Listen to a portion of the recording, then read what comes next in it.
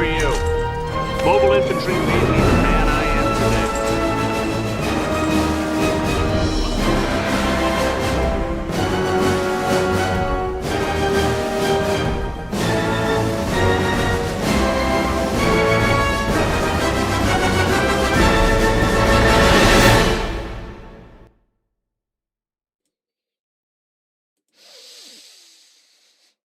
Ladies, gentlemen, small furry creatures of Alpha Centauri, it is time! Woo, baby! Quite possibly, we don't know for sure, but quite possibly the biggest reveals in Warhammer history. Oh my god. Oh my god. So, for you hermits that have been living under a rock, let me tell you.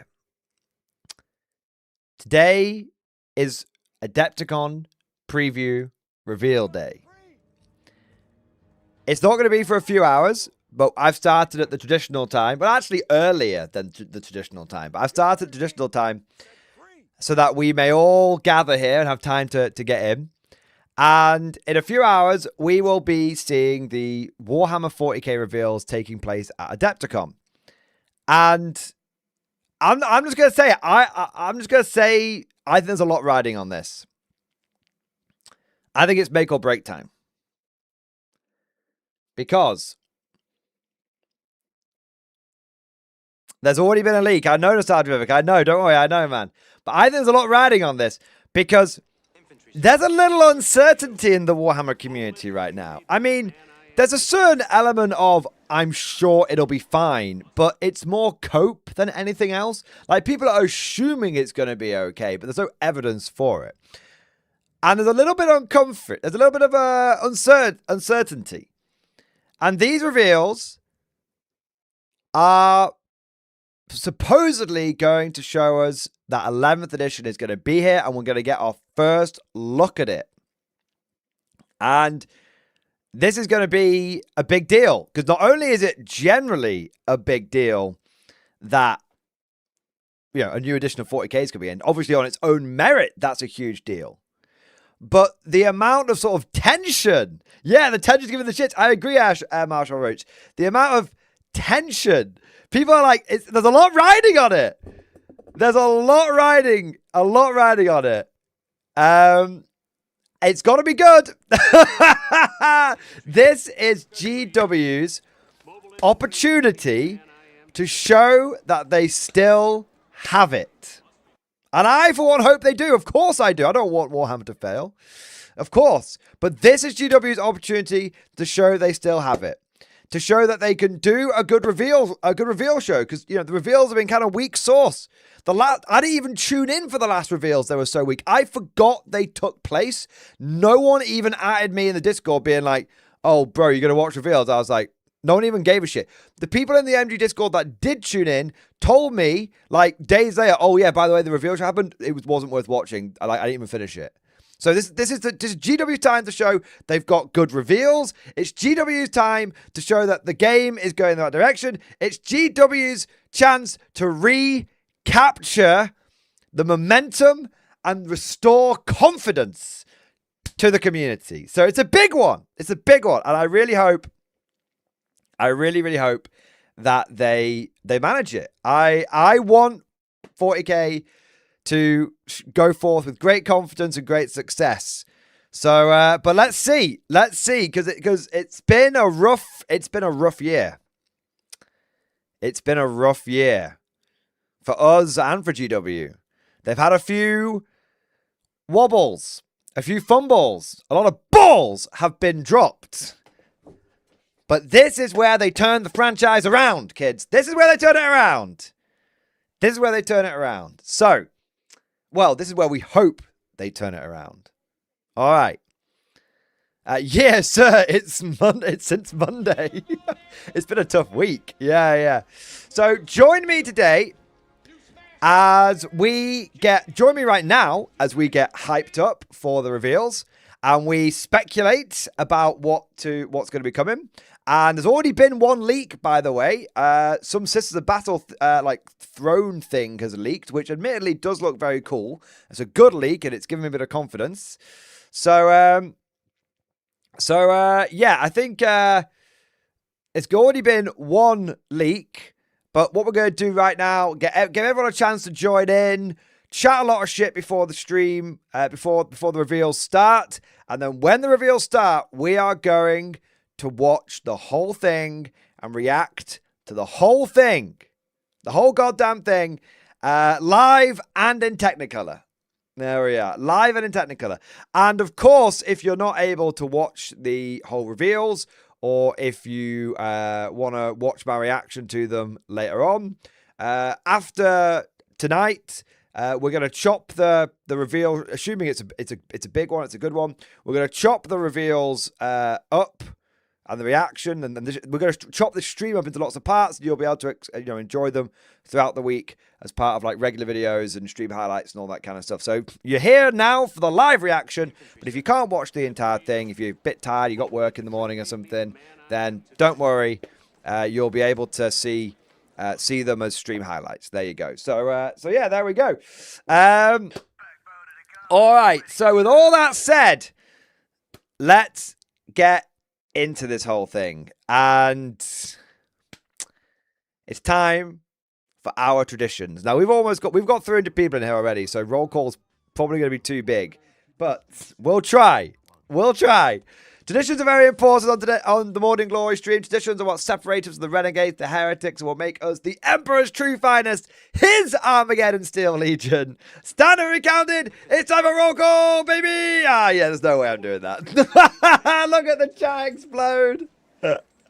Welcome. Thank you so much to everyone who joined. Spam away, chat. Spam away. Break the on-screen chat if you can.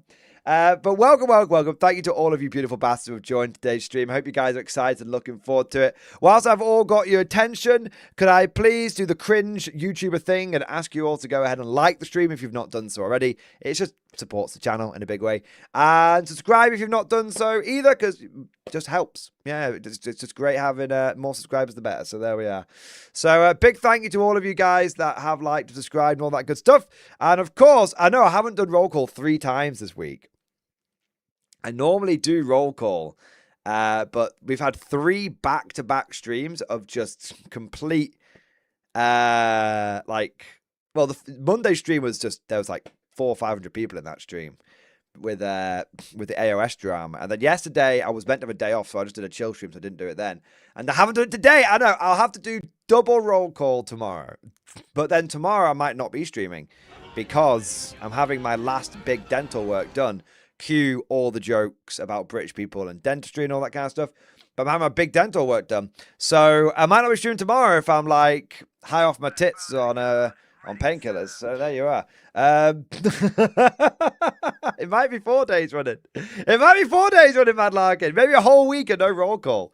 Yeah, maybe. But no, thank you so much to all of you guys for joining tonight. I'm really excited for these reveals. I'm really excited. It should be cool. Hey, guys, good or bad, right? Here's the thing. Whether the reveals are good or the reveals are bad, whether it's make or whether it's break, I will guarantee you one thing in this live stream. One thing. It's going to be a good show. It's going to be a good show. All right, it's gonna be a good show. How expensive will the new box be? I bet 220. Wait, how much is 1 minute? 1 minute. Either 200 or 220. I'm gonna look now. Let's say go look and go look at the Horus Heresy one.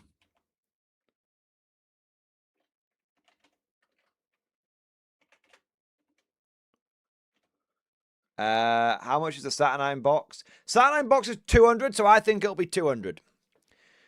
But it may coincide with a price increase, so it may be 210, 5% price increase. I think between 200 and 220.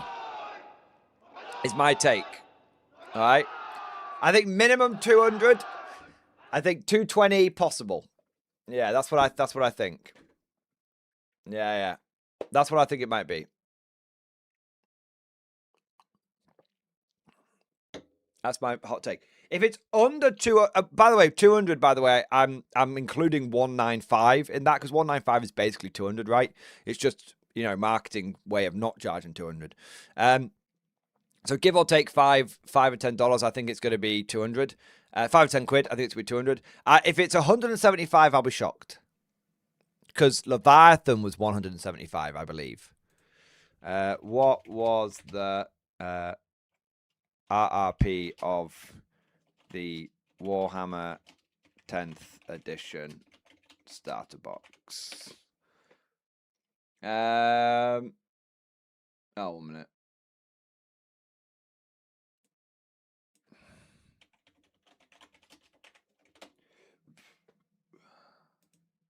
Okay, it was 150. It was 150 for Leviathan. So if it's it might be 175, but I think it's going to be 200. It's been 3 years since it was 150. Yeah. All right, we've got some super chats coming in here. Let's see what people are saying. Okay, we've got Russell W. Thank you for the gifted membership, sir. Thank you for your support. Thank you for doing your part. We've got Sir Newbie. Model hobby update and stream discussion. Bring back Steel Legion. Let's have a look, man. Model hobby update. Sir Newbie.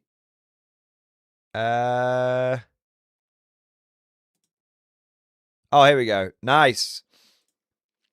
First full platoon of guardsmen from the Carlos 49th Armored Siege Regiment.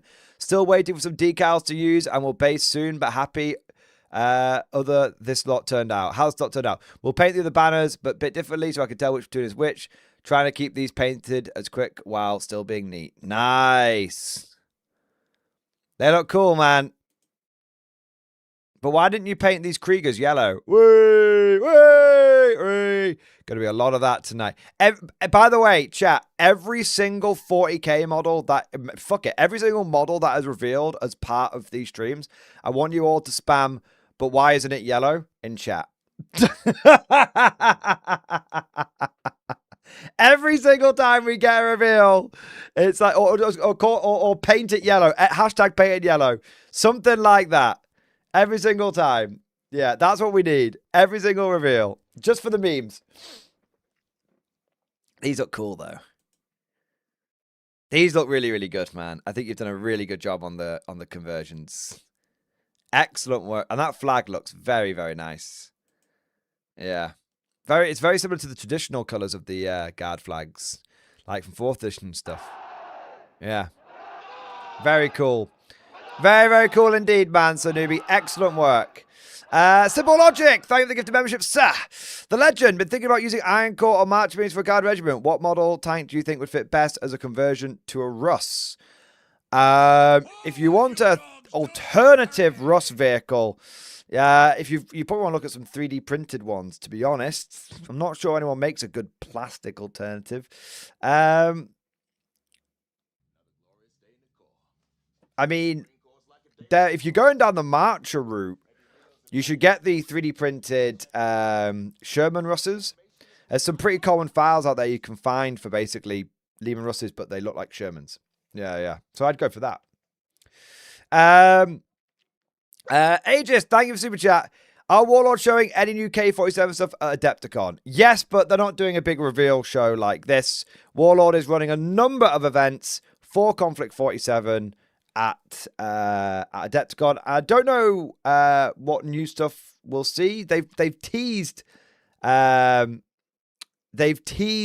for Bertie, who's the Brit robot rogue robot character.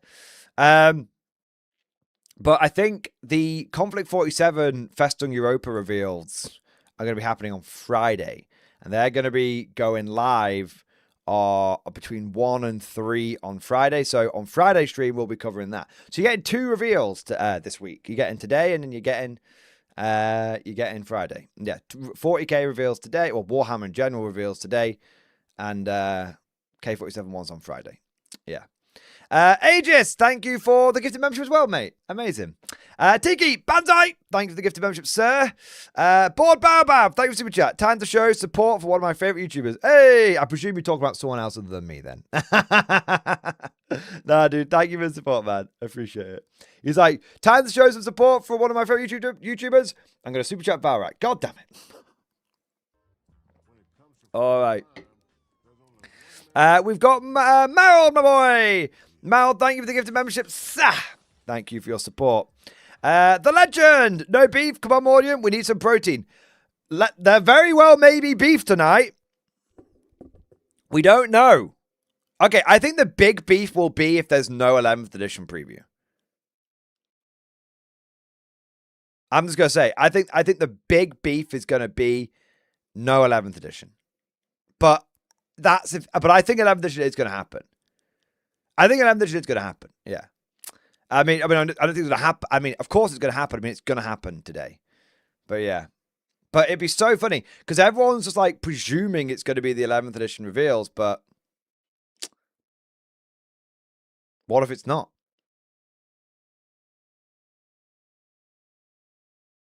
What if it's not? What if they're not going to reveal anything until June? We'll see. McCon, thank you for the super chat, man. Are we taking bets on if they get the sound right? Bro, yeah, 100%. In fact, let's do a poll. Let's do a poll. Because last time they did a reveal show, they fucked the sound up and it sounded like a Dalek having sex with a trombone. Will Games Workshop get the audio right this time? Yes. No. Let's see. Flash poll. We'll leave it running until we've done all the super chats. There you are. Let's have a look. We've got who's next? We've got Morpheus. Thank you for the gift of membership. Thank you for your support. Anthony Williams. Thank you for the 5 gifted memberships. An extra fire team to hold the line in the name of the Emperor. Ryan Hancock. Thank you for 37 months. X-Force baby. 07. Right back at you. Tiki, Banzai, you have skipped roll call 3 times now. I know. I will make it up to you. I will do, for every roll call I have missed, I will do an extra roll call in the future. There you are. If that means I have to if that means I don't stream tomorrow, because I'm high off my tits on painkillers from being at the dentist, then that means I will do 5 roll calls on Friday. 1 every hour.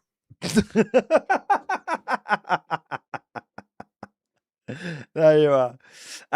Or I could just do an extra stream to make it up to you. Yeah. What do we got next? John Shepard, thank you for super chat, man. Picture the stream discussion of my Renegades and new Temu purchase. My God. He's funding the CCP single-handedly. Let's have a look here. Hey, here we go. I've been painting my Renegades. I did a quick paint job on them. Now I'm going to go through each of them, adding highlights and details. I also bought 2 Baneblade proxies from Temu. I think they look great. Ogre and Bang was on the cars. They were supposed to be £21 each. With discounts, they were £16. Nice! They do look cool, those damned models. Hey! That's actually a Macarius, man. A Macarius proxy. Holy shit. I mean, the fact that you got a Macarius off Temu for £16. I mean, maybe that's the biggest reveal of tonight. Everyone, there's like 500 people in chat. They're like, wait, you can buy Warhammer on Temu? Yeah. I really wanted to do a video on it, but I didn't want to be like, I don't know, man. Temu is a bit of a, it's a bit of a funny one, right? You know, but yeah, if you wanna get cheap Warhammer, yeah, you can find it. Yeah. All right.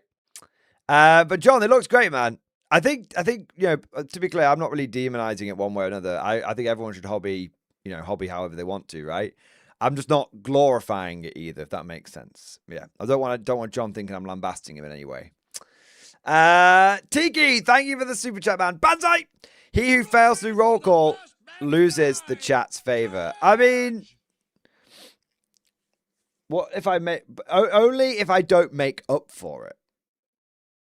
And Tiki, like, you disappeared for like 6 months, so fuck off. He's coming in, giving it the big one. John Henry Eden, thank you for the super chat.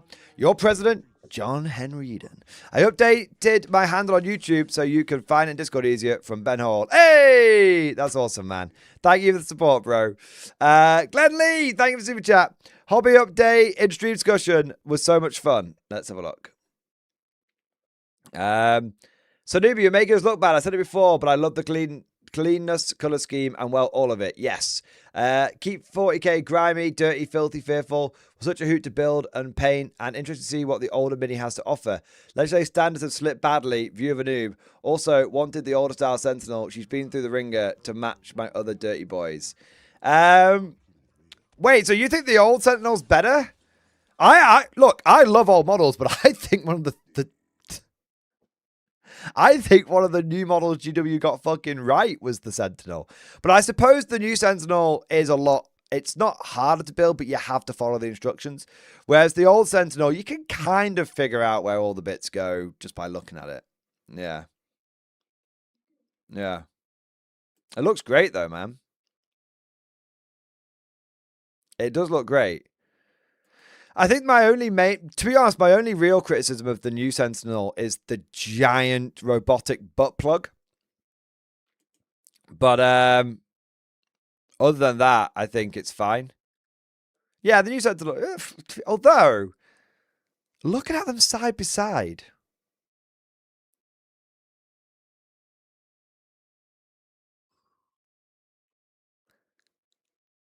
I like this one. Do I prefer this one?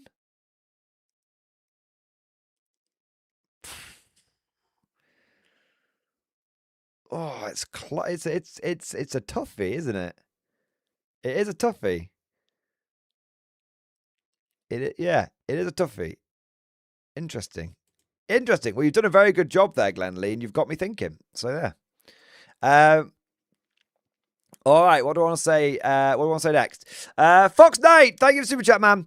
When I started 40k, I was put off by the guard thinking they weren't sci-fi enough, but after watching you, I've grown to like it. Yes. Do you have any tips for starting Loyalist Mobian from Dark Tide Forces? I mean, I have loads of tips on how to start playing guard. My advice, generally speaking, is you should buy your infantry third party, unless there's a particular sculpt you absolutely love. You should buy your infantry from Anvil Industries. Not Anvil Industries, fucking hell. You can get some models, some bits from Anvil Industries, but they're a bit expensive for full models. You should buy your infantry from Wargames Atlantic. Because Wargames Atlantic will sell you 24 models for the price GW will charge you for 10. So it's less than half price. And you can get like bulk buy discounts off them and everything. But I would probably buy my tanks from, not directly from GW, but I'd buy like from like a discount retailer, like your local hobby shop having like 15 or 20% off. Because I'd get my infantry from a third party retailer because it's just economical to do so. And then I get my tanks either second hand or from a discount retailer. Yeah. That's what I would do, mate. Yeah. It depends on what... The Mobians just look like Cadians, don't they? But with a different colour scheme, so... Yeah. All right. Glenn Lee, I fucked up the old one. It was more fidgety as all, but I got there. Far more character and articulation. As a whole, I like the newer one more, but the older one is far more 40k. Yeah, the older one probably is a bit more 40k because it's more boxy. But I find the old Sentinels are like really fiddly to build. The new Sentinel, whilst you have to follow the instructions, there's less of the like, when you've got the legs and it's like the legs are like doing this, like, woo, you know, like the legs, it goes like that, and then that. And like they're just like flopping around all over the place. You've got to try and like glue them in and then glue that and then stop it from like tipping forward. You don't have that problem with the new Sentinel. Yeah. Let's have a look. We've got the Joseph Christ. Thank you for the super chat, man. Making a wild prediction. War Gear is coming back and they are introducing alternative activation. Wow. Big if true. Big if true. Will 11th edition? I think they'll do that with 12th. I think 11th edition is 10.5. I think it's a continuation edition. I think 12th will be the time for a big reset. But I suspect 11th will be a 2-year edition rather than a 3-year. That's what I suspect. War Gear cost coming back is doable because of the Mutator and Field Manual. They could achieve that. Yeah. The Legend. Thank you for super chat. 3D printing is no go for me, unfortunately. Okay, fair enough. Of all places, there is actually one person that might be able to help us.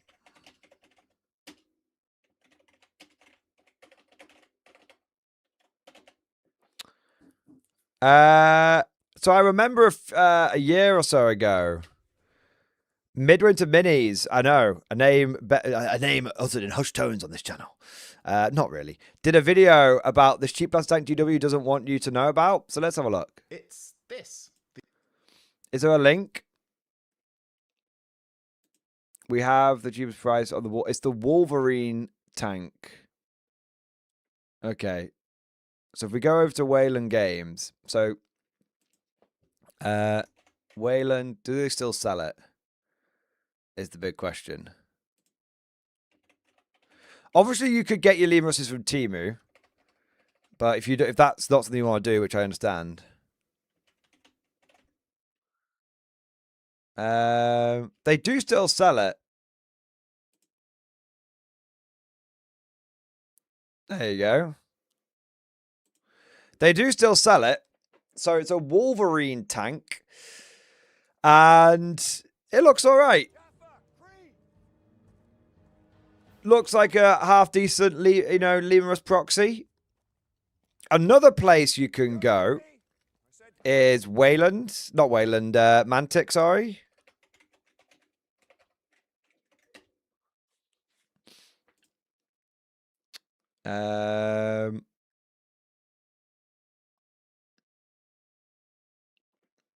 Let me find it. I just want to shop, man. Let's have a look.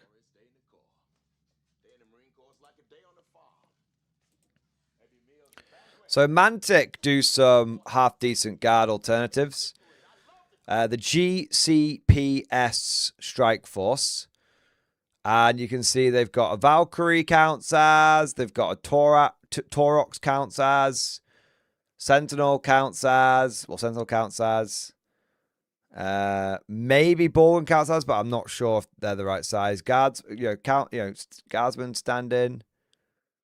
Might be able to get some other bits out here. Like, I've not seen these before, but Rough Riders potentially, although they don't look like there'd be a particularly better deal over buying Rough Riders from GW. But yeah, so you've got some options here. Yeah, there you go. So yeah,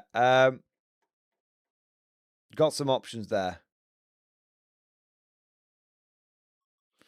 There you go. All right. Anyway, where are we next? So I hope that helps, the legend. Ibram Gorn, thank you for super chat. But sir, if we discuss AOS, we won't have the GW sanctioned intermission with just a coat of paint. I'll have a full British K-47 army. It's true discussion. Yeah, it's true. Normally, whenever the AOS, I don't know if did anyone else do this, by the way, or is it just me, or well, us being assholes? But whenever GW does these big reveal shows, And when, you know, they show some 40k stuff off, and we're like, yeah. And then they show like the AOS stuff off in the middle. And so it's like, oh, okay, we'll just turn the stream down and just chat for a bit about what we've already seen. And then when the 40k stuff comes back on, you're like, turn it back up again. I'm sorry, AOS. I just don't play that game. It's not even it's not even really a dunk on AOS. It's more just I don't play that game, so I'm not interested in what's revealed for it. Yeah. Do you say you had a K-47 army in? Backbone of the guard, ready to serve. Let's have a look. With just a coat of paint, have a full K-47 British army. I mean, I don't know, man. I feel like maybe there's a bit more to it than just painting it. It looks like it's all fucking new on sprue. I think it's all still on sprue, isn't it? Or is this the new Totem Rot? Oh, no, this is the new Totem Rotter stuff. Fair enough. Zombie Horde incoming. God, the K-47 zombie meta is absolutely here, man. Yeah. But dude, everyone got. I look forward to seeing your British army and look forward to seeing your Axis army. Yeah. Yeah. Wolfer Minis, thank you. 26 months, man. Xbox baby, 26 months. Actually insane, dude. It is. Thank you for your support for over 2 years, man. Incredible. Thank you for being part of the community. There we are.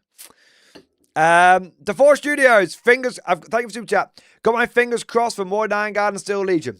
Me too, man. Me too. It'll be absolutely wild if they bring back plastic. If they bring back plastic Mordians, I'll obviously be very, very excited. I might even buy some. Maybe 1 or 2 boxes.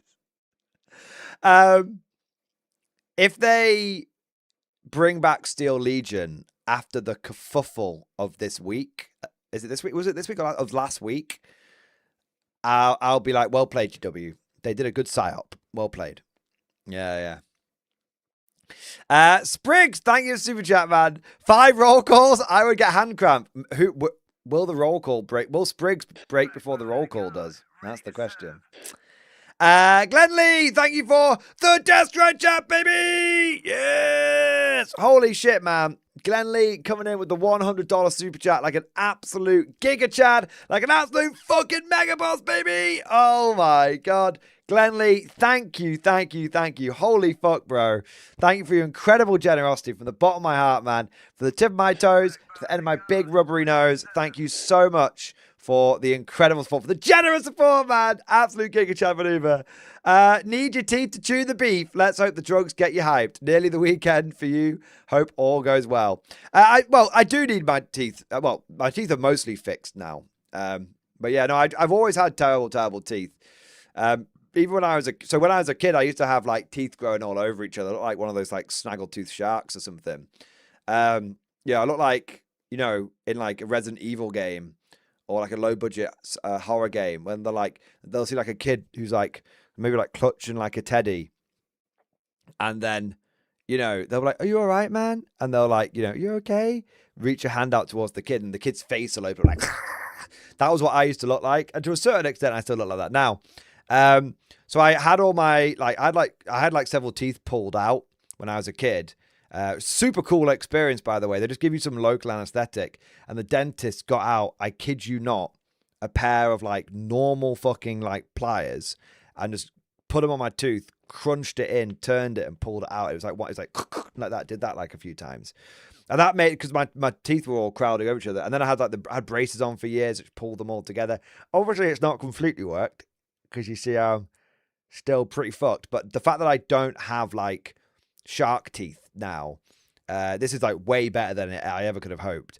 But in my adult life, my teeth have just been bad from just, I've always had very sensitive teeth, and I'm finally like, I'm just like literally from now until for my entire life, I've had sensitive teeth. Like I can't have drinks with ice in them because it's just too cold, and that's been the way for my entire life. And finally, I'm getting all that sorted now, which is great. So yeah, hopefully after tomorrow, I will have mostly. I might need a tiny bit more doing, but I'll have mostly most of it done. I've been having it all sorted over the last 3 months. So yeah, there we go. So fingers crossed, my new teeth will usher in a new era of beef. Hopefully. All right, let's have a look. Board Baobab, thank you for super chat. You skipped my gifted membership. Now I am going to Varak. Did I? I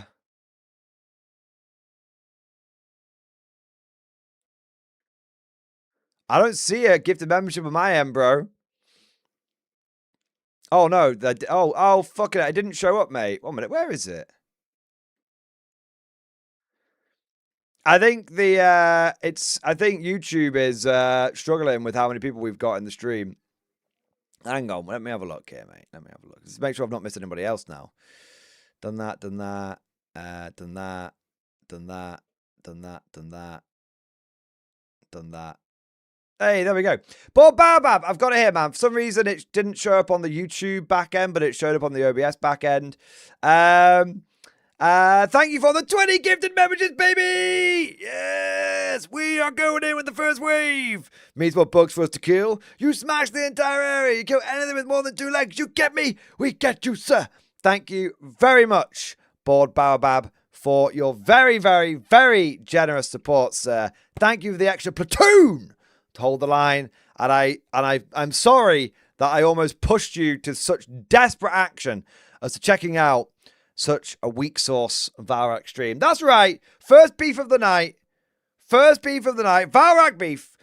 Valrak has been giving me shit. Right? He's been giving me shit.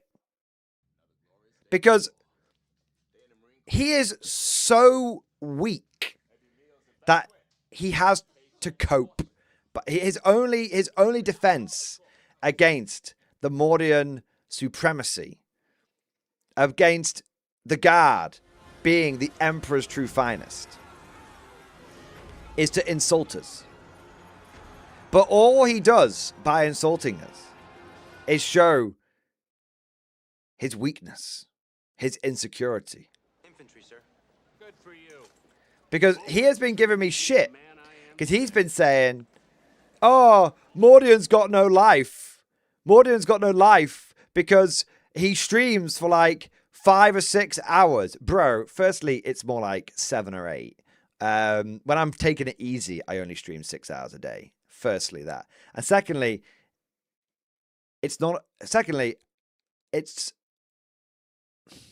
I obviously have a life. The problem is, mate, you don't have a work ethic. Oh, I'll stream for a couple of hours and I'm tired. Oh, I'm tired after streaming a couple of hours. Oh. The Space Marine mind cannot comprehend what it really means to fight a proper war of attrition. Space Marines, you know, they just come in, blow the load, and then they're done. That's their contribution to the war. The Guard is like, we've got a situation update, sir. We have bombarded the enemy city, and we've got through their first line of defense. And the Space Marine commander's like, but we've been here 6 months. Isn't there like several lines of defense to get through? And the Guard commander's like, yes, sir. We're right on schedule. That's it. That's it. The Space Marine mind cannot comprehend the Guard way of waging war. The Guard lifestyle. The Guard lifestyle. Space Marine players play Warhammer. Guard players live the Guard. It's just that simple. It's just that simple. There you are. Mind Fuzz, thank you for the super chat, man. No Adepticon for you this year. No Adepticon for me this year. I was gonna go, but I normally go with the big group, and the group as a whole decided that they're going to do it every other year rather than every year. So we're going next year. Which, I mean, in the end, it's probably worked out for the better, because if I was at Adepticon, I wouldn't be able to stream the reveals of Adepticon. So, yeah, and I'd rather stream them and chat to you guys and all that kind of stuff, yeah. So newbie, thank you for the super chat, man. Talking about Sentinels, one of mine in stream discussion. Let's have a look.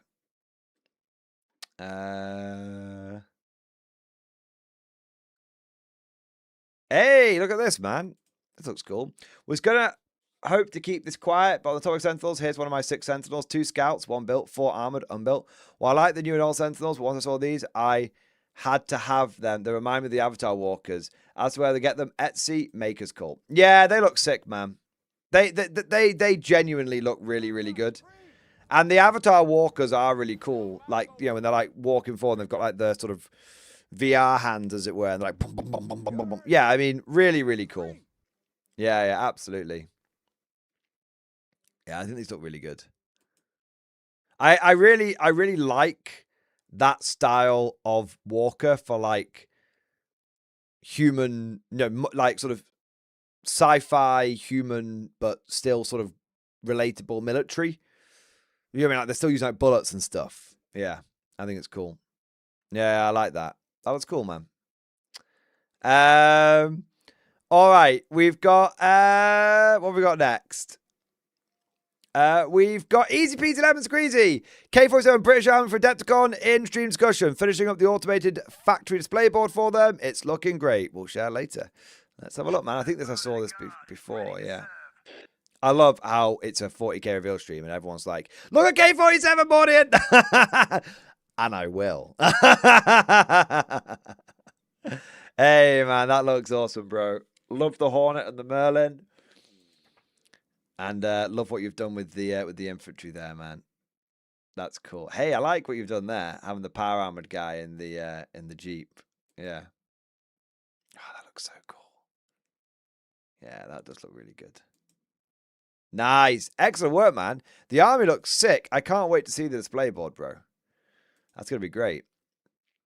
DeForge, thank you for renewing your membership, sir. Appreciate it. Emil, 29 months. X-Force, if they don't release a new Inquisitor model, Riot, are we expecting any new Inquisitor shit? Or is it just, this is just a position you've decided to take?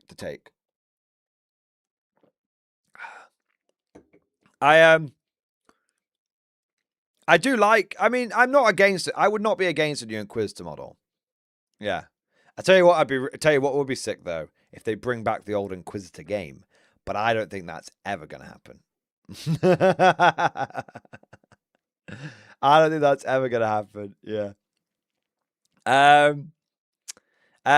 Nate's Gaming, 38 months, man. X-Force. Hopefully, any new guard regiment for flavor. I mean, the word on the street is Armageddon Orc Hunters and Mordian Iron Guard. But here's the thing, like, the Mordian Iron Guard thing that people are going with is based off the patches on that guy's jacket. But I really feel quite strongly like if we knew we were going to get Mordians, Varak would have just said we're going to get Mordians because he knew what was he knew that Elementage was being announced at Adepticon, and he knew what was in the starter set. He's known what loads of the new guard stuff is. So I'm like, and you know, GW has thrown red herrings out there before, like when they teased that Battlefleet Gothic was going to come back and then it just didn't. But they did it to like throw off people's expectations and stuff. So I'm curious. People are saying there's been a leak. I think there's been a leak. I think there's been a Sisters of Battle leak. I don't know if there's been any more though. But yeah, I think we'll get Armageddon. I think we will get Armageddon Orc Hunters. And I think that will be where the rumors of the Catachan range refresh comes from. And I think what will actually happen is the Catachans will get Legends. And that's why they've not had any models refreshed. So I think the Catachans will get Legends, and I think the Orc Hunters will replace them. That's what I think will happen. Chris K, thank you for super chat. Hail Mordian, question in chat. Having a look now. Hail Mordian, I'm off to Orlando for some metal. Considering the potential Age of Sigmar overhaul, how much loss in model range do you think would happen?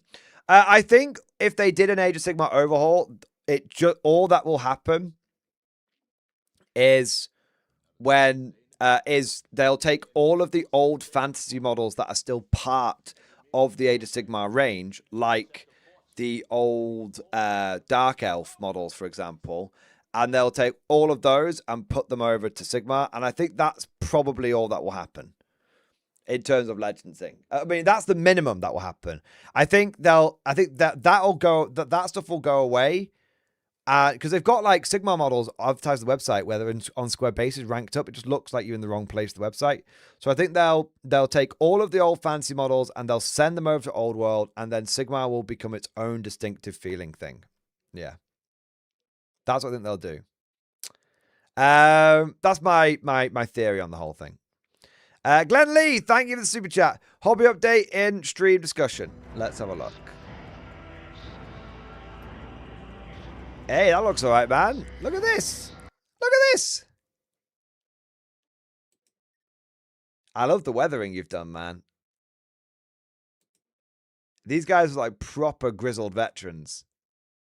Grizzled company, even. Yeah, man, they look great. This guy, the reason this guy's like so like his barrel's literally glowing hot is because this is what remains of his squad. The life of the guard, eh? Ukadians do look pretty good.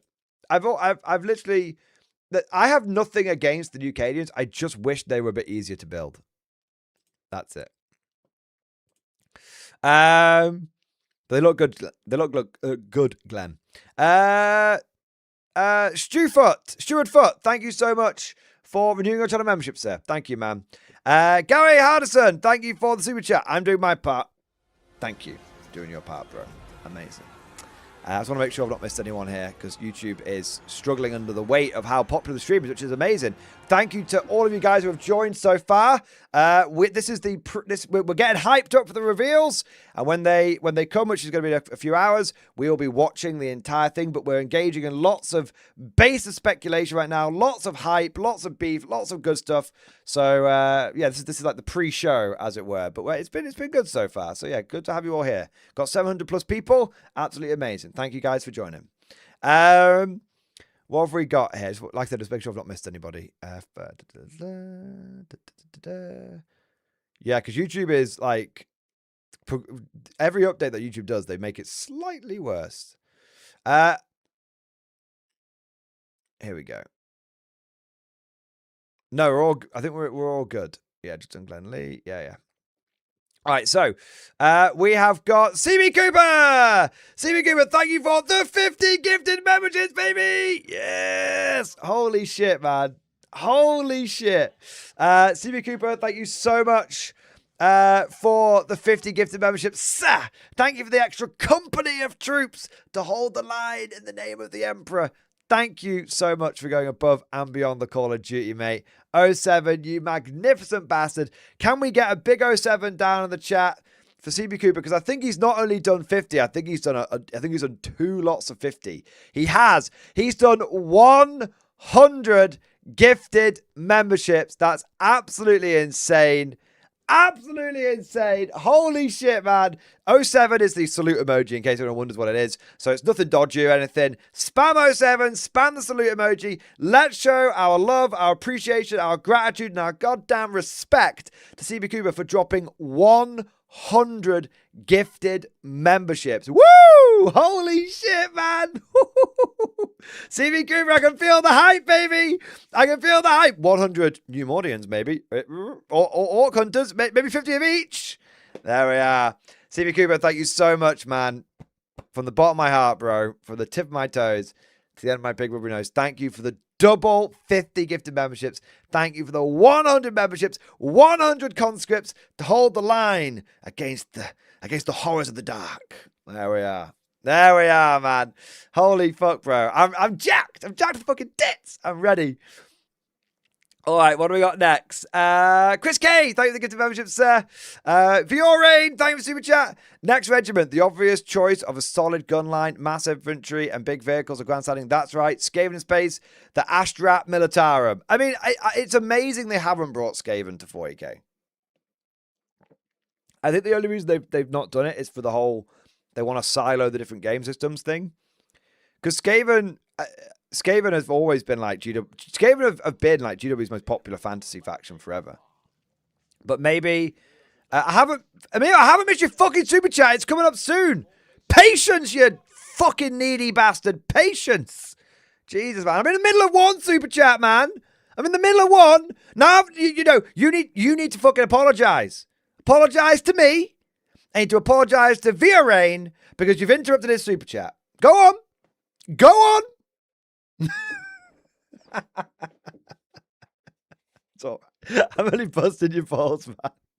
I mean, this is where I'll find out you've done 2 super chats. The one I've seen is related to you can play Inquisitor. So hopefully that's the one you think I've missed, but I haven't. Yeah. All right. All right. There we are. What have we got next? Oh yeah. So go back to Via Raid. Yeah. So Skaven. I think the reason they've not brought Skaven to 40k is because GW wants to like have a sort of. They want to have 2 factions a faction that can support each game.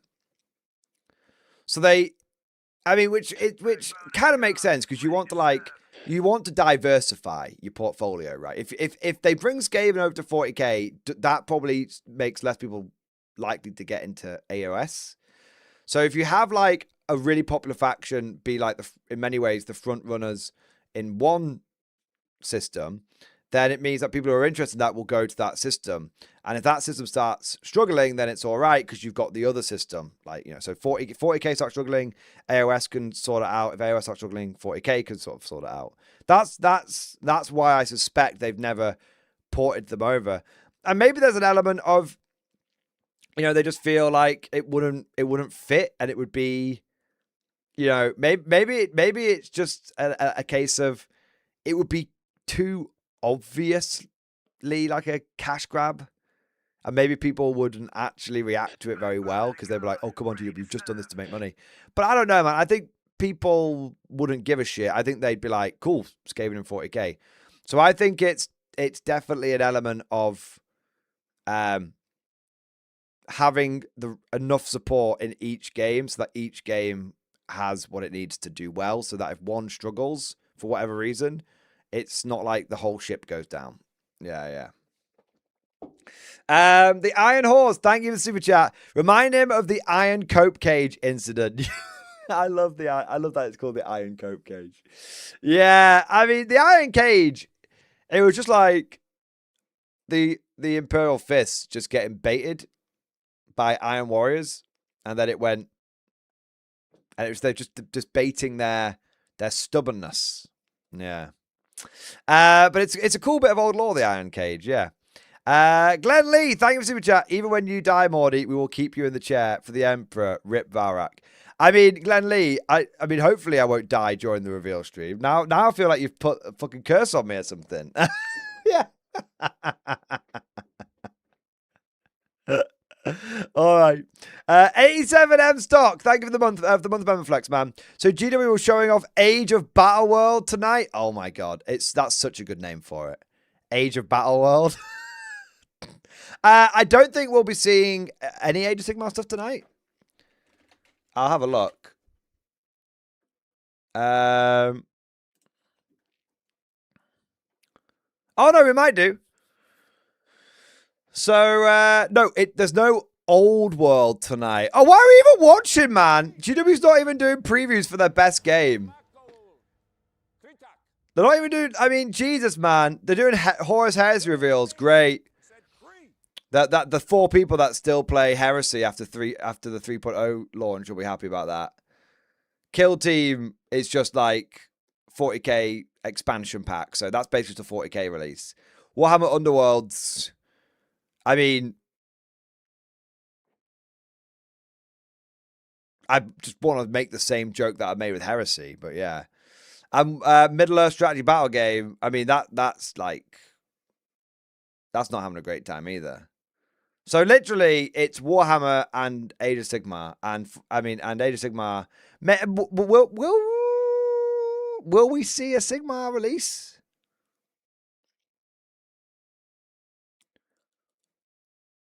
What if? What if? Oh my god. I'm going to need this a lot tonight, I feel.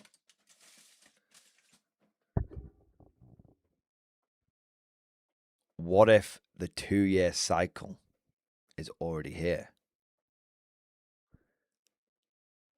How old is Age of Sigmar 4.0? About 21 months old?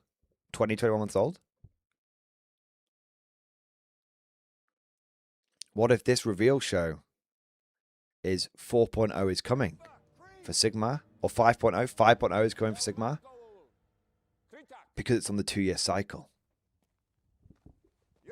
The 2-year cycle is here! Brace yourselves! They were not overlapping 40k NS editions. I mean, you're being far too being far too sensible here, Kelzo. You're thinking like a normal person. The end times 2, now 20% end here. Oh man. They're going to reveal Age of Sigmar 5.0. It's going to have alternate activations, and they're going to reveal 11th edition 40k, and it's going to have the double turn.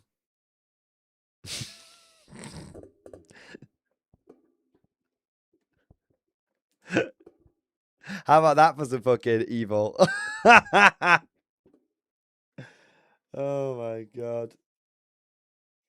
The on-screen chat has broken. Yeah, I'm gonna. You guys have actually broken the on-screen chat. That's amazing.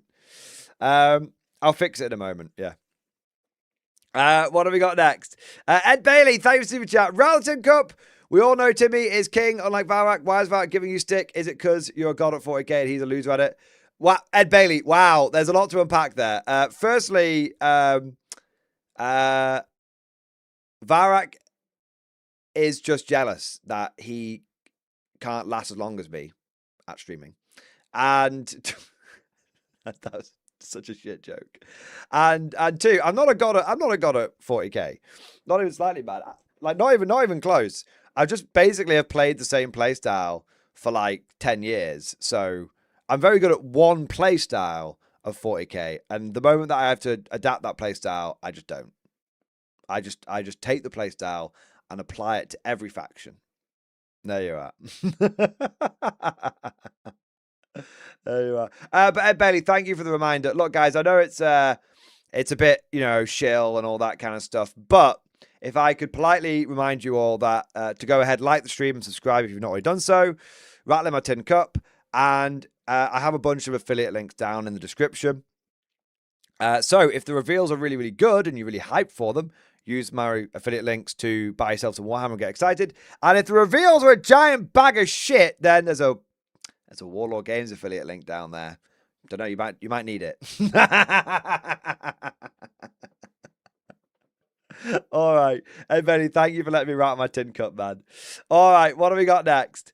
Emil, thank you for super chat. We're getting to it now, Emil. We're getting to it now, all right? God.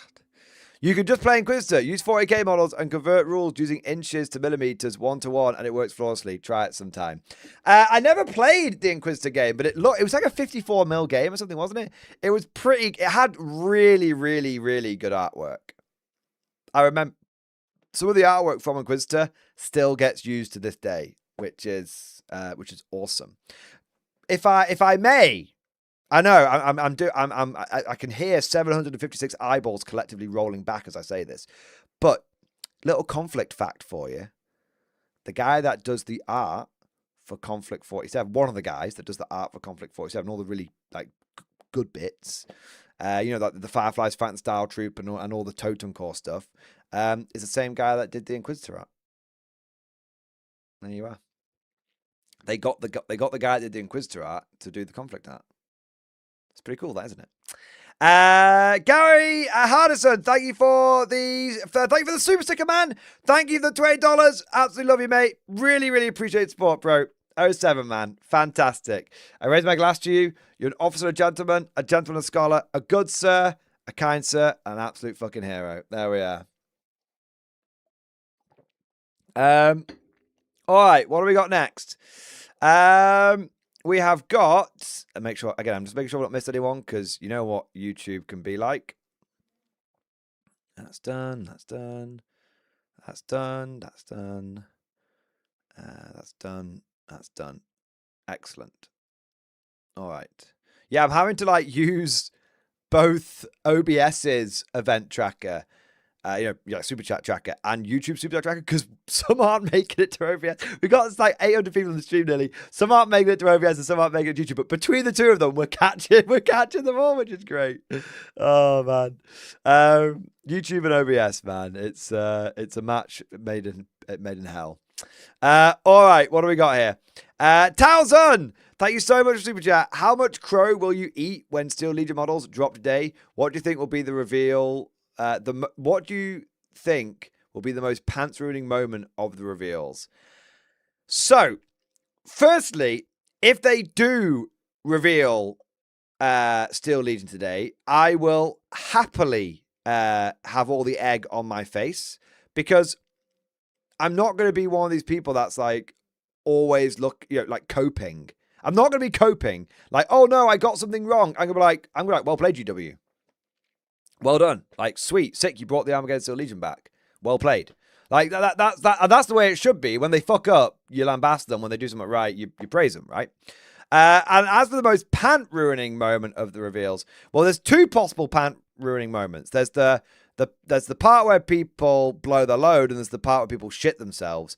If they reveal new edition of 11th edition, new edition of 140k 11th edition, I think that could either be the shit in themselves moment, depending on what they show us, or will be the load blowing moment. Yeah, the ectoplasm moment, as it were. Yeah. All right, what do we got next? Zadron, thank you for Super Chat, man. So I fought my brother again in K47, found out veteran IJ infantry with tough fighters and Silver Sword are actually a significant threat to Toten if they close in. Yeah, if they're close to size. Yeah, man. Oh, 1 minute. Yeah, because the Japanese models are like half the price the Totem Core models. So yeah. Dude, the good old... there's a reason I'm building up 48 basic infantry for my K47 Japanese army, because it turns out the best way of dealing with things in K47 as Japan is to banzai them. In every enemy mech, banzai. Zombies, banzai. Shrek Wolf and banzai. If in doubt, banzai. Yeah. Fletch, thank you for 12 months, man. Xbox, baby! My collection since following in-stream discussion. Let's have a look, man.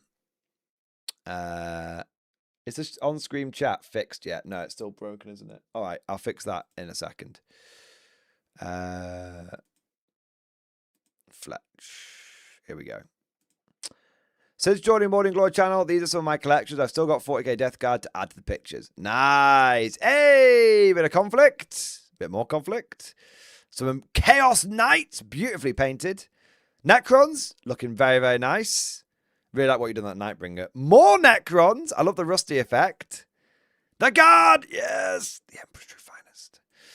And more Kriegers, cool. Traitor Guard, nice. Love that, man. That's cool, mate. Dude, very, very, very impressive collection. And a nice mixture of games. Nice. Cool to see some conflict and cool to see some 40k. Yeah, nice. Stowbox, thank you for becoming a channel member, sir. Thank you for doing your part. JM the Goose, thank you for Super Chat. Shall we spam Steel Legion release on GW stream? I don't think I'm allowed to tell you to do that, because it might be against YouTube TOS to like go and like ruin someone else's stream. But I'm not gonna. I couldn't possibly tell you what to do.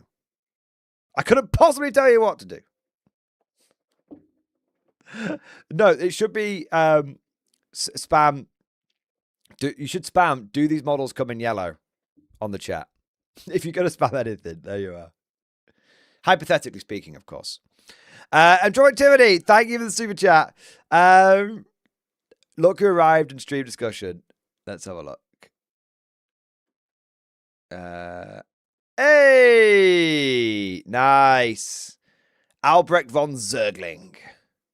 He looks cool, man. He looks really, really cool. Yeah. He looks really, really cool. Is he made out of Warlord resin? That's really cool, man. Yeah. I can't wait to get my hands on one of those models. It's going to look amazing. Yeah, yeah. I can't wait to see what you do with the paint job, man. Nice. John Henry Eden, thank you for the super chat. There's no message attached to the super chat, man, but thank you for the support, bro. And we've got Chancellor of Prussia. Thank you for the super chat. I feel like was there a message attached to this one? Nope, just some support. Well, dude, thank you for your support as well. All right, we've all caught up on the super chats now. Let me just I'm gonna fix the on-screen chat because it's not working. You guys, congratulations! You guys have successfully broken the on-screen chat. Fortunately, I've been meaning to fix it, and it's actually a bit of a jerry-rigged one for when I used to multi-stream. So I'm just going to fix it to now. I don't really do that anymore, so I'm just going to fix it now with a proper on-screen chat. Just give me a second. There you go. Cool.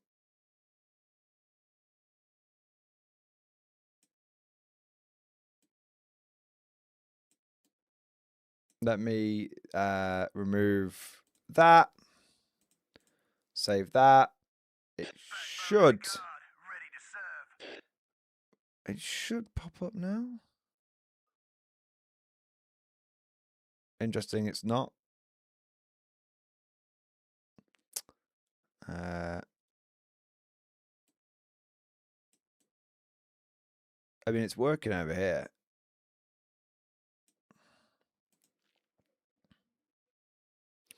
I might need to refresh it here. 1 minute. There you go. So, chat on screen should be working now. Just need to make sure there's not that little bit at the side there.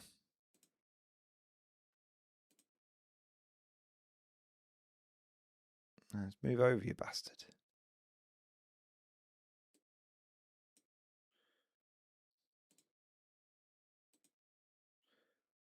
There we go.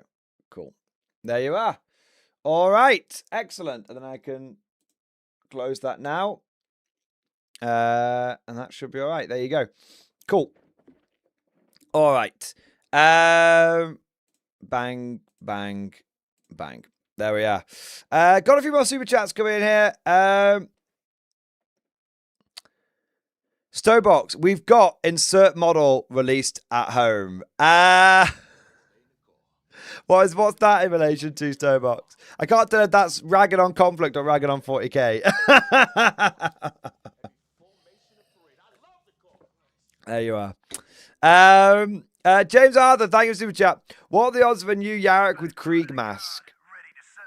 I think we'll probably get Calgar in Yarrick uniform. I think we'll get Calgar in Commissar uniform first. Yeah. What do we got next? To Krampus, thank you for 23 months, man. Here's how to paint Cadians and Steel Legion. Why don't you just paint them yellow? Fuck's sake. Oh, man. The funny thing is, like, the funniest bit about all that to me was the people reacting to people saying, why not paint it yellow? Because that, like, yeah. Oh, man. Like, the people getting torn to pieces, yeah.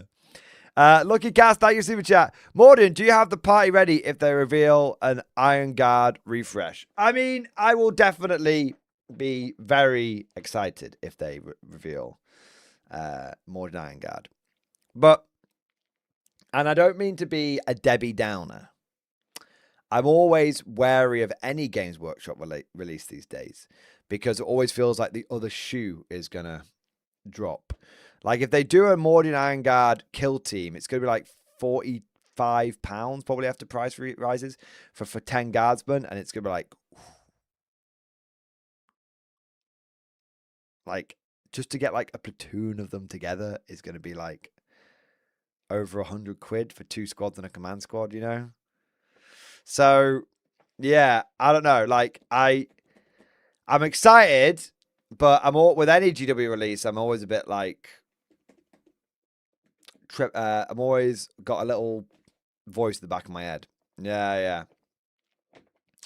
But I'll be excited in the moment for the release for sure. Yeah. SimSonic, thank you for renewing your channel membership, sir. Thank you for your support.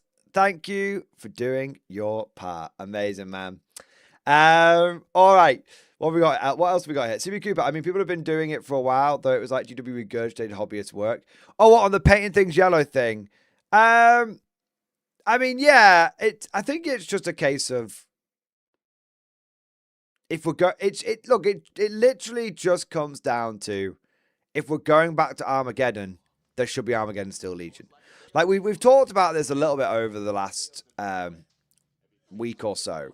And there's all sorts of ways you can like justify it, all sorts of angles you can try and approach it from. But at the end of the day, it's actually just not that complicated. If you're if you're doing a big war for Armageddon, you should have Steel Legion models there.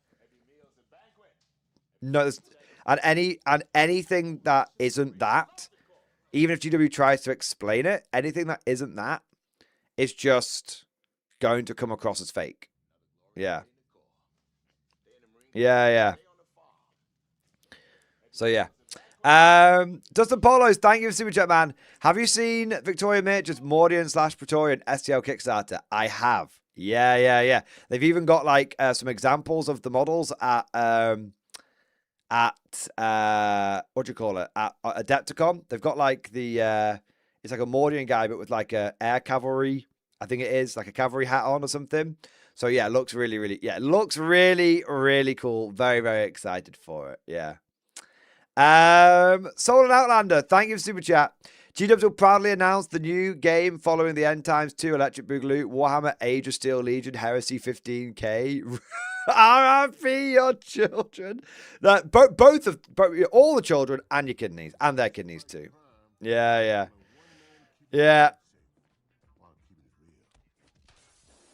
man.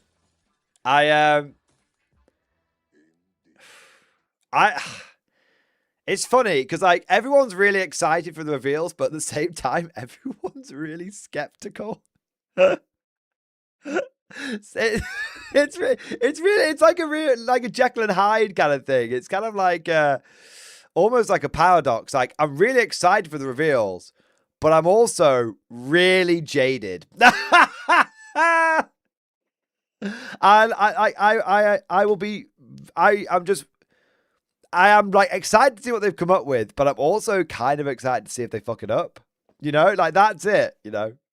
But hopefully, but on a serious note, I think that's just the fact that 10th edition, the end of 10th edition has been so shit that because like if these reveals had come like a year ago, I wouldn't be feeling like this. It's just the last year has just been a bit shit. Do you know what I mean? I think they'll turn it around. I think they will do. Yeah. I have no evidence for it, but I'm just coping. I'm coping it into existence. That's what I'm doing. Yeah. What do we got here? To Krampus, thank you for Super Chat. The bar was so low, all they had to say was they're in the Chimeras. That's it. They willfully went out of their way to step in shit. Yep. It's a very good point. Why not just say the Steel Legion were in the Chimeras? But it's because you know what? I don't know why. That would have been easy. Yeah. Mayo Nation, thank you for Super Chat. They made Acadia 2 for Emperor's sake. That's true. Yeah. They did make Acadia. Apparently there's loads of Cadias now.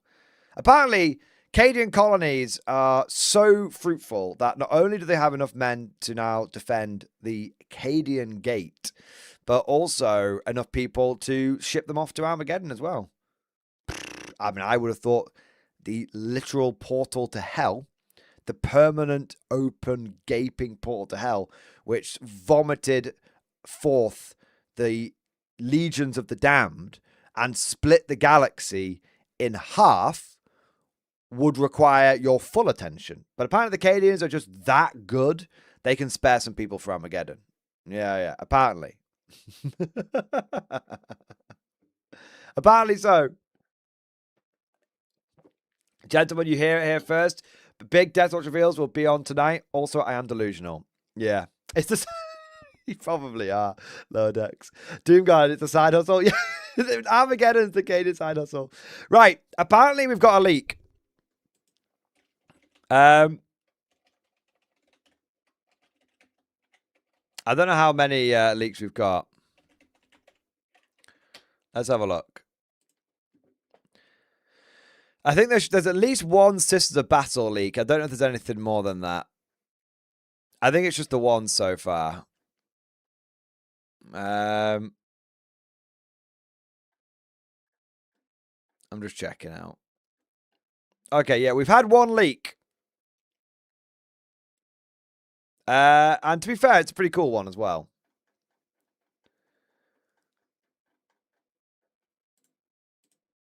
So, yeah, there you go.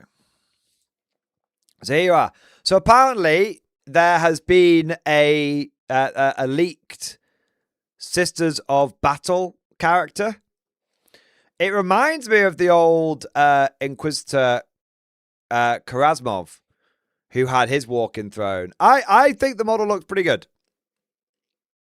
It's got double heavy bolter, double flamer, probably heavy flamer, right? Double heavy flamer, double heavy bolter, and a big staff. Yeah, it looks kind of cool. It'll be like the throne. I mean, I bet it's called the Throne of Judgment. How much are we betting? Yeah, I think it's the I think that it'll be something. It'll be something like the Throne of Judgment. Yeah. It literally is, but with Karamazov replaced. Yeah, I mean, it's a little different because Karamazov had a triple-barreled multi-melter, which was pretty sick. And he also looked like Kane from Command and Conquer. But yeah. Oh my god, it's are we allowed to be cynical? I think we are. We're having a bit of pre-reveal beef here. It is Karamazov. Did you guys know? He's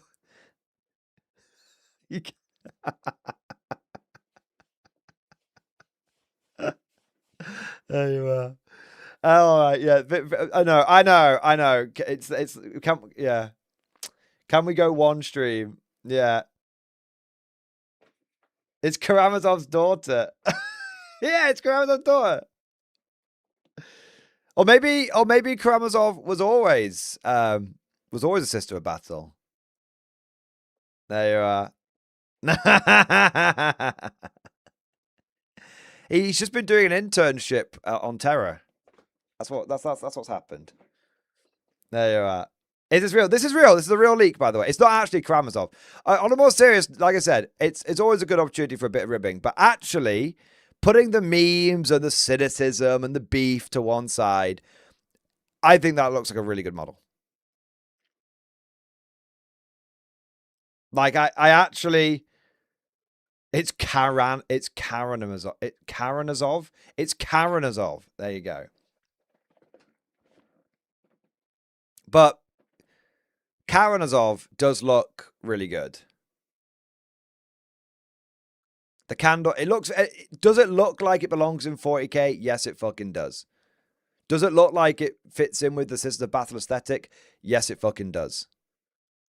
Does it look very fucking metal? Yes, it does. So yeah, this is a really cool leak and a really cool model. And I actually think GW have done good with this one. Yeah.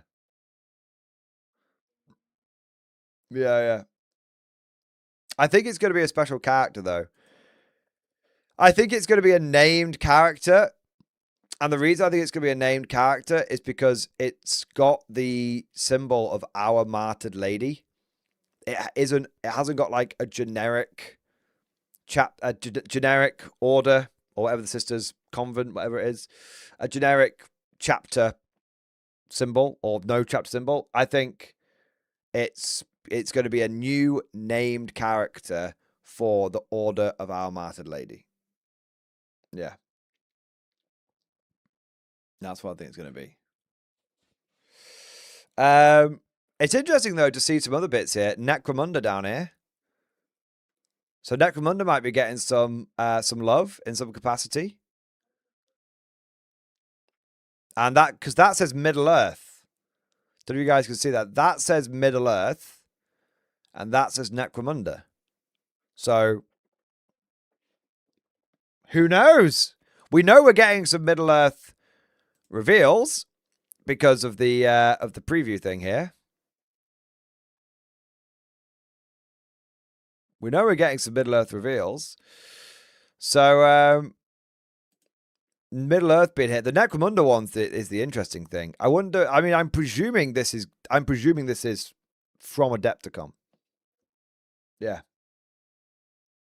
I'm just going to see if the leak is from Adepticon itself.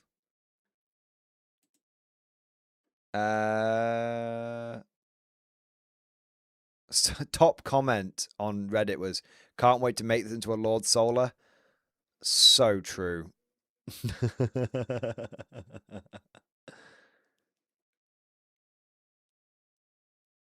So true.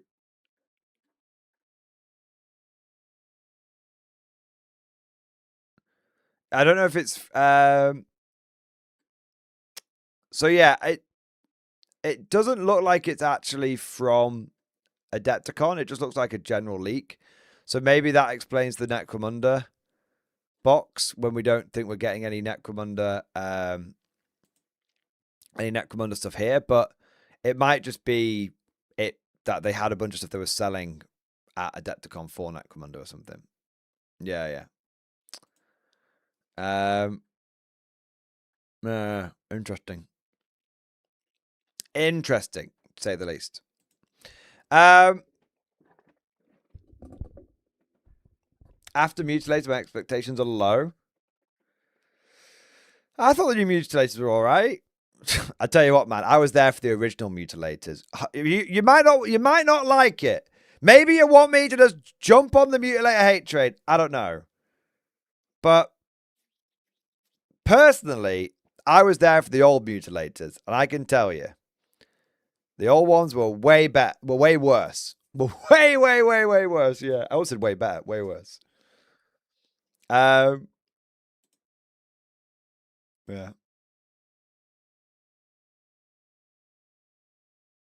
Yeah, cool. All right. Originals were bad. I was there. Yeah, the original ones were like consistently. Whenever someone says, "Oh, what's the worst models that Warhammer's ever had?" the original ones come up alongside the blow up sex doll sister model. It's not what you think. All right, what do we got here? Squawk, thank you for super chat. Interesting footage of Phil Kelly and some XGWs in stream discussion. This is going to be a meme, isn't it? I'm not, dude. That link doesn't even work, Squawk. There's no way I'm following that unhyperlinked link.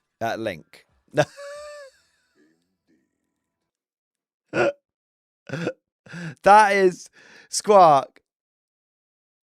That is sus as fuck.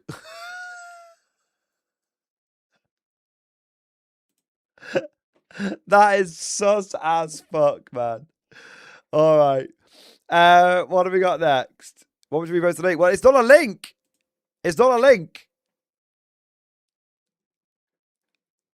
It's. Oh, here you go. It's worked now. There you are. I don't know what happened last time. Did you miss a letter off? Oh no.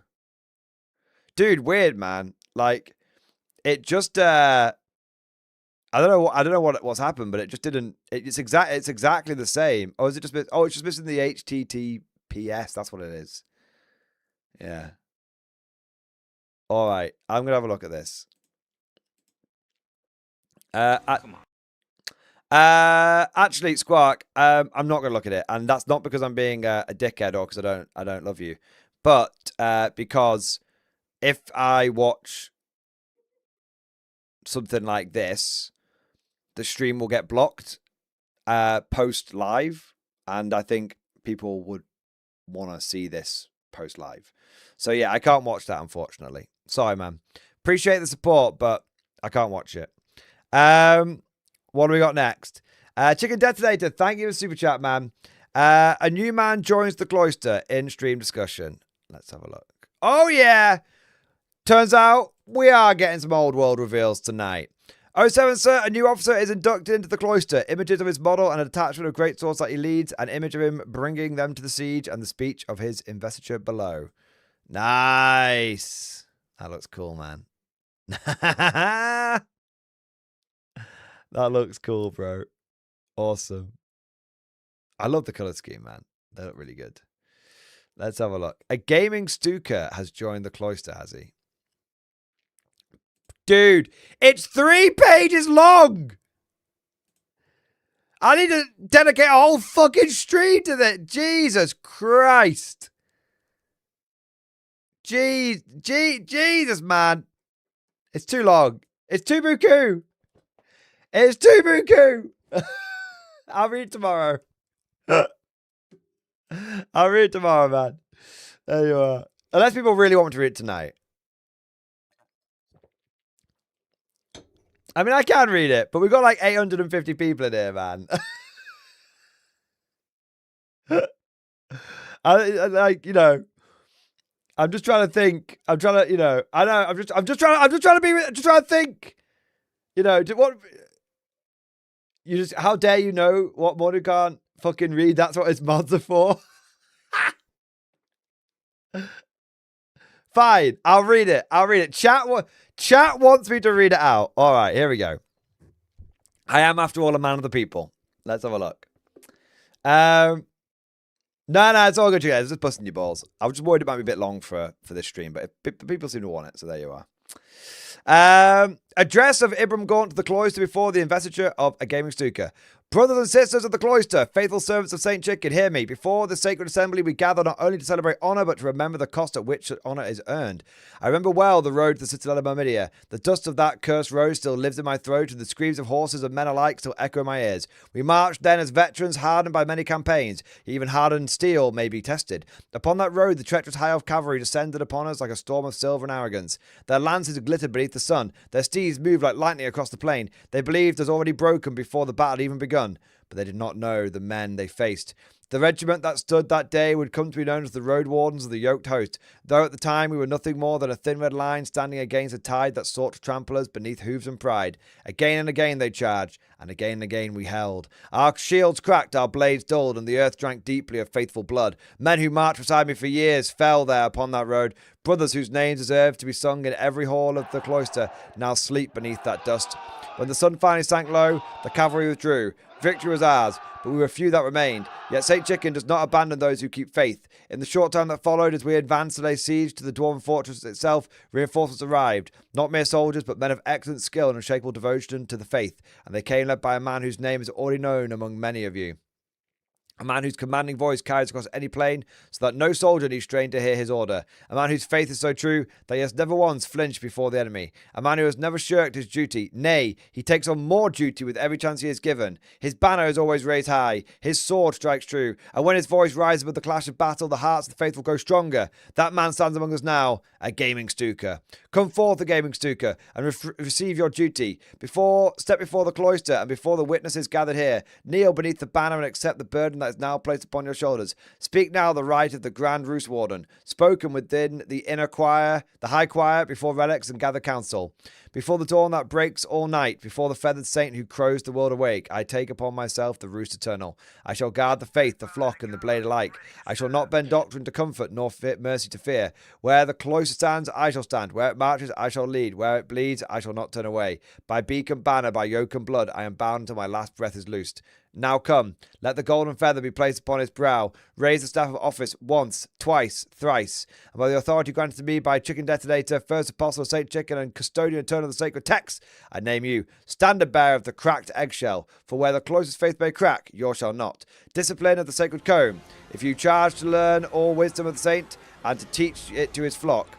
Chanter of the sacred cluck. I love that. For you shall proclaim the will and testament of Saint Chicken and terrify enemies and his holy words. A gaming Stuka, rise now with his duty and take the field in the name of Saint Chicken. Let no close formation falter and break. Let no enemy come unchallenged. Let the bands of the faithful fly high above every battlefield, and let the name of Saint Chicken be known so loudly, so clearly, that every foe who hears it shall tremble before its coming dawn. Deus Cluck! Deus Cluck! There we are. Holy shit, man. You got a BSB finally. Sick. And Chicken Detonator with 50 gifted memberships. Hey! Oh my god, man. Oh my god. Chicken Detonator, thank you so much for the 50 gifted memberships, dude. Thank you so much for the support. Thank you for the epic old world narrative. And thank you for doing your part. Holy shit, man. That's awesome, bro. That is awesome. Chicken Detonator, thank you so much for all of your support, but also thank you for all of your community. Thank you for everything you do in the community, in the Morning Glory community, man. Amazing. 50 more chickens for the cloister. 50 more faithful brothers to hold the line. Thank you so much for going above and beyond the call of duty. And thank you for doing your part, sir. There we are. There we are. Holy shit, man. Holy shit. All right. What do we got next? What do we got next? Macon, thank you for the super chat. You ready for 40k 11th edition and AOS 5 edition merging? 40k SCE? What's SCE? It's going to be something. 40k standard. I'm not sure what SCE stands for. But, Stormcast Eternals. Oh. We already have those. They're called Custodies. Sigma Combat Evolved. If they merge 40k and AOS, that would be a really bad decision. AOS has problems, but every problem AOS has can very easily be fixed. And ironically, the way that you fix them is get rid of the double turn and then do the lore changes they're proposing. Yeah. Yeah. Merging 40k and AOS is a phenomenally shit idea. And do you know why it's a phenomenally shit idea? Because it's so obviously a shit idea. Yeah. There you are. Crucible, thank you for super chat, man. So Gravis Lieutenant, Terminator Lieutenant, or Lieutenant, I should say, Jump Lieutenant or Bite Lieutenant. What are we betting on? Any other ideas? More lieutenants for the Lieutenant Army? I don't know why you put an or in there. I think it's going to be Gravis Lieutenant, Terminator Lieutenant, Jump Lieutenant, and Bite Lieutenant. And then Lieutenant. Where it's a lieutenant wearing a lieutenant. There you are. That's what I think we'll get. That's what I expect the launch box will have. Yeah.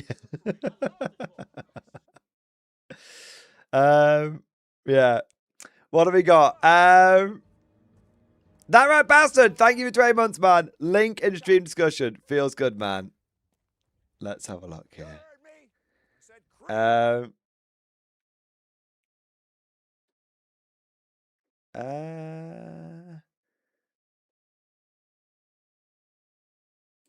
Oh, your model got used in.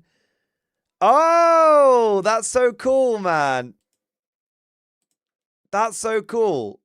So, oh, sorry, that's my painting desk.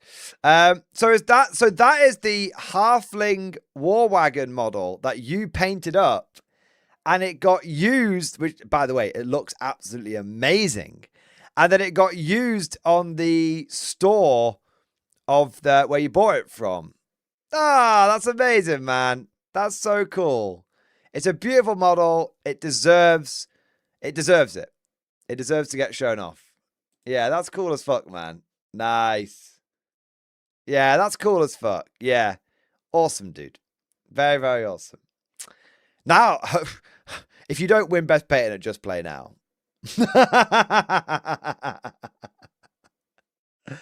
Everyone, thank you for super chat. The hobby desk is ready for the reveal in stream discussion. Let's have a look. Hey, here we go. Ready to reveal? I will start the starter set so I can do intro games with my LGS. The revolution. Ah, yes, the fire rises. The revolution spreads, brother. Dude, sick, mate. So cool. That's so good. Oh, man, you got a good haul there, bro. You got a really good haul. Yeah, man.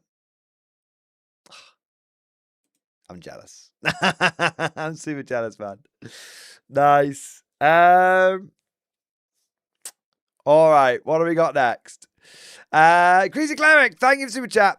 If I only ever plan on having a single bone dragon, is it better to have a Tomb King or High Priest on it? I'm thinking Tomb King. I think you can build it so you can swap them out. I think you get both. But if you don't want to fuck around magnets and shit, I'd say Tomb King. Because it's just going to be a beat stick at that point. Yeah. Yeah, Tomb King. All right. Good question, Grease Cleric. Stuart Newman, thank you for super chat. Good job, as always. Stuart Newman, thank you so much for the support, bro. Amazing. All right. So the reveals are going to be happening in about 2 hours, is it? About 2 hours. Yeah. Well, I'll tell you what, the first couple of hours have gone so quickly, man. I'm super hyped, boys. I know we've been a little cynical and everything. But truth be told, I am like super, super hyped. I'm so curious about what Games Workshop's going to do. I'm pretty certain that we're going to get 11th edition revealed. The big question is going to be, do they show off rules or do they just show off models? And when I say rule, I don't mean they'll like necessarily give us like detailed rules, but they give us some highlights of what we can expect from the edition. Like, yeah, they'll give us the Corpo tagline, like simplified, not simple. Like they'll give us the tagline or strapline, I think it is. They'll give us a strapline. I expect that I'm going to make some predictions here. I think they'll say that they're going to clamp down on rerolls. I think they're going to say they're going to reduce bloat. And I think that there'll be some strapline shown off. And I think that's what I think. And then I think simpler, not simple. And I think we'll get some highlights of what we can expect. If there's any like big defining thing about the edition, like maybe terrain changes or something. Yeah.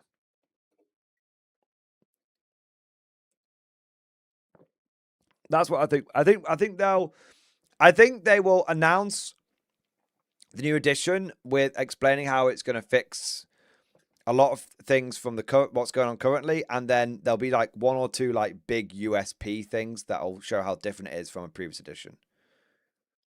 That's what I think they'll do. Yeah. And then I think that's as much as we'll get from like details point of view. And then I think we'll get lots and lots and lots and lots of model reveals. That's probably going to be the main focus. That's what I think we'll get. Complex, not complicated. Yeah, I mean, that would be... Now, Yanis, that's what I would love as well. I mean, I hope they do add more depth back in. When it started in a couple of hours. I just started the morning stream at the normal time. So we're having a big, like, pre-stream chat. And then when the reveals happen, we're going to go through all of that as well. Yeah. Yeah. All right. I really hope they make Element Edition simpler to understand. As an oldie second edition player, there's a lot to get my head around. I mean, second edition is way more complicated than 10th. 10th is just convoluted. Yeah. It didn't start out that way, though. 10th edition started out really good. And then it just went fucked. Where can I watch the preview, Newman? Or should I say, Newman, where can I watch the preview? You did it in all caps, so you shouted at me. It's not... You can watch it here, but it's not going to start for a couple of hours. Yeah. You heard me. I said cream. Long live 7th edition. Brandon R., you're the only person in history that's ever said that. Yeah. Backbone of the god, ready to Yeah, you're the only person that's ever said that, man. What have we got here? We've got some super chats coming in. Adrian Guns, thank you for super chat, man. Hey, Mordian, big fan of the channel. Sad to see no old world at this event. Care to check out my Vulcanistan and stream discussion? Vulcan lives.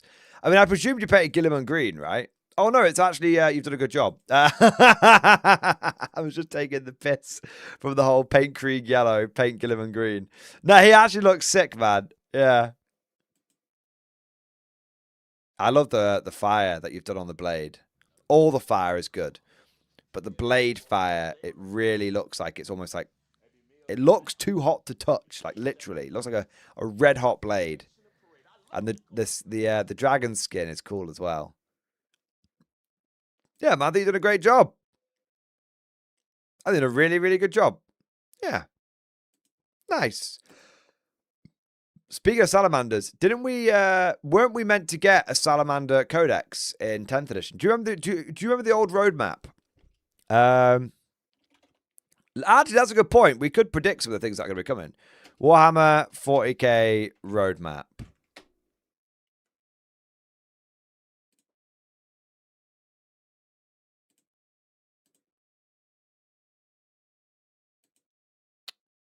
Yeah, here you go. So, this was the roadmap from 12 months ago.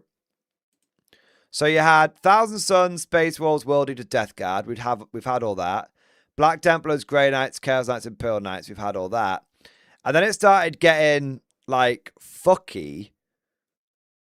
That's Votan. We've had that. But that's Salamanders. And I don't believe we've had Salamanders yet, have we? That was when the character cultures that came out. Oh, was it? Boo! Wait, so this is just Combat Patrol. Was that Combat Patrol, Votan Combat Patrol? And what's this one then? The Future? That's got to be the new. That's going to be the new Intercessors, I reckon. It's obviously a Space Marine. That's got to be a new. I think that's going to be the new Intercessors. That was the Raven Guard? No. What? That one. When it comes to fighting crime, there's only one man keeping the streets. That was the Raven Guard. You guys are taking the piss.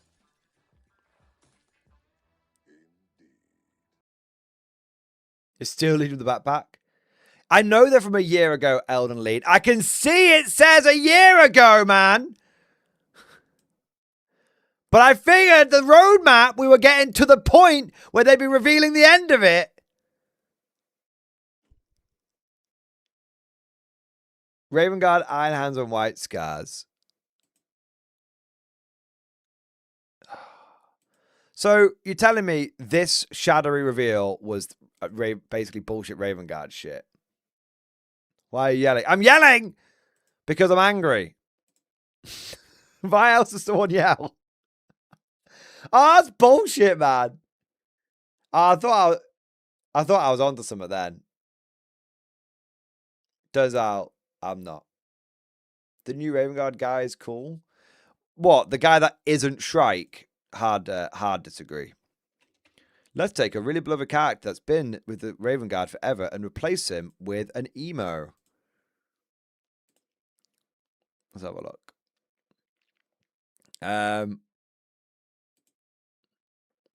Space Marines, Raven Guard. To be fair, Shrike looks cool. Athon Shan. My brother had a ex called Shan. She was fucking mental. So is this basically the guy?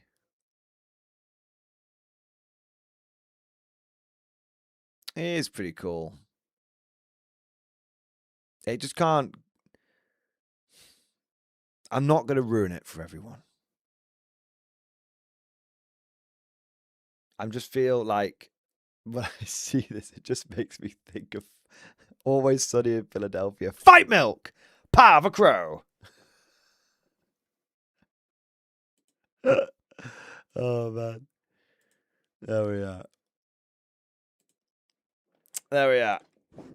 I want to believe we're getting Armageddon Orc Hunters. I believe we are getting Armageddon Orc Hunters. It's not 4.5 hours from now, Keep Imperial Assault. Stop lying. It's 2 hours away. Sorry,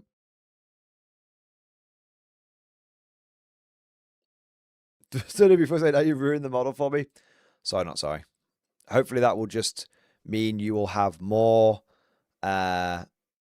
funding for the Imperial Guard. Isn't it 3 hours away? Well, it's 11 o'clock now, and it's at 1. So that's 2 hours away. Yeah. There you are. What have we got next? What have we got next? Got some super chats coming in. Sorry. Morpheus, thank you for super chat. 07MG, do reveal show bingo card, still Legion lives. I mean, if someone makes a bingo card, or can I make a bingo card? I think is it easy enough to do? Make a bingo card.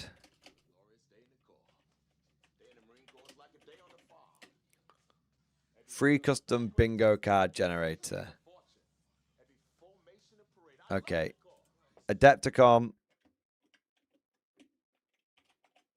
Backbone of the guard, ready to serve. Adepticon reveals bingo. All right.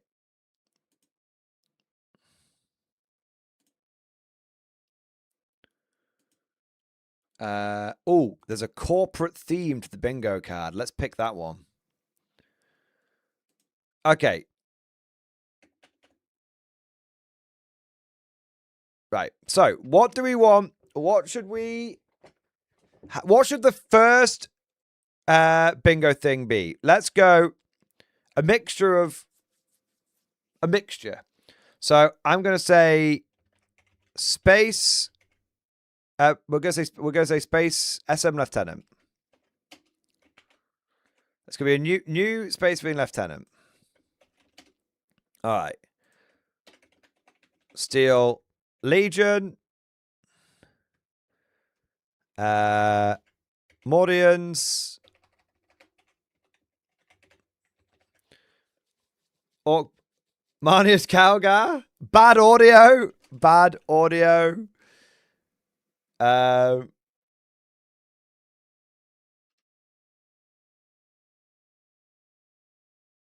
Should we say strapline?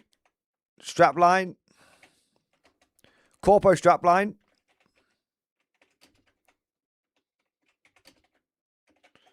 Like simplified, not simple.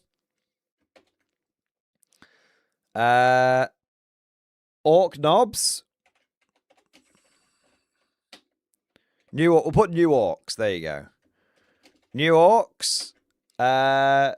Perturabo. All right.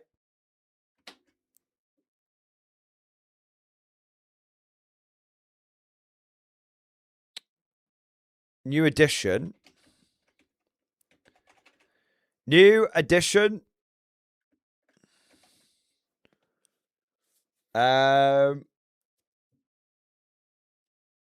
flat terrain.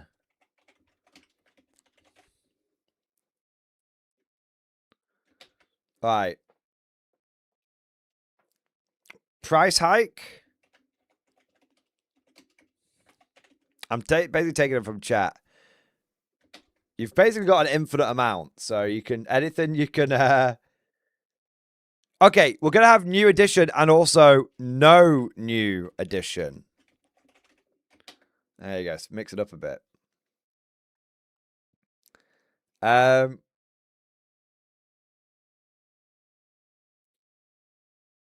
AOS end times.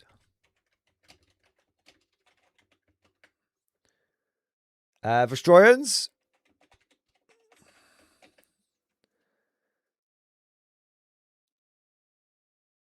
Escape and kill team.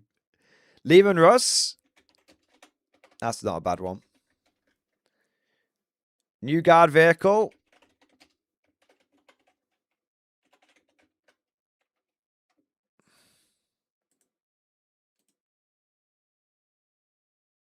Okay. Female ogres. What do you got them?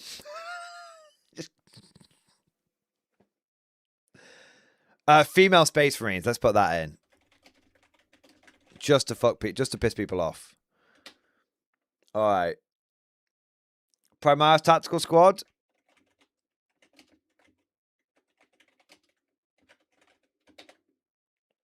Eldar points increase. There's no old one reveals today. None. Yeah.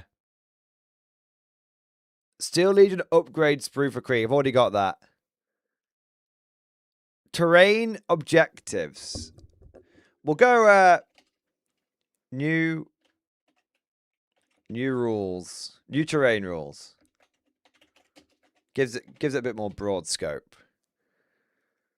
Army building.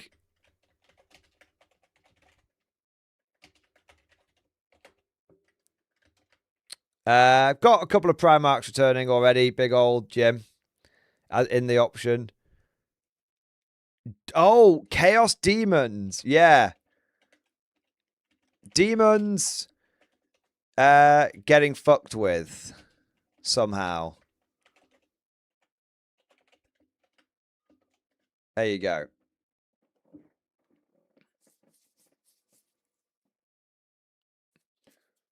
Got Perturabo in there. New Calgar model. Everyone's doing different Calgar things. I'm going to put new Calgar model. All right. Battlefleet Gothic.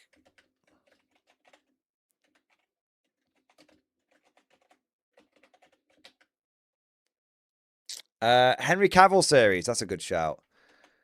Henry Cavill in some way. All right. New Gilliman model? I don't think we'll get a new Gilliman model. New Titus model. There you go. Technical. I'll go for broader technical issues. There you go, Squawk. Give us the real Mordian glory. Already got Mordians in there. Dawn of War 4 news? Yeah, I'll go with that.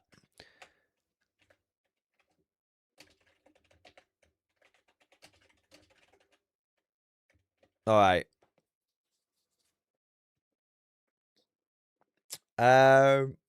Warcry mentioned.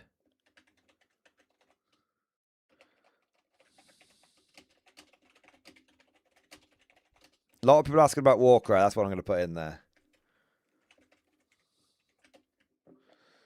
I've got Lehman Russ in there. Don't worry.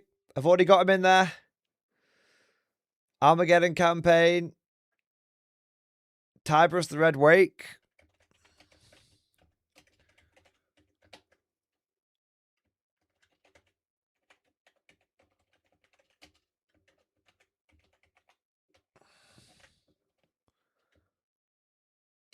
All right.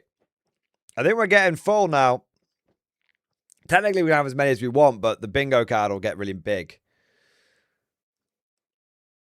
I think we've already got guard vehicles, new guard vehicles in there. Yeah.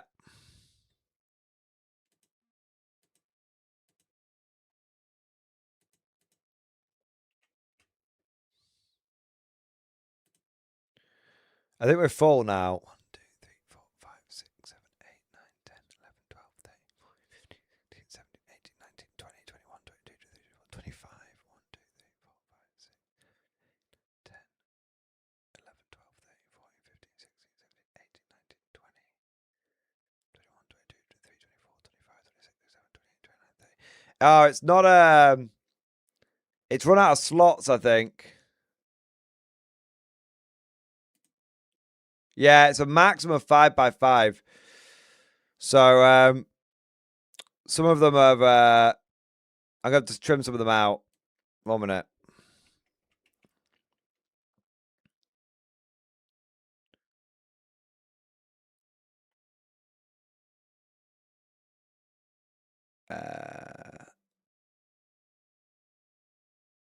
I'm going to have to get rid of some of the repeat ones, I think. Did I say new edition? No, yeah, okay. Armageddon campaign. I don't need that because we've got new edition, no new edition. That's fine. I'll get rid of the meme one about Warcry. That's fine. Get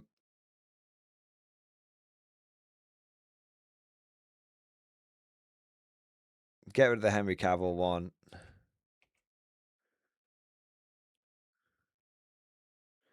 Got to get rid of one more.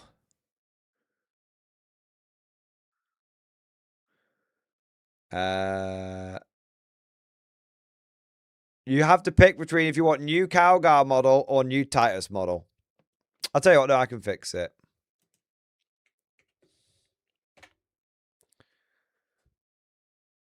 Got it. All right. You have to pick. So, I mean,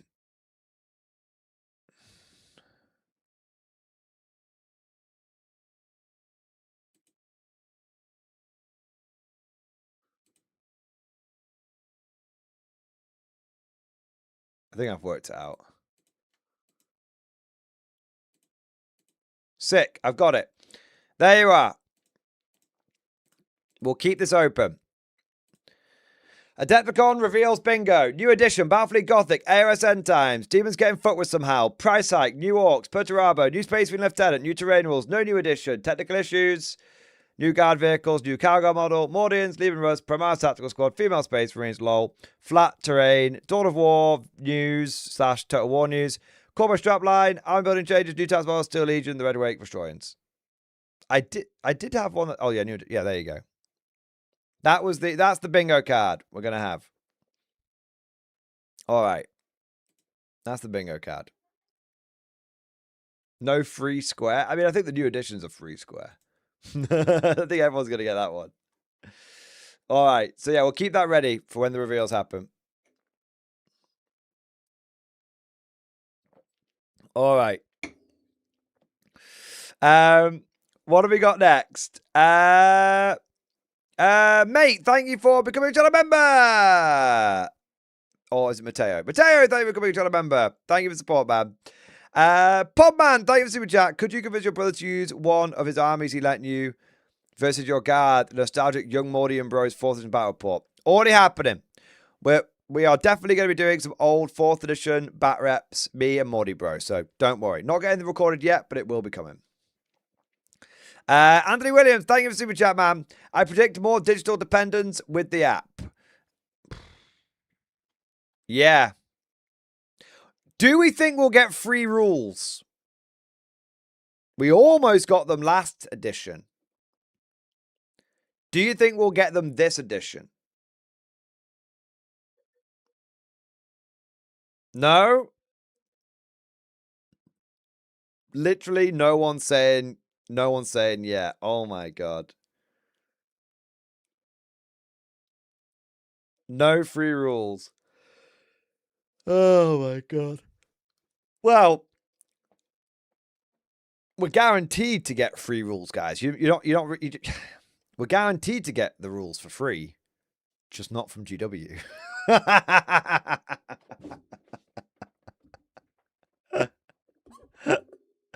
All right. All right. What are we gonna get next? What we got next? Starbucks Meg, thanks for super chat. I'm here, sir. First morning live stream. Hey, first morning live reveal stream. Sorry, dude, it should be fun. We always have a bit of fun with it. We have a little bit of beef and a little bit of, we dunk on it a little bit, but at the same time, when it gets down to the reveals, we get excited and all that kind of good stuff. So yeah, there you are. So dude, it should be exciting. Yeah, it should be cool. Free rules to GW. Oh wait, you're serious? Let me laugh even harder.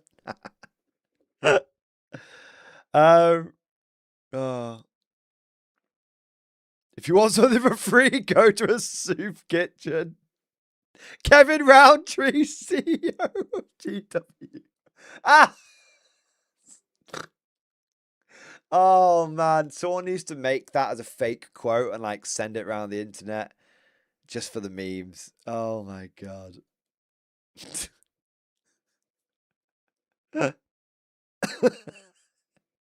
And people start sharing it as like the real thing. Oh man. I think they'll do subscription-based rules, which they basically already do. The question is, will we get, you got to still pay for your codex, or you can pay for the app. So GW is going to charge you for the rules. I think there's a chance they move it so the app, if you pay for the app, you get all the rules as part of the app. I think that's how they'll change it. And the choice is you can buy your book, or you can just buy the app. Yeah. That's what I think they'll do. I think we could get full digital rules. I just think you're going to have to pay for them. Yeah. Yeah. What do we got next? Austrian dude, thank you for super chat, man. The orc reveals will either be fire or a new boys 2.0 situation. Look at the price and sprue comparison. My local GW only stocks the old ones. That's cool. That's kind of interesting to know that your local GW stocks the old ones. I'm not surprised though, to be fair. A new boys 2.0 situation. I mean, I hope we get. I hope. The thing is, right, I actually have big hope for New Orc Boys. Like, I really do. Because even if they get released as a standalone box later, I think they're going to come in the starter box. Even if they come in a standalone box later, the ones that will be in the starter box will be the easy to build options. And there'll be so many available secondhand.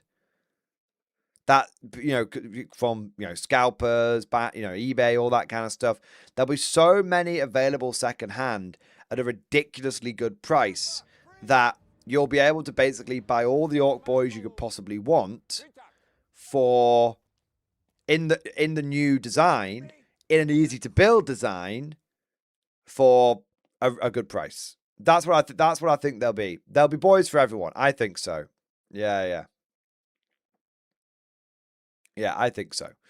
So yeah, I think that however it happens, I think you'll be all right with New Orc Boys. Yeah. I have a lot of old Orc Boys, which I bought on eBay when I was drunk. There's a whole thing about it. Don't want to talk about it right now. But I would happily redo. I would happily get like a green tide with New Orc Boys if the New Orc ones were easy to build. Yeah. But if that but the old Orc Boys are kind of good. So yeah. Old Orcs are the current boys. The new ones suck. The new ones do suck. Yeah. The eBay Orcs. I don't know what you guys talking about. There's no eBay Orc video about me buying Orcs drunkenly. I mean, I can show you guys the drunk eBay Orcs if you want to see them. Fine. I know you guys are going to be curious. It'll take me 1 second to find it. I know where the box is.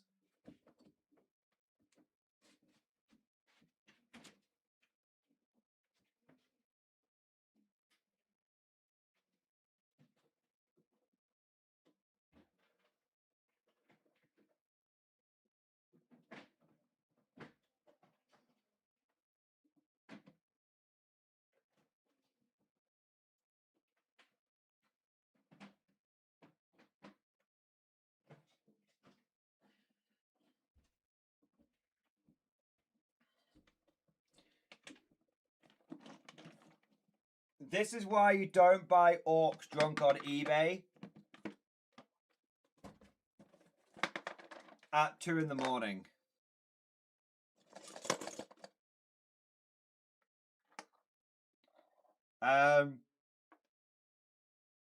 So it turns out that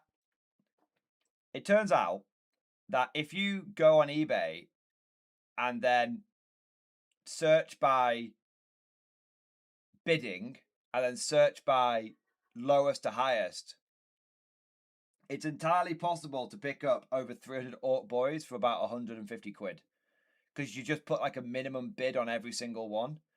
And then you win, and then you're expecting to only win some of them, but then you accidentally win all of them.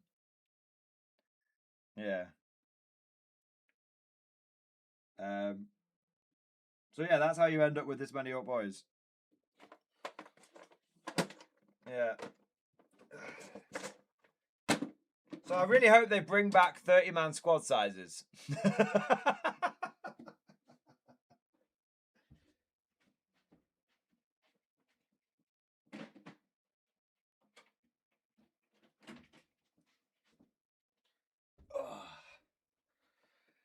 I don't know exactly how many it is, Alexander Moose. I just think it's about 300. I didn't count, I'll be real with you. But it's a lot. And it's a mixture of boys, knobs, flash kits, looters. Yeah, it's a lot. I've had them for like 3 years and I just can't. It's like the sun. I just can't even look at it. It's too big. So yeah, I might end up selling them. If I might end up selling them if the new Orc boys are cheap enough and available enough. But we'll see. Yeah. Yeah, it was like, I can't believe how many Orc boys it was, man. It was because I was just like, so what I was doing, to give you the full story, is I was doing a lot of like post stream, like admin and all sorts. Because I do like I'd been doing a drinking stream on the Friday, and then I was like, oh well, I might as well finish off my drink and then I had a lot of work to catch up on. Blah blah blah. And so I was sort of drinking, working. Do a bit of eBay and blah blah blah.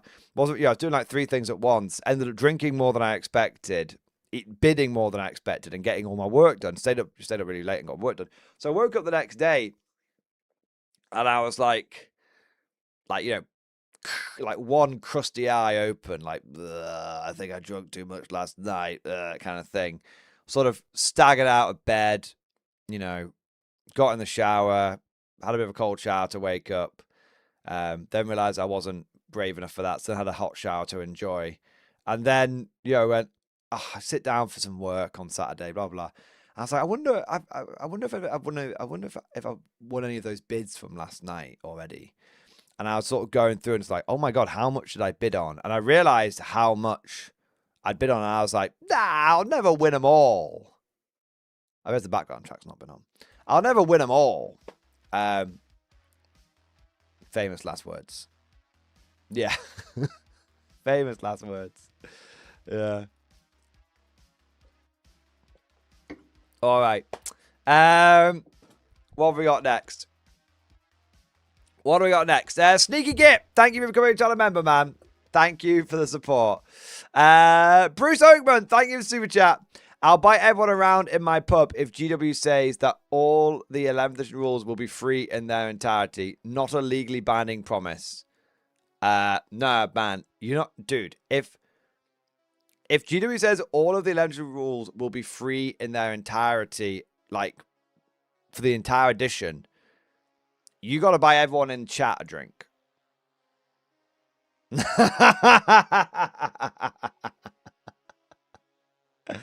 got to buy everyone in chat a drink. There you are. And that is, I mean, I'm pretty certain that's legally binding. I mean, that's not financial advice, but I'm pretty certain that's legally binding.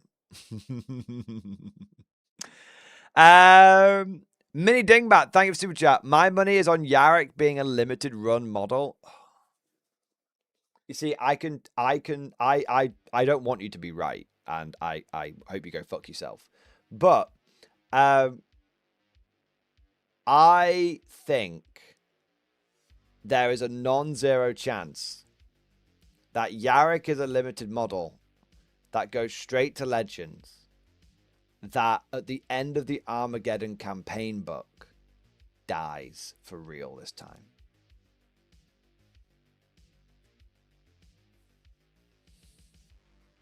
And they'll bring him back just to kill him off. How about that for a fucking How about that for some fucking evil? That's what they'll do. That's what, yeah.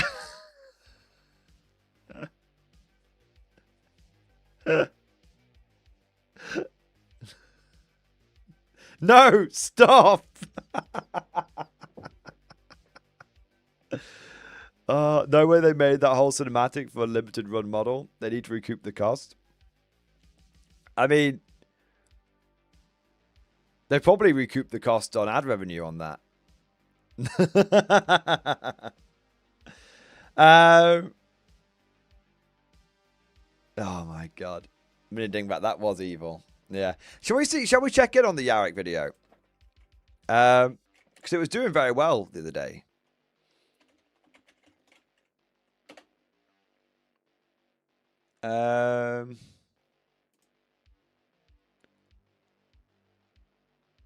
1.3 million views. That's pretty good.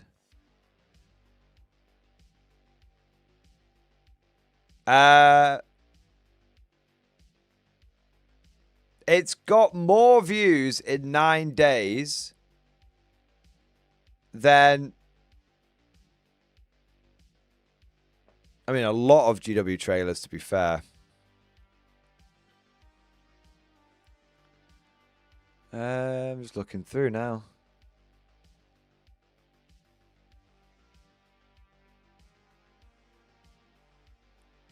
I think it's got more views than the 10th edition reveal trailer now.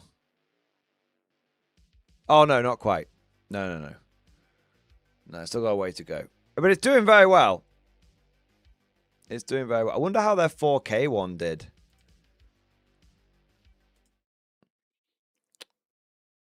Oh, that did all right. Yeah. I wonder how this video is looking. Armageddon.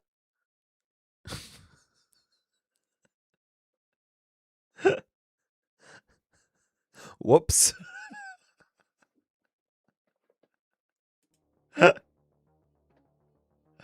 Oh, man. There we go. Oh, man. Will the 11th edition trailer beat the 10th edition trailer? Hopefully. But the 10th edition trailer didn't beat the 9th edition trailer, I don't think. I'm going to have to check again now. Which was interesting.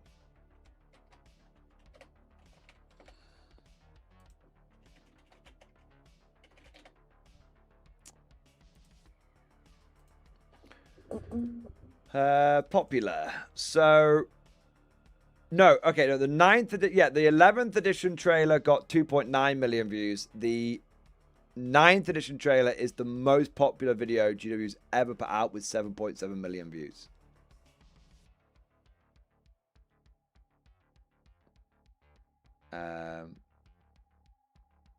In fact, the trailer that's the almost most popular video is the Astartes 2 official teaser trailer. Nearly, yeah.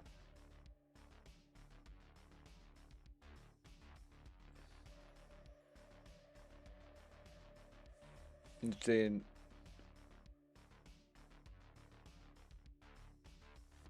There. Oh, that's kind of interesting. Let me just go check that now.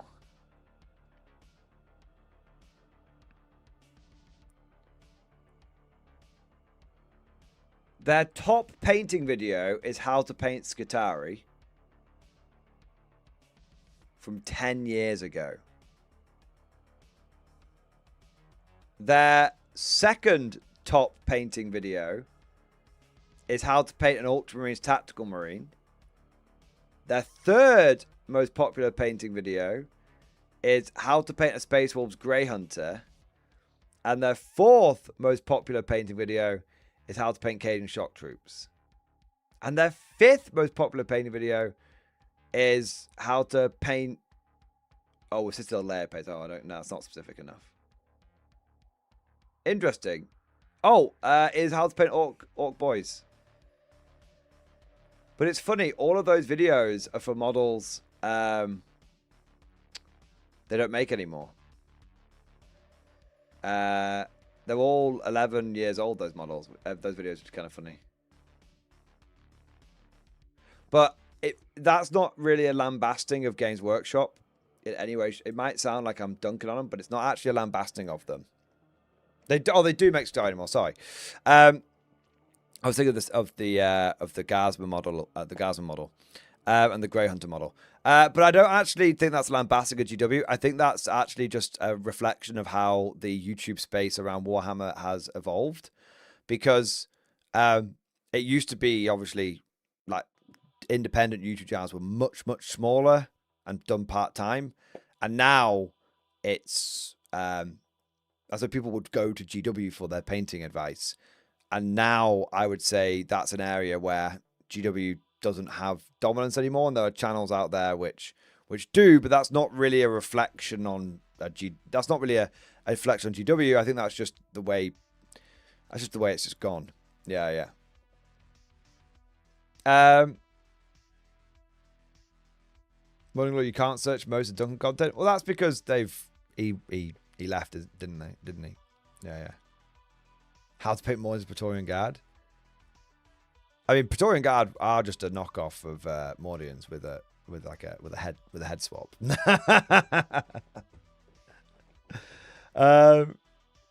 Yeah. Anyone seen the Twitch schedule has listed 1.5 hours now instead of 1? No Warcom article either. Really?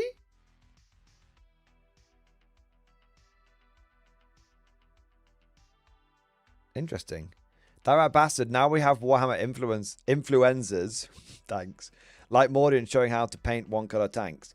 Bro, do I need to go get it? I'm gonna go get it. I'm getting it. I'm getting it.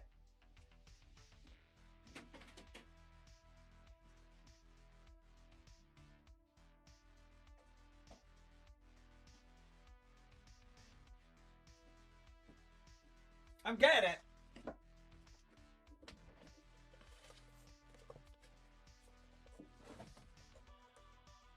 Read it and weep, knobhead. Triple. Best painted. I won it so many times, they couldn't keep giving me the fucking trophy. They had to give me the fucking little certificate. Read it. 3 time. 3 time. Best painted. Best painted. Can't even speak. Not best English. Best painted. Now, was it at an Old World tournament? Yeah. Was I the only one with a painted army in these instances? Shut up! You weren't there. As far as you're concerned, everyone had really good painted armies.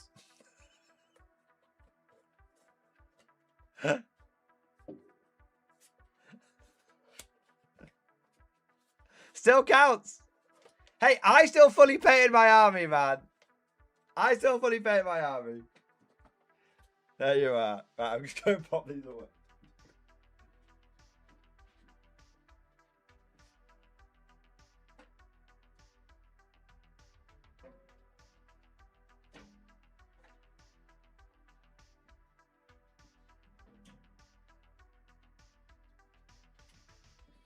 All right.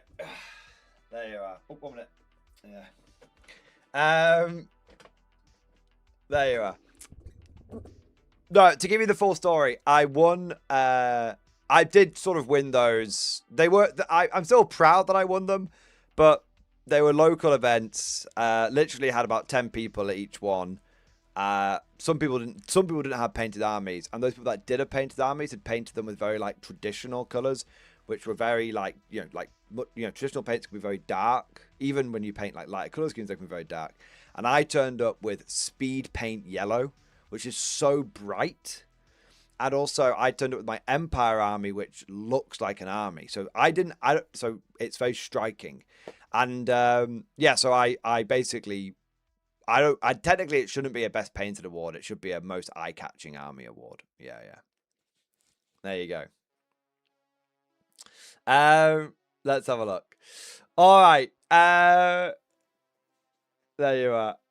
Hey, I'm super proud of my collection of those. Hey, but Rat Bastard, your army is best painted. Your army deserves.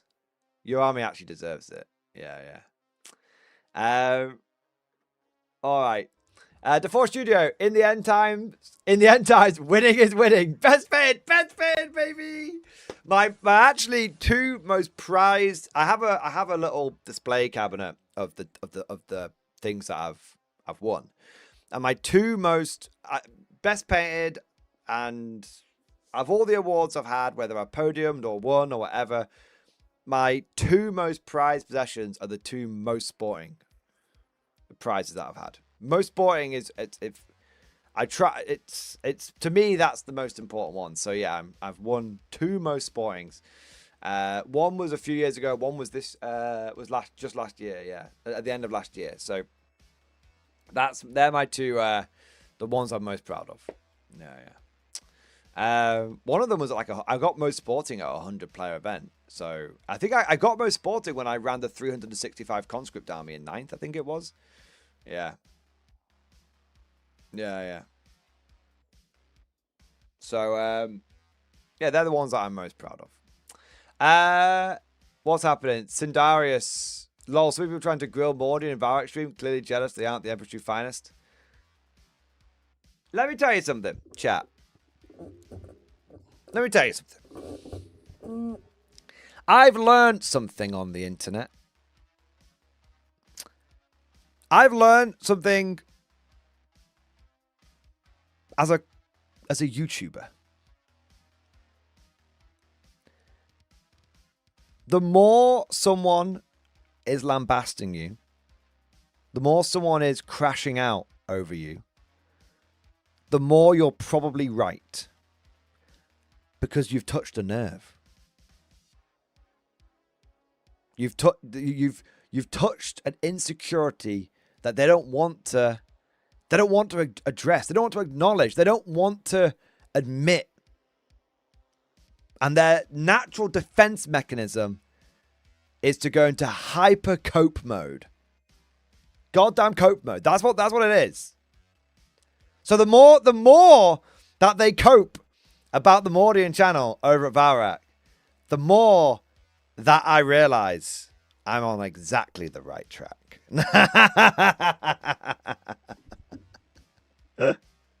That's it. That's why when I've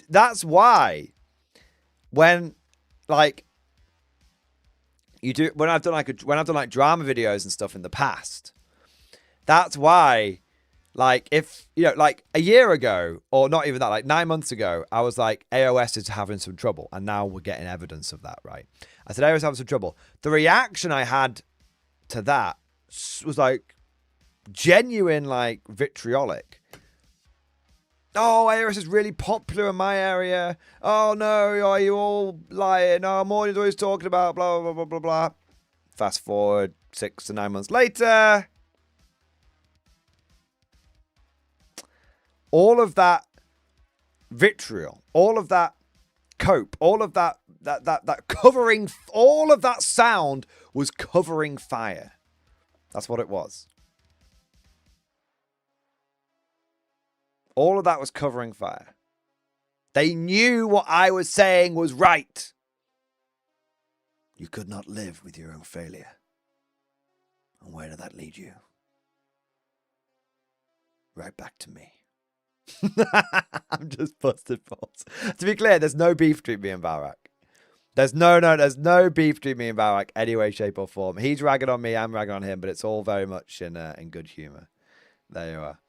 He rags on me for having no life. I rag on him for having no work ethic. But he, actually has kids and family and all that kind of stuff. So there's a reason why he doesn't stream as long as I do. But he does stream in many ways. Like more often than I do, because he'll do like a couple of short streams and stuff like that. Yeah. So it's all good. Yeah. Maybe they hate on you because you're British. Well, Valrak's British as well, so that doesn't quite work.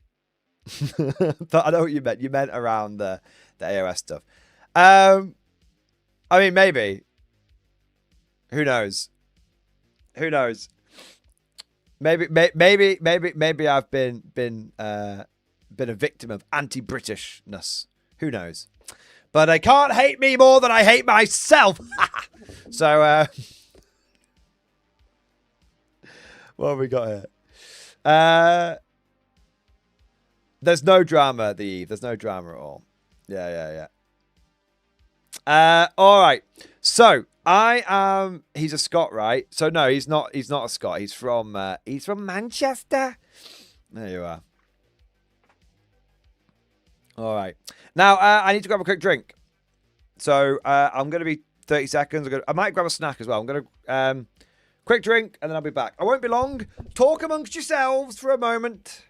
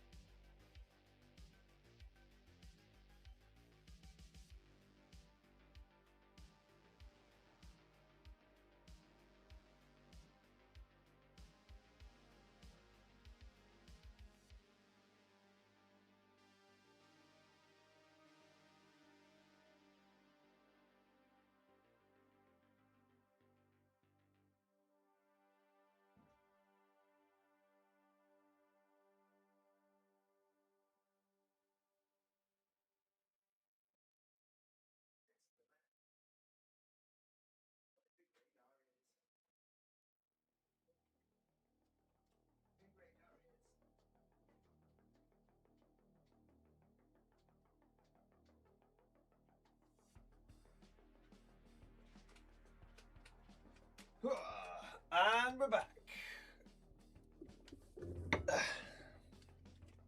Thought I'd get a beer for the reveals because gotta have a drink with these things.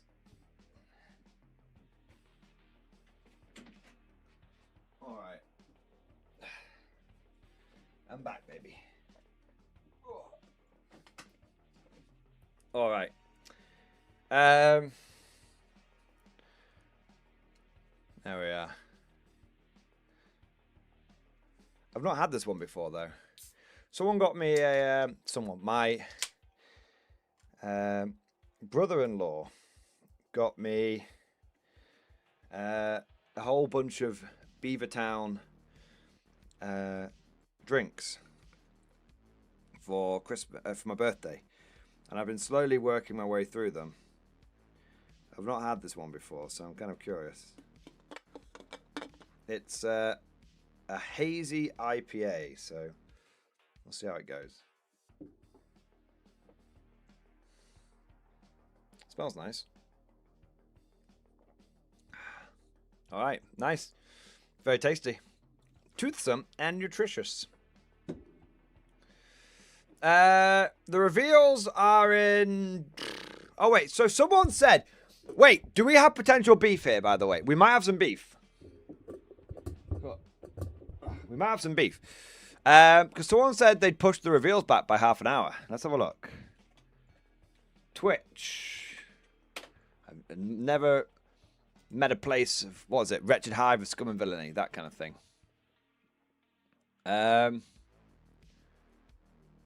Interesting. All right. Warhammer. TV.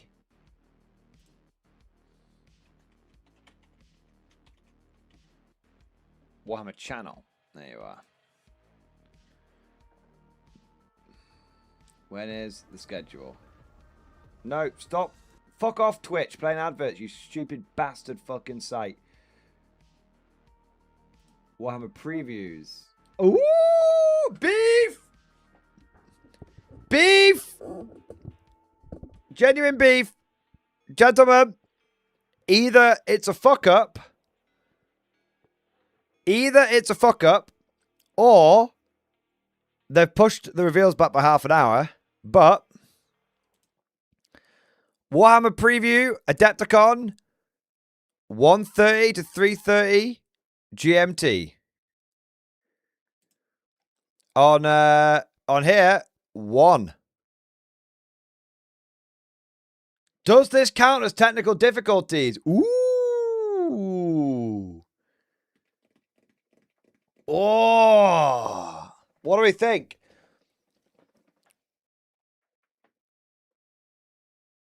Are we going for a technical fuck up? Before it's even begun? Are we going for it? There you are. Technical issues. Done.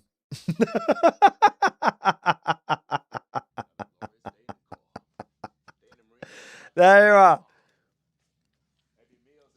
We've had our first bingo. We've had our first bingo. Bingo slot.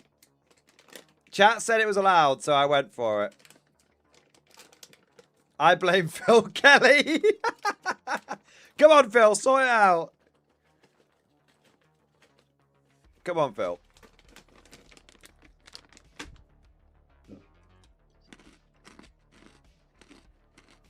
There's your free square.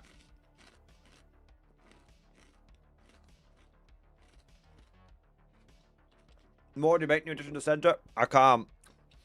I'll have to go back and remake the whole thing. I can't bother. Sauce. Phil Kelly, the book writer.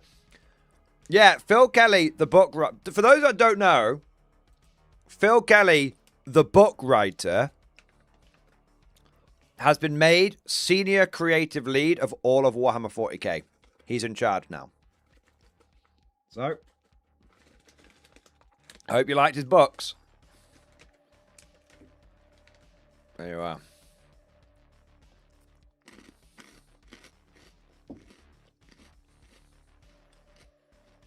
Oh, God.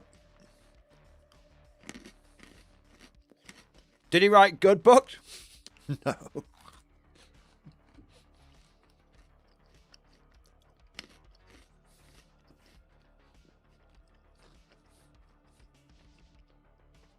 If you want to know what he's been working on the last 5 years, Backbone of the guard, ready to serve. he was lead creative.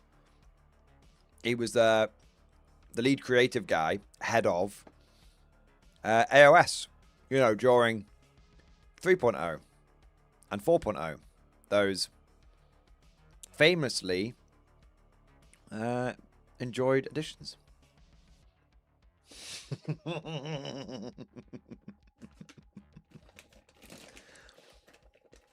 So he's in, yeah, there you go. MD, you going to be showing it live or should we tune into one? I will be showing it live.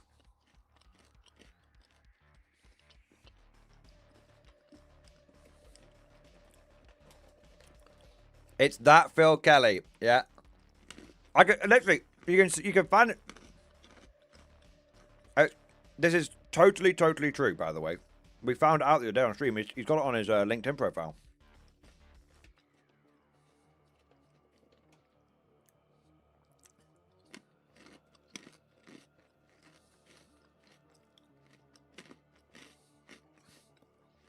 So because I'm having a beer, I thought I'd have some peanuts.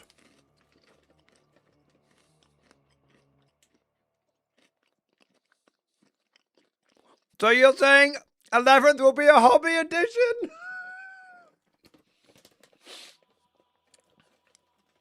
No. I'm saying 11th edition will be a conflict edition.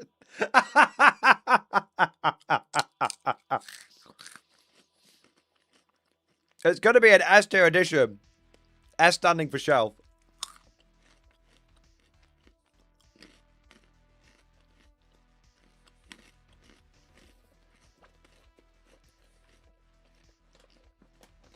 To be honest, we don't know.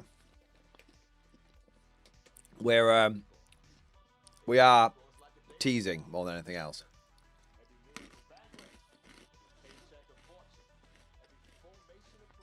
Right.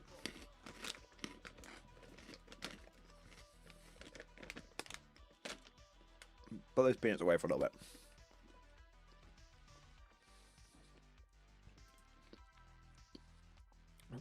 Lord Marshal Balin.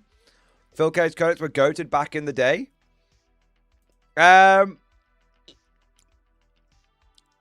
which codexes did he write? Because I thought he wrote the codexes that had the terrible law. To be fair, he might have terrible law, but maybe he's a good rules guy.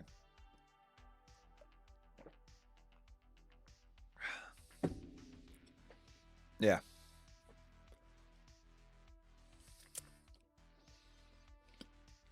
All right. Dark Elder 5th, great rules.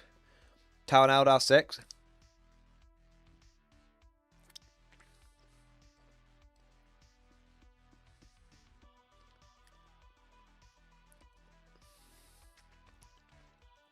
Fair enough. Fair enough. How's the IP lad? It's alright. It's alright. Yeah. Mad Larkin, Mordian, call the Mad Larkin. Mordian, call the Mad Larkin manhunt. And get out of it. Hey, if people want to manhunt you, I don't get to call the manhunt. I don't get to call it. If people want to manhunt you, they can manhunt you. You know, if I call it, it looks like I'm a greedy fuck.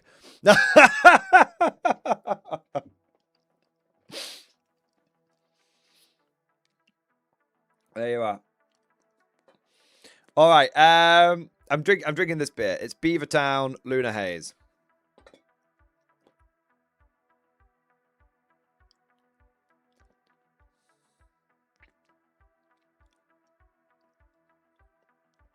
Let's have a look here. We've got some more super chats coming in here. Pardon me, chat. Just bring them up now. We've got Philip Arrigo.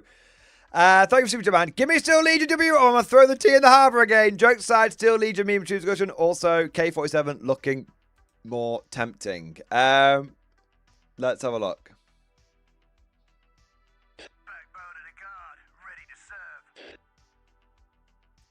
Let's have a look. Let's have a look.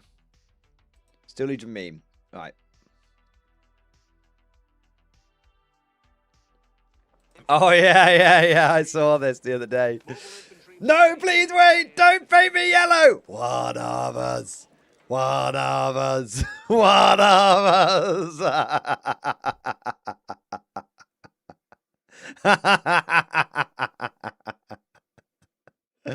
Yeah. Yeah, that's really good. Yeah. Yeah, solid meme. To make you all collectively roll your eyes into the back of your head again, I may actually be making a Steel Legion army in Conflict 47.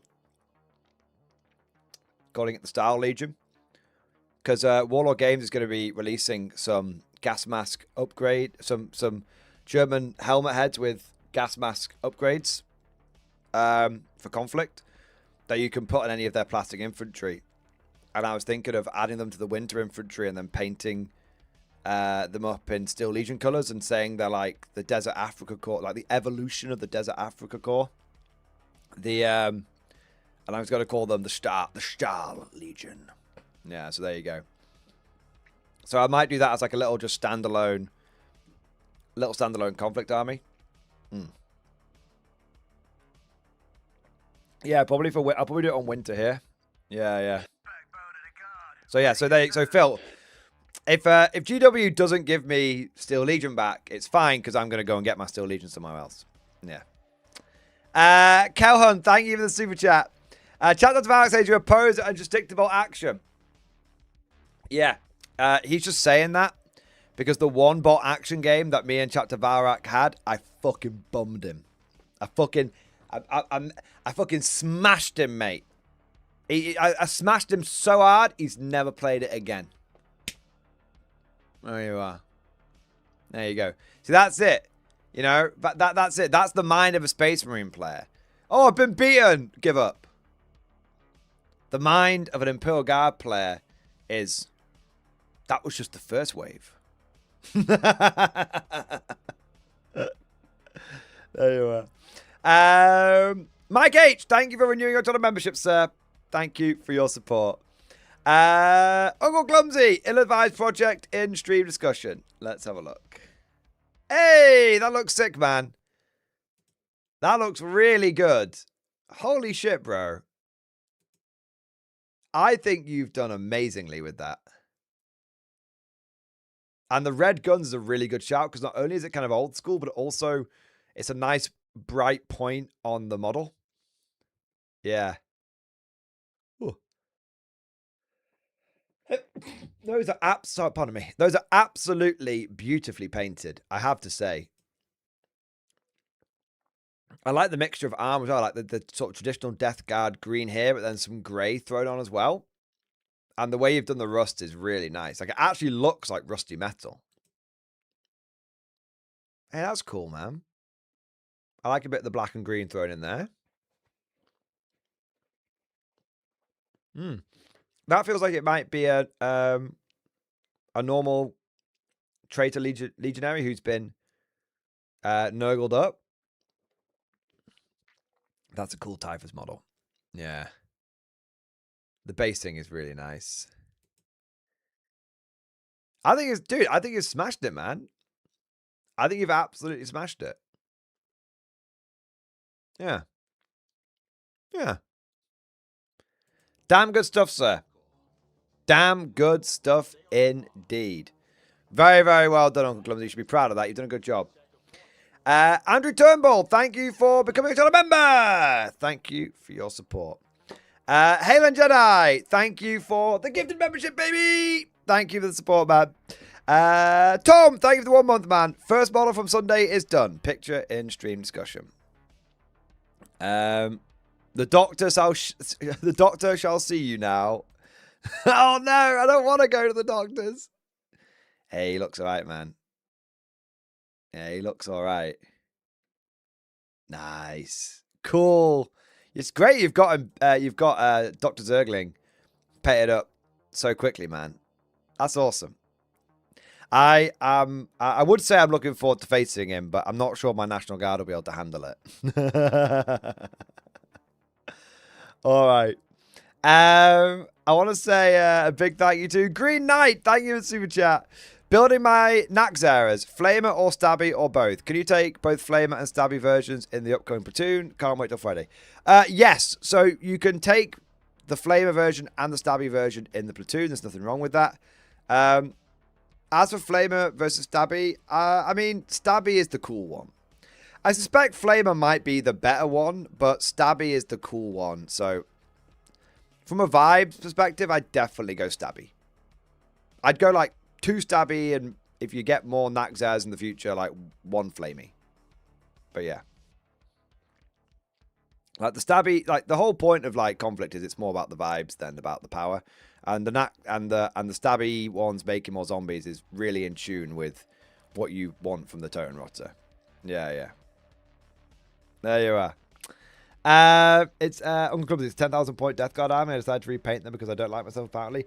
Dude, I love that. That's what I did with my Mordians. I did a great Mordian restoration project. It took me a few years, but I got them done. Yeah.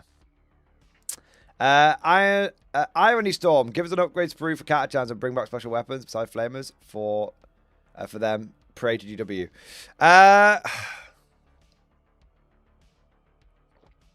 really do hope that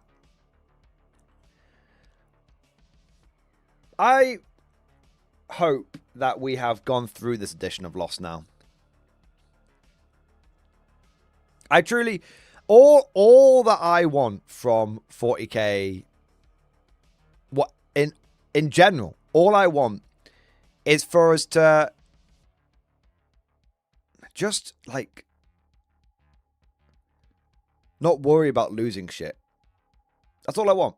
I want to just be like, I can't wait to see what cool units they've come up with for the new codex.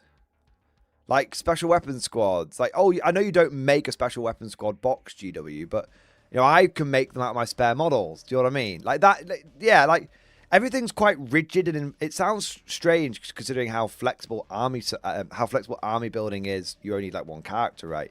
But I don't. It's not the army building. It's the rigidity of the units that are available. I want a bit of flexibility, a little bit of, you know, for me to tweak models and units in the ways that I want. You know, that's all I really want from 40k. Darius, never gonna happen. Chapter House fucked you. Was attitude real good? It's crazy because like Chapter House was so long ago, man. I bet like hardly anyone who works at GW right now was even there during the Chapter House thing. It's like they're just like it's very much like Imperium, like actual Imperium from 40k. Like they're just enacting orders from leaders that have been dead, left the company from you know, generations ago, but they don't really understand it, but they keep enacting it. Yeah.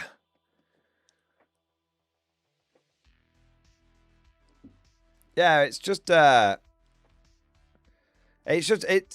funny thing is that piracy is a service issue. So, and I've said this many times. I think the only reason I think GW has done all of this stuff to try and like cut down on piracy. Like, oh, you can only buy what comes in the box, and you know, let's change the legal names of all the factions from like Imperial Guard to Ash Militarum. All this they've done so much to try and control the piracy of their products, and yet GW Warhammer piracy is bigger than it ever has been. 3D printing is bigger than it ever has been. Third-party alternatives are bigger than they ever have been. Like, you know, Temu selling Warhammer is bigger than it ever has been. Stuff like that, right? The problem is that, this problem, the issue is that you can't solve piracy obviously in real life. We don't have actual pirates, you can, but you can't solve like video game / tabletop game piracy with control. You just have to offer a better service. This has been proven many times. And so the more that GW, the amount of money Games Workshop has spent on trying to like control their product, all it has done is led to more piracy.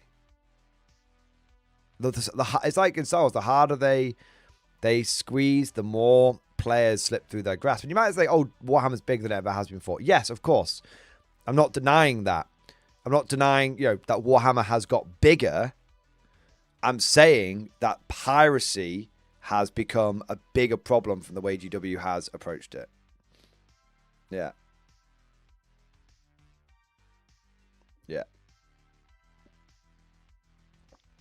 I don't think any of it was aimed at stopping players pirating. I think it was all aimed at selling the idea to shareholders that you have an IP with value. but I don't know how limiting what's in the box and everything. I mean, maybe, what, because they can point to certain numbers on a spreadsheet? Maybe. Maybe. Who knows?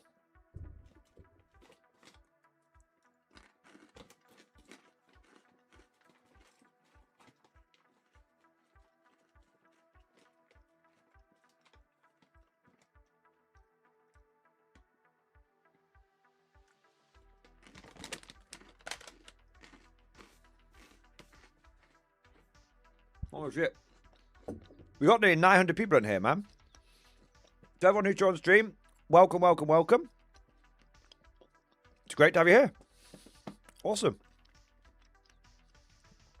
I think we're all very excited for the reveals. I know we're ragging on GW a lot. We're having a bit of beef and everything, but I think we're all pretty excited for the reveals one way or another. Yeah.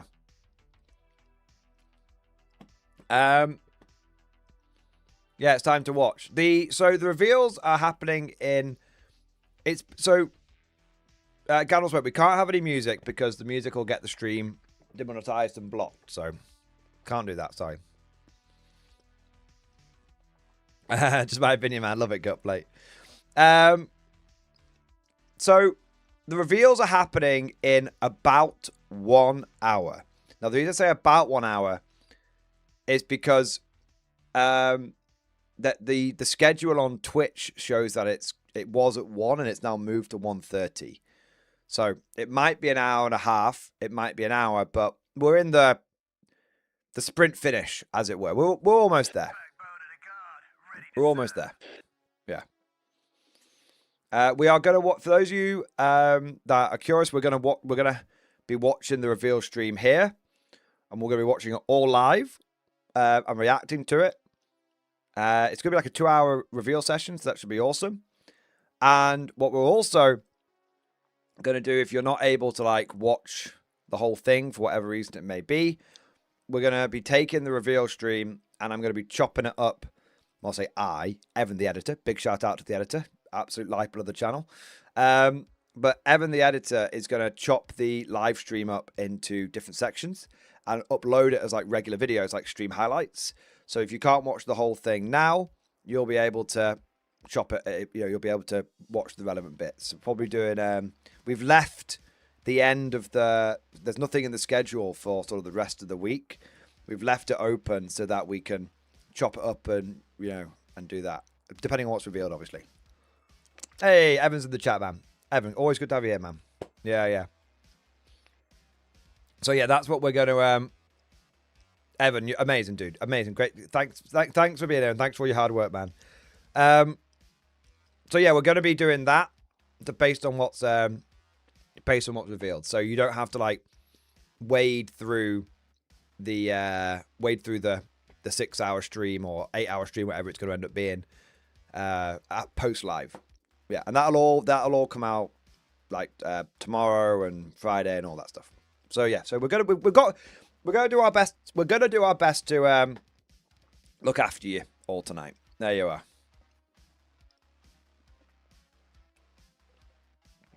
There we go. All right. We got any other super chats coming in here? We've got a few. Let's have a look. Solin Outlander. Thank you for the super chat.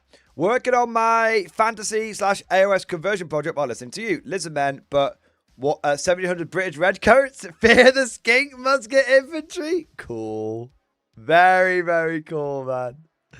That's actually a really unique idea. And it's a really novel concept. And it's the kind of hobby project that I really, really like. Just, one that is clearly coming from... It's very unique. It's, it's an original idea sort of coming from you kind of thing. Yeah, I love seeing that kind of shit. Even though I'm not a particularly good hobbyist myself, even though I've been painting for years, I jokingly showed up my best painting awards for, but they are more of a joke than anything else. I still really enjoy the hobbying side of things. Like, I don't like getting my armies commission painted. Even when the commission painter does a great job, I don't really like doing it. I like building and painting my models myself, even if they don't look as good as if I, got them commission painted. It's like, I'm a war gamer, so I like building and painting models myself, and I really like seeing what other people are working on too. I really like hearing about other people's hobby projects as well, because it just that's just the way I am, I suppose. So yeah, so really like that Solid Outlander. I hope the project goes really well, dude. And yeah, it's a really cool idea. Nice. What have we got next? Papa Whiskey, thanks for the 9 months. Request an army list look over in stream discussion. Of course, mate. Let me have a quick look. Gonna try this fluffy Krieg list. I feel it's somewhat balanced for being fluffy. Anything I would need to watch out for or you think it's worth changing while sticking to the fluff theme? I even painted up the Castellan to match my Krieg command squad. Only thing I was thinking was removing something for Basilisk or 2. Alright, let's have a look. So, 2,000 points, Grizzled Company, Caden Castellan, Krieg Command Squad, Lemurus Commander with Aquila Knight, Lemurus Commander, 10, 20, 30, 40, 50, Death Corps of Krieg, 1, 2, 3, 4 Chimeras, 1, 2, 3 artillery teams, and Death Riders and Vanquisher. So I'm guessing the Kriegers go in the Chimera. Well, not all of them are going in the Chimera, I suppose. So, wait, you got the Cadian Castellan. So the Cadian Castellan's going to be near the artillery teams, right? You've got 1, 2, 3, 4, 5 Death Corps of Krieg squads, but only 4 Chimeras.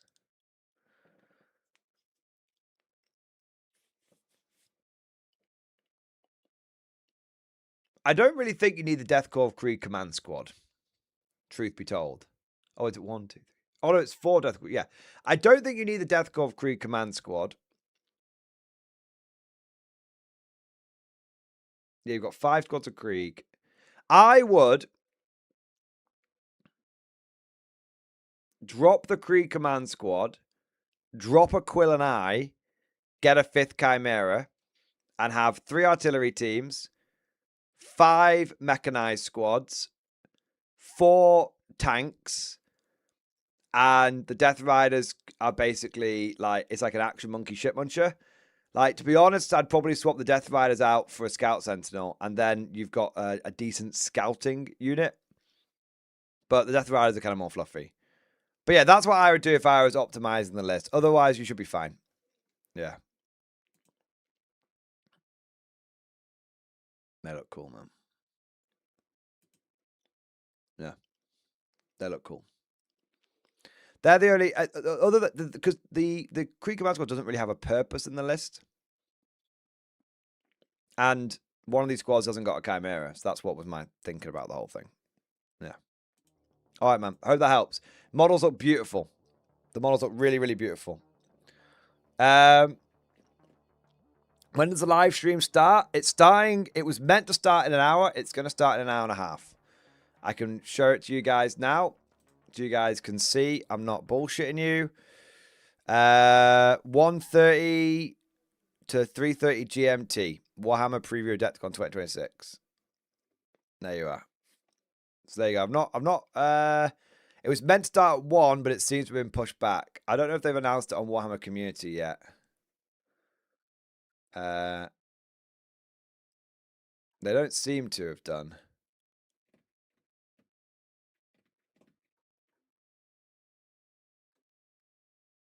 So it's had a 30-minute delay, it looks like.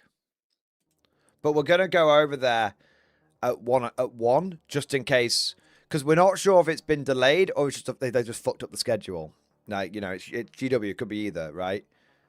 Is it gonna be on YouTube or just Twitch? I think it's gonna be on both. They traditionally stream on both. Yeah. I don't want to watch it on Twitch either, to be honest, because of adverts and just generally Twitch being a place of degeneracy. But yeah, I hope they stream it on YouTube and I'll watch the YouTube version. Yeah, I hope so. That's the plan anyway. We've got Amblock. Thank you for 33 months, man. X-Force. Aloha was inspired by Imperial Guard sounds in stream discussion. Aloha, morning friends. I was inspired by Imperial Guard sounds to do my own Suno AI music. with my own lyrics for God's song. I wrote one of these in Drop Troops. I had the chorus stuck in my head for a while and soon I got it right after a few tries. I know we got a musical stream today, but maybe next paint stream and others can take a look now. Yep, no worries, man. We'll be able to, probably be able to play it like tomorrow if I'm streaming tomorrow. So I will probably be streaming tomorrow, but I'm getting the last major bit of dental work done. I know, British people and teeth, right? But I'm getting the last bit of major dental work done that I need to get done. And I might be either in a little bit of pain or a bit high off my tits on painkillers. So if I'm not streaming, so if I am streaming tomorrow, we'll play it tomorrow. If I'm not streaming tomorrow, I'll hopefully be streaming on Friday and I'll play it then. Yeah, there you are. But we'll play it in the next one. The reveals. The reveals are going to be 2 hours long, and they are going to be starting in between an hour and an half from now. Well, 54 minutes and an hour and 24 minutes from now. Yeah. Morning Glory high stream? Nah, man. Nah.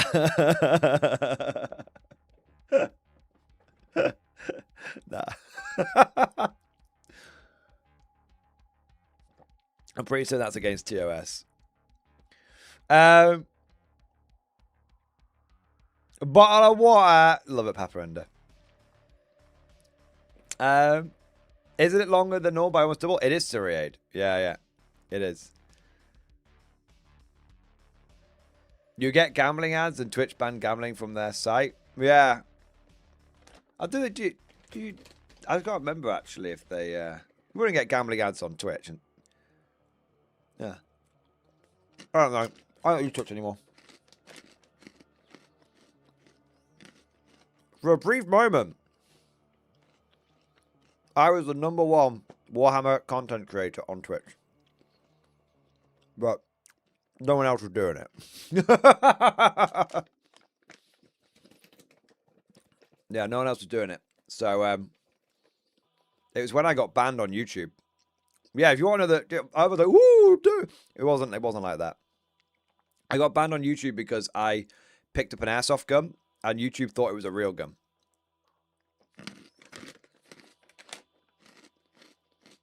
And how it works is they have an algorithm, like an AI bot watching this kind of stuff. And the moment that it detects a real gun on a live stream, it cuts the stream and basically like bans you. And I got banned for a week, even though I didn't break TOS. And they even said I didn't break TOS. They banned me for a week because that's just like, they were like, well, the machine's banned you for a week and we can't do anything about it. I was like, oh, that's not horrifying at all. But I went over to Twitch I was like, well, I'm just not going to work for a week. So I went over to Twitch. It's only on live stream, by the way. It's only on live stream. So you can do all the gun tubing stuff as pre-recorded, but you can't do it as live, right? You can't wield the gun. You could it could be there, but you can't wield it, right? And so I went over to Twitch and was like, hey guys, I'm going to stream on Twitch for a week. And then basically everyone came over. So I had like 200 people watching me on Twitch, which was kind of cool. And then yeah, but that made me the most the biggest Warhammer content creator on Twitch. But obviously I wasn't. Yeah, and then we just came back to YouTube after that. So yeah, the reason they do it, not to get dark, but the reason they do it is it's so someone can't go live and do some, obviously it's a very sensitive topic, so we're not going to get into it. It's not really appropriate for tonight, but obviously it's so if someone goes live and does something horrible to themselves or to others, that doesn't get live streamed. So I actually am not against the system. I'm not against the system at all.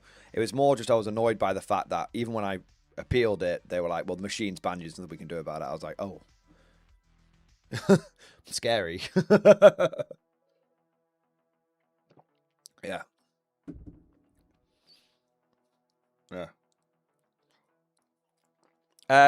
Anyway, what we got next?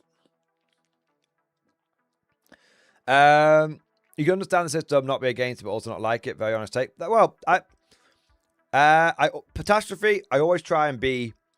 Is what I've always said. Like not to wank myself off, But I've always tried to be honest with the people on the stream because people can smell the fakeness from a fucking mile away. You know, people can smell if you're fake. And so, you know, even if people don't agree with a lot of what I say, you know, like when I've criticized GW, you know, the beef and all that kind of stuff, I've always been like, hey, look, this is just my take on it. Like it or not, this is my take on it. Yeah. And sometimes, and that's why what's funny is I actually get called a GW hater and a GW shill pretty much in the same week, every week. Like literally. Because the moment that I like say, hey, this is like, you know, the moment that, you know, the G, because it's like people love to be in like two camps, one or two camps. You're either all in the GW hate camp or all in the GW ball washing camp. And I'm like, no, it's a case by case basis. So, you know, sometimes when I'm like shitting on something, the GW ball washers will come over and say I'm a hater. And then sometimes when I'm like, this actually isn't a bad thing that Games Workshop's done, it's totally fine, the GW haters come over and call me a shill. There we go. That's it. Yeah. Catastrophe, no, honestly, I agree with your take. I'm a huge firearms guy. You just don't want to give infamy to those sort of things. Yeah, exactly. I mean, obviously in the UK, so we don't really have, not a lot of people have guns, but no, I appreciate where you're coming from. Yeah. Yeah. In Pokemon, people 100% sense authenticity, and it's absent even more so. Yeah, I mean, that's it, right? People could just tell. For better or worse, you should always, if you're ever doing this kind of thing, but also in generally in real life, you should just be honest, because it gets, you know, people can just tell. People can just smell fakers from a mile away.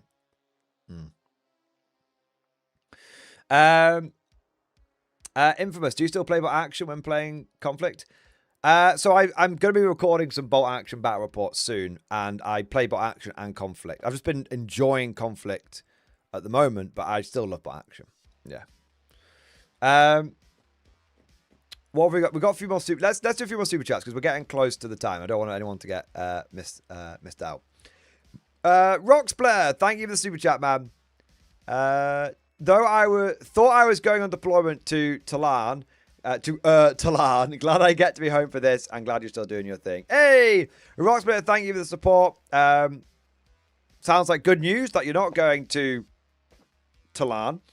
And hopefully you have a good time at home and you have a chill one. Yeah, nice, mate. Thank you for the support. The Red Wake, thank you for renewing your channel membership, sir. Thank you for doing your part. Bruce Oakman, thank you for super chat. You won't be able to show it on stream, but my latest forbidden toy is in stream discussion. I also put some new furniture on my VFC AK, and damn, it looks good now. Plus, it's way more ergonomic. Let's have a look.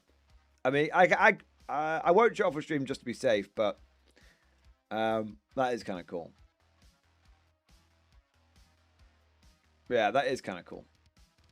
My latest YouTube forbidden plastic shooter Mordian. So, is it a plastic shooter or is it a real shooter? Oh, I think it's a plastic one. You said VFC, right? Yeah. And then I realized it had come in pounds, so I knew it wasn't going to be a real one. If that was a real one and the super chat came in pounds, I'd be like, oh boy. There we are. Dakul SD? Doc, is it worse to be a GW ball washer or GW fart sniffer? I mean, they're both basically GW shills, right? I guess the real question is it better to be a GW hater or a GW ball washer? Both. I when we say hater, like, not that you occasionally or often dislike what GW does, but like no matter what Games Workshop does, you always shit on them. In a strange way, I do feel like they're almost as bad as each other. Yeah. The real answer is, Macon, it's best to be a Warlord ball washer. I'm washing them balls, baby! Oh, man. Yeah. Who do you think the best 140k content creator is? Can't say you. Oh, no, I wouldn't say me anyway. Obviously, that would be not. That wouldn't be exactly. And that wouldn't be exactly. I don't know. Humble. It's not like the right word. It'd be a bit arrogant. Yeah. I think there are different content creators who are very good at different things. I'd say the best lore tuber is probably Lucian. I think I like my Warhammer lore to be presented in a certain way. I don't necessarily like it when people almost trivialize or overly meme Warhammer 40k lore. I don't like people who take it too but I'm not as a bigger fan of people who take it too seriously. I think there's a nice balance, and I do think Lucian has a nice balance on that. He not only does he cover it in a very documentary style way, but he'll also give his opinions, and he can be, yeah. So I'd say Lutz for lore.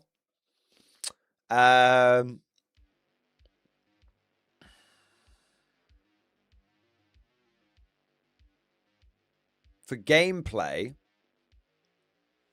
like battle reports and stuff, I'll still say Tabletop Tactics.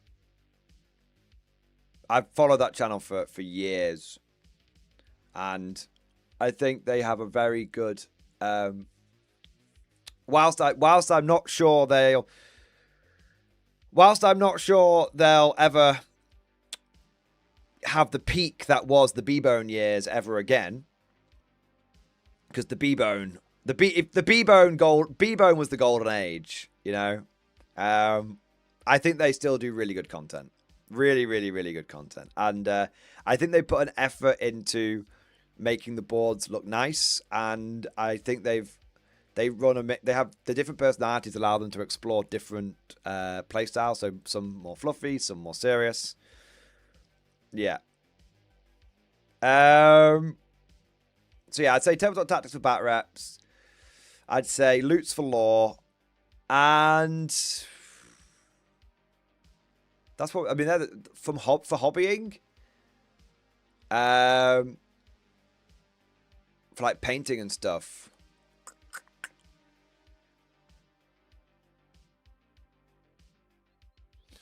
For hobbying, I don't watch a lot of hobbying because I do my own painting, for better or for worse.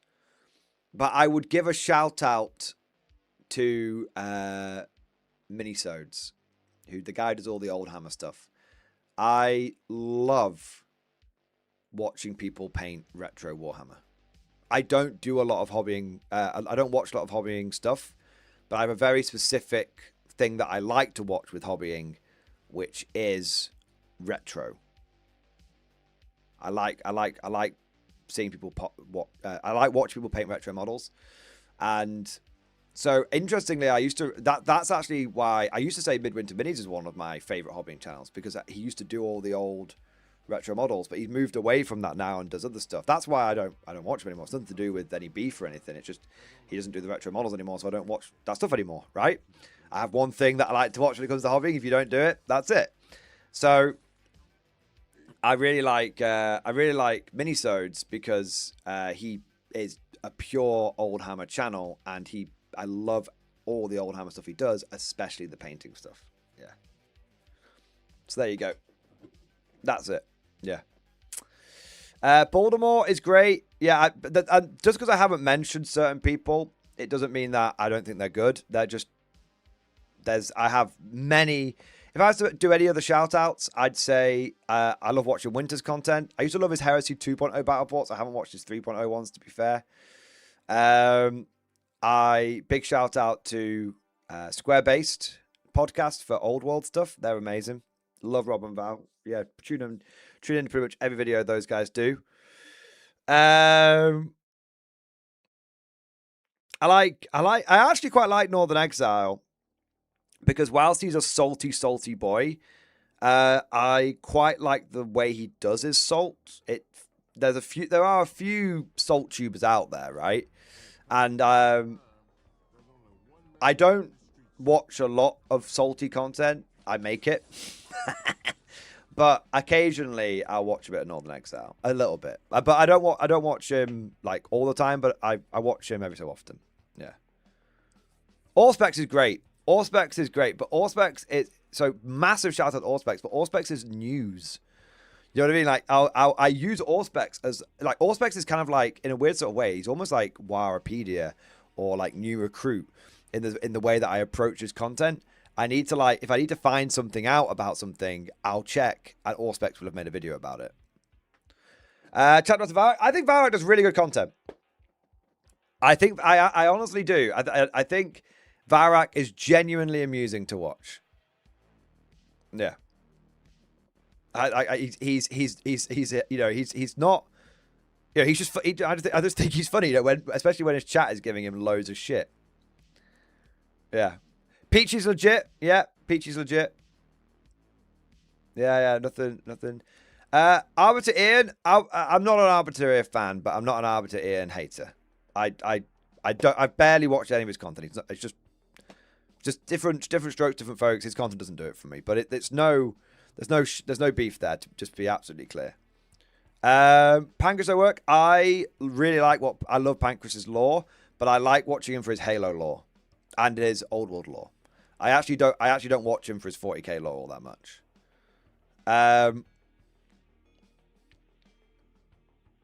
Yeah. Poor Hammer. I don't watch Poor Hammer. I have nothing against him. I just don't watch him. It's not a beef thing again. Yeah. Paul is bad at stuff. Paul is bad at stuff. If I was to give anyone a shout out, I think Paul is bad at stuff is probably the best up and coming Warhammer YouTuber. And I say up and coming, he's got a bigger channel than mine, but he's grown really quickly. And I think he's absolutely nailed the style of his videos. And I think Paul is bad at stuff will become like one of the proper big boys. Yeah.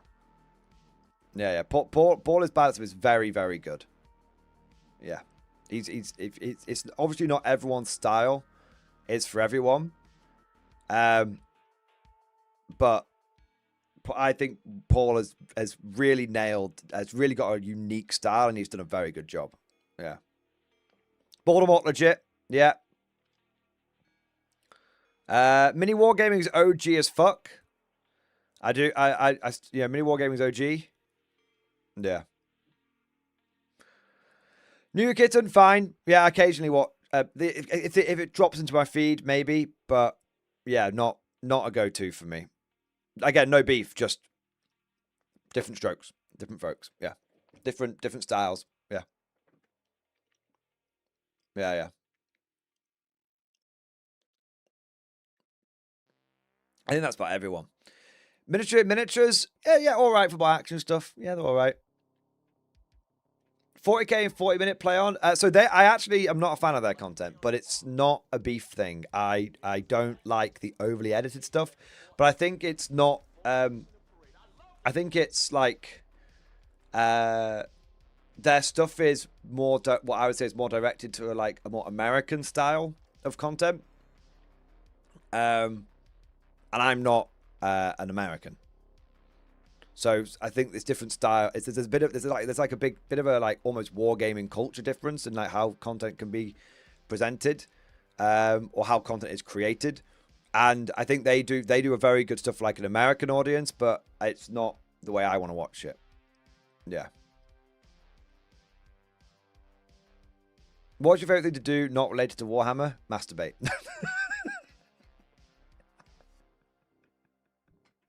Okay, no, I'll be serious. No.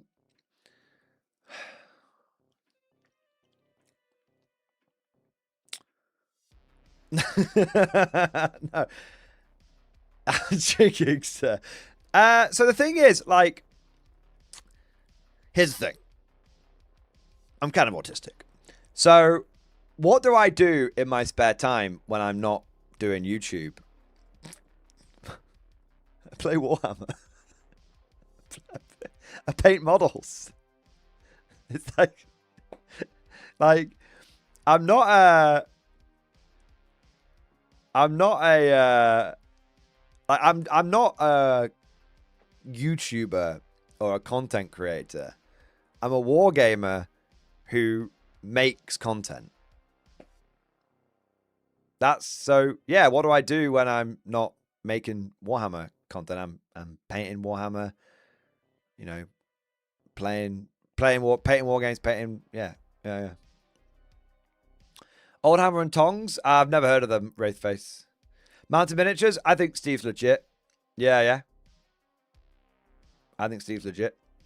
I enjoy a good bit. I do quite enjoy his Old Hammer battle reports. Yeah. The Remembrancer, never watched the content. But not in a beef way, again. Rogue Hobbies, yeah, fine. Yeah. Nothing, yeah, Rogue Hobbies is fine. But Aeons of Battle, I think Aeons of Battle actually is quite a feel-good channel. I occasionally dip in when he covers like a game that I'm curious about. Yeah. Salmon and Terror, I've never watched the stuff. Yeah. A Vox in the Void, it's fine. Yeah, I love a bit of Vox in the Void. Fine. Wargamer Girl, I've not heard of that channel, unfortunately. Tabletop Titans, never been a Tabletop Titans fan. Just a style thing. Yeah. Squidmar,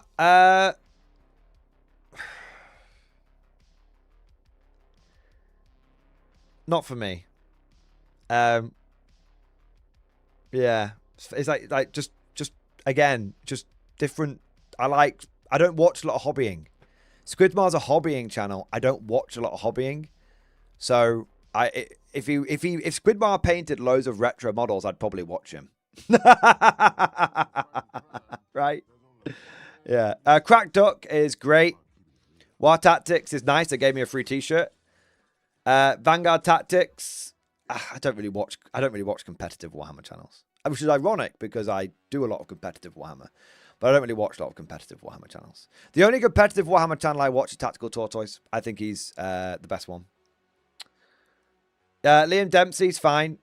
Yeah, he once crashed out about leakers, but but other than that, yeah, I think he's legit. Vanguard I do a Vanguard Tactics jersey, that's true. Yeah. Yeah. So much beef coming out of the stream. I don't think I've had any beef. Kirioth, he dropped off my algorithm, man. But I used to watch a bit of Kirioth. Yeah. Back in the day. Yeah. I would give one last shout out and then we catch up with the super chats, right?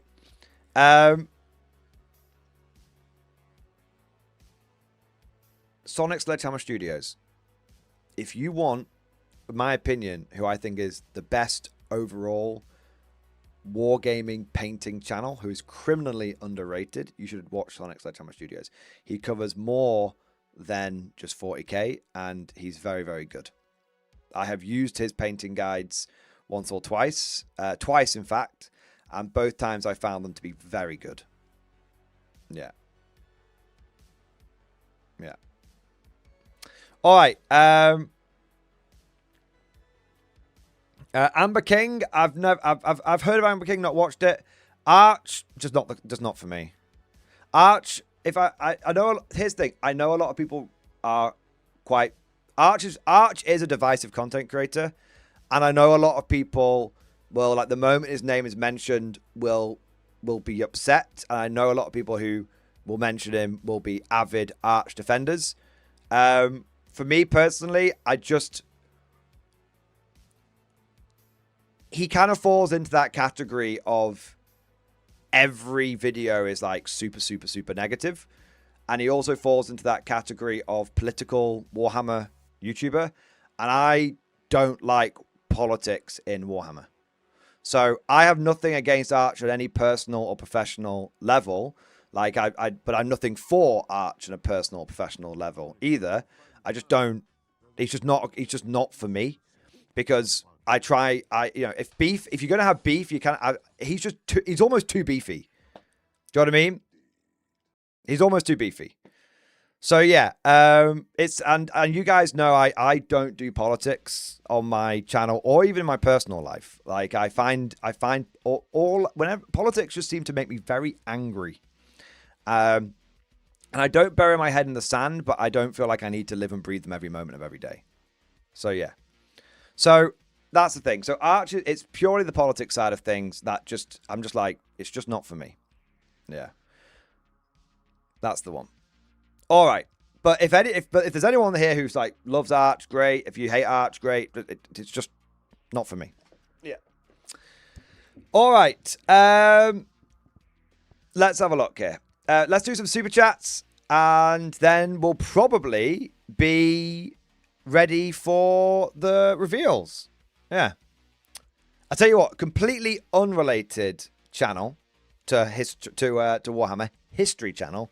You should watch The Great War week by week, and you should watch World War II week by week. If you don't, you are missing out. All right, what do we got here?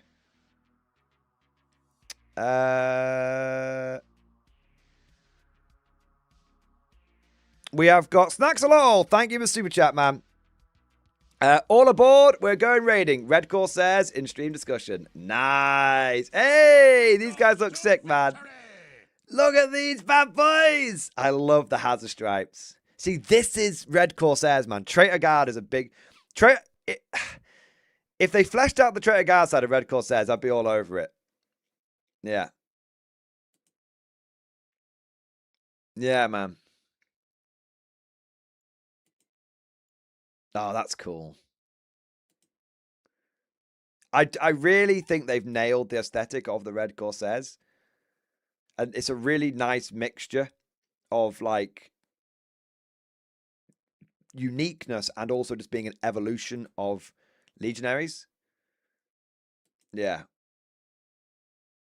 Also, I like what I like about Red Corsairs in many ways is they're kind of like the orcs of the Traitor Legions, which is like any Space Marine model. Heretic, Traitor, even Legion specific.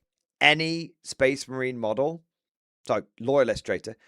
Any Space Marine model can be a Red Corsairs model. And I really like that aspect to them. Massively so. Yeah. I really like that. Absolutely smashed it, mate. Great job on the painting.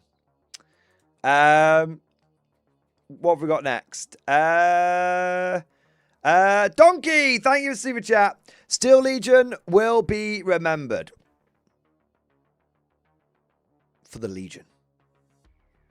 Hashtag for the Legion, boys. Ass Milk. I love the username. Oh, As Milk. Sorry. I still love it.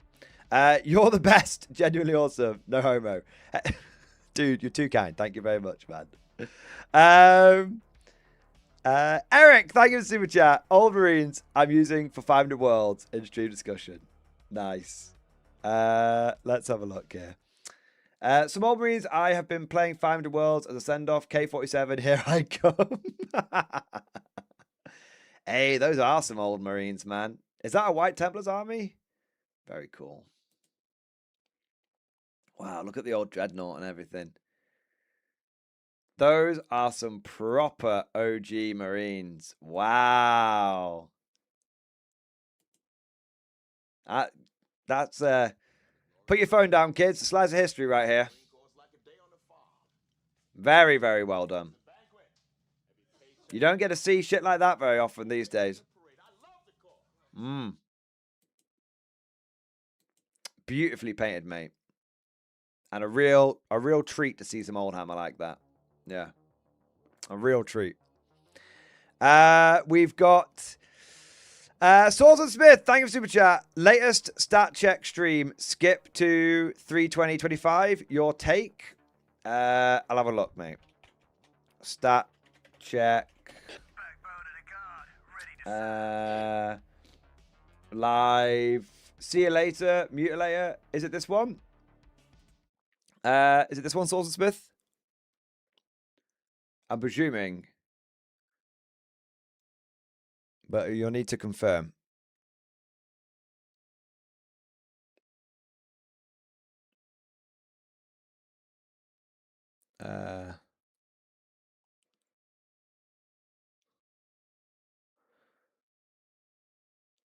not sure Solon Smith's still here in the stream. I'm going to presume it's this one.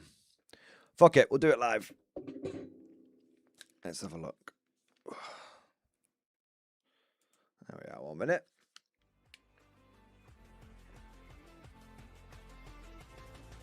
I like their intro music. Was it 32-25? Top 10s and a 0 point. So they had a 38.2% win rate, which is pretty bad. A top 4, 2 top 10s and a 0.63 overwrap. Astra Militarum were second from the bottom. Oh, what's going on anymore? Maybe everyone took our 44 advice and started playing Recon and started losing. True. A 6.2% of the meta. A 41.6% win rate. 1 top 4, 3 top 10s, and a 0.29 overwrap. So, Inez here said maybe everyone jumped on Recon and started losing. I should probably turn it up a little bit. So I actually agree with that take. So basically, Out of War was like, everyone should jump on Recon Guard. It's really good. And then a bunch of people jumped on Recon Guard and got absolutely smashed. And the thing is, Recon Guard is not an insta win. And going pure infantry in general is not an insta win.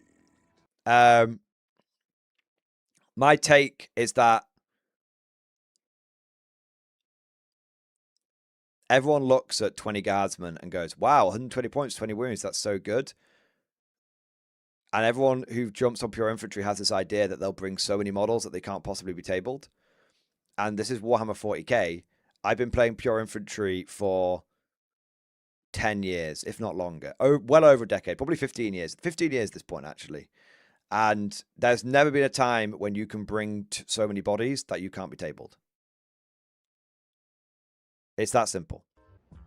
Playing pure infantry guard is quite hard, but in a lot of ways that people are not used to.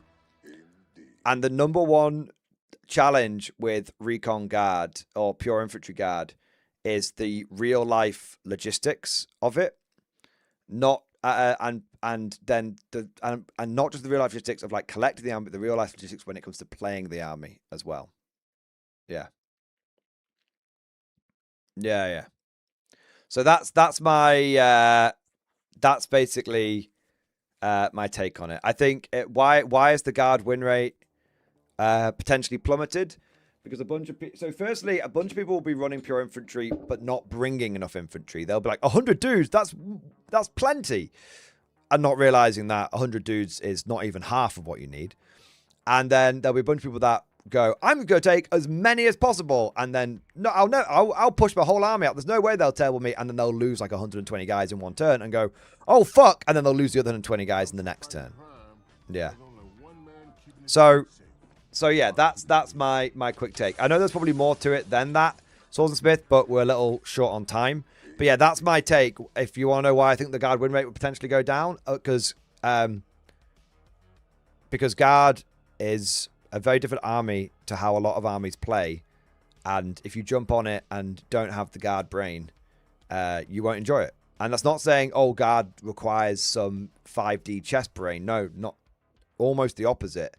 But playing guard does require a different mindset, not a better mindset, not a worse mindset, but a different mindset, and that mindset is taken to its ultimate extreme when you go down the foot guard route.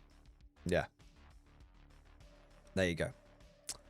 All right, what do we got next? Easy peasy lemon squeezy. Got the displayed for Adepticon together, as I mentioned earlier in stream discussion. Just hope it survives the trip to Adepticon. 5-hour drive. Wow, 5-hour drive, man. That's actually I could go from one end of my country to the other in 5 hours. America is a big place. Display board Adepticon, British Commonwealth Automated Factory, Conflict 47.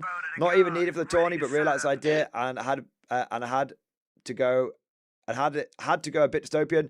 Automate everything. Let metal do it rather than flesh. Ah, that's so cool, man.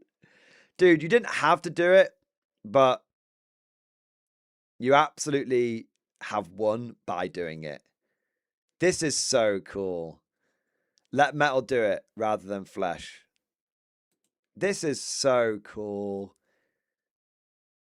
Like, Bro built an entire factory for there as a display board.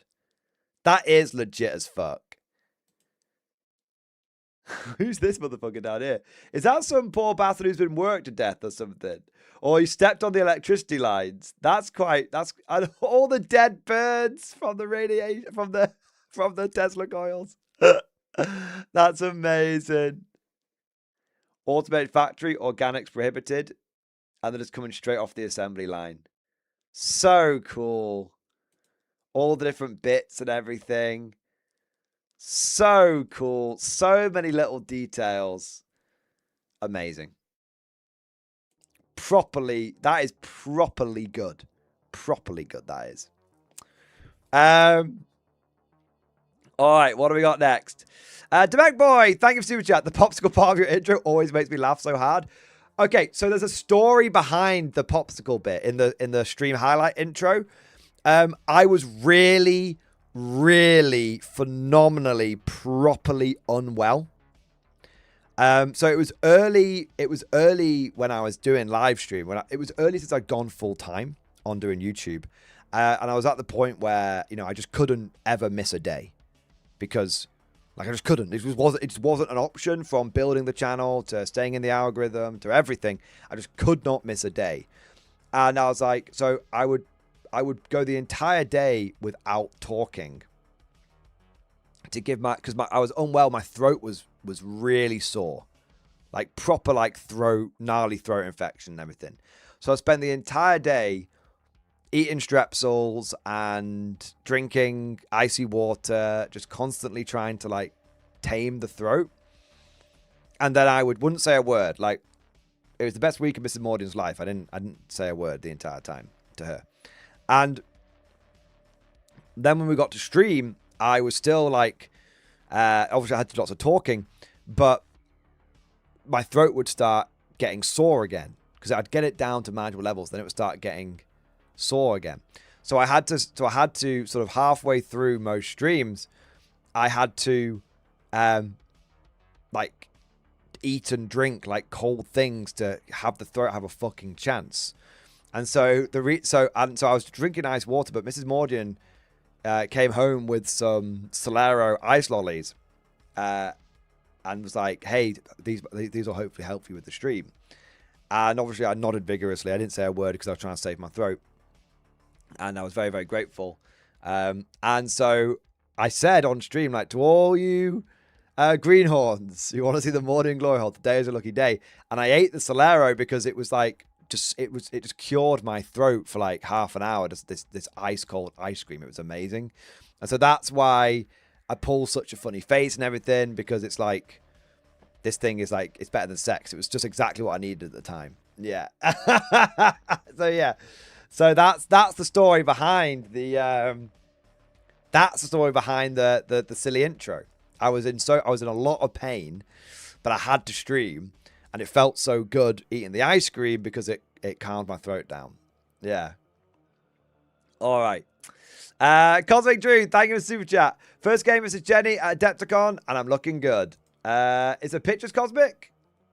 Yes, there is. Just in a game with Jenny at Adepticon. First battle of Bohemia. Great kill point back and forth until the Dragoons break through. Close battle ending a certain victory. As the inexperienced Prince flees for his life tomorrow, I'm bringing 3 linebackers to battle in K-47. Nice. Hey, Cosmic, the army looks sick, bro. And Jenny's army looks really good as well. So cool. That is a power stance from that Cossack. Wow. Look at that army. That is so good. Look at the board. The board you guys are getting to play on is really good. Holy shit, is that a Deathclaw? It's a fucking Deathclaw, man. So good. That's cool. Cosmic, that is very, very, very cool. Oh, there's one more picture. Cosmic in all his Kriegi glory. Nice. Excellent work, man. All right. We're potentially getting close to the stream now. It should be starting at past, but it might be starting at 1. So we're going to smash through some of these super chats and then And then be ready for the reveals. DeForge, thank you for super chat. Let's talk favorite beers. My favorite beer is actually, if I want a favorite cheap beer, I'll have San Miguel. If I want a favorite like slightly less cheap beer, like half decent beer, I'll go for Beavertown. Favorite beer of all time, Yingling. Bruce Oakman, thank you for super chat. Here's the reason politics makes you angry. The root is Greek, poly, many, and ticks equals blood. So many blood-sucking creatures. You're probably right, Bruce Oakman, for that one. Demek Boy, thank you for super chat. I'm ready for the orc reveal. Speed Freaks all the way. I'll tell you what, when I was a kid, I played orcs and I played Speed Freaks. I played a mixture of Speed Freaks and Snake Bites. I had lots of orc bikers, the old ones that you get like for like a $5, with like the two guns sticking out the side. And I had the old Cyborg Boar Cavalry, and I had the old Metal Commandos as well. Yeah. Yingling is not non-alcoholic, Towser. As far as I'm aware, it's not. Anyway. Kamihito, thank you for becoming a channel member, man. Thank you for doing your part.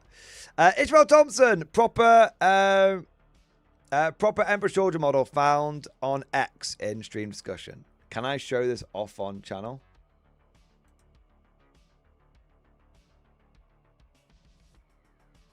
Yes, I can.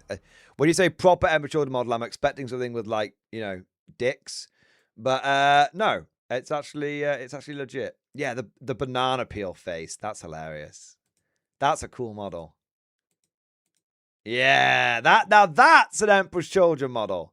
Is that an official GW one or a 3D print? Now, because that's an Emperor's Children model. Totally agree.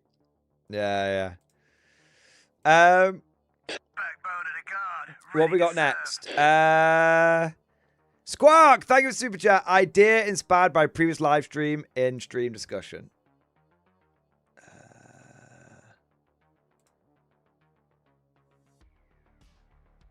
The age of Cetra has begun. Let's have a look. Children, this is what I see before me. Though you may have drawn blood upon 1,000 battlefields, though memories of your youth may have been lost to the mists of the centuries, though some among you have battered away your meagre mortal will for the promise of the prowess born of immortality, you're all but children to me. Many among you already know what fate has in store for your people, for countless tales from your dead homelands told of children lost in the wild meeting their doom. There, I can see the minute twitches across your fleshy visage. You are wondering how I could know of your ancient tales. I know because I was there. I was already there before the tales were spun. I was already old and wise when I refused to make some bargain as your feeble leaders, for I would not be lured into the betrayer's bargain. I paid the price for my honor. Countless entities of shadow upon a blasted rock. My body with endlessly blasted with unspeakable horror. But I refused to surrender my shattered body to the endless screaming maelstrom. I did not kneel then. I would not surrender now. I endured for a time beyond time. Perhaps it's destiny that kept me intact to deliver me here before you. Perhaps it's the truth of my will. Believe what you like, for I am here now, and I have a need of an army at my back, just as you have a need of a god above you. Many are my gifts, and I now gift all of you with a choice. Flee and die in the uncaring wilds. Resist and die at my hands. Or join me, and your days will be filled with glory. You, not your distant descendants, but you will see the greatest monuments of your ancestors' age rise once again on rich soil we call our own. Children, lost children, my children, rise and join me, and I will be your shepherd, your commander, your God. And should you fall in glory, you will rise again. For those of you with vision, my words are the gift of hope. The hour has come to make your choice. Ignominious death or glory eternal. For the age of Sigmar has ended, and the age of Cetra has begun. Praise Cetra! Praise Cetra! I would play Age of Cetra. I would play Age of Cetra for sure, man. Thank you for super chat, man. Did you see the Games Night tabletop Halo Battleport? I did. They used bot action / conflict rules for it. I thought it was very good. Seen the first 5 minutes. Thought it was very good. It's me, Marco. Thank you for super chat. Good evening, peeps. 07, what have I missed? You've not missed anything. The live stream is going to start soon, and either in 10 minutes or in 30 minutes. But we'll have to find out. GW's scheduling is a little all over the place. Q-Tup, thank you for 23 months, man. Hobby update before 11th of stream discussion. Almost 2 years. Almost 2 years, man. Holy shit. Let's have a look. So update on my Votan, the Caltech Independent Manning League, that I now have about 3.5 weeks to paint and get ready for a major. Pioneers about 75% done. Need to paint 10 Berserkers, 12 Thunderkin, 10 Warriors, 20 Jaegers, another 3 Pioneers, 2 Capricus, and 2 Land Fortress still. Attempt number 3 to post it and get both images working. I mean, it's a lot to paint, but I think you'll be all right. Yeah. Yeah. 3 weeks? Get it done in 1, mate. Well, if you've got a lot of painting to do, best thing you can do is Stargate and paint, because that will help you paint very quickly. Yeah. Verax, thank you for becoming a channel member, sir. Thank you for the support. The Pigeon, thank you for the super chat. Want to see some Steel Legion? I'm sitting in Welcome Station. Send help. Let's have a look, mate. I can let you in now. There you are. You have now been let into the Discord, sir. Thank you for sharing your proof of membership / Patreon. You are now in. There you are. Tohenjo, thank you for becoming a channel member, man. Thank you for doing your part. And Merlin, thank you for the super chat, hobby update, and stream discussion. Last super chat before the reveals. Let's have a look. Hey, here we go. Just finished painting the old metal Cadian senior officer in the new scheme. Love this model. Feels perfectly Cadian. It's probably the best officer model GW's ever made from a vibes point of view. Because it's not only good for Cadian, it's good for like any guard officer. Like the signature sneer, the monocle, that's the bionic monocle, the sword held at the ready. It's very guard. Additionally, finished Tech Priest last night. Put it onto 32mm base instead of the normal 25mm, mostly because it looks better than the larger base. Yeah, that's fine. Yeah, I love that, man. You've really done a good job. Yeah, bro. Absolutely smashed it. Absolutely smashed it. All right. Now, we rushed through a few super chats there just to make sure that we were ready in time for the reveals. I want to say big thank you to Papa Whiskey for the 5 gifted memberships. Thank you for your support, man. Let's have a look if it's looking like they're going live anytime soon.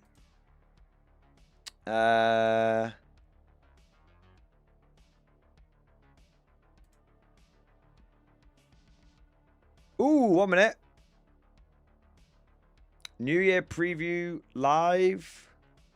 Have they got it on YouTube as well?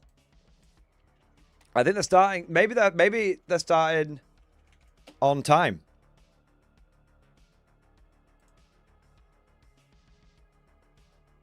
They're starting on time. So it wasn't. They are starting at 1. This is going to start in 6 minutes. So GW did not.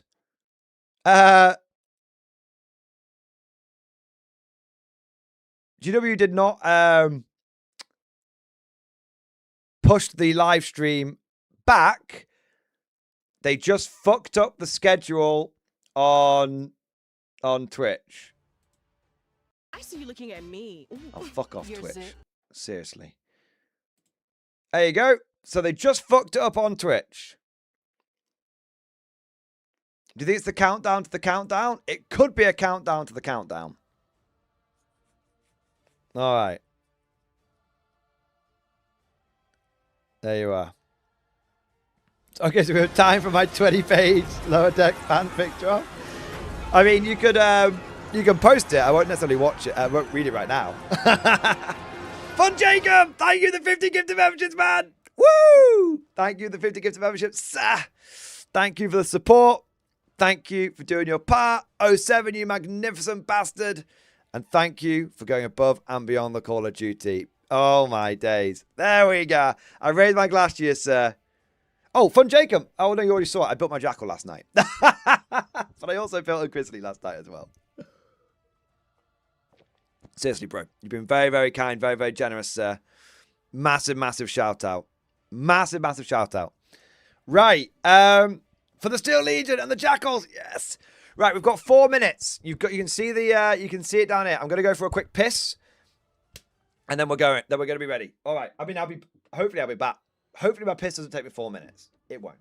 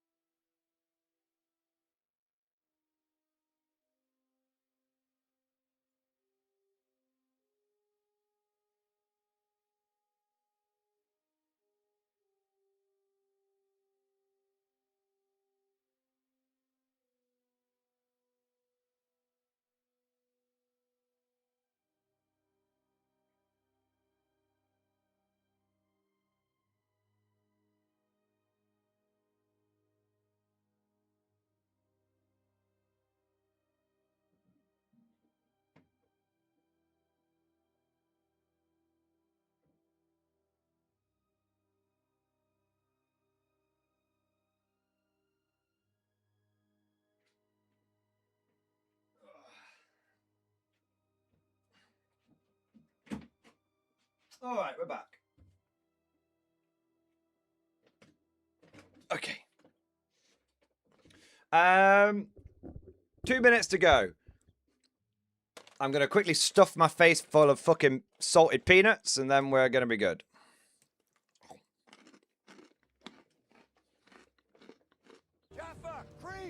Do we want the Warhammer chat on?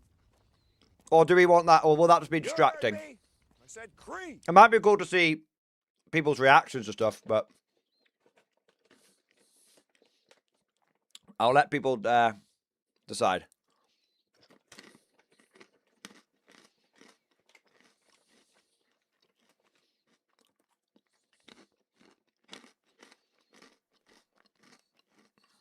I'll tell you what I'm going to do. I'm just going to close the poll on the stream. Wow. Look at that. Look at the results on that poll. Fucking hell. Fucking hell. 2.7k votes. Did we get the audio right this time? 74% of people said no. Actual hilarious. Actually hilarious. I mean, there you are. Don't worry, I won't eat during the reveals. I'm getting the eating done now, so I don't get hungry during the reveals. Oh.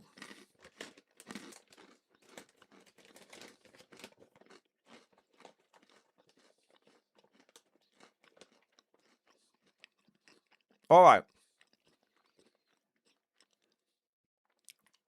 Let's go.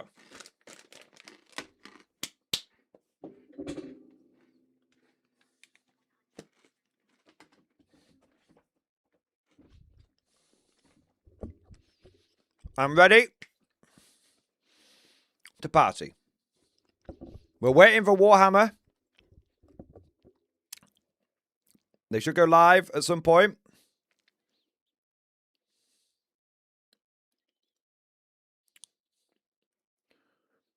I'm going to refresh just in case. We're still waiting for him. Go check over here. It's live on Twitch.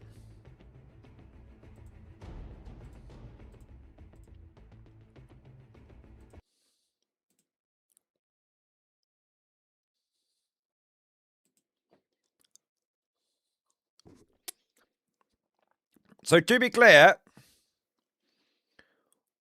we've had one fuck up already, which is they said it was going to start at 1:30 on Twitch, and it's starting at 1. So we've had one fuck up already, only a little one though.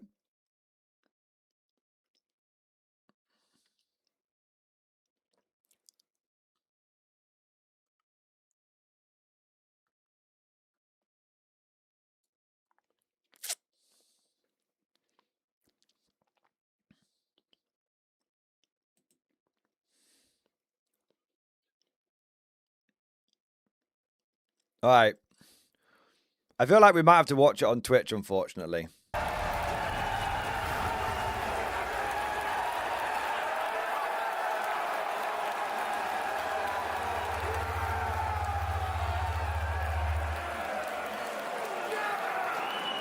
Right, we're watching it on Twitch.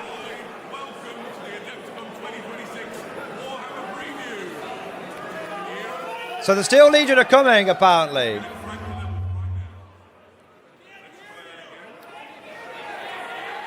Technical issues! Technical issues!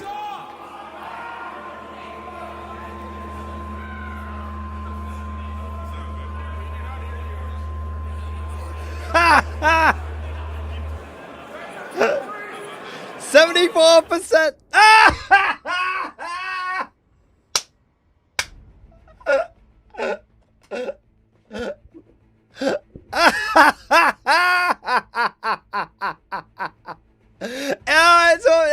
It's literally bingo! All right. I mean, we already had it. We had it pre-ticked. Bingo!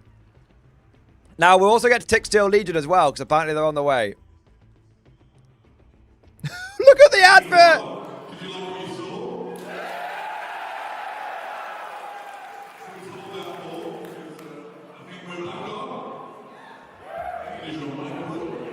I think it does. I think it does.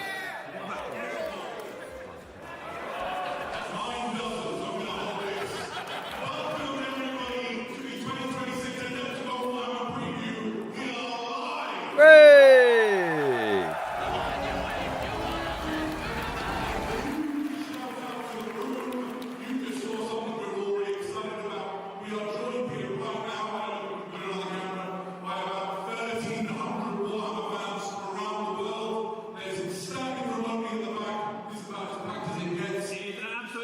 It's wonderful to be here in the USA for Adepticon. Fantastic. This is my regular game, and for the next 90 minutes to 2 hours, we're going to take you on a journey through some amazing Warhammer reveals. But let's start with that video we saw about the Steel Legion. The question, what would Garrett do? What would Garrett do? He'd bring back the Steel Legion, of course, and we can confirm today the Armageddon Steel Legion are on their way. Hey! Fuck off, Twitch. You can expect to see the Steel Legion within around 2 years. They are not going to be the Imperial. 2 years!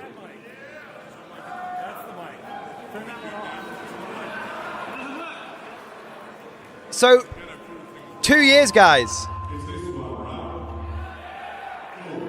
2 years. Do you know what that means? They weren't going to bring them back. It's a backlash response!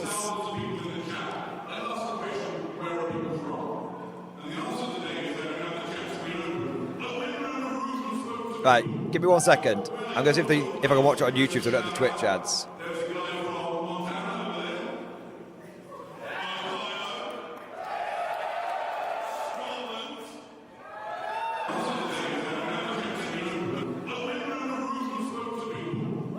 There you go. Watch it on YouTube now. So we don't have the Twitch ads.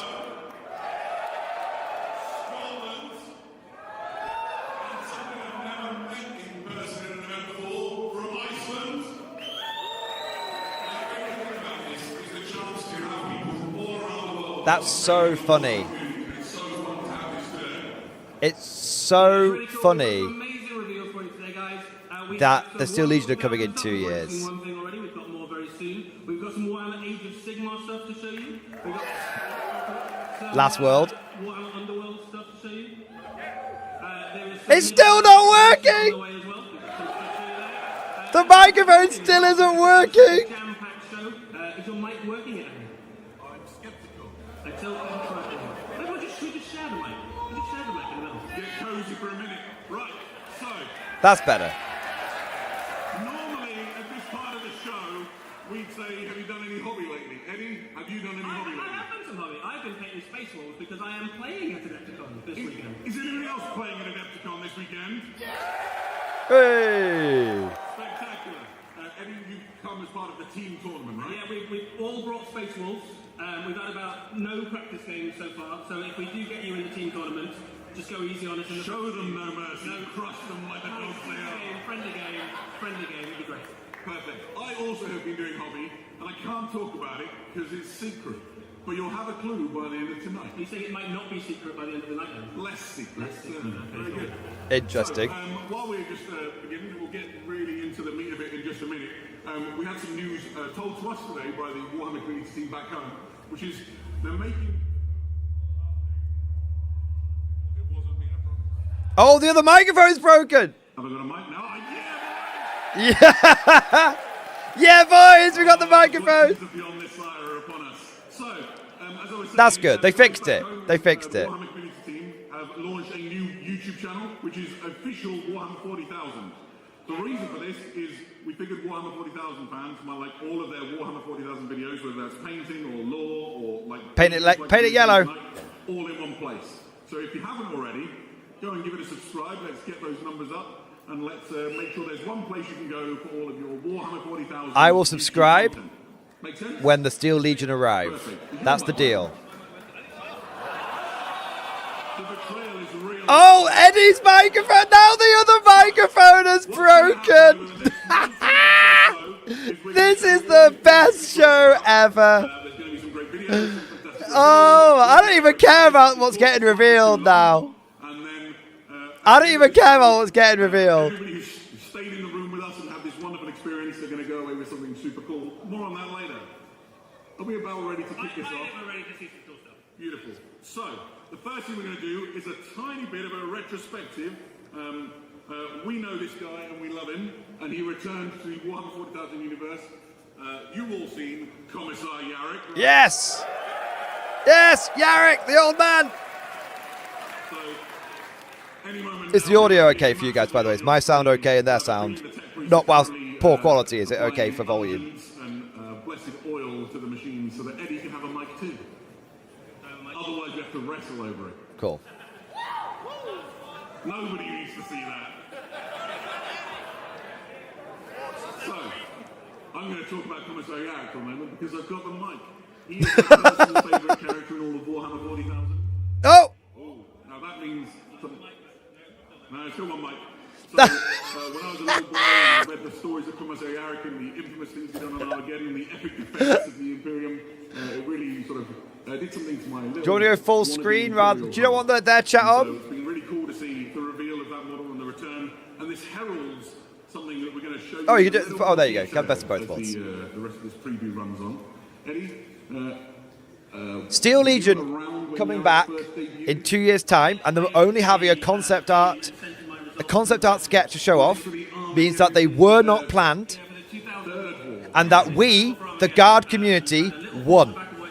We won. And how? And what have I said to you guys? GW only has the power over you that you let them have over you. in the Armageddon Global campaign. They have no power. They only have perceived power.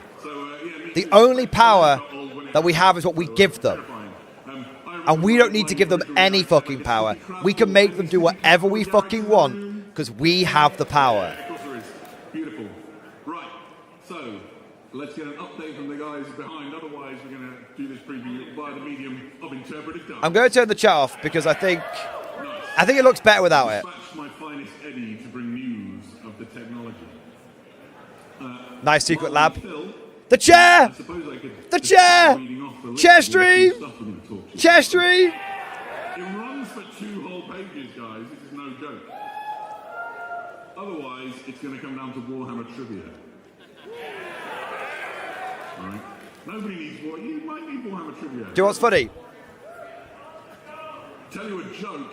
My faith never, I couldn't possibly tell you a joke. Never wavered. on air. This would go badly. my faith never What I wavered. can do is, hello, sir. You have your hand up. It's very Never polite. wavered. Go on then. Sorry? I didn't hear the question. I'm not answering. Oh, right. Well, there is actually.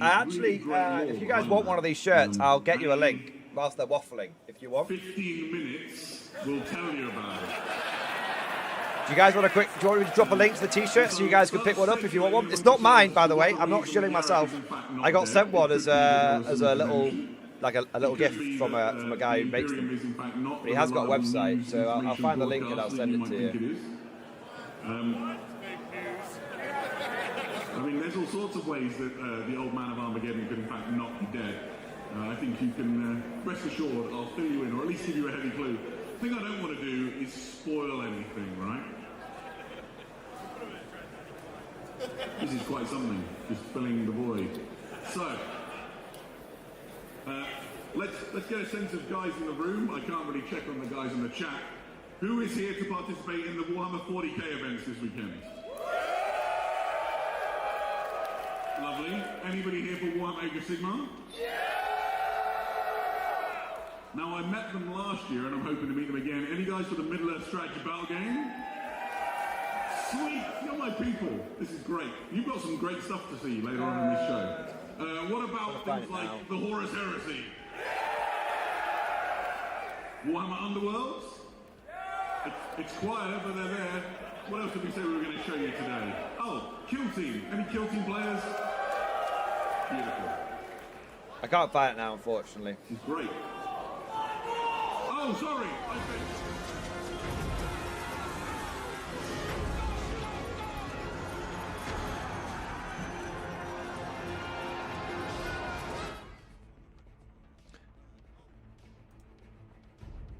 Oh, there we go.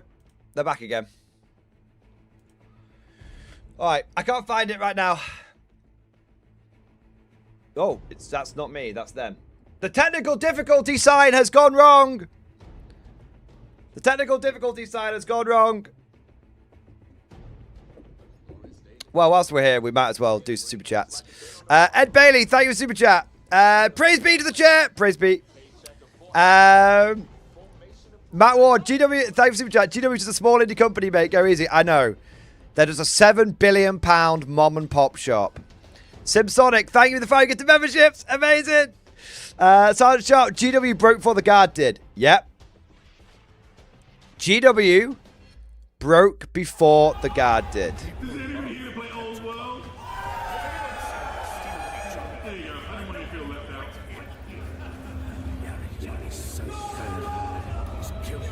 What's going on? This isn't me, by the way. Like, this is like... Oh, they're replaying the concept art. It's completely fucked.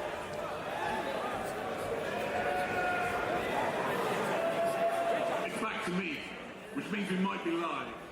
So I'm going to talk about it. Isaiah Experiment, thank you for the 50, man. Are there any I know you did a lot. authentic Dude, big thank in you. the room? Yay! Big thank you, man. So I have a Steel Legion army. It's even been in White Dwarf back in the day.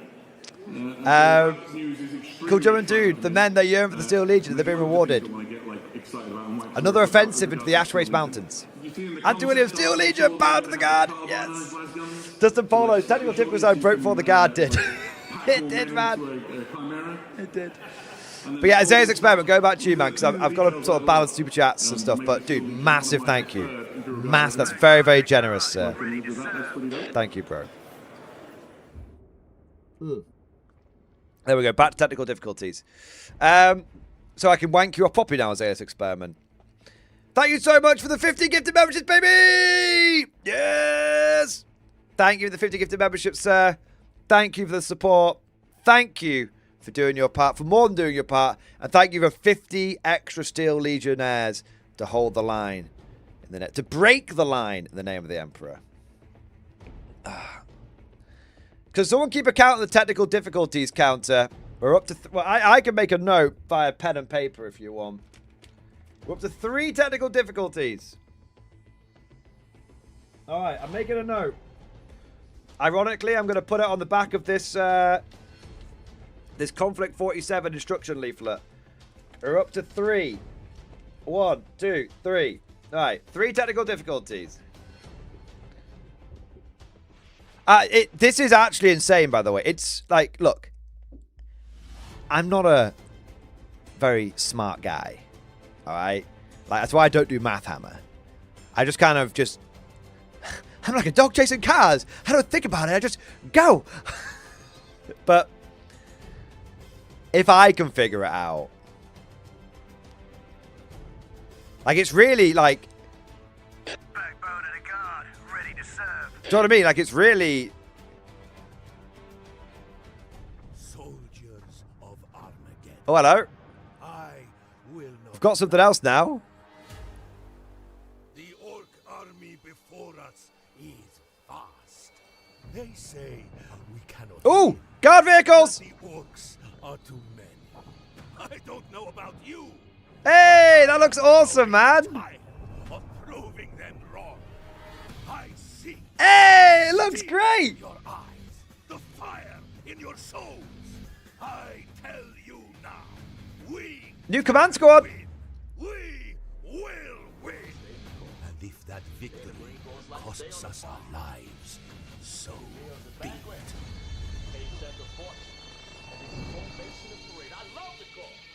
Cool. Ladies and gentlemen, we are returning to Armageddon. Hey! This is another campaign expansion book for Warhammer 40,000, The Return of Yarick. We're going back to Armageddon, back to the War World, for a story of the Imperium versus a huge orc war that is invading. Armageddon is a place that's had some issues, and the sponsor of the issues that are going on right Insta-buy. now is none other than the herald of the Speed War, Wazdaka Guts. Hooray! Oh, the microphone's got off. So that when they show us the slides, we can't hear the announcers anymore. That's not me. So that's another technical difficulty. We're up to 4.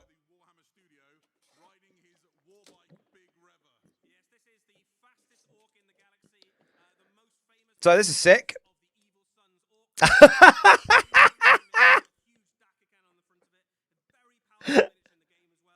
It's going to be a good stream highlight, isn't it? He looks great, though. He does. It's sick model. I wish I could hear some of the rules they were telling me about him. Yeah, absolutely. And the narrative hook behind Wazdaka and why he's come to Armageddon is quite exciting. Essentially, he's on a quest to travel side to side the length and breadth of the galaxy, and as he travels on his speed war, he wants a bit of an. I could just about hear what they're saying.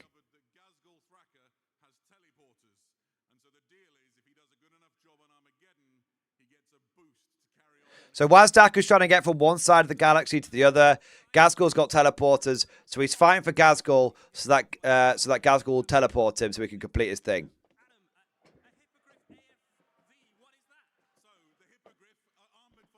I'm listening out for stats.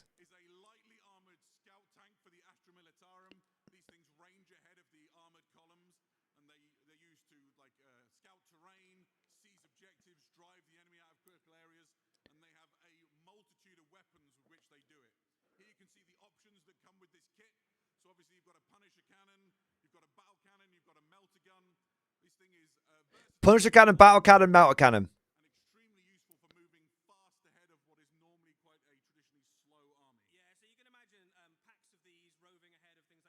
Packs of them.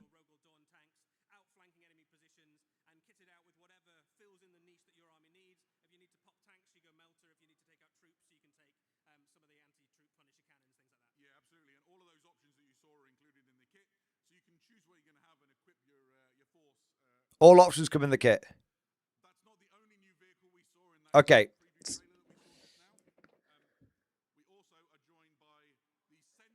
That's cool.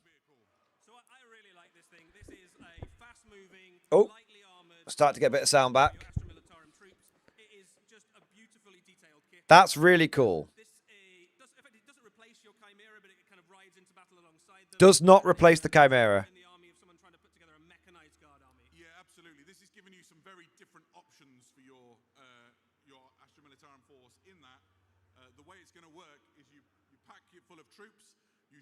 Forward to the objective and then you get out of the way. The Chimera would typically sit alongside you guys and offer lots of suppressing fire. This is purely delivery.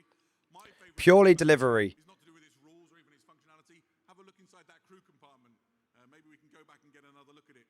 But you've got like fully modeled interior with all the guardsmen that are sitting inside it. This is a beautifully rendered. So it's gonna. It's got a heavy stubber, so it's not completely armless, right? Yeah, absolutely. Heavy stubber, but it's not designed to. It's designed as a battle taxi. It's like like an American half track. They've designed it to look like an American one rather than a German one.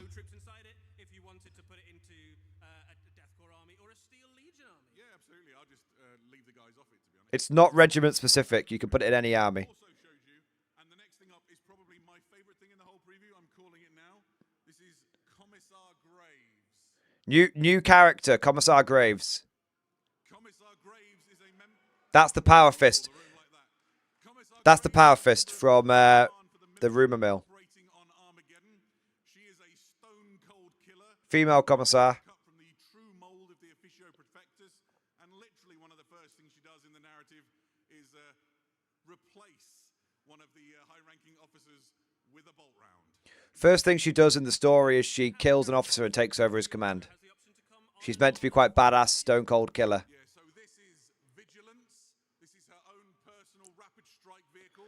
New vehicle. It's called Vigilance. Warhammer 40,000, right? Gloss black paintwork, armored There you go. So you get the model, you get the character, and you get her transport. Personal banner. A bunch of people were trying to work out what all the different patches on the jacket I wore were. Commissar Graves' heraldry is one of those patches. This patch here is not for the Mordian Iron Guard, it's for her. So no Mordian Iron Guard. She calls her right hand. Her left hand is a power fist. Her right hand is a bunch of executioners which she'll use to enact her will. I think the thing I really like about These guys are her personal, like, personally chosen executioners. Commissar Yarrick traditionally drives around in. This is sort of like a smaller, compact version of that. If you could It's like a mini Fortress of Arrogance. look very cool riding to battle alongside it. Yeah, absolutely. I think one of the things here is that the cloth that she's cut from is very different to Yarrick. Yarrick is an inspiring leader at this point, almost like a heralded hero, right? Whereas Commissar Graves... Yarrick's an inspiring leader. She's not an inspiring leader. She's a disciplinarian. We're still not done. Did we see the Adeptus Sororitas character? Here is... New special character for the sisters. He likes this one. Here is Intransia Frey. She is the Dog Martyr Superior for the Adeptus Sororitas on Armageddon. She's a member of the Order of the... She's a Dog Martyr Superior. and she has a big role involved... Okay, I've stopped caring. ...that are operating on against the Orc War. Yeah, we know the Sisters of Battle have played a big part in some of the... Missiles, heavy bolters, heavy flamers. We've seen them in novels and stuff doing some cool battles. This is a really... So it's a named character. It's not a generic character. It's got a few different options there. You can see you've got the helmeted, unhelmeted.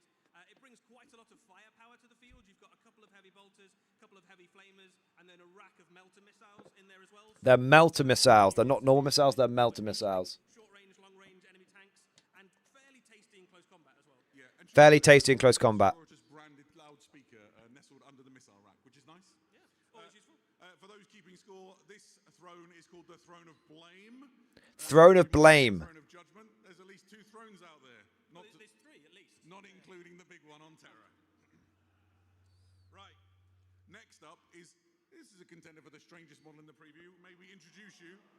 A new Inquisitor. Inquisitor Croyle. Who wanted a new Inquisitor? Inquisitor Croyle is a member of the Ordo Xenos, Who wanted a new Inquisitor? You've got one. big game hunter in Warhammer 40,000. He's a big game hunter. This guy hunts down, He works for the Ordo Xenos. He's a big game hunter. He's like the guy from Jumanji. particularly to try and take out some of the Orc warlords and Orc psychers and things with that very strange-looking alien. He's actually really cool. He's like the Jumanji guy. Weirdest-looking horse shrimp thing. It's a horse/shrimp. Even worse with the nose bag off, right? Yeah. You've got some options in the kit. So you've got a couple of head options for the mount, a couple of head options for the character. In game terms, he's very useful. He is a lone op, fast-moving sniper. Lone op, fast-moving sniper. Him being very useful for all sorts of things, right? The rifle has got a particularly fun rule where once you've managed to hit an enemy unit with it, the damage on it goes up and up and up across the game. Yeah, fantastic Every time you hit an enemy model with the rifle does more damage. for the record. And it's one of the stranger-looking guns in Warhammer 40,000, Glorious day I in think the it's Corps. fair to say. Day in the Marine Corps is like a day on the farm. Riding Every is meal's a actually the banquet. last of its species. Every paycheck a fortune. The rest of Every its species formation a parade. I love the Corps. a useful mount, so he kept one of them to ride around on. So, yeah, one of a kind in a very real sense of the word. Right. Now, where can you learn about all of these characters? Well, we've got a book for you. A slipcase that There you go. This is Oh, new detachments. Return of Yarrick, and this contains a narrative book, a book with detachments in, and then a book with some new rules for you to use in your game. I want to start with the narrative bit because it's very exciting. This does answer the God, the sound is so shit, man. of how is Yarrick not dead? This is not me, by the way. Look. I'm not going to spoil it entirely, other than to say the Space Wolves have something to do with it. The Space Wolf saved Yarrick. Obviously got a whole bunch of new detachments. No surprises, some of those are Orc and Imperial themed. There's also another book in there which is Armored Gauntlet, which is effectively tank and vehicle battles in Warhammer 40,000. Would be very cool, for example, Armored Gauntlet it's like tank war for Warhammer. an Imperial tank or mechanized company, something like that. It's Achtung Panzer for Warhammer. War Planet, yeah, absolutely. And finally, there's a bunch of detachments in the detachments book, as one might expect. There are detachments in the detachment book. Perfect. All of this comes out alongside. They didn't tell you what the detachments were. Hey, look at that. That's a good box. First place. I got a standing ovation from the Imperium side of the room. Nice. The first The guard is being treated good. So you get.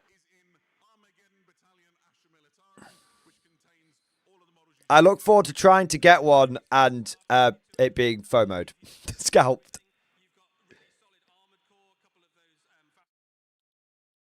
The sound has now gone completely. Oh, it's come back a tiny bit. No, it's gone again now. So the sound is fucked, basically.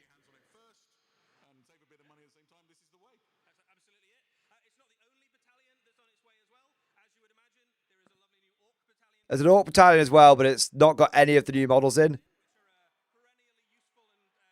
Lol, fuck you, Orcs. Sorry, Orc players. Yeah, technical failure counted to 5.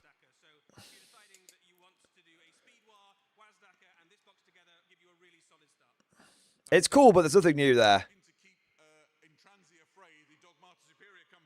Another Armageddon battalion, but nothing new in it. Oh, sound's coming back a bit.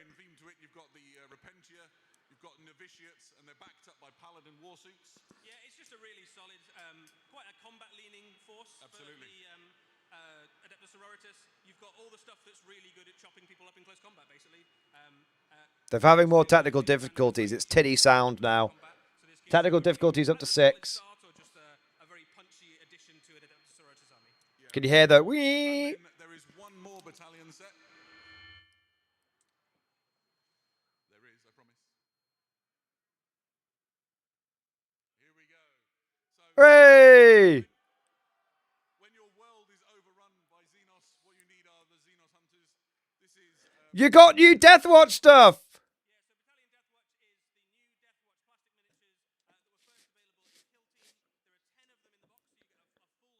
The audio is working too well. Lower Decks, you got it, man! You got new Deathwatch stuff! Yeah, baby! That's what I'm talking about! Send him to the black ships. Send Lower Decks to the black ships. He called it.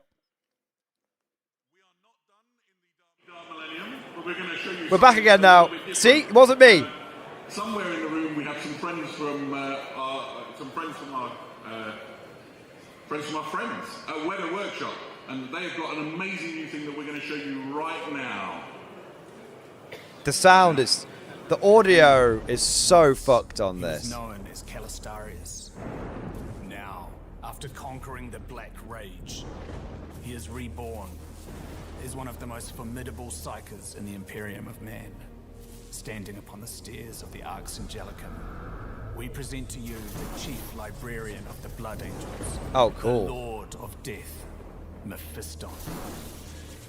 That's very cool. He is the sole member of the Blood Angels to conquer the Black Rage. Yet beneath that control lies a force capable of devastating He looks like Dracula. We have depicted Mephiston amidst the battle-damaged environment of the Arx Angelicum, harnessing a powerful psychic attack. His aristocratic features contorted into a rageful expression as psychic energy ripples between his temples and through his psychic hood. In one hand, It is a very his cool four thing. sword Vitaris crackles with power. In the other, psychic energy gathers. I wonder how big it is. poised to manifest the Emperor's wrath. I need a banana for scale. Mephiston's resplendent artificer armor, richly adorned with Blood Angels iconography, has been rendered in exquisite detail by our sculptors. His presence is further elevated through masterful, visceral paint Wow, it's applications, big. with every Holy surface shit, it's and texture properly carefully big. realized to bring depth, contrast, Fucking and hell. gravitas to this defining portrait. It's of like the Lord size of a Death. Warhound Titan. At least. He is a figure of awe within the Blood Angels chapter. It's Titan Making a sized. figure of awe upon your shelf. Look at the scale of the guy behind him. It's like maybe Reaver Titan sized. Wow. 1:6. Fuck, it is big. Oh, technical difficulties up again. Sound's gone. Sound's gone again. We're up to technical difficulty counter number 7. It's not... Throughout the rest of this weekend, week and weekend, that statue you saw in the video is here. If you want to look at it in person, go and chat to Jules and learn all about it. Pop down to where the Warhammer shop is, and you can see it in the flesh. Scale creep. Exquisite, so it's well worth a visit. While we're talking about licensed things, we have another officially licensed product I'm pretty excited about because they sent one for me to wear. Oh, what is that? Oh. Oh. This is the new White Scars helmet. We've seen a couple of these helmets. Audio's gone again. Should we... It's probably the same technical difficulty, but should we... I think we should add another one to the counter. I think we should add another one to the counter. I think it'd be rude not to. Everybody wondered, my head is colossal. It's ridiculously big. Add another? Add another? Yeah, okay, done. A lot of people were Bro, I can't stop laughing at how scuffed this is. Even larger than Starkey-sized bombs, you'll be fine. It's a cool helmet, though. It's a very cool helmet. You can check these things out. There'll be links to it all on the Warhammer community website. Make sure you go and have a look when we're done with the preview and scout it all out. And I believe that helmet is available to pre-order as of tonight as well. I think so, yeah. So essentially, if you really like one of these things, you can get your order in straight away, both the Mephiston and the helmet.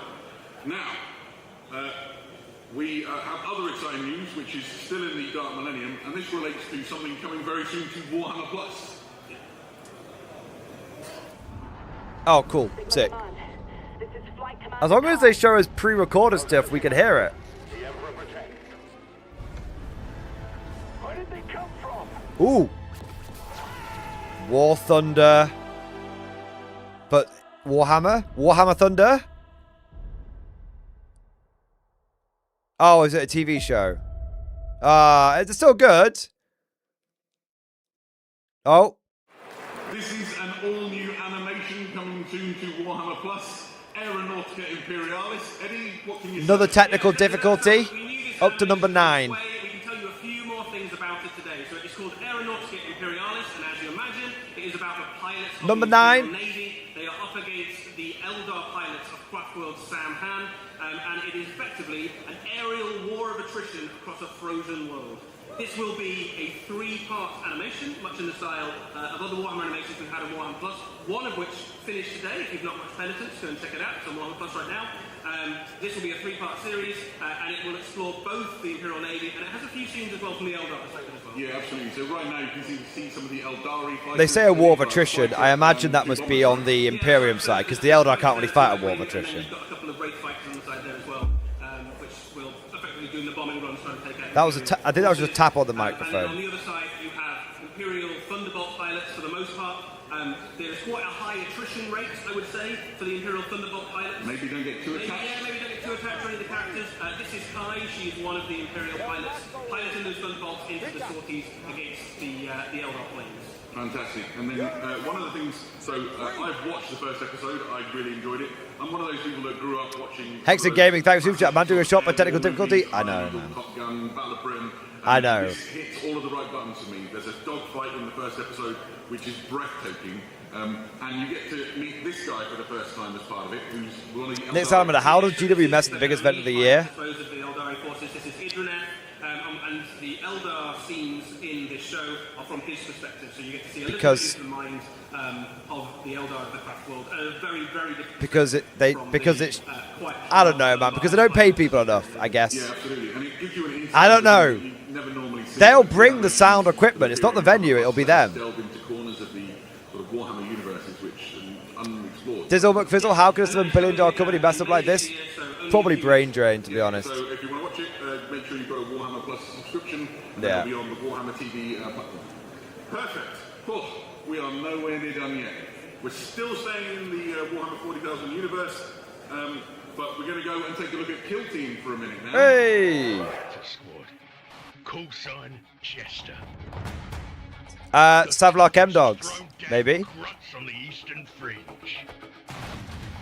A new kill team. We fought Tyranids before. They're tough, but they drop if you know where to shoot them. It sounds like Tyranid We Hunters. were ready. We were wrong. Red Terror. The Red Terror's back. Hey, that's cool as fuck. Terror on Devlin. Sector squad. Call sign Chester. The Oh. toughest throw.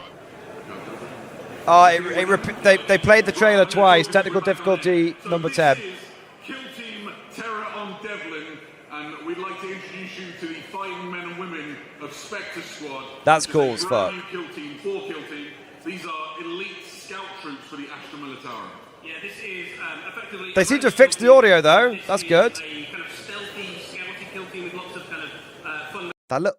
Oh.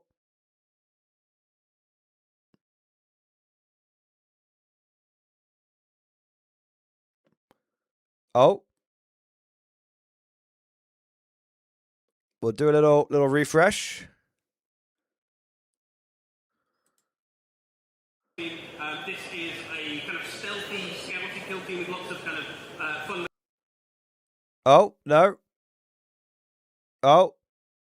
Maybe should we check Twitch? Maybe Twitch will be better.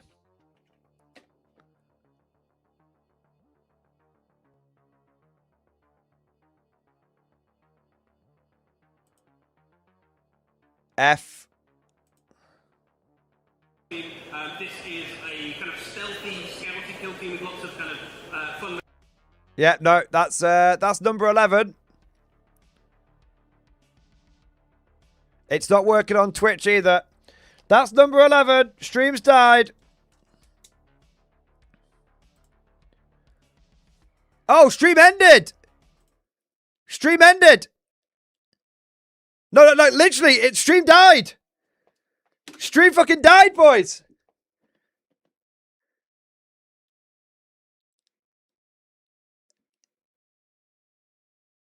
It's fucking dead. We fucking killed it, boys. It's fucking dead. Oh.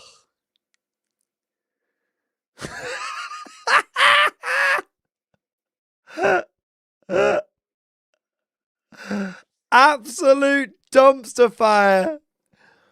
Absolute fucking dumpster fire. They'll fix it. It'll come back. They'll fix it. Fucking hell.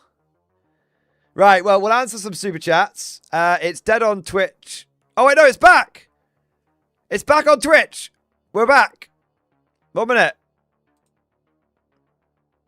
I think.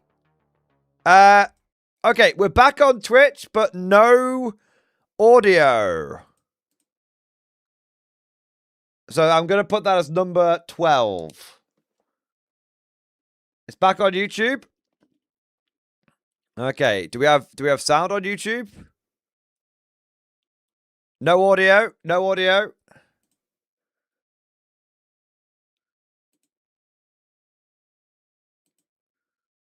No audio. Okay.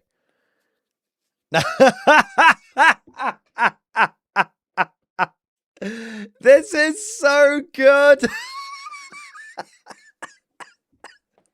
Not in a good way. Like, don't get me wrong. I'd rather it was working. Obviously, I'd rather it was working. Don't get it twisted. But it's just hilarious.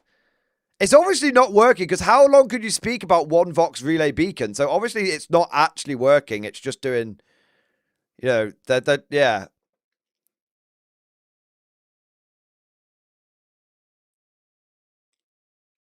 Another glorious day in the Corps. There we go. Day in the Marine Corps like a All right. Well, we can still see the things that are coming in. Let's do the super chats whilst they fix the audio. paycheck of fortune. The kill team itself looks great. I love that guy with the box mag heavy stubber. That looks amazing. So again, let's be clear here. GW is obviously like fucked, right? In terms of like audio and everything.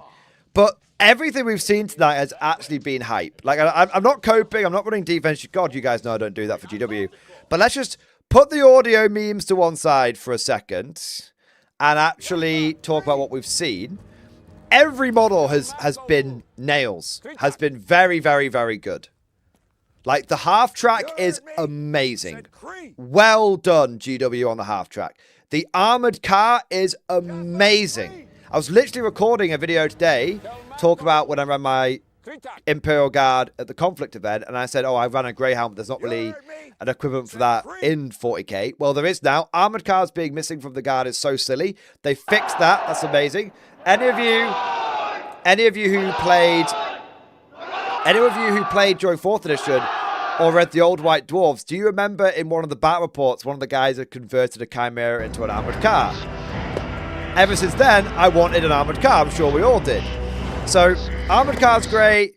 The female commissar character is legit. I mean, they absolutely legit with the with her transport. I do like, someone had a conspiracy theory in chat that actually, a bit of a meme conspiracy theory, but they were going to kill Yarrick off, and this woman was going to replace him. But they saw the backlash to the Yarrick death, and they changed their plans. I choose to believe that is what happened. It's probably not, but I choose to believe that's what happened. All right. So Yarrick coming back. We've got, I mean, look how good Guard is eating, man. Look how good Guard is eating. We've got Yarrick back. We've made Steel Legion come back. We made that happen. We've got new Commissar with Micro Fortress of Arrogance. We've got new Scout Car. We've got new half-track transport, which is not replacing the Chimera. And we've got new Kill Team on top of that as well. I mean, like, literally, Guard is eating so well. Two kill teams going up against each other while kind of big thing that you might want to fight. So if you want, you're going to hunt down some fun. Of course, you'll need some new Nemesis operatives. So This looks like the sounds a bit better on this one. From Blackstone Fortress. Yeah, so this is the Archivist. He is a Zote. So we last saw him in Blackstone Fortress. We are re-releasing him for use in games of Kill Team. Zote's coming back from Blackstone Fortress. That's cool. And have your Kill Team try and hunt him down. Also coming back from Blackstone Fortress, we have another returning Nemesis operative, which hopefully we'll get to see in a second. So the next one up is the Amble. Hey! Amble's coming back for Kill Team, and so is Zote. And it's for the boss battles. When you do your Kill Team versus a boss, it's for the boss battles. Their prey includes humans, so you definitely get bad news if you start an Amble colony on your planet. But they are exactly. I think this is a good. Truthfully, I think this is a good idea because it means that you get beloved miniatures coming back for a game system that's not so niche. Because Kill Team's actually pretty decent now. It's always been decent, but you know what I mean? Like it's. We're going to take a slight diversion away from the 41st millennium and go back about 10,000 years now. And 30k coming up next. have a look at some upcoming releases which you've got planned for Warhammer Horus Heresy. And let's start with, if we can, Another technical difficulty there. Sound on, sound off. I'm putting it up. Maybe we can. There we go. So there we are. Warhammer the Horus Heresy. And this is a new variant coming soon to the classic Spartan tank. New Spartan variant. Prometheus assault tank. This is basically I've got an itchy nose. I'm gonna. really like heavy bolters. We basically put We're up to 13 technical difficulties. Yeah, absolutely. It's a classic tank. So I've got an itchy nose. Armored variant. The kit will include not just the heavy bolter mounts that you can see there, but it also includes laser destroyers, which is one of my favorite ways of blowing up enemies. I'm sorry, guys, that my audio is coming too. Here you can see some detail there. It's coming through too clearly, so you can hear me, but not the GW guys. It's got some extra bits and pieces, and is a Again, I've got the audio up nice and loud here. across the battlefield. It's not on my end. Safety. I think you've got two very different ways of playing this. The laser destroyer is obviously excellent for taking out enemy tanks. The heavy bolters. I'm going to take a chance to do some super chats whilst this bollocks is going on. Because, I mean, I was going to make stream highlights out of this. But, I mean, it's so fucking bad. I don't even know if it's possible. Yeah, absolutely. Of course, this isn't the only thing that's coming for the Horus Heresy. There's also reinforcements due for the Solar Auxilia. That's big. Actually, no, So here you can see, rendered in plastic for the first time, are the Karanite Ogryn section. Yeah, so the Karanite Ogrins are basically like the brawlers and brutes of the Solar Auxilia. If you have So these are plastic berserker ogrins, basically. Honestly, I think he looks better with the mask down. He looks a bit fucking stupid with the mask up. Alternative ball grid models incoming. Yeah, they definitely need to have the mask down on all those models. They look stupid with the mask up.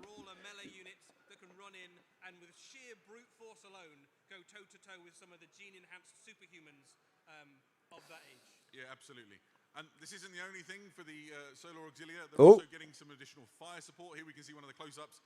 They've got a variety of weapons. Ooh. They've also got some heavier weapons coming to bolster the Solar Plastic Auxilia. rapiers. Nice. This is the Rapier fire support battery. Essentially, this is how you... That looks like a mole launcher. See, right? So right now on the screen, oh, there we go. So this is the shooting down variant. It's the classic mole mortar. Mole mortar. Clutching, canisters that aim Sorry about... Hopefully I can go back to YouTube now. Shells for going underground and coming up inside bunkers and trench lines. Then you've also got the bombard, which is for loosing off multiple shots and raining hell down upon the enemy.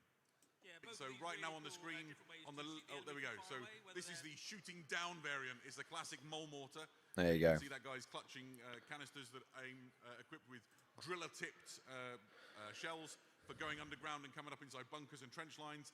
Then you've also got the bombard, which is for loosing off. That's pretty good. You could definitely use those as artillery teams. Or well, maybe field orders batteries. You could use those as field orders batteries in 40k if you wanted to.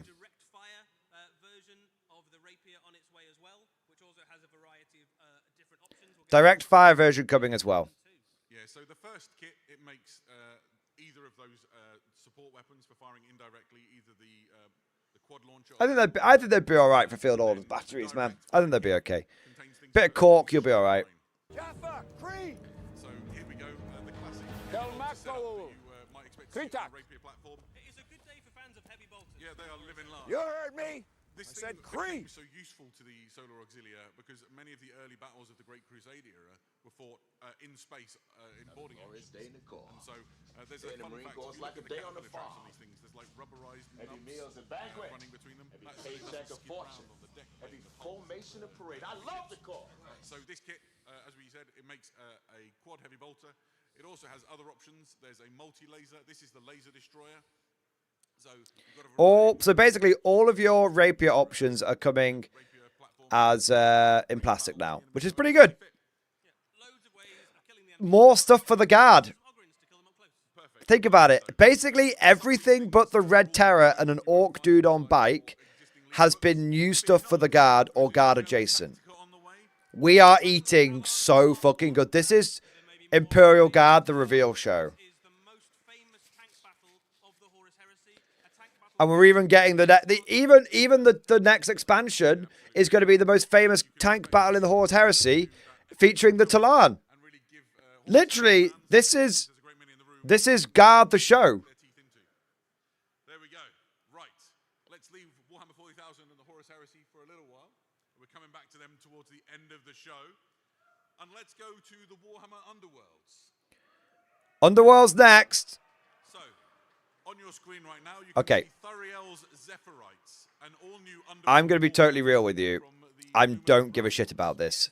So I am going to do the super chats now. Great night. Thank you for the super chat, man. Mordian.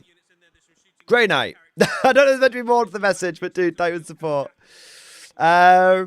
We've got a few of the super chats coming in here. Demek Boy, thank you for the super chat. Deep Inhale. Wah! We did see some cool orc stuff, that's true. Hunter, thank you for the 33 months, man. Even the technical difficulties have technical difficulties. I mean, this whole thing is so fucking scuffed. Yeah. Talzun, thank you for super chat. I'm sitting here petting a space marine in Steel Legion colours as a meme, and the WW capitulates to Riz by Joe. Years of academy training wasted. Yeah, but dude, the fact that Steel Legion aren't coming back for 2 years is literally proof that we forced them to make it happen. So, no academy training has been wasted. Talzun, I've identified the pants ruining moment. Yeah, all those guard reveals. Yeah. Sneaky Git, that half track is so sick. I actually think I prefer the half track over the scout car. The scout car's cool, don't get me wrong, but I think I prefer the half track. Yeah. John Henry Eden, we finally get a 40k truck. Yeah, we do, man. It's cool that we get a half track. And it's kind of like, yeah, you could definitely wheel that thing up and turn it into a truck. I always say I want a 40k truck. Now we've got one. Average White Shark, thank you for super chat. This is the make up for the stunt they pull with the cream color squat, but I'm digging the 40k Greyhounds. We're not so back, but definitely buying. Yeah. Dudes. I'm definitely, yeah. Lord of the Rings shit I don't care about. We are absolutely back. The guard has done so well in recent years. GW has finally got it. The guard is your most fanatical fan base. Just like we want to be milked, GW, but you have to. We got standards, but we will be milked. Jay and the Goose, thank you for the super chat. Carl Table, New Steel Legion in 2 years. More vehicles. Scouting Guard units. I'm a happy guy. But does Scouting Guard being Catachans dropped? I think the Catachans will get dropped and we'll see that scout team probably take over the role. I would presume Catachans are getting dropped and replaced in some capacity. Everyone fights. Cosmic Drew, thanks for the chat. You're telling GW you stole my guy, Captain Lord Commons, I feel more Graves, and give it a gender swap version and put him on the tank. I mean, he probably, Cosmic. Probably. We know there's a GW spy in this channel. We know it. Solid Outlander. GW's working to defend against Noise Marines. Yeah, that's why they sound so shit. They're trying to stop the Noise Marines from getting in. But I wouldn't mind the Noise Marines. I'll be corrupted by the Noise Marines if I could just actually hear what the fuck they're talking about.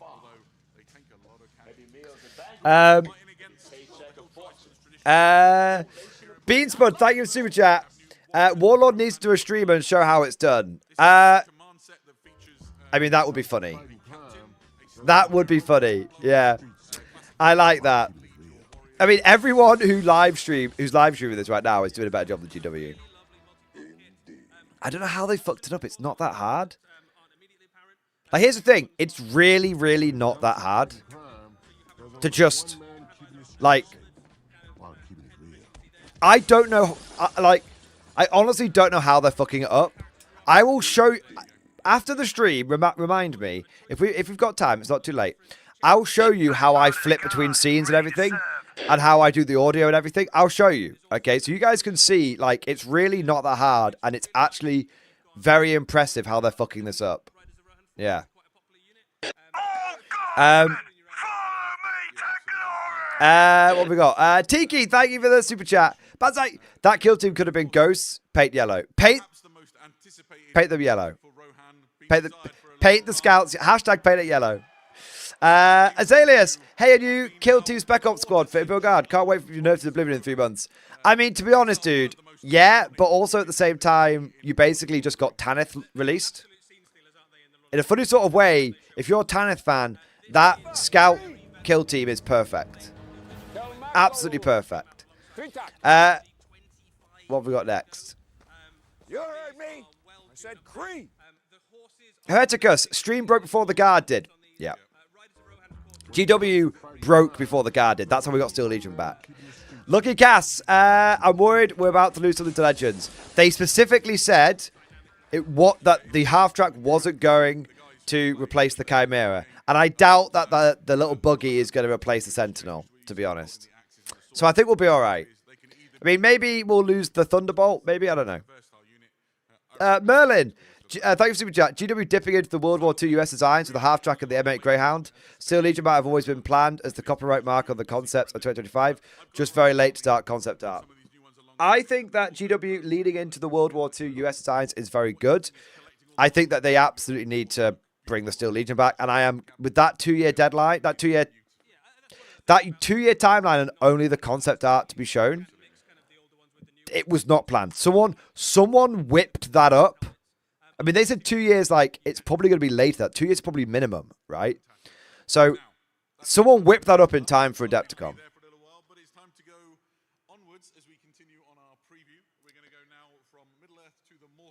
We're going to Age of Sigmar. Our enemies think us This could be big. Normally I ignore the Sigmar stuff. persuade them of that notion.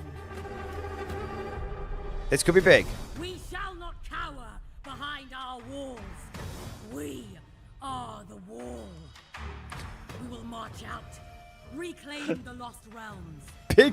Our They've got a big enemies titty will ogre break girlfriend. upon our shields. These two look cool though. And by courage and steel, we will drive them back to whatever foul pit once spawned them.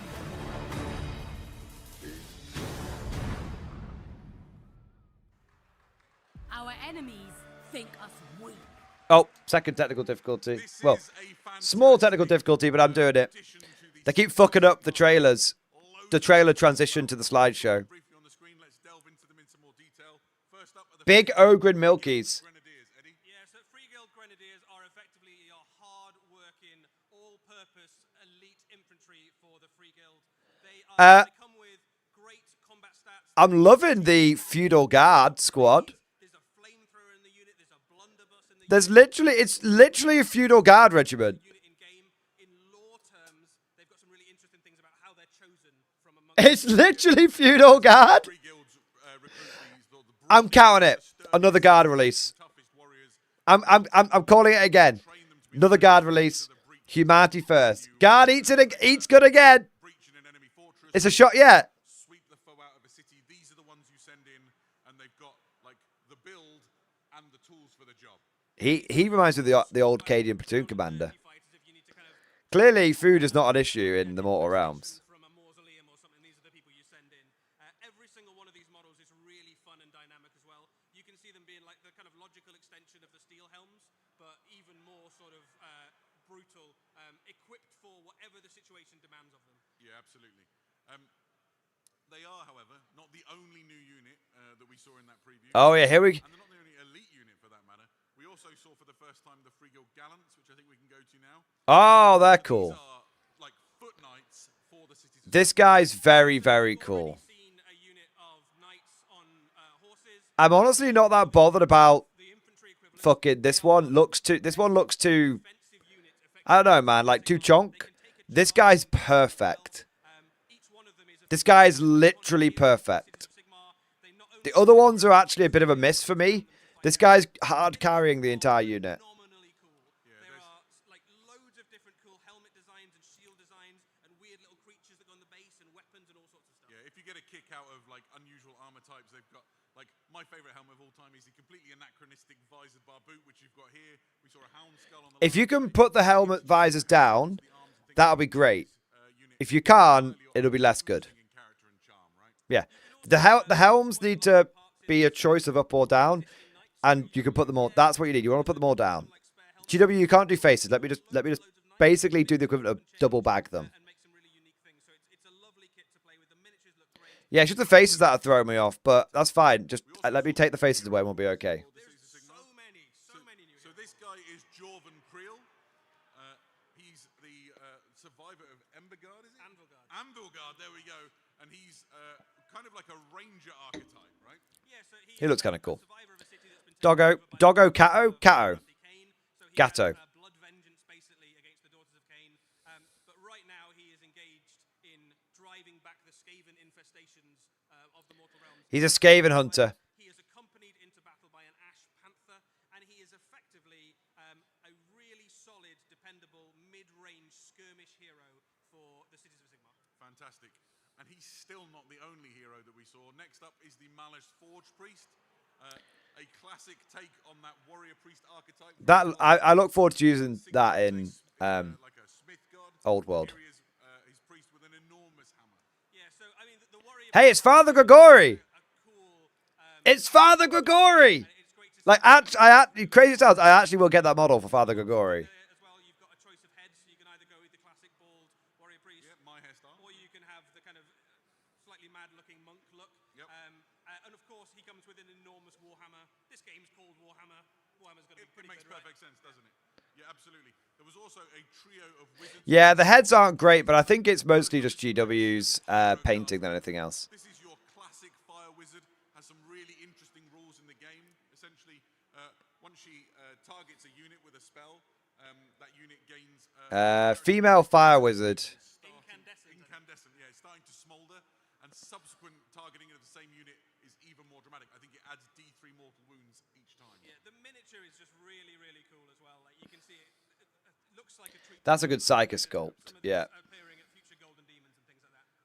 And crazy though this one is, it is not even nearly the craziest looking wizard in this it's not even update top for this. two. It's not even Exactly. top two. Next up, we'd like to introduce you to the Amethyst Nell Mage. So this is a wizard who uses Someone at Games Workshop you can see them played Dark Souls and decided to make a model about it. of death. They have a scythe, there's loads of skulls, they have a weird Or Trench Crusade. they have a bell on their head and two weird mechanical skeletons that hit the bell at regular intervals, and there's even a version Very Trench Crusade. Feeling a bit worried, GW? in the head by two mechanical skeletons all day long. Yeah, absolutely. This is sort of grim darkness writ large, isn't it? With This is very good, though. just most odd helmet. Hey, they said it's very grim dark. Isn't that interesting? Everything about this is Isn't it interesting that everything we've seen in this reveal for Age of Sigmar is much more grim dark than previous Sigmar things? the enlightened one. So Erasmus Isn't that interesting? Hashtag last word confirmed. Hashtag last word confirmed. and Cities of Sigmar City. He is one of the first graduates of a program set up by the Luminous That's so fucked. I really like that model. It's properly mental. enlighten them into the ways of the Lumineth. He has been so successful in that that he's actually surpassed the magical ability of some of his trainers. So the Lumineth are maybe not super keen on quite how well he's taken to light magic, but he is a very powerful spellcaster. The wizard is obviously does all of those things, but the thing you notice I'd like to about talk it about his is mount, that right? really weird mount. Yeah, so that is a. They've got a thing about super weird horses, haven't they? You're a better person than I am. It's called Glyphwing, and it is the uncanny. Like the Inquisitor guy had a really weird horse, and this guy's got a really weird horse. Snake for a tail. Again, I'm not against either one. I actually kind of like the super mental looking stuff. Yeah. When done right, like most of 40k should be pretty grounded, and occasionally something should be utterly bonkers. And I think the problem that AOS had at the beginning is everything was utterly bonkers. This is good. Like, Which are fantastic. yeah, Ogren Milkies. Kit for the Cities of Sigmar. There's a way that the Cities of Sigmar fight, right? They advance like a Big moving titty Ogren girlfriend. crusades go out into the mortal realms. Yeah, that's exactly right. So the walls of your It's like drinking the blue milk in The Last Jedi. Helms and your Fusiliers, these guys are the Hold the door. so they take Hold the door. smash against those dormer doors. Once the enemy's broken upon them, they Oh my god. and your gallants and your steel helms charge out into the middle of the enemy. They sally forth. This is just a really weird, fun, bonkers unit for the Right. They What fight fuck's very well as well. Those are gargant level stat lines in combat, and on the back of them they also have that enormous cannon which can make a mess of enemy units. Are they giants rather than ogres? Are we getting giant milkies? Fantastic. So we also saw, as well as these, a new kit which is known as Dawners Triumph. This is kind of like a floating memorial. This is the mandatory piece of terrain you have to buy in Age of Sigmar. Across the mortal realms and launch their crusade, and it's kind of Titan a remembrance of Milkies. all of the fighters that have given their lives as part of this campaign, right? That's right, yeah. So when they set out on a crusade from one of the major cities, every member of the Dawnbringer Crusades will be given a coin malleus. Those are the coins that you see sprinkled across the bottom of that memorial there. Those are basically the coins of the warriors who've given their lives. Stream is sponsored by Fat Ogren Milk. Now it comes in 2%. Semi-skimmed. Get skimmed ogre milk. Now that's good ogre milk. Memorial they take with them. In game terms, it offers you buffs to units around it, so they fight harder in its presence. Yeah, absolutely. There's also, for the Cities of Sigmar, a new Regiment of Renown on the way. This is Vendenst Hound. Vendenst are famous for hunting down sort of the esoteric enemies of the Cities of Sigmar. I think this is the wasn't this a Warcry thing? Grave Lords or demons or other things. Yeah, so you can add this effectively into other order armies. So if you're going up against They're re-releasing a Warcry thing, I think. enemy wizards, that sort of thing, these guys have the tools to take it down, to track their enemy, bring them to heal. Yeah, they look familiar. Yeah, and they're accompanied into battle by the units of the Wildercore Hunters. So the perfect accompaniment to scout out the enemy, to locate them, and maybe sort of keep them. Merging 2 units, Siriade says. So it's 2 units. Stuff for the cities of Sigmar, right? We are not done yet. Do you want to see some more? Come on, last world.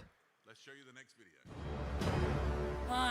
More AOS We stuff. persist in an age of monsters. Oh, they're playing the wrong And trailer. foes that faith and valor alone cannot best. For such Oh, no. enemies, No, it's Sigmar all right. Again provides. Take heart, Duh. warriors of the God King. Wow. You fight in the shadow of behemoths. The cog forts of the Iron World march Cog with fort. us, with cannon. We got Sigmar Baneblade before. We got Sigmar Baneblade before GTA 6. With such That's engines of cool. war at our side, how can mere monsters stand against us? Yeah, I'm gonna be real. Big fan. Okay, GW. Thank you for the feudal Baneblade. That's a feudal Baneblade. Gone wild in the room. Here we have a fantastic Feudal Baneblade. model for the Cities of Sigmar armies. These are the cog forts, and right now on your screen you have the cannonade cog fort. I love this model. This is. It is such a cool version. I think people who've I think GW is really. waiting for this kit. They are. In some of the early battle tomes of the edition, it is finally They are trying to curry the favor of the guard community, and I'm not gonna lie, it's working. Yeah, we've seen this hinted at. It's working. in the artwork and stories, and even in the background of one of the scenes in an animation. I'm telling you right now, I'd get one of those. The first one we'll talk about. Essentially, it is a walking fortress equipped with 2 massive cannons. It's Everything about this model is stupid. It's powered by a Duardin forged. It's stupid, but in a very Warhammer way. This is what I've been talking about with Age of Sigmar. Into the mortal realms. Yeah, this is the Is it stupid? Yes. But is it Warhammer? Yes. Breaker cannon. It is very Do you know what I mean? killing almost anything. One of the cool things about it is that when you shoot it, you get to choose a different type It's of ammunition. Warhammer is stupid, but there's a good kind of stupid and there's a what the fuck is this kind of stupid. The Marine Corps is like a day on the farm. Yeah. Meals and banquets. Every paycheck a fortune. Every formation a parade. I love the Corps. Absolutely. They said it's the most dangerous ranged war machine in the game. That this kit makes. It's very guard. Option for the Conqueror cog fort. Oh my god, you get a big flamer. A different proposition entirely. It is equipped with a Realm Scorcher cannon. It is an enormous flamethrower. It gets an enormous flamethrower. Ridiculous amount of damage. It kicks out 66 shots when it fires, which is 66 not really shots. good for Age of Sigmar. The other thing that's got in its belly, instead of a cannon, you effectively have a drawbridge and sallyport. You can transport a unit inside the cog fort and then charge out of the front of it into combat. So once It can transport guardsmen, and that thing on the front is a sally port. charge into the still on fire enemy with So you flame them, and then the guys, the sally port comes down, and you charge them. Absolutely. Let's look at some of the details of these kits. So here you can see some of the things we've talked There you go, about. look. The first one would be in the top right-hand corner of the screen. You can see now what the interior looks like if you lift off that roof. Yeah, so Oh, there's cool. so much detail in this. That's very cool. Before I was talking about the different types of ammunition you can fire, you can see the different types of ammunition stacked up behind the gunners. So it's almost like a mini diorama inside the kit. Did anyone back when they were a kid have that like really big like book that would like show the like it was like engineering books that would like show like but like for had like artwork engineering book stuff that would like show like a wooden ship like cut in half, and you could see the different layers of the decks and everything. Sandbags hanging on the side. That reminds me of it. Most valuable and important part. These are forged by the Ironworld Arsenal. Yeah. If everything's going wrong, they'll launch a hot air balloon device out of the top, power it by the furnace, detach it from the cog fort, and fly it away, because that's the bit you have to save. Yeah, the engine basically of the cog fort is the valuable part. That's what the enemy's trying to get to. There's some other cool stuff that we can tell you. It's got some cool lore. As well, if we can jump to the next slide. So this Apparently the engine is made by the dwarves, and the rest of it is basically sacrificial, but the engine is very rare. So when they think they're going to lose a cog fort, the top opens up, and basically a little hot air balloon comes out and takes the engine, like flies the engine away, which is actually kind of cool. It doesn't like teleport away or Sigmar snaps his fingers and it comes through or anything like that. It's like hey, an actual practical solution to trying to save something. Like, it's stupid, but it's cool. So the basic kit is either 2 cannons or a flamethrower and the sally port. In the Iron March, you can swap the tops over basically. So you can have 1 cannon, 1 flamer, or you can have the cannon and the sally port. The only other unit you can include in this That's cool. is the Free Guild Gallery. So you can build the one with the 2 cannons, or you could have a cannon on the sally port one, or you can have a flamer and a little cannon. So you've got actually good flexibility. And you don't have a City of Sigmar army, Eddie? That's also a great question, Adam. Well, there is a regiment of renown in the Cities of Sigmar battle tome, which allows you to take a cogfort in any Age of Sigmar army. There are cogforts in the realms who have decided basically to go privateer. They've made they've put me off it a little bit, unfortunately. They've made them like Imperial Knights, so any army in Age of Sigmar can take one, because some of them have gone privateer. Died and been resurrected by dark forces of the realm of death, or been paid to work in mercenary armies for destruction. So if you just want to include a cool Big miss. army, you absolutely can, and it also opens up some great Literally, it's an Imperial Knight. undeath or destruction or Absolutely. So this really is an incredible piece thing for your Cities of Sigmar army. The rules for it and everything you need to know, all the lore and everything behind it will be included. For me, that's a fumble. For me, that's a fumble. I don't like that. yeah, all the stuff you would normally expect. It's a cockfort now. Yeah, I agree with Nostalgia Vivek. On its way for Age of Sigmar. There is a new spearhead box. This is City of Ash, and it includes 2 forces. Oh, new Clan Eshin. I feel like the room has picked up on one. I'll very briefly explain. The first place you'll be able to get your hands on the Grenadiers, the Gallants, the New Clan Eshin. That's cool. Mr. Creel is inside this box. Let's talk about the other things we can see on the screen. Yeah, up against him is a long-anticipated expansion. Hey, there you go. Forces of Clans Eshin.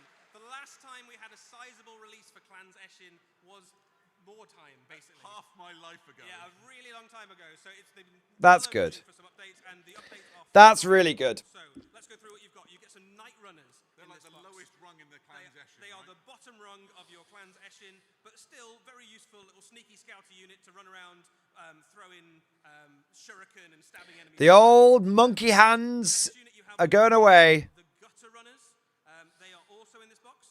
Gutter Runners are the kind of mid-tier, I suppose, of the Clans Eshin. They are they've gone through the ranks. They were Night Runners, then they've graduated to Gutter Runners. There's some really characterful, fun little models in this. You've got some with That's poison cool. weapons, some with the classic kind of double-bladed. Yeah. And all of the Gutter Runners have got that slightly longer, shadowy cloak on them as well. Yeah, really absolutely. Cool. Obviously, somebody needs to lead this spearhead. This is a model you'll be familiar with if you follow the Skaven in Warhammer Age of Sigmar. This is a Deathmaster. He is lovely. We've seen him before. Would you like to see another Deathmaster? Then may we introduce you to Deathmaster Crixit. So you've got generic Deathmaster and named Deathmaster. Currently working in Skavenblight. He is so confident in his abilities as an assassin that he's made his identity public, which is almost unheard of for a Deathmaster. He has slain many rivals and many enemy heroes. They look good. In terms, he is an absolute blender of a character. Like more than, I think, 13 attacks, something like that, like a ludicrous number of attacks. 13 would be the right I number, think it's right? 13. I hope it's 13. 13 attacks. He's a blender. Very good, as you would imagine, at killing enemy heroes, but such a good character. He's good. Blend through almost any. And I very rarely... Hey, when was the last time I watched an Age of Sigmar release? Maybe it is. There's certainly a little bit of. Normally, we just ignore this shit. They've actually fucking... They've only got to do it. They've made me watch something to do with Sigmar. Yeah, so this box set, City of Ash, is actually set in Embergard. Embergard was the location of the Warhammer Plus animation that we had last year. That animation is effectively... Do you even Sigmar, bro? No, I will last world, though. City of Sigmar. It is now basically in ruins after the events of the Skaven Tide. But one of the things you get in the box is lots of these cool ruined buildings. You also get a bunch of very cool scaffolds. To be fair, you started watching, I hope they'd nuke it. I started watching, not hoping they'd nuke it, but thinking they'd nuke it. But I continued watching based on what they were showing me. So big difference. Where's my damn Warcry content? And frankly, if you already have and you just want 2 great new spearheads, it's the perfect lunchtime game. It's a self-contained box as well. So even if you've never played Age of Sigmar before, this actually gives you everything you need to start playing. And 2 really, really cool anticipated armies as well. Like Eshin, players have been looking forward to this for a really long time. New Cities of Sigmar stuff. I think Clan Eshin getting a refresh like this is a really, really, really phenomenally big deal. And I think GW's done a good job with it. So, that was I think they have. stop tour through the mortal realms as we got excited about Warhammer Age of Sigmar. We are still not done. Okay. They're still not done. We are going to return back to the grim darkness of the 41st. We're going back to 40k. We have a really exciting video to show you now. Let's. Very exciting video. I think this is going to be 11th edition. I think this is 11th.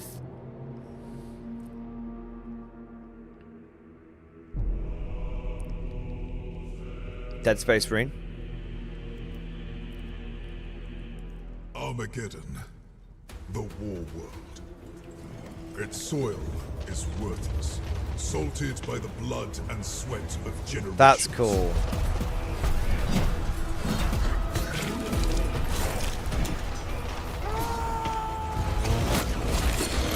War is all that Ultramarines, Blood remains. Angels, fighting side by Rises side. from the dust and echoes in the sky.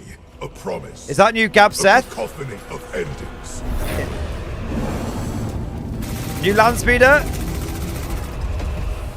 What the fuck is that thing?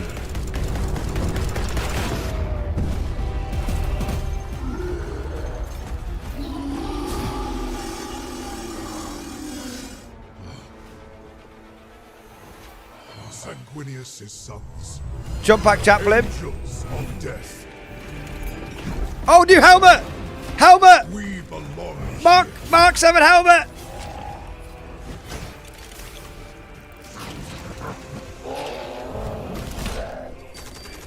Our veins burn with his wrath. Our twin hearts hammer with his rage. War is all that we know. I swear that guy just killed a Space Marine. It looked like he, quite one of his own guys, but it must have just been... It's kind of cool seeing his energy shield. Oh no, the Ultramarine died. What a shame. Oh, the Blood Angel's eyes popped. That was gross. That was quite good, actually. This world must hold. There can be no retreat. There can be no mercy. There can be no peace. There is only war.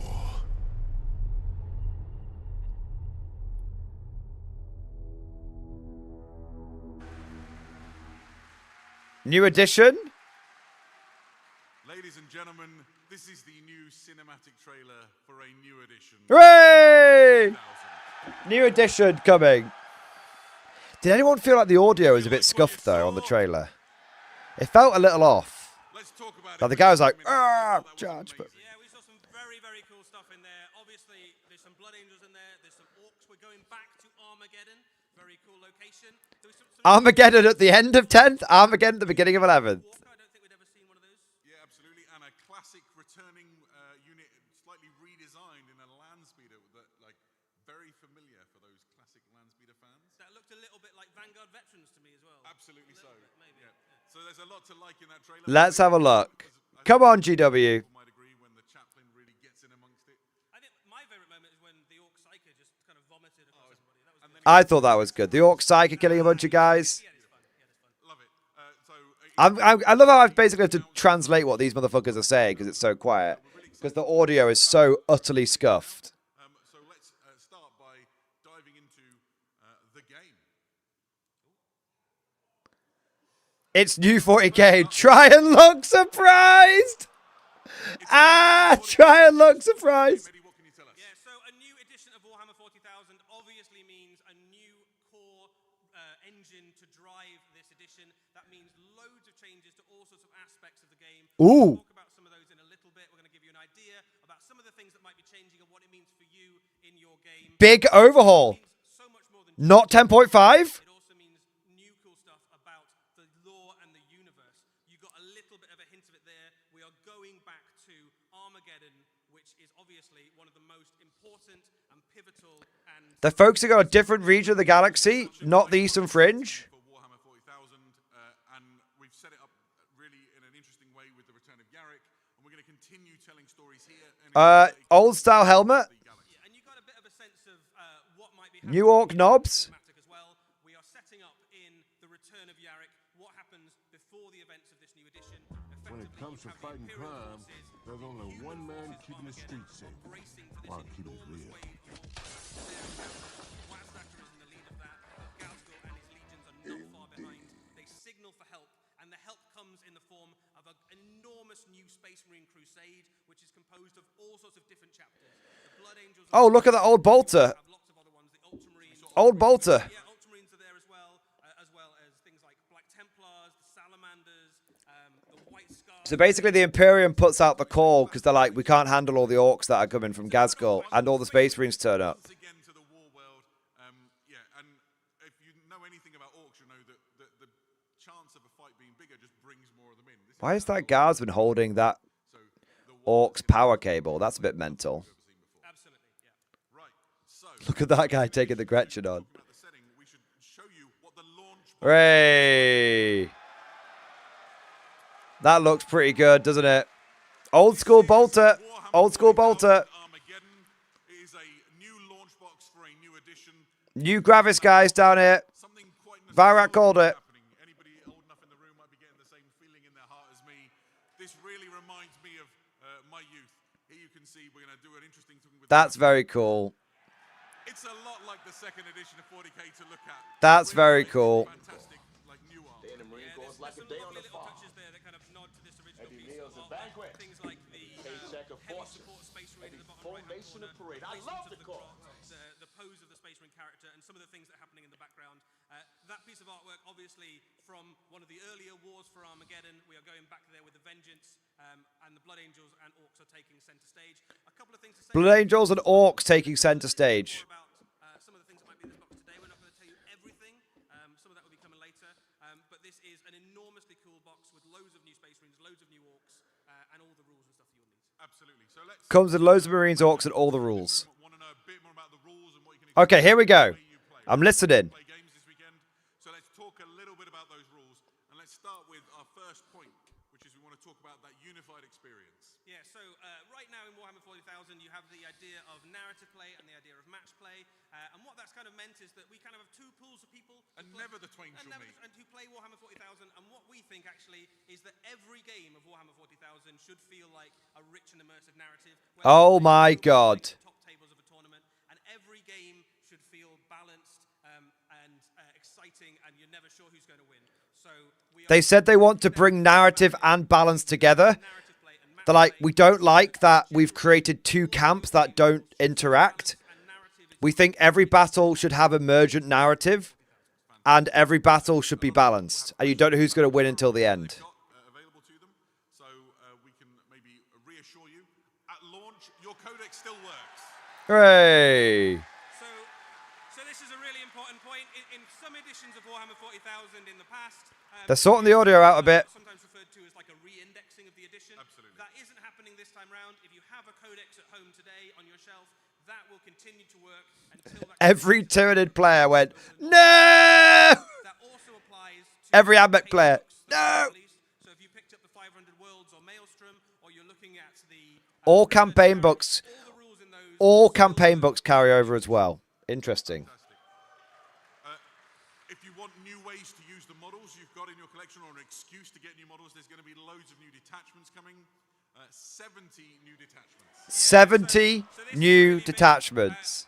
right Wow. day of the new edition, On the first day. over 70 new detachments for On Warhammer day one. 40,000 for loads of different armies, which will immediately shake up the way that you play and give you loads of new options in terms of being able to put That's people huge. in fun and exciting ways. A lot of them focus on units that maybe haven't had a chance to shine A lot of the new detachments will focus on units that haven't had the chance to shine. Drea detachment confirmed. Drea detachment confirmed. Thing for players to sink their teeth into, right? Your codex is existent already, but there's going to be a new thing for you to get to grips with right away. Yeah, and the detachments actually work in a slightly different way. Ooh. The current detachments as well. Detachments work differently. Continue to use your current detachments, but there will also be a different way you can put together your army.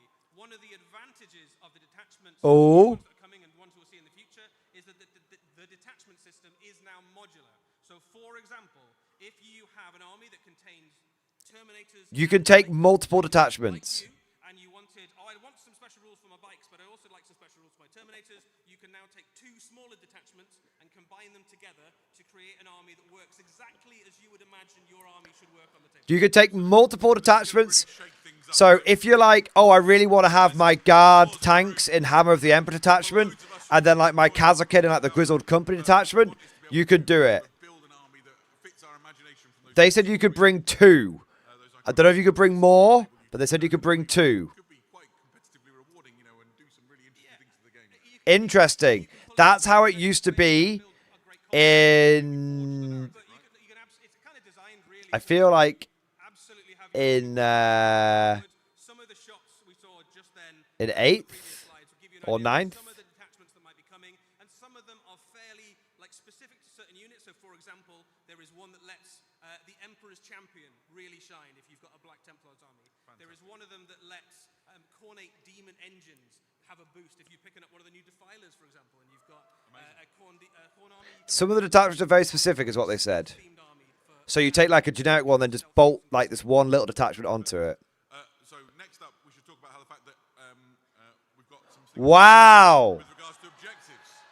Yeah, so this This one is interesting. This one is pretty big. So right now, No more circles. scattered across your tabletop, your beautifully painted tabletop, your beautifully painted armies and your beautiful terrain are scattered some weird circles that your guys have to go and stand on. There are no more objective marker circles in games of Warhammer 40,000. Instead, your troops will be battling over pieces of terrain. Taking and putting models onto pieces of terrain will be how you take them. You battle over the terrain. The way that you look at taking objectives, rather than just moving to take a circle. From circle to square, baby. From circles to square. The idea is that your games will focus on the things that you imagine your soldiers doing when you're playing a game of Warhammer 40,000. I have never once daydreamed of taking a circle. I've daydreamed of my Dark Angels storming a bastion or taking a trench work. They said they've never once daydreamed of taking a circle, but I have dreamed of my Dark Angels storming a bastion and securing it. One of the other things that's going to change in terms That's right. It goes in the square hole. that the detachments that you choose will dictate the types of mission that you play. Oh. When an army goes into battle, it doesn't just go out with the intent of playing pitched battle against an enemy army. Oh. It will usually have a mission. It will be assigned, you have been sent out to disrupt the enemy's plans or to... Your detachments that you pick determine the objectives that you take and the missions you want to complete in game. You and your opponent compare your force dispositions, and that will generate the mission that you play. So if your mission is to take ground, and your opponent's mission is to take heads, you will be given a mission to play that means that both of you are trying to enact the narrative that your army brings to the table. How interesting. So you can't just take... So different detachments will lead to different missions. So you can't just take like the most powerful ship, because like the more powerful detachments might not have as easy missions to achieve. No more stratagem stacking. Please to say no more stratagems, frankly. In the new edition, you will need to choose which stratagem you would like to use on each unit per phase, and you can't have more than one. And it does all sorts of interesting stuff to the game. For example, if you have re-rolled your charge with a stratagem, you now can't use any other stratagems that turn, so you can't tank shock.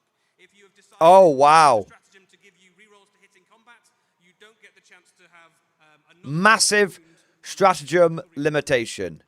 It sounds like you could use one stratagem in the entire phase.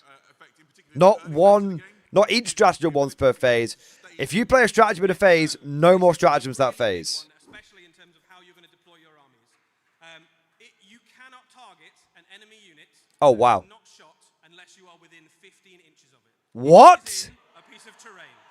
So That's imagine when you fucked. deploy your army, you put your Devastator squad or your Astra Militarum heavy weapon teams in a trench work or like a fortification or in some ruined buildings.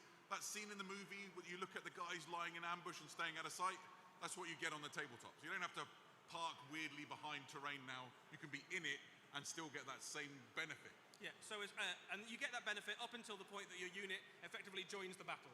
So you can park that unit high up in the terrain feature where previously they'd have to This is hide, weird. and they are safe unless the enemy gets very close or until you've taken your shot. Absolutely. You can't. Everyone is lone operative until they shoot. So it's been cleaned up. Eddie, can you tell us So more? there's some big changes. They didn't say move. Some subtle ones, some big ones. We'll go through. If some of that them. doesn't include moving, it's completely fucked. Like beyond fucked. Because it's like, oh, I just can't target. You can't target me until I shoot. You can't target me until I shoot. To assume that you're rolling all your dice for a single kind of set of attacks together, rather than kind of doing them one at a time. So that makes combat. You have to be in terrain. Activation has changed. So what do you think tournament players are going to... That in your turn, your strike Wait, is that... Do you think that'll lead to less dense boards or more dense boards? means Oh, there's some cheers for that in one. game terms, that means if you've charged into an enemy army and they've got strikes first, at least one of your units will get to go before they go. That's quite a big change for some armies. Pile in and consolidate. Oh, I missed that. Together. So you do all of your pile-ins for everything in your army, and then you do all of the combats, and then you do all of the consolidates. And what that means is that the pile-in move becomes much more about getting lots of your units into close combat and less about trying to kind of grab extra inches towards getting objectives. Yeah, absolutely. And the final one is near to my heart because I like those risky charge rolls, right? But when they don't pay off, you guys stand around doing nothing.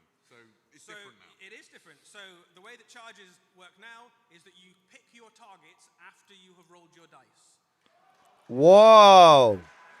So that does some pretty major things. So the first You thing pick is your that targets after you've rolled the dice. So you roll to see how far your guys are going to charge. And then you see what's in range. charge them instead. So you generally end up standing around and kind of having failed the charge and not doing anything.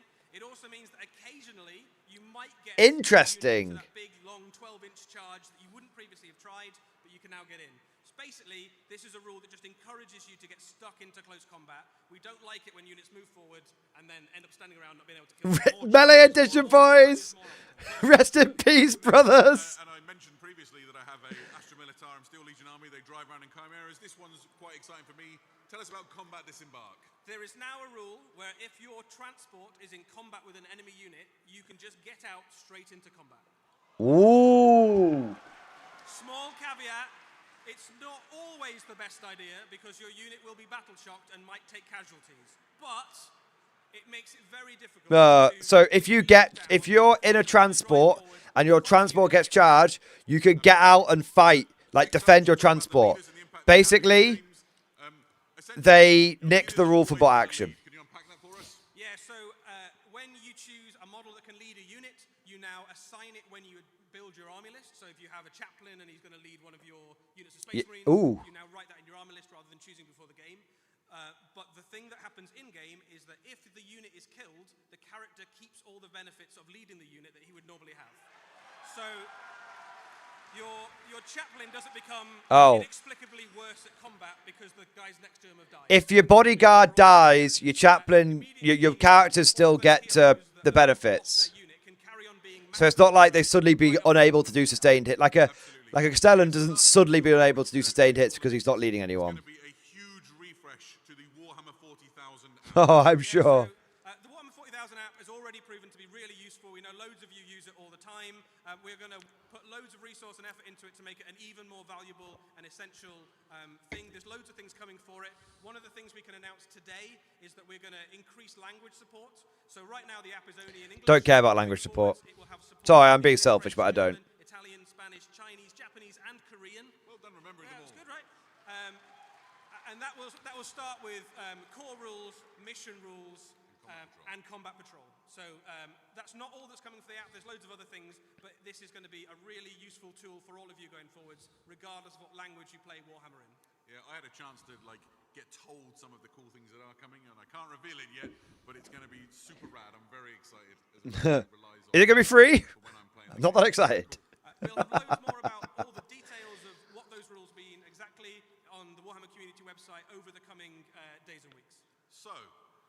told you we'd show you maybe something from the new launch box. Would you like to see some new models? Yay! New models. So, Overall, this looks pretty interesting. So, overall, the changes look big. It's not 10.5 edition. It's something else. Oh, come on. Proper helmet. Proper helmet. Proper helmet. Don't fuck it up. I think it's a proper helmet. Yay!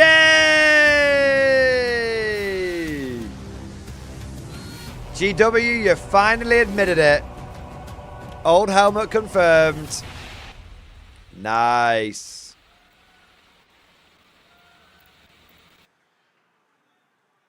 Old and new combined. How much better does that look? How much better does that look? Well done. It only took us a decade. We finally got upscale tactical marines.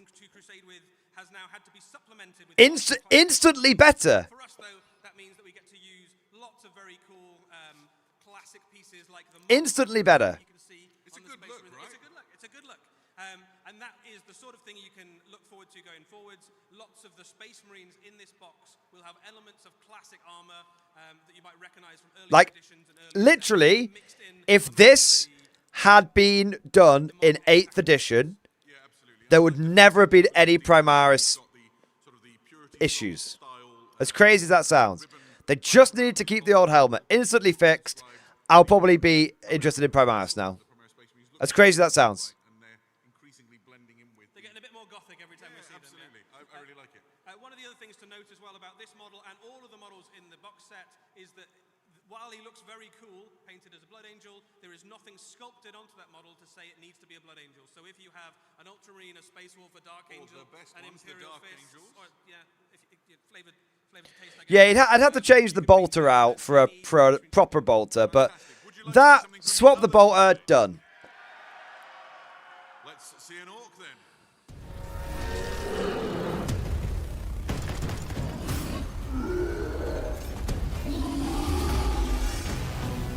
Orc boys.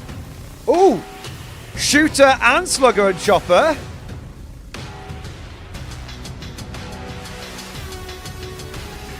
Hello. Hello. New boys with all the guns. That's a proper orc boy, that is.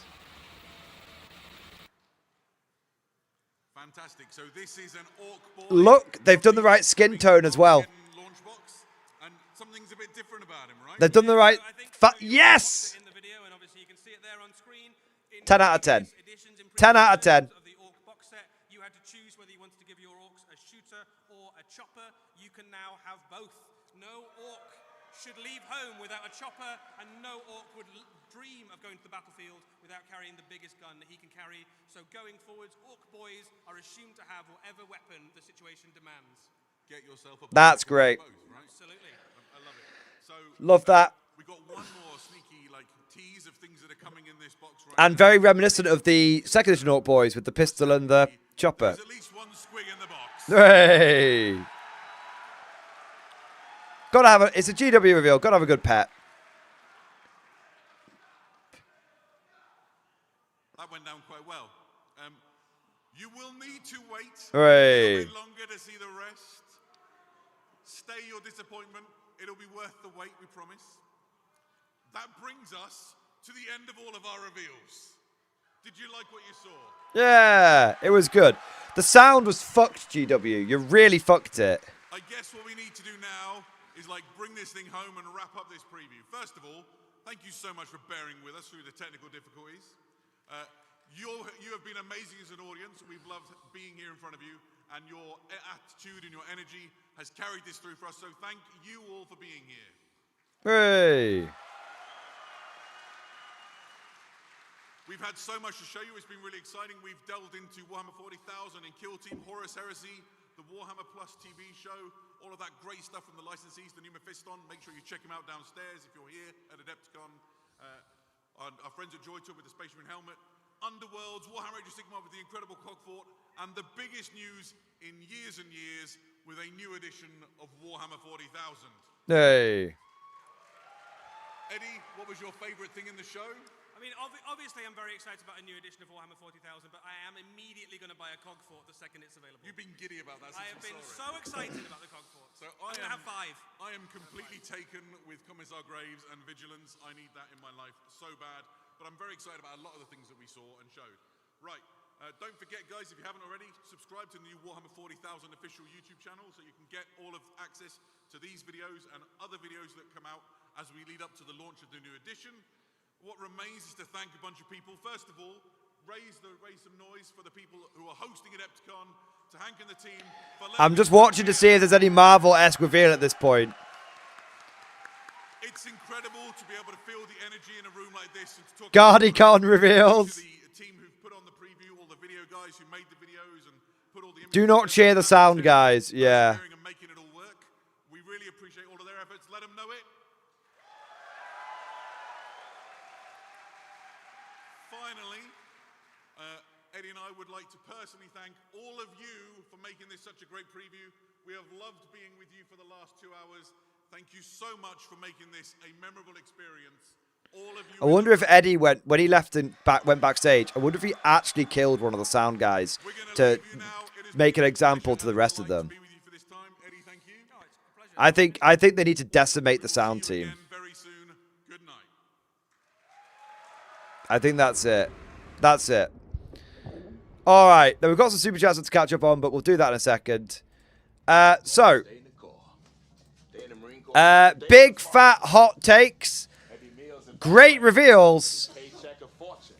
Terrible fucking stream, man. Like, God, GW really, yeah. Like, this is the second time they're gonna have. It's gonna be that scene from like Aladdin with like the dictator, where he's just like, he's just got like, yeah. Yeah. Like, we're not gonna focus on it because we want to go back and talk about some of the interesting bits, but yeah, the sound was a joke. But let's go through our bingo card. We got a new edition. We got new orcs. We got new terrain rules. We got new guard vehicles. We got Primar's Tactical Squad. We got flat terrain. We got army building changes. Bingo! There we go. We actually got a bingo. Did we get Corpo strapline? We can have that as well. There you are. There you are. We actually got a bingo. Well done. We did get flat terrain. The army, the objectives that you fight on were basically flat squares. But it doesn't make a difference for the bingo. Yeah. If you look back at the preview, they just showed they were like square coasters, so you could put the terrain you want on top of it. But yeah. Yeah. It's like flat terrain. I'll take it off. There you go. You can take it off. But we got a bingo, so that's kind of cool. There we are. But overall, I think it was a really good stream. A really good reveal show. Let's have a little talk about what we saw.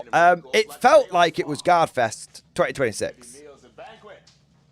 Does anyone else feel like it was basically nearly everything that was shown off was like humanity first, guard first. Obviously we had all the guard stuff. Then we had all the City of Sigmar stuff, which was basically like feudal guard stuff. Then we had, I ignored the Underworld shit and the Lord of the Rings shit. But even then, the Lord of the Rings shit was all like human focused, wasn't it? It was like Rohirrim versus Wild Men. There was no orc shit in there or anything. Okay, or Mordor shit. And then we got, and then at the end we had the new edition. I will say, if I have a small criticism, it did feel a little bit like the 11th edition reveal was quite quick. Am I wrong? But it felt like they could have spent 2 hours talking about 11th edition and giving us loads of details. And we kind of had like maybe 20 minutes. So, but it was still okay. You know, it was okay. It felt a little hasty, but I imagine they were probably, I mean, when did it start? 1? They actually, considering it was meant to be a 2-hour reveal show, they actually finished 15 minutes early with all the technical difficulties. So it wasn't,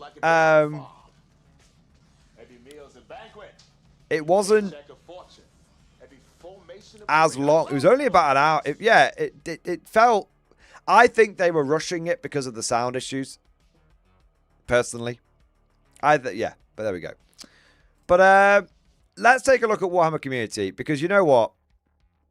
The show was a little dog shit. But, the Horus Heresy stuff as well was kind of cool.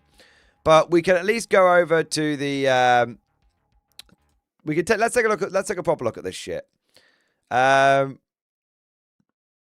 We'll come back to, obviously we've got the Wirestacker stuff, but let's go to the guard stuff first.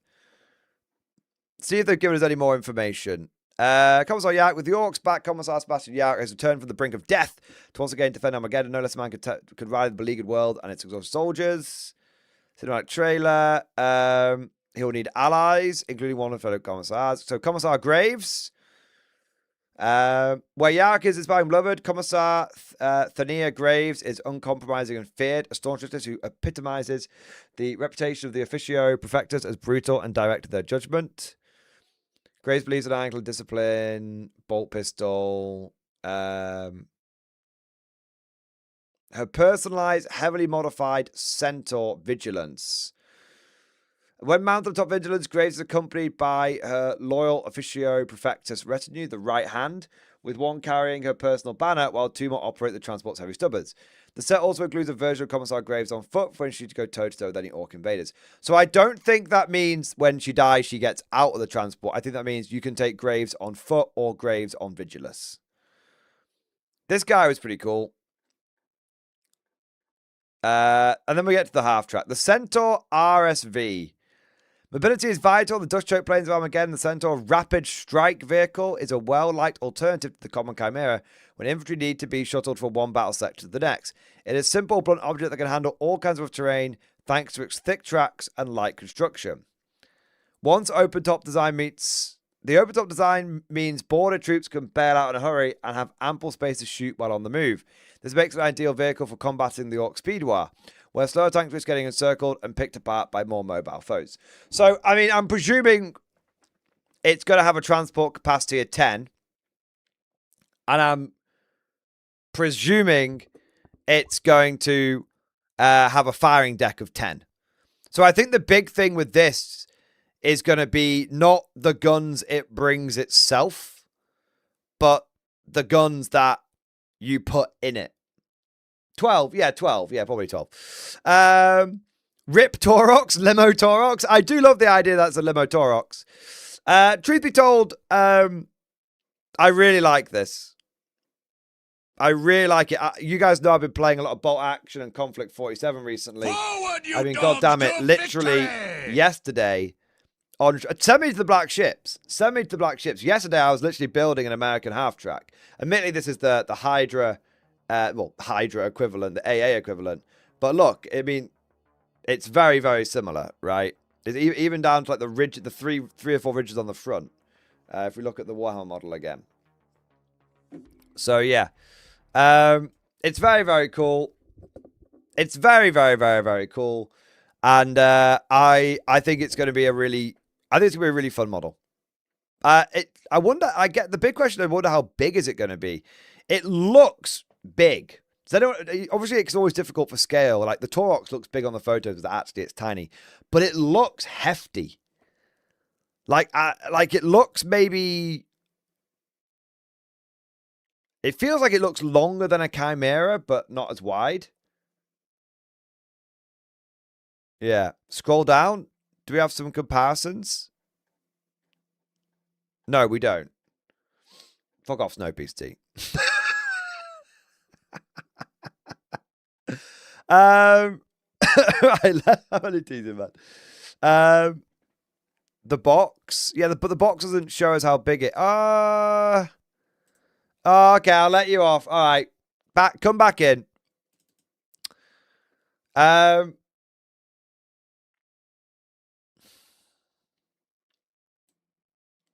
Rogel Dawn.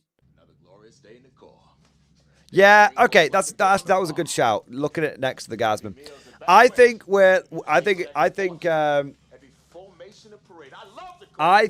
that it's going to be as long as a Chimera, but only as wide as a Taurox. Yeah, there you go.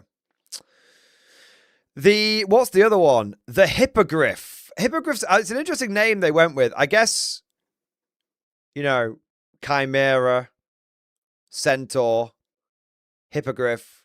Is a Taurox a vehicle? Not a vehicle. Is a Taurox like some kind of mythical creature? Manticore, Basilisk. Is a big bull? Okay. Okay. Okay, so so yeah, good. So it's just the tanks that it's just the Rogel Dawn and the Lemurus they've named a bit weirdly, but yeah, fine. When fire support is needed over long distances, Hippogriff armored fighting vehicles provide ample firepower in a compact and mobile package that can keep up with roaring tank columns. 6 wheels mounted on independent servo axles gives them a good balance of speed and stability, while the turret can mount a flexible battle cannon, horde-shredding castigator Gatling cannon, so not a Punisher, but a castigator, tank-destroying melter cannon, or bunker-busting las cannon, so you can take on any target. The Hippogriffs are often the heaviest fire support that a scouted platoon can expect to receive. The stories about Hippogriff squadrons holding off much more advanced foes until armored reinforcements can arrive. I mean, it definitely feels like it's encroaching a little bit on the Hellhound, right? With the melter cannon. Oh, you can put a las cannon in there. Ooh. So the battle, it's an interesting vehicle. It's like a Hellhound and a Scout Sentinel combined. It's like it reminds me of a Staghound armored car. Feels very Staghound armored car. Yeah. It'll be interesting what points value. Yeah. I'll be very curious to see. I'll be very curious to see if it's a full-sized battle cannon. Because if it is a full-size battle cannon, then that's probably the variant I'm going to go for. Because the Castigator, we know what the Castigator does. It's 12 pissant shots. As much as I love las cannons, a single las cannon seems, again, a bit pissant. The melter cannon is only D3 shots. So, if you can take a battle cannon variant, that's the variant I'm going to take. You'll easily be able to magnetize it. I mean, look, you can look that weapon just slots in there. That weapon just slots in there. It'll be the easiest thing in the world to magnetize. If you don't like magnets, bang a bit of blue tack down the end there. Yeah. Easiest thing to magnetize. Yeah. It's like a Greyhound. Yeah, it's kind of like a Greyhound. I hope it's not the Taurox battle cannon. Truth be told, I hope it's not the Taurox battle cannon because the Taurox battle cannon is kind of wank. Yeah, it's probably push fit. Yeah, it's a good shot, actually. The Taurox battle cannon's a lot smaller than that one, though. Does it have a hole in the bottom like the Dawn? I mean, I can't see any light coming out of these bits, so probably not. I think they learned their lesson with that one. But yeah, really, really, really amazingly good. And the Battalion box set, I mean, guys, the Battalion box set is... The only criticism I have of this box is they've made it FOMO. God, imagine if this existed and the old Cadian Combat Patrol existed, not the current one, and the old Double Dawn box set existed. Do you know what I mean? Like you could have bought 2 of the old combat patrols, 1 of the old double dawn box, and 1 of these, and you'd have 3 dawns, half track, 2 sentinels, 2 fobs, 2 of these hippogriffs, and you'd have like 85 infantry, 100 infantry, bang on actually. Yeah. I really hope that yeah, it's a so it's a bit of a shame that that it's going to be FOMO, and it's a bit of a shame that all those boxes have been FOMO, but yeah. Homer Payne, the problem with the new stuff is too realistic military. It's not Warhammer. I think if there's any faction you can get away with that, it's the Guard. I think it's good. I honestly think it fits in with the Guard, man. I don't think any of this would fit in with Space Marines. I think this absolutely fits in with the Guard. I have to kind of hard disagree. I mean, Guard is the normal Space Marine. It's the normal military. Like nothing. Yeah, Guard is just the normal military in space, but with, you know, a bit of sci-fi shit thrown on. Yeah. I really like it. Yeah, I think the Guard is, you know, if you want all the weird and wacky shit, you play other factions. The Guard is about being the normal people with normal technology, with normal shit, holding off the really abnormal stuff. Yeah. I mean, I really like it. I do. And I really hope that these things can be taken in squadrons of 2. If you could take these in units of 1 to 2, that would be amazing. Hopefully these go to 1 to 2 and Sentinels go to 1 to 3 again. Like a day on the farm. Every meal's a banquet. Yeah. Every paycheck a fortune. Every formation a parade. Yeah. So they said this doesn't replace the Chimera. I'm interested to see if this replaces the Sentinel or Hellhound. I'm interested if they do that. I don't think they will do. I don't think they will. People still love Sentinels. People still love Hellhounds. People still love buying them. I don't think anyone... Yeah, I don't think it will do. Yeah.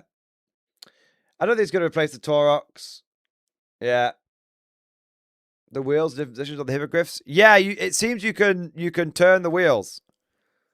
Yeah. It looks like you can turn them, which is kind of cool. More posability is nice.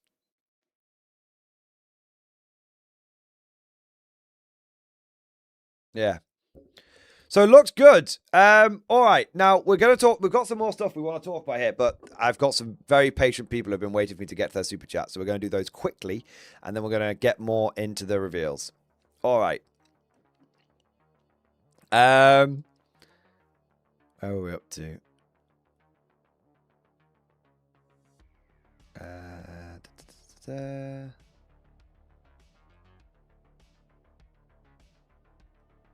That Mac Boy, thanks for super chat. I'm sorry, a what? A dude? Legend speed boss? Hey, all orcs look the same to me, man. Listen, man, I need to know one thing about orcs. Where they are. Anytime, anywhere. Gotta throw an aliens quote in there. Imperial Guard Sounds, thank you for super chat. The Steel Legion will never fade away. Literally, guys, the Guard, we bullied GW into giving us Steel Legion. The #1 highlight of tonight for me was GW going, oh, you thought we forgot about the Steel Legion? Well, they're coming. We haven't. They're definitely coming. They're not going to be for like 2 or 3 years, though.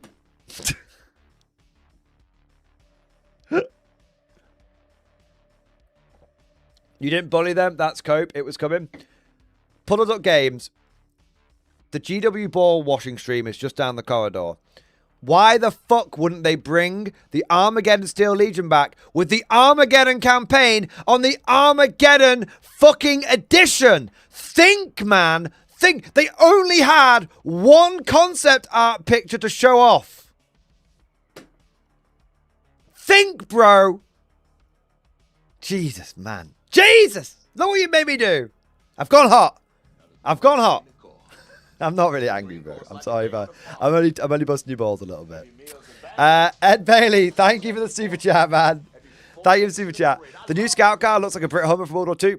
I agree, 100%. Justin Polos, is the half track the Torx' final form? You fools! This isn't even my final form. Nicholas Salamander, thank you for 10 gifted memberships, man. The Legend, I was just thinking of making a Bradley IFV into a Warhammer vehicle. Looks like GW beat me to it. Yeah, I mean, I guess. The Bradley IFV's, I mean, the Chimera is kind of, I mean, Chimera is like the BMP, I suppose. But yeah, you could definitely, I don't know, man. It's what could you do? Well, I mean, you could run a Bradley as a Chimera, as a Storm Chimera, I guess, with the autocannon, couldn't you? Sooty Thunder, thank you for super chat. $5 said they were planning Catachan in 2 to 3 years. Saw the backlash and went, change of plans. I think that if there's one thing I think is going to get Legends, I think it's going to be Catachans. I think the scout team's going to come out. And now that scout team's been revealed, the Catachans are on borrowed time. I don't know if they'll get squatted because they say you know you're going to have your Catachans for at least 2 to 3 years. 2 years if it's a 2-year cycle, 3 years if it's a 3-year cycle. Well, maybe not actually. I think you've got your Catachans until the new Guard Codex comes out. Yeah, I think you do, and then the Scout Squad will replace them. Yeah. Fox Knight, thank you for super chat. I hope the Scout car gets a command variant. That would be cool. You can have a guy poking out the top hatch. That might be just for aesthetics, though. But hopefully. Keep the Imperial Salt. Reveal experience in stream discussion. Let's have a look.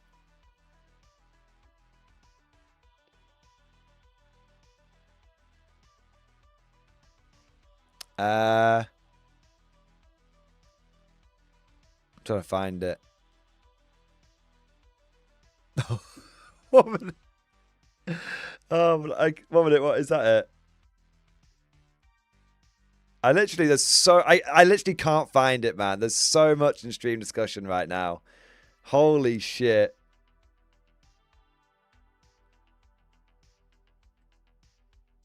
I literally 1 minute. 1 minute. I literally can't find it. Keep the Imperial Salt. I literally can't find it, dude. You'll have to like tag me in it or something. At me in the reply or something.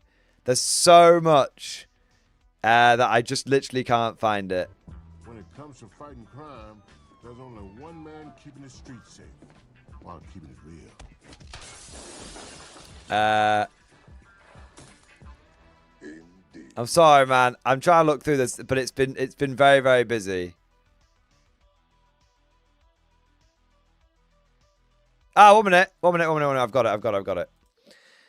Building your K-47 while watching you're watching your Imperial Guard stuff. Literally perfect. I mean, God. I mean, today's like this week is going to be a good week for the channel because a good week for me personally, a good week for all of us because not only do I get amazing new guard stuff for Warhammer 40k. But I'm going to get amazing new conflict stuff on Friday. Like, this is just... This is the best week of reveals we've had in a long time. Yeah. It's going to be good. It's the addition again, boys. Who called it? Send me to the black ships. Send me to the black ships. I said it was going to be the addition of gain. And here we are. I said they were clearing out production capacity. They were clearing out all the old shit so that they could then essentially free it up so they could make all the new shit. I think it's the addition of gain. There you are. Trevor, thank you for the 2-month Bowflex, man. Do you think the new vehicle will replace the Torox? No, I don't think so. No, I don't think so. I think it's funny. Taurox does not get the hate it used to anymore. The thing is, the Taurox is actually a really cool vehicle. Like, even with the little mini tracks, it's actually fine. It just looks terrible on the pictures. But when you actually scoot one of the little bastards around the board, it looks fine. It looks totally okay. And what's happened with 10th edition, they made the Taurox good. Everyone bought the Tauroxes up and went, oh, these things actually look all right. So, yeah, no, I don't think the Taurox is going anywhere. If it does, I won't be that bothered because it's still my least favorite guard vehicle, other than the Wyvern. But it's still like, I still don't think it's gonna. I don't think it's gonna replace the Taurox. No. Mike H, thank you for the super chat. At least still Legion reveal deal shows we still have powers customers super hyped, dude. 1000% right. You are absolutely right. The Steel Legion reveal. What did I say, guys? What? Again, my ego is so big right now. It's inflating.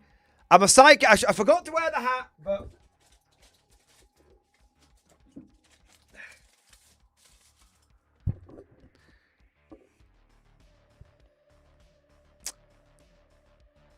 I have been saying this for a little while now. It is entirely possible for us to bully GW into giving us what we want. The only power that they have, and you might think this is crazy, the only power that they have over us as consumers is the power that we perceive them to have. But the reality is, if they make something that's shit and we don't like it, they don't sell it, then they're fucked. They don't like it. So, what did I say? I said New Orc Boys were coming. And I said the reason the New Orc Boys were coming is because no one bought the old Orc Boys. Steel Legion were literally, we bullied GW into giving us Steel Legion. All that's literally. We made the new Steel Legion happen. We made the New Orc Boys happen. And we made the new... Dude, we made GW undo the Primaris experiment. Think about that. We literally were like, get rid of the old fucking helmets or we riot. And they fucking... They were like, no! For 10 years, they're like, no! We're not doing it. You're gonna like the Primaris. And we're like, no. Nope. Give us the new fucking helmets. And they gave us the new helmets. It's that simple. They got rid of standing on circles. They got rid of... They've been hearing all the things about, oh, it's too competitive, blah, blah, blah, blah. We made it happen, boys. There you are. Hexen Gaming, thank you for the super chat. Will you do a light armor army with the new stuff? Yes. And amazingly, I'll probably buy it. Like, not print it. It might be expensive. I'll probably go to a third-party retailer. But I'll probably buy it. I think I would love to. I would love to do a rapid reaction force. I'd love to do that. Ishmael, thank you for super chat. Operation Catachan Piss Jug. I mean, well, I would be more. I'm more bothered. I'll be honest with you, man. Like, I'm more bothered about the Steel Legion coming back than the Catachans going away. The old Catachan models are like, they're kind of old, man. But what I want is not for any of the old regiments to go away. I want all of the old regiments to come back and to be redone properly. That's what I want. It's not that I want Catachans to go away. It's that I think the models should be updated and done properly. Yeah. The old ones have charm, but the old ones have charm. I have built and painted some of them recently. I still wouldn't be against getting newer Catachan models. Yeah. Snowby C, thank you for super chat. Can't wait for the 3D artists to release the whole new guard range tomorrow. Oh my god. Bro. Literally, I only have to wait 24 hours and I'll be able to 3D print the new models. Alright, I'll buy at least one of each, but I'm only human. I'm not waiting. No, on a serious note. I always say you should vote with your wallet positively and negatively. If GW is treating us well, we should open our pocketbooks. We should do. Otherwise, what's the point? And otherwise, we don't give them an incentive to treat as well. Like, if GW brings back Steel Legion, we should be buying a lot of it. Everyone should buy. Yeah, everyone should buy Yarrick. And I'm saying this as someone who, I say as someone who doesn't really buy a lot of GW stuff anymore. But even I'm going to be picking some of this stuff up because I always say voting with your wallet. You vote positively and negatively. You vote when they do something good, you buy that. When they do something shitty, you don't buy it. So I'm probably not going to get the FOMO box. I know the scalpers and everyone else will. Even if it's a good discount, I probably won't buy it on principle of I don't want to support the FOMO. So there you are. CB Cooper, thank you for super chat. Love playing Metguard and love infantry models, more so. Pleased with the models. Hopefully the kill team gets rules and not treated like GSE Brood with the box.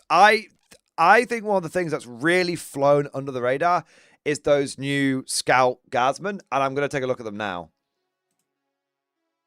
I think the kill team thing, because it's a shame, because the kill team kind of got overshadowed by the technical difficulties, but I like the red Terror looks amazing, like absolutely gorgeous. Love the red Terror, but these guys, I actually think these guys are the bigger deal.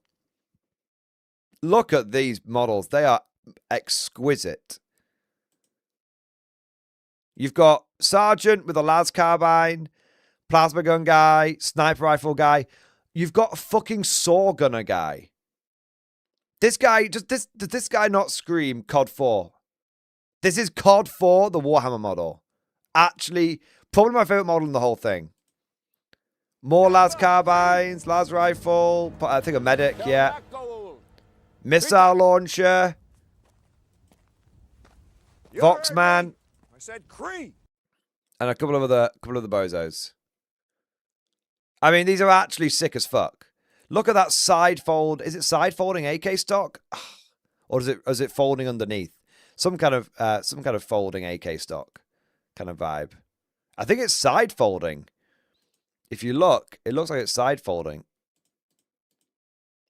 Where's this, guys? Yeah, it's actually like really cool. Yeah.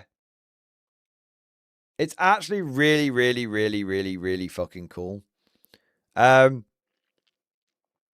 think I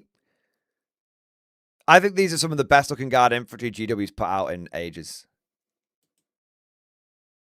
And hey, do you know what these guys remind me of? The old hardened veterans.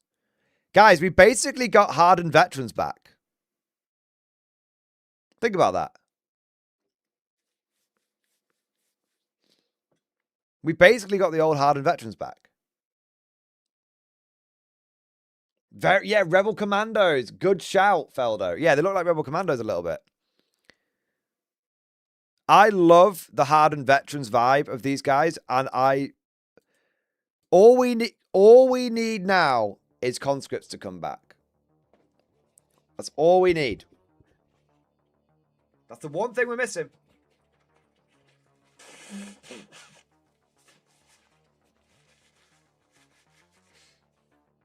Gotta start bullying GW to bring the conscripts back now. Yeah. All right, what do we got next? Solon Outrider. Thanks for I saw Father Jack, Father Ted, and Dougal. When? Oh, you mean with the Sigma priest? Yeah, totally agree. Father Jack, Father Ted, and Dougal. Oh, Glumsy, new Steel Legion model painted in stream discussion. Let's have a look.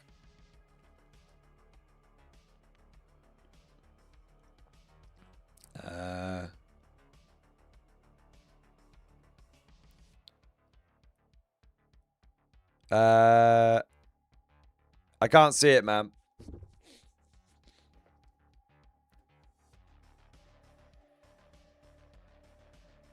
Yeah, 1 minute.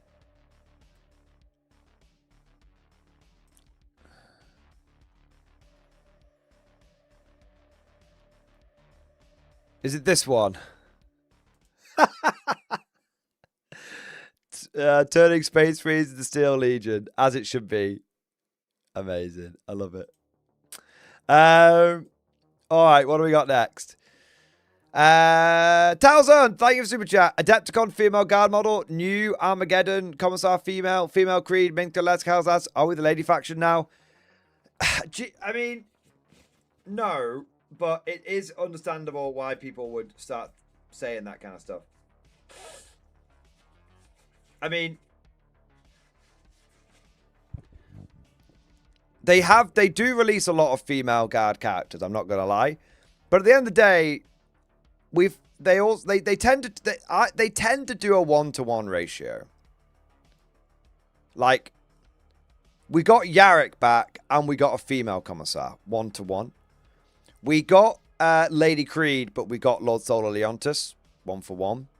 We've got the male Castellan, we've got the female Castellan. We got like Hell's Last around the same time we got Dreer. Like, it's one of those where I'm not that bothered if it's 1-to-1. Like, I'm not that, like, if it was like every single one that was coming out was female, then I'd be like, come on, GW, like, it's a bit much. Like, I'm not against female models, generally speaking, when it makes sense for a faction like Guard, to be clear. Before anyone's like, female Space Marine, nah! No, like, no. But I'm not bothered about 1-to-1 is fine for a faction like Guard. Yeah. All right. Chris K, thank you for super chat. Hail Mordian, the Orlando metal concert was epic. Nice. I hope you had a good time, man. Nice. I mean, Orlando's probably pretty good for warm weather for that. Warm weather, but nice outside. Yeah. Dustin Polos, thank you for super chat. Notice how 8th edition GW made everything bigger: tanks, dreadnoughts, land speeders, buggies, etc. Now they have finally learned small but cool is great. Yeah, they have been releasing a few smaller things like the Viper and the little scout car and stuff. But I mean, they're still releasing pretty big things like the Cog Fort. I think they used to do only bigger. Like, remember in 7th edition, they're like, you thought the Riptide was big, and then they released the Wraith Knight. They used to do only big, and now they do a mixture. Yeah. Mike H, thank you for 32 months, man. Valkyrie detachment confirmed. I mean, they did say we were getting 70 new detachments. We do need to talk about the new edition and the army building in a moment. We'll circle back around to it when we've got the super chats. We're just going to fly through them. Medric Steel, thank you for super chat. The Imperial Guard should be called the Ogre Kingdoms for how good we're eating. This was basically, I mean, 90% of this reveals felt like it was for the Guard. Like, I mean, maybe that's a slight exaggeration, but it felt like it felt like nearly everything was for the Guard. What, the Red Terror, some random elf shit in Underworlds, and the last, like the Orcs and the Space Marines bit, like everything else was Guard or Guard adjacent. Yeah. Yeah. Macon, thank you, super chat. Serious melee edition concerns with 11th. Yeah, I know. Potentially, the terrain rules are going to make a huge difference.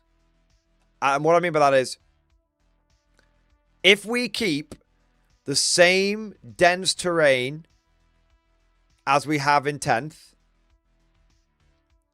11th is going to be gigafucked. Like seriously, beyond gigafucked. Because melee armies will be able to move with impunity across the board from one terrain feature to the next. I hope that this will lead to less dense boards and more narrative and immersive terrain. This is the if anything gets fixed in 11th, it has to be the terrain. It has to be. I have so much terrain, and I love terrain. I have so much of it. I have probably 10, 15 boxes, big boxes of terrain, and I never get to use any of it. And one of the reasons I stopped playing Warhammer battle reports on this channel was because people would be like, "Oh, it's not the right terrain," like in the comments, the battle reports. Forward, you And dogs, to victory! not having the right terrain was causing me issues, but I just couldn't bring myself to buy the shitty terrain. Like, I was going to do it if I needed to for 11th, but I just couldn't fucking bring myself to do it. Even, you know, if basically L-shaped ruins, like, die, if L-shaped ruins basically die, I will be so vindicated. It will be like, it will be the most vindicating moment of my wargaming career, because I resisted buying L-shaped ruins for like 6 years. I was like, no, I'm not doing it. I'm sticking to the terrain that I like. And if they fucking bring back the ability for people to run immersive terrain and not just get fisted, then I am going to be very happy. Yeah. Yeah, you can have one L-shaped ruin as a treat. Exactly. So yeah, I just as long as terrain gets fixed, I'll be happy. Literally, the rest of Helens, I'm not that bothered. Just make the terrain, make it so I can build boards and look down at the board and go, man, the guys are gonna love this. You guys, the guys are gonna love this. That's all I want. That's when I build boards for the other games that I play, like Old World and Bot Action Conflict. I look down at them once I'm done and I go, man, the guys are gonna love this. Yeah. DeFore Studio, thank you for the super chat. It's official. Excited for 11th edition, guys. It's official. I'm excited for 11th edition. I'm going to tell you, we Officers of the Watch, update the PhilCon. We are now at PhilCon 2 instead of PhilCon 1. All right? Going into this, I thought we were fucked. But we're going back up one level.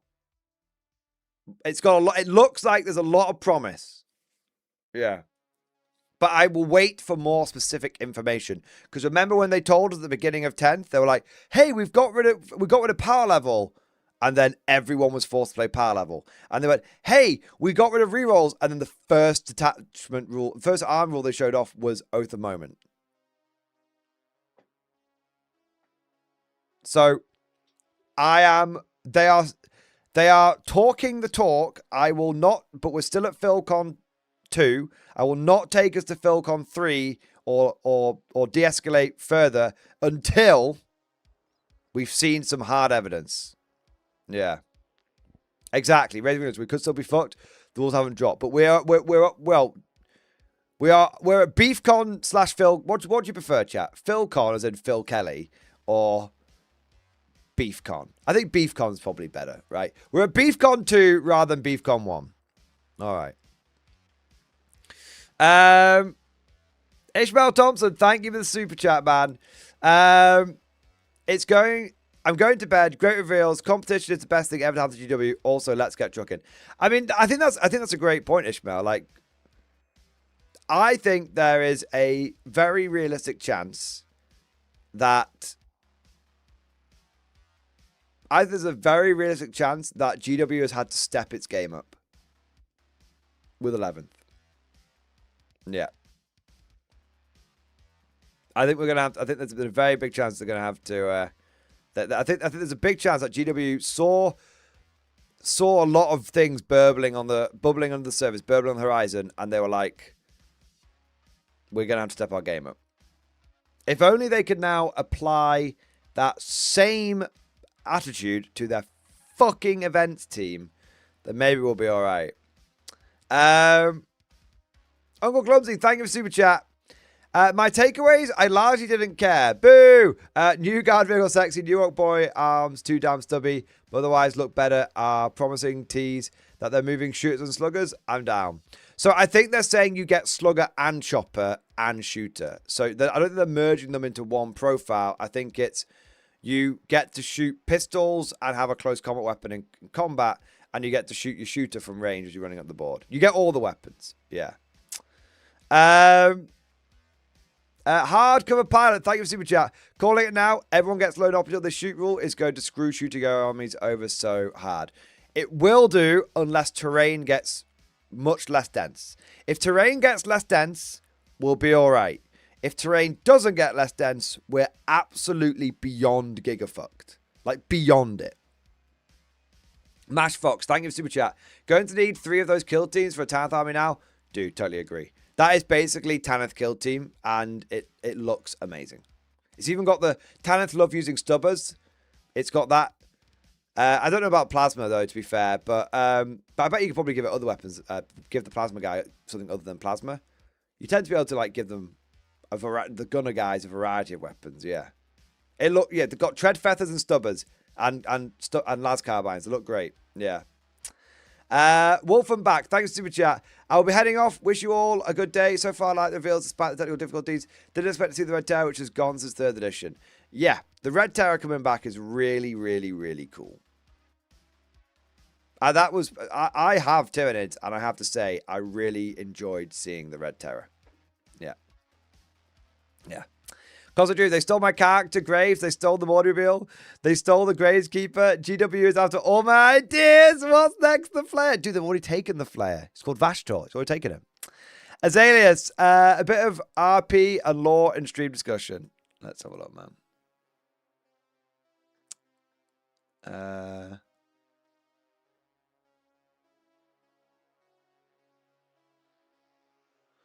Lord Captain Victor Van Stuten purchased equipment with his forces. Forge World Magus, we have these new vehicles that would suit your needs perfectly, Lord Rogue Trader. Victor, I'll take enough for 3 each. Only 6 then. No, I meant enough to equip 3 million men each. I have to find Armageddon. My armies will have to be properly equipped. I love that. I love that. Yeah, man.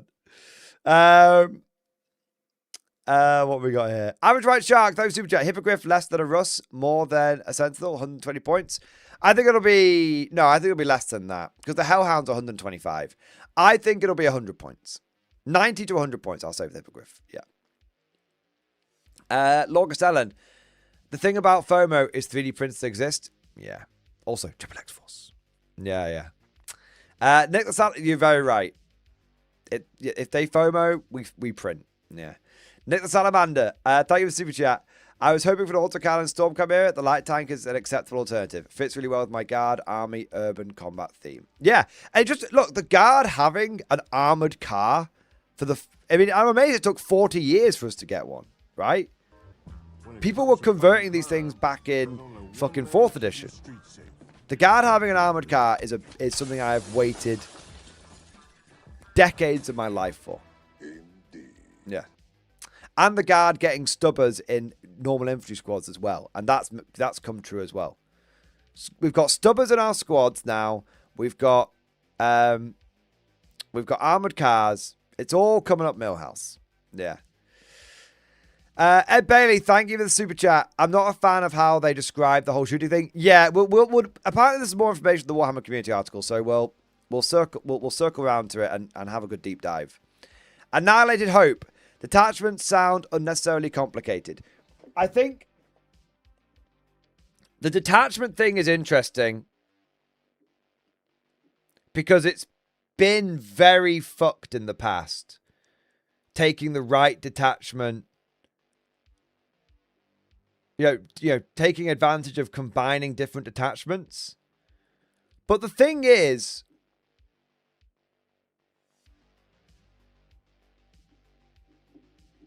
I'm not overly against it. I never really minded it to be honest, I never really minded it in previous editions. As an army building concept, I didn't mind it. The problem was not the idea of merging detachments, of picking and choosing detachments. The problem was that some factions just got better detachments. So it was detachment balance which was the issue, not the concept itself. But remember, this was back when GW didn't do FAQ. So if you got a shit attachment, you were just fucked. Now they do. It's much less of a risk. Amblock, thank you for super chat. GW copy my idea so you can pass in a stream discussion. Let's have a look. They copied my and Cosmic Krieger's idea. Really his idea first, which inspired me. The commissar on the tank. To be fair, I think that's a beautiful looking model. To be fair, I think commissar tanks have been around for a little while, guys. Come on. You can't stop being like GW and trying to copyright everything. Pistol Pates, thank you for super chat. Is Steel Legion a clever plan or a quick reaction? It's a quick reaction. 100%. You do not announce Steel Legion. You do not announce an Armageddon campaign, have no Steel Legion ready, and then announce at the very beginning of your reveal show, because oh, we definitely have Steel Legion. Here's a concept art picture, but they're not coming for 2 to 3 years. It was not planned. I'm going to ban you, Gab Campbell. Like, seriously. It was obviously not planned. Do you know why they were... Again, there's so much evidence for it not being planned. Why do you think, Gab, they showed it at the beginning of the stream and not the end? Or the middle? Right? Why do you think they showed it at the beginning? Because they didn't want the entire stream chat devolving into where's Steel Legion? Where's Steel Legion? This isn't Steel Legion. Just paint them yellow. Just paint them yellow. Just paint them yellow. That's what the whole chat would have been. Whole chat would have been. Right? That's what the whole chat would have been. Yeah. Humble Throne, thanks for super chat. Can you help me bully Jimu into getting Frustrations back? Yeah, I want Frustrations back. Guys, we're going to get all the old guard regiments back. We're going to get them all back. And it's going to happen over a series. It's going to take a while, but we're going to get them all back by bullying GW. The only thing that GW did worse than not give us the Steel Legion was give us the Steel Legion. Because now they've given us the Steel Legion and they've shown us that our power works, we're now going to use it neither wisely nor discriminately. Cool German dude. So hyped to see those new vehicles in my army's colours. Pictures, stream discussion, plus some Steel Boys. Let's have a look.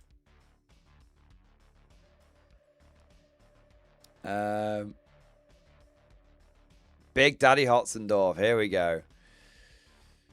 I think that's you, Cool German dude, isn't it? I'll double check. I've got not being mixed up. Yeah, there we go. All right, here we go.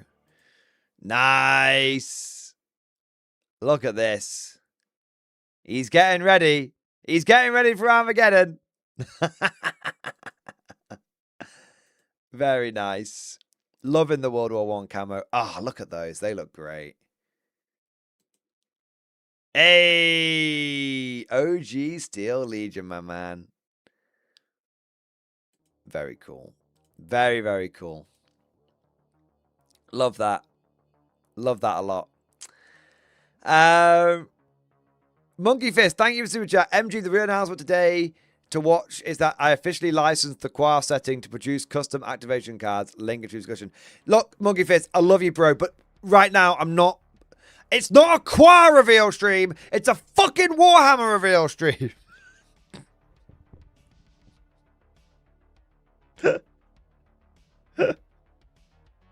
I'll check them out later. Hodor Fury, thank you for the super chat. Hopefully the new cover system means indirect will get better rules. I mean, indirect is going to be semi-fucked, isn't it? Indirect is going to be, like, fucked.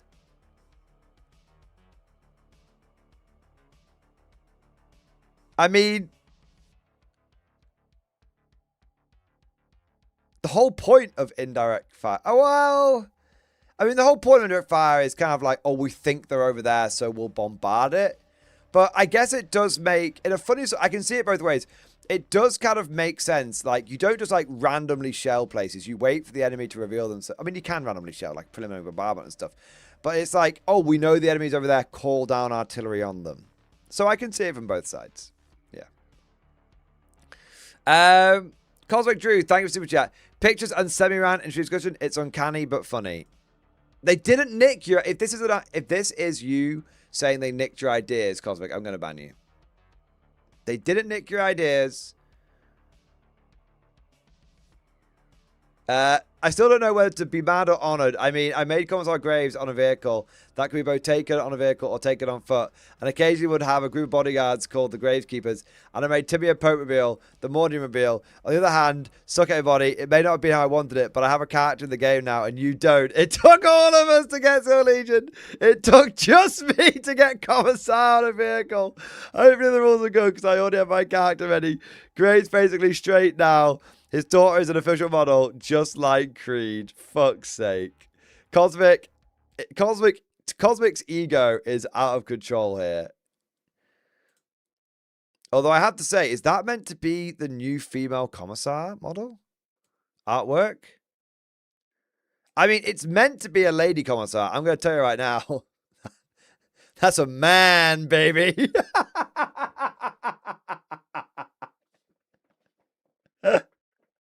That is not a female Commissar.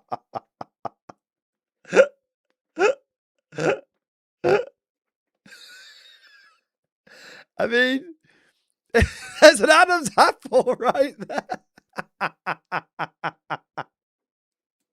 At best, the model, maybe you could say looks like a twink a little bit. But even then, that doesn't look like a woman either.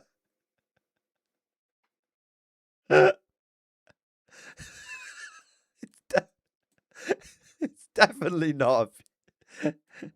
They definitely made a male Commissar and then just swapped the law around. Oh, man. To be fair, she looks a bit more feminine in that picture. She does look a bit more feminine in that picture. All right, there you go, Cosmic. You put a Commissar on a tank. Well done. Although, to be fair, you did also call your Commissar Graves, and they called the Commissar Graves. So, yeah, maybe. Maybe you should sue them for copyright infringement, Cosmic. Ride Master, thank you for super chat. They just started the Steel Legion like yesterday. Offerings are kind of trash. Launch box doesn't seem appetizing at all. Wait for piss jugs soon. Ride Master's not happy. I mean, apparently, I think you should be happy, Ride Master. Apparently, the Space Wolves saved Yarrick. That's the law. Yeah. Apparently, the Space Wolves saved Yarrick, so there you are. Pistol Paints, thank you for super chat. The Steel Legion concept art is copyright GW285, so my theory is they drew concepts, decided not to make them, and were surprised by the pushback. That's an interesting theory, Pistol Paints. That's an interesting theory. I could definitely see that, like, oh yeah, we'll fucking throw some, concept art together, blah, blah. Oh fuck, like, no, and then someone just went, just paint the fucking Kriegers yellow. Yeah, I could see it being they thought about making them, didn't make them, and then went, oh shit, and then decided to make them. Yeah. Red Stuffing, thanks for super chat. Search up Commissar Severina Rain. You speak to me as if I wasn't there. I was there. Stuffing Dolph. 3,000 years ago. I have the Commissar Severina Rain model. You dare talk to me? You dare use my own spells against me, Potter? No, Commissar Severina Rain is actually pretty legit. I'm only being silly.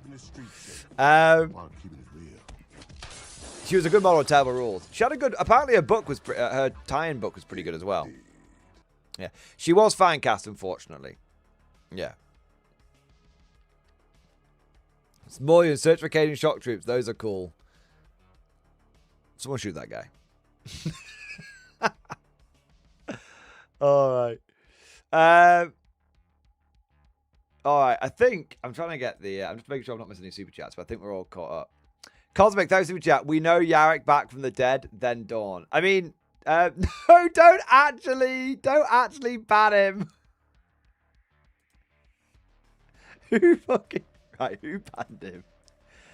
Do I need? It better have just been a timeout, and it better have been a 10-second timeout. God damn it. All right, let's have a look. You, Feldo Mate, you got timed out for 10 seconds. All right. Why do you want your $10 back, Monkey Fist? I did your super chat.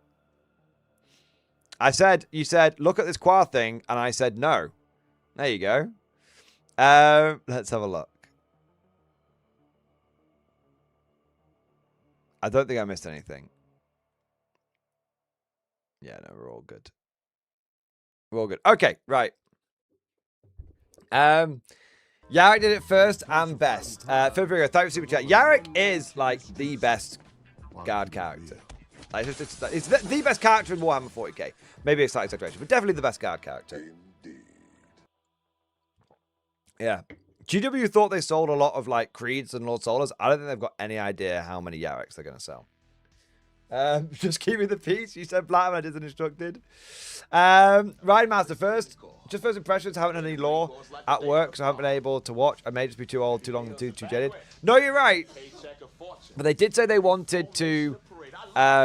They did say that they wanted to do more.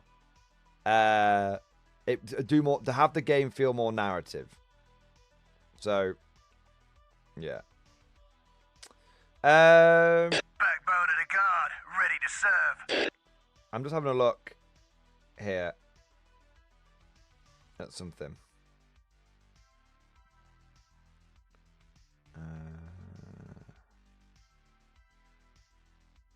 Okay. When it comes to fighting crime, No, that's fine. There's only one man keeping it So, safe while keeping it real. So, World War II Destroyer, thank you for the 40 months, man. X-Force. Sad new kill team isn't Katachan. Should have been. I mean, it's basically pseudo Katachan. Yeah, it's basically pseudo Katachan, right? Yeah. Lord Castellan, thank you for super chat. When do we get Kyrisked and Jurgen models? I don't think they'll ever do them, man. I don't think they'll ever do them. It's a shame, but I don't think they ever will. Hexen Gaming, I missed your super chat. I'm looking now, man. Forward, you dogs, to It might have just been like YouTube missed it because it's been a bit funny recently. Like it didn't send it to the back end. I honestly don't see it, bro. I mean, I've gone back 2 hours and I literally can't see it, man, in the back end. I don't know if you're just fucking with me as a joke or something, but yeah, I can't see it. If you did do one and it got missed, I'm genuinely very sorry. YouTube has been very shit recently around like super chats and everything. It's been a bit mental, so I do apologize. I'm going back and looking again now. But I genuinely can't see it, dude. Oh, 1 minute. Oh, no, dude. I did your super chat, you bastard. You said, will you do a light armor with the new stuff? I said yes. Right. I swear to God, I'll turn this stream around. Keep getting this shit. I'll turn it round. Right, let's have a look. Medic Mark, thank you for super chat. Little late to the chat. Had a game tonight. Sadly, my Praetorians lost, but the new vehicles and Kill Team Guard look great. Sadly, no Steel Legion. Dude, they revealed Steel Legion. They revealed Steel Legion. Just the concept art that they definitely didn't just make up due to the backlash. Yeah. Yeah, you did miss my second one. Dude, I can't... Honestly, man, I've gone back through it. I can't see it, man. So, yeah, they did reveal Steel Legion, but it was a bit of a like, hey, look, Steel Legion. Please don't bully us.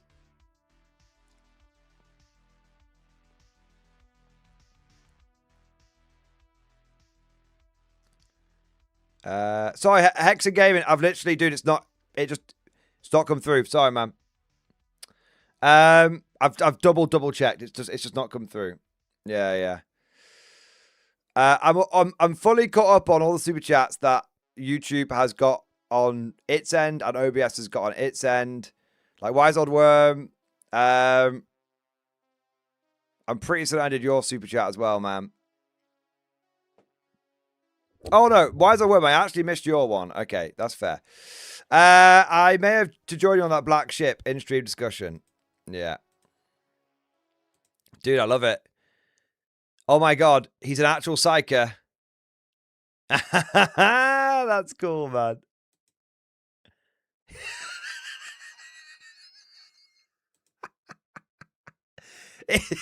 He's fucking driving the black ships.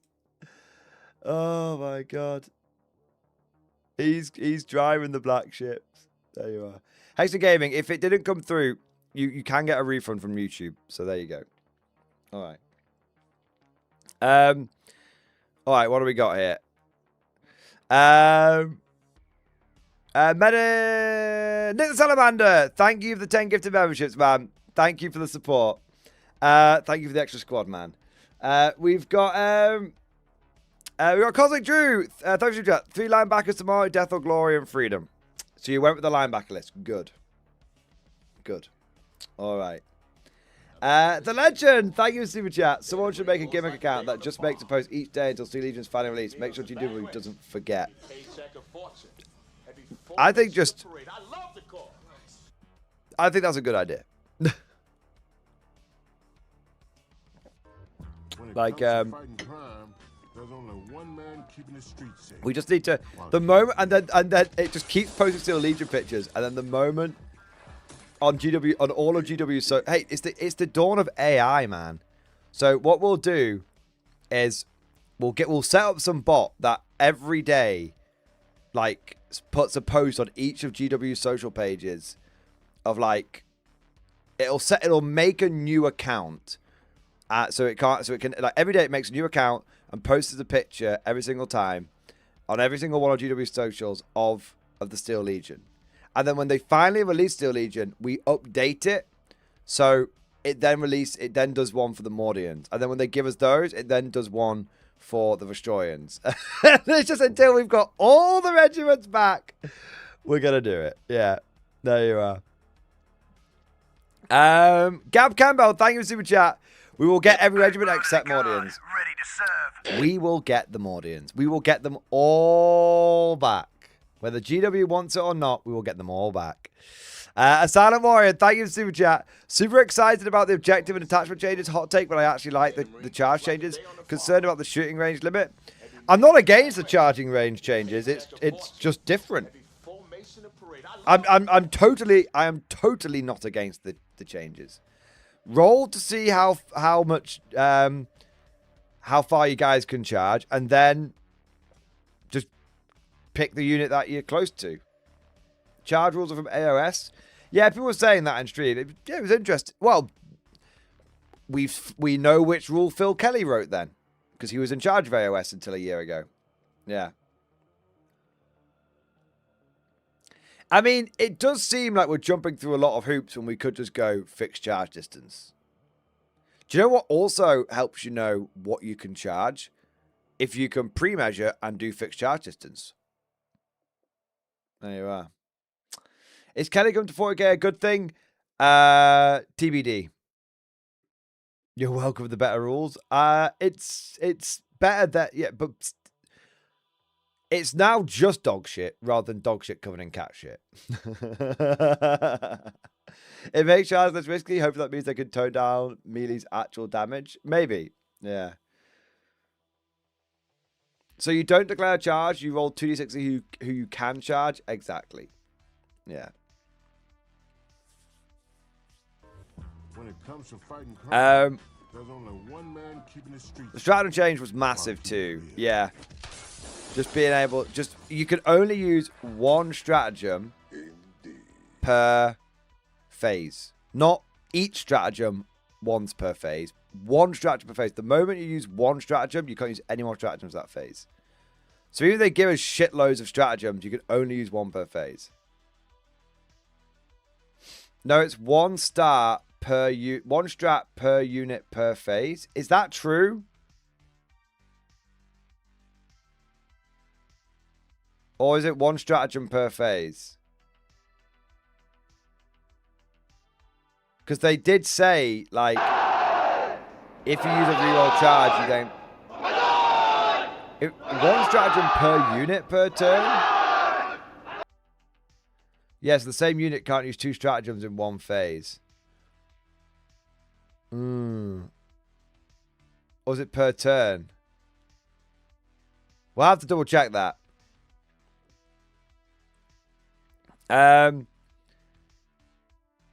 What have we got here? Patrick H, thank you for renewing the channel membership, man. Talzun, thanks for chat. So excited to wait 2 years for an upgrade sprue. I don't think it'll be an upgrade sprue. I don't think it'll be an upgrade sprue, man. John Henry Eden, thank you for super chat. Convert that half track to a flatbed and mount a field gun on the back. I mean, that's not a bad idea. You could You could definitely take the half track, put a heavy mortar in the back of it, say it's a wyvern. Welcome back, Griffin. Welcome back. There you are. Or you could put one of the quad launchers on the back. Yeah. Oh, we've all finally got a use for those fucking quad guns in on the field artillery team. Ed Bailey, I feel it. I feel it's one strat per turn. Right, let's have a look. Right, let's go through. Even though it's quite late, and we've already looked at some of the guard stuff, for example. Let's go through each of the relevant previews in a decent amount of a decent amount of detail. Because obviously the sound was a bit scuffed. So we'll go through the ones that are relevant to what we give a shit about. So we will cover just get fuck's sake, GW. What is this? Right, is the links in here? Their website is so utterly mega gash laid out. Okay, so we want to find out more about Ashmurtar reinforcements. Don't really care about the Mephisto. Well, don't need a thing about Mephisto. Don't need a thing about Aeronautica Imperialis. Forgot they even fucking showed that. Ashmurtar veterans, yeah. Horsehair stuff is actually half decent to take a look at. Don't give a shit about Underworlds. No, it's a bit of random high elf-esque shit. Don't give a shit about Rise of Rohan. I'll talk about the Age of Sigmar stuff briefly. Yeah. Both is decent. And then new edition. All right. Let me close a bunch of tabs. So we can...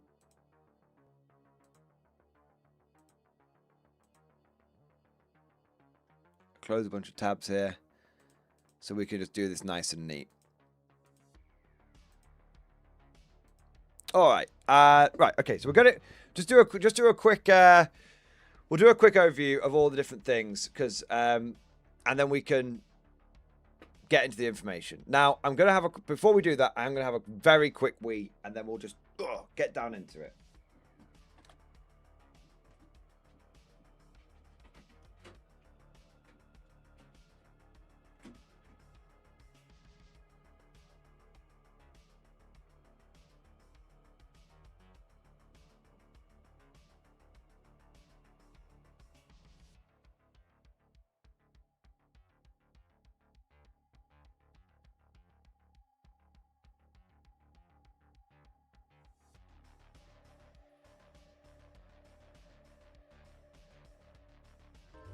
When it comes to fighting crime, there's only one man keeping the streets safe, while keeping it real.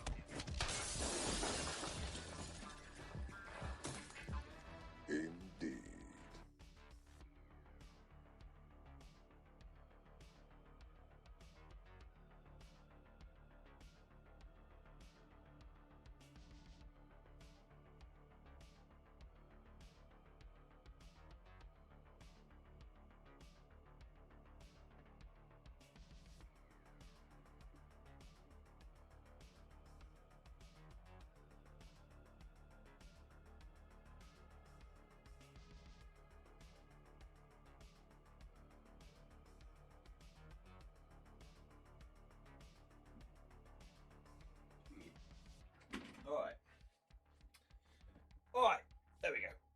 So,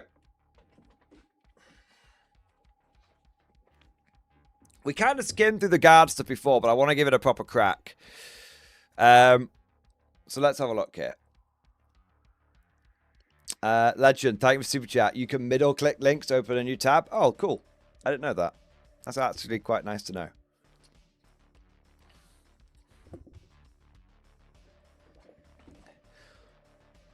So let's take a look at the new guard stuff first. I'm going to say I think we made out like bandits with the new guard stuff. I'm not going to lie. It looks really, really cool.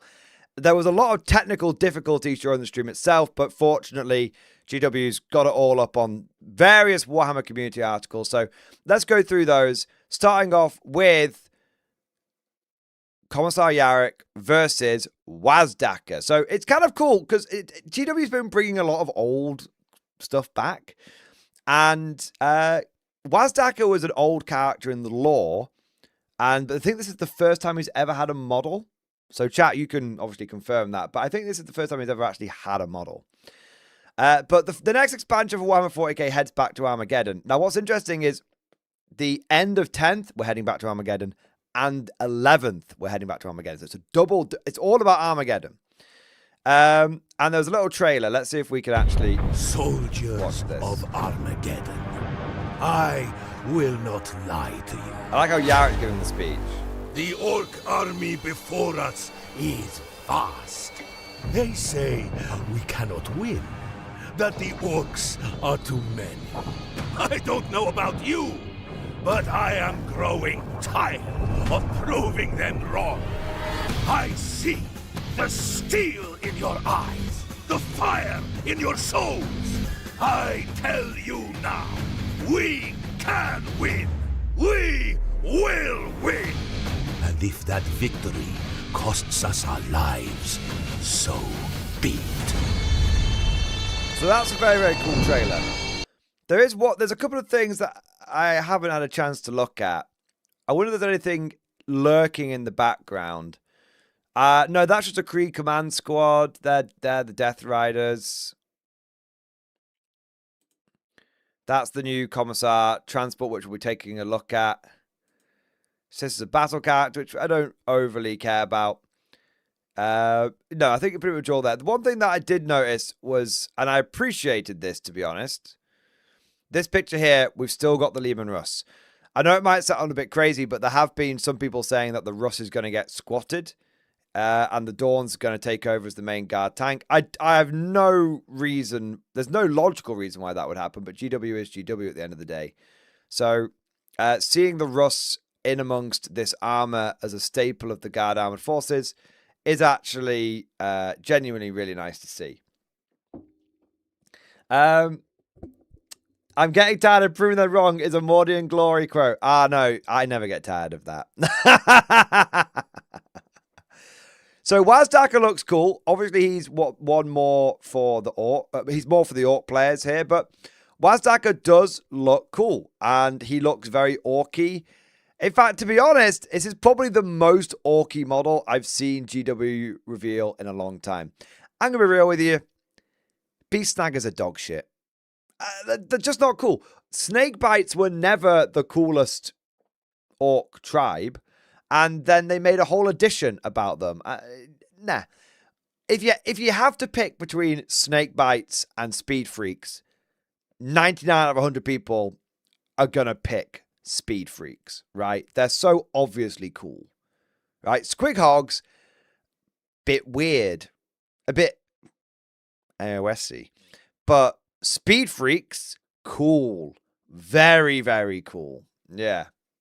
Red ones go faster, not Squig Hogs go faster. Exactly. So yeah, I really like that, and I really like that he's actually got flames, and he's got a tactical speed ramp. Literally 10 out of 10 orc model. They've absolutely nailed him. And he hasn't got the stupid, like, slender orc features that we keep seeing on some of the orc models. He just looks like a proper orc. So, yeah, 10 out of 10. They've absolutely nailed that model. Really, really good. And they've even got a beaky hat on the totem pole. Not a Primaris hat. I'm telling you guys, the Primaris experiment is over. over. They're going back to the old school designer things, and the quicker they do, the better, as far as I'm concerned. A few things confirmed here on the reveals, like the grot guys confirmed, the guns confirmed, the grabber claws confirmed. So yeah, Wazdaka confirmed, awesome. But we're here for the guard, of course we are. So we've obviously seen the Yarrick model before, but it's always a treat to look at it again. And this does look like a little bit like a new piece of artwork, which is great. More Yarrick art, the better. And I'll say this. His hat is bigger in the artwork. I know a lot of people are saying the hat's not big enough.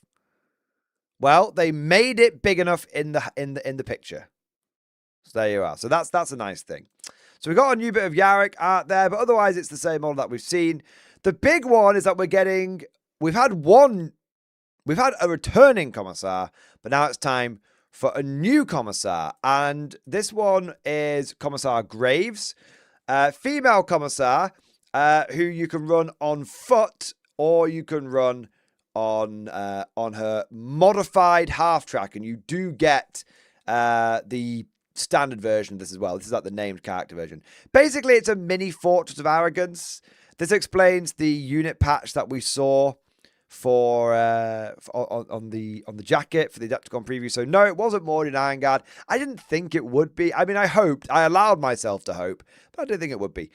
This model is really cool. This model is really, really, really cool. It's a big armored limousine.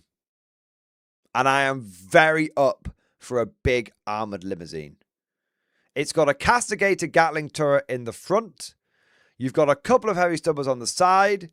And you've got a banner.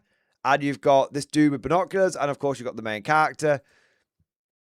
The interesting thing is going to be how this thing stats differ to the other half-track stats. It's clearly more armored. It's clearly more designed for plowing into enemies as well. Very a big drive me closer. I want to hit them with my sword kind of vibes, which I love that. It's just very guard, and it's very 40k. It's a Commissar Bang Bus. I love it, Patrick H. But it's very guard. It's very 40k. And one thing I like about the model is that it's especially the Commissar, detailed but not too detailed. You know, just a single medal there. I think they've got a very, very good balance with this model. And I have generally zero. I can't really see anything I don't like about it. Big armored half track, good. Epic pose on top, good. See, everyone else gets tactical rocks. We get tactical armored limousines. Yeah. So I think it's a big winner, to be honest. You get some of the lore around her. So basically, Commissar Yarrick has become more of an inspiring figure at this point. Whereas Commissar Graves is the new kid on the block who just shoots everyone and executes everyone, which is kind of cool. You do get the model on foot as well. And that's where the Power Fist reveal has come from. The Power Fist rumor has now been revealed. It wasn't Vestorians, but it was Graves of the Power Fist. The foot model looks fine. Like, it looks okay. But I'll be honest with you. The Centaur model is so much better. It kind of steals the show from the walking Graves. Now, I don't know if there's going to be a hole she can disembark and embark on the transport. I really hope there is. I really hope that you could run her on her own or with a command squad and in the transport or out the transport. I really hope so. It would feel a bit strange if she had like this personal transport, but then she could never dismount from it. Either she was dismounted or permanently, or she was mounted up permanently. So I do hope there's going to be an element of getting in and out and an element of being able to take the command squad with her. That would be cool. Yeah. Maybe a Canis Rex thing. Yeah, it could be a Canis Rex thing. Yeah, it could be. But it's a great model. We then got this guy. This is very...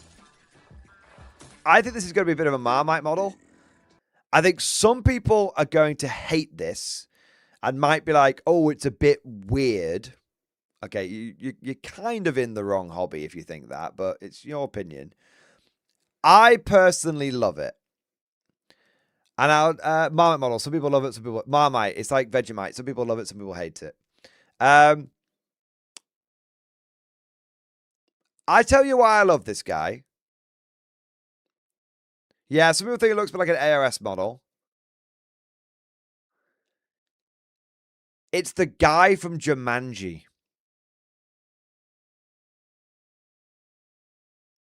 He's it's literally, he's even got the big fuck off Jumanji rifle. Yeah. So it's super fucking weird. It's super fucking out there. But when you realize it's Jumanji guy, Van Pelt, it's goddamn Van Pelt. Yeah. When you realize it's Jumanji guy, for me, the moment that sort of clicked, I was like, yeah, I love it.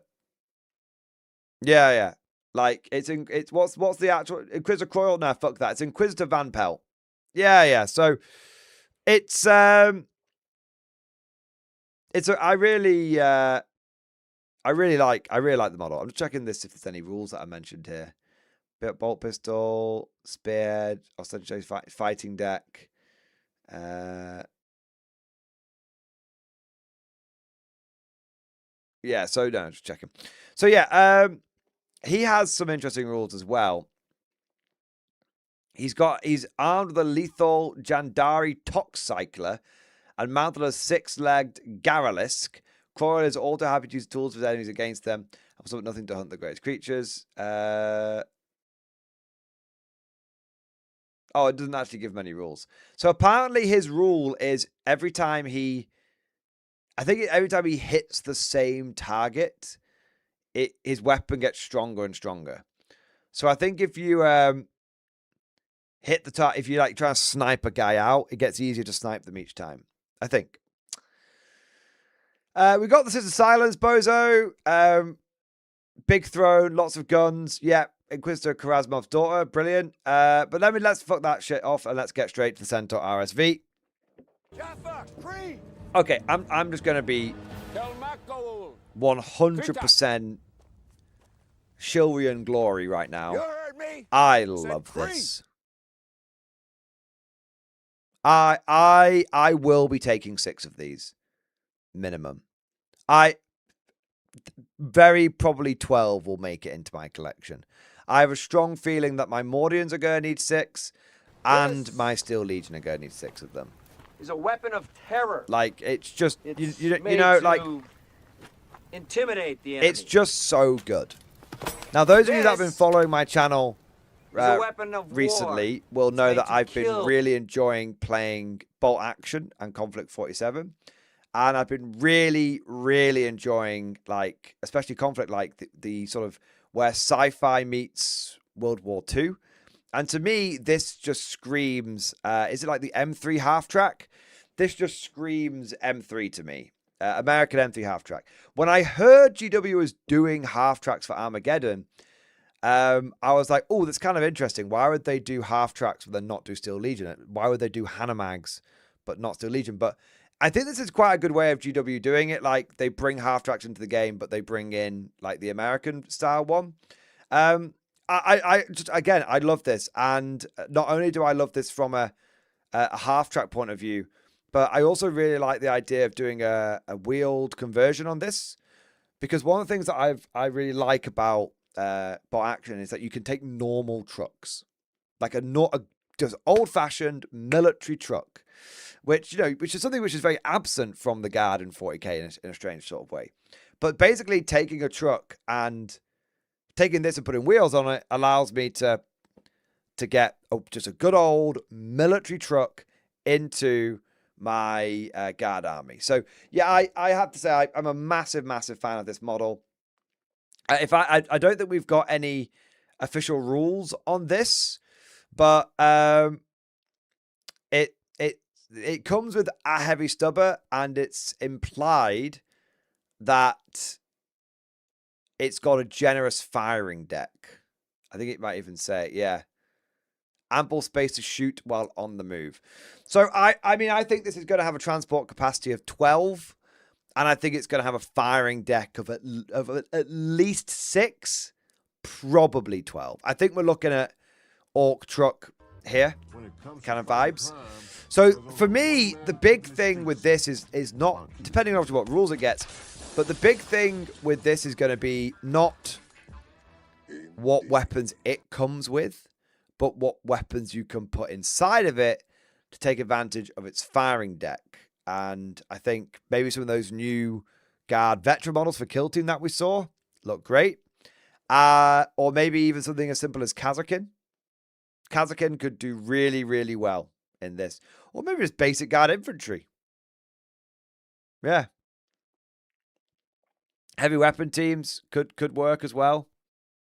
Yeah, but this is from a purely vibes perspective, a huge win for me. I think this is a 10 out of 10, like genuine 10 out of 10 model. I think this is a solid like 8 out of 10. It's a little weird, but it's still Jumanji guy. So yeah, this is an 11, 12 out of 10 for me. Feels like it feels like a gap in the immersion part of the Guard roster has been solved. Yeah, big win. And then we get to probably, I'm not even going to say probably, this is a 100 out of 10 for me. This is the thing, this thing that stole the show, the Hippogriff AFV. I'm just going to say it. This is a childhood dream come true. Ever since I saw the 4th edition battle report, which featured Orcs versus Imperial Guard in White Dwarf, and the guy in the battle report had a converted Chimera into an armored car. In fact, I'm even going to bring it up to you, see if I can find it. All right. Imperial Guard, 4th edition, White Dwarf armored car. Here you go.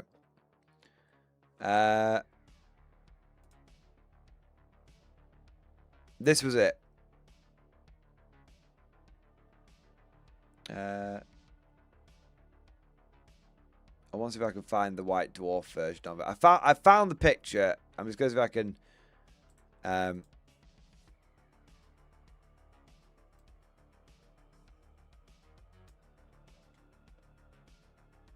I found the picture. I was wondering if I can find like the full White Dwarf army overview.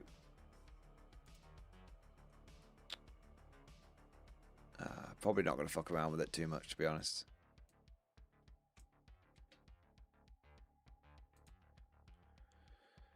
No, I'm not going to fuck around with it too much. But I found the close enough picture. But there was some dude who converted his in white. There you go. So this was the armored. So this armored car here, that was it. Imperial Guard Chimera, part of Owen Reese's Imperial Guard. There you go. I tell you what, we should be able to find that there. There you go. There you go. This is what I'm talking about.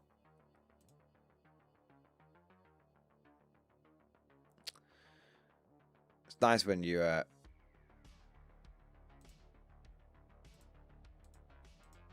you go. So this was the army that was featured in the White Dwarf Battle Report that I read when I was a kid. And ever since I saw the converted armored car, I thought, why doesn't the Guard have armored cars?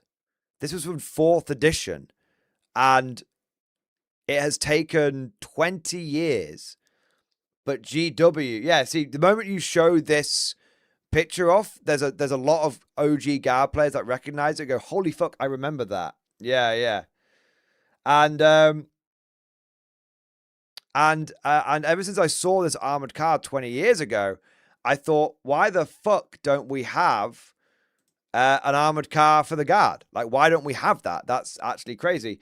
So this is a childhood dream of mine to own an Imperial Guard armored car, and it's actually come true. So this is why this is so big to me, so important. From a like aesthetics point of view, I think GW's nailed it. It's like a Staghound / Puma / Greyhound. It looks like a World War II armored car. And again, I've been playing a lot of bolt action. I've been playing a lot of Conflict 47. Only this weekend, I was running a Tesla Greyhound, a sci-fi Greyhound, with my National Guard themed conflict army. And I loved it. It was one of my favorite models. I was nipping it around the battlefield, zap, zap, zap, all that kind of stuff. And the fact that I can do that in 40k now is a huge win. Huge, huge, huge, huge win. Yeah. So I absolutely love this. Now, it has a lot of different weapon options. Whilst the Centaur's pretty basic, it has a lot of different weapon options. It's got a battle cannon. Now, we don't know if that's a full-size battle cannon, but it looks like a full-size battle cannon. Battle cannon, castigated Gatling cannon, las cannon, or melter cannon. For me, if this is the full-size battle cannon, like the Lehman Russ one, that's going to be my go-to option for it. That's going to be my go-to. The Castigator's Gatling cannon, unless they give it a big points buff, I don't give a shit about. A single las cannon, if I want a single arm las cannon, I'll probably go for a Sentinel. Melter cannon could be an interesting second. It could be an interesting second option. But it looks like it's going to be a piece of piss to magnetize. If you look at the weapons, you can see they just slot in. A bit of magnet, or a magnet, bit of blue tack, or maybe it might even be push fit, especially once you've painted it. I don't think you're going to have to pick. I don't think you have to pick at all. So yeah, huge, huge fan of this. This stole the show for me. Yeah, this absolutely stole the show for me. Light, fast-moving, recon vehicle with good firepower, classic armored car vibes. I think this is the recon vehicle Guard should have always had. Look, Sentinels are cool, right? Look, Sentinels are cool. I like Sentinels, but I like this better. You know, I like this better. Yeah, this feels like there's a few things that are part of the Guard, which have been part of the Guard forever. And so because of the fact they've been part of the Guard for a long time, they kind of feel normal.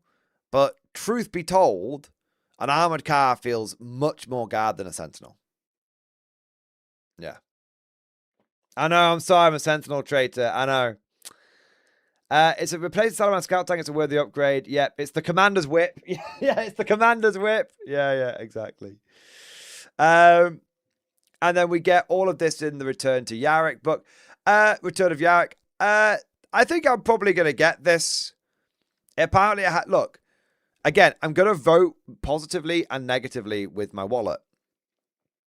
I didn't buy the last Armageddon book because it didn't feature any Guard. And I was like, I will not buy this, GW. If you go back to Armageddon and don't give us the Guard as part of that campaign, you can go fuck yourselves. If we go back to Armageddon, you bring Yarrick back and you give me a good bit of lore around that, then all right, I will buy this to show that this is the right thing you should be doing.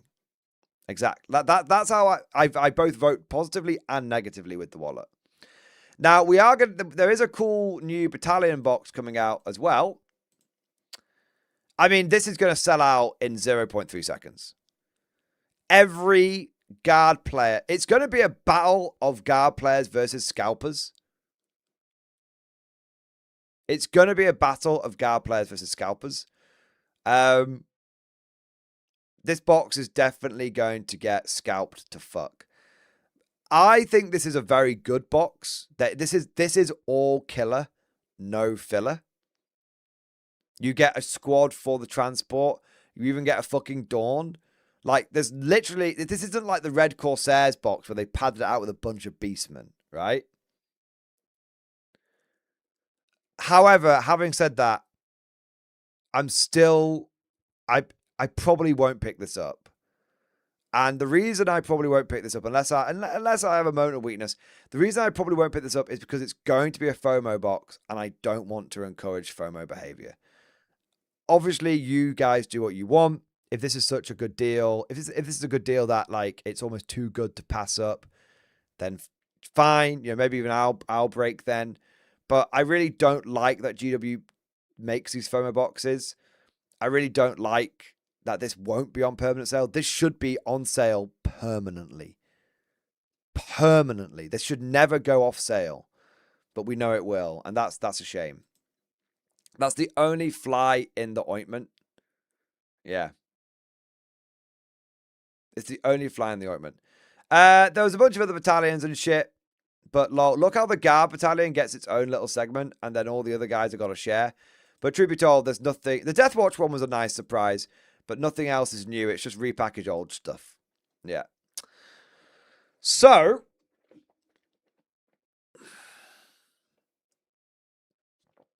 Hot take. I think this was an absolute slam dunk of a win for Games Workshop. I think the Steel Legion coming back via concept, basically confirming Steel Legion coming back, which we're going to look into the concept art and stuff around that in a moment. But I think this was an absolute win for the Guard. Yeah. There's nothing here that I don't like. Even the shit I'm not gonna buy, like the woman on the throne, the sister battle on the throne, the new name character. It's still cool. Even this guy, look, you know, goddamn Inquisitor Van Pelt, you know. Yeah, I think this was the best reveals that we've seen in 10th edition. Because remember, this is a 10th edition reveal. I think this is the best reveals they've done. So, GW, I lambast you a lot. I throw a lot of beef at Games Workshop. But I always give credit where credit is due. And I think this is the first time in a year that I have been excited for Warhammer 40k. And that's a big statement. Even Grizzled Company only got me a bit excited. Because it was like, this is sick as fuck, but we should, you know, Grizzled Company, to be fair, Grizzled Company was good as well. But yeah, models and lore gets me long-term excited. Because rules are temporary. Models are much, well, not permanent with the way things get legends, but much more long-term. Yeah. So yeah, this was for me really good. And I'll just say it again, 10 out of 10 reveal show for me on this front.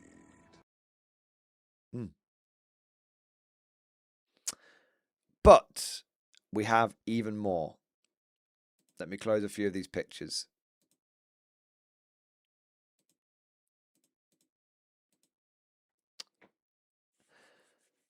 We've had one Guard reveal, but what about second Guard reveal? Because not only did we get Guard in the main reveal of the Warhammer 40k 10th edition stuff, but we also got Guard in the Kill Team reveal. And this is a really, really good Kill Team reveal. Let's have a look. Spectre Squad. Call sign Jester. The toughest thrown down grunts on the Eastern Fringe. Feels very dark-sided. We've fought Tyranids before. They're tough. But they drop if you know where to shoot them. We thought we were ready. We were wrong. I love how the Red Terror's in High Fleet Kraken's colours and the ones that are running around at us.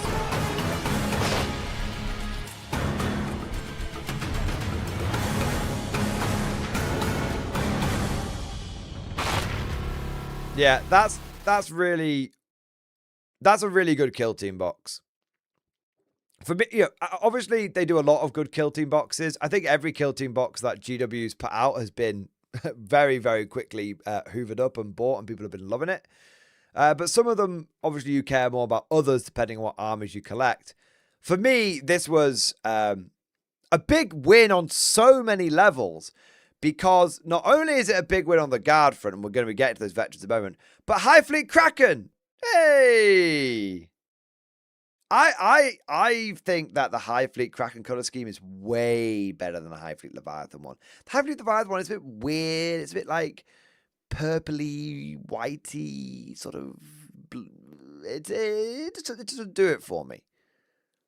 But High Fleet Kraken, I think, is, to me, High Fleet Kraken is the Tyranid color scheme. I think it's the best one they ever did, and I don't think they should have moved away from it. But yeah, High Fleet Kraken. Now, Behemoth is a bit weird. The red and the blue, it doesn't quite work. The red and the tan, perfect.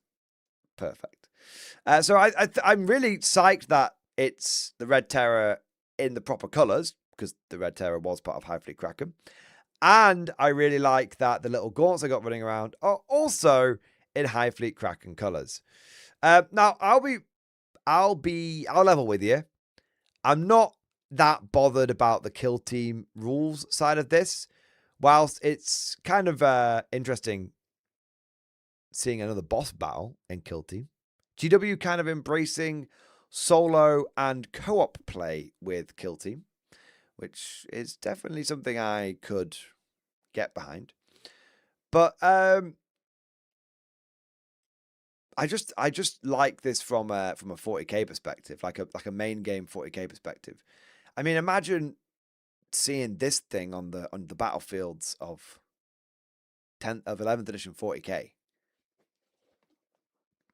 Yeah. I have Tyranids, I have High Fleet Kraken. I probably will get one of these. I always wanted the Red Terror, and I always remember reading the stories about the Red Terror in the old codexes and stuff. I think it was in the 3rd edition codex, and the story about how they the colonel of the base managed to drive it off with a flamer, but he never got seen again, that kind of thing. Yeah, the Red Terror was, it's interesting because it was kind of like almost a throwaway character by today's standards, but it's become very iconic with the Tyranids. But let's get to the best bit. Guys, veteran squads have returned. Full-blown Imperial Guard veteran squads have returned. They are literally, to ensure instruction, Spectre Squad kill team. I think they even refer to them as like veterans. Maybe is it at the top? Elite Cadians. I'm sure there was something that called them like Imperial Guard veterans. It might have been elsewhere on Warhammer Community, but it is. These are basically veteran squads returned. Some people say they look like Rebel troopers. That's true. I think there's definitely an element of that. I think they look a lot like, hey, did you want Tanith models? You've got Tanith models. Yeah. But I think these are, if you are like me and you miss your veteran squads and your conscripts, then that's one of those two things returned. All GW needs now is the old conscript squads back, and we'll be all right.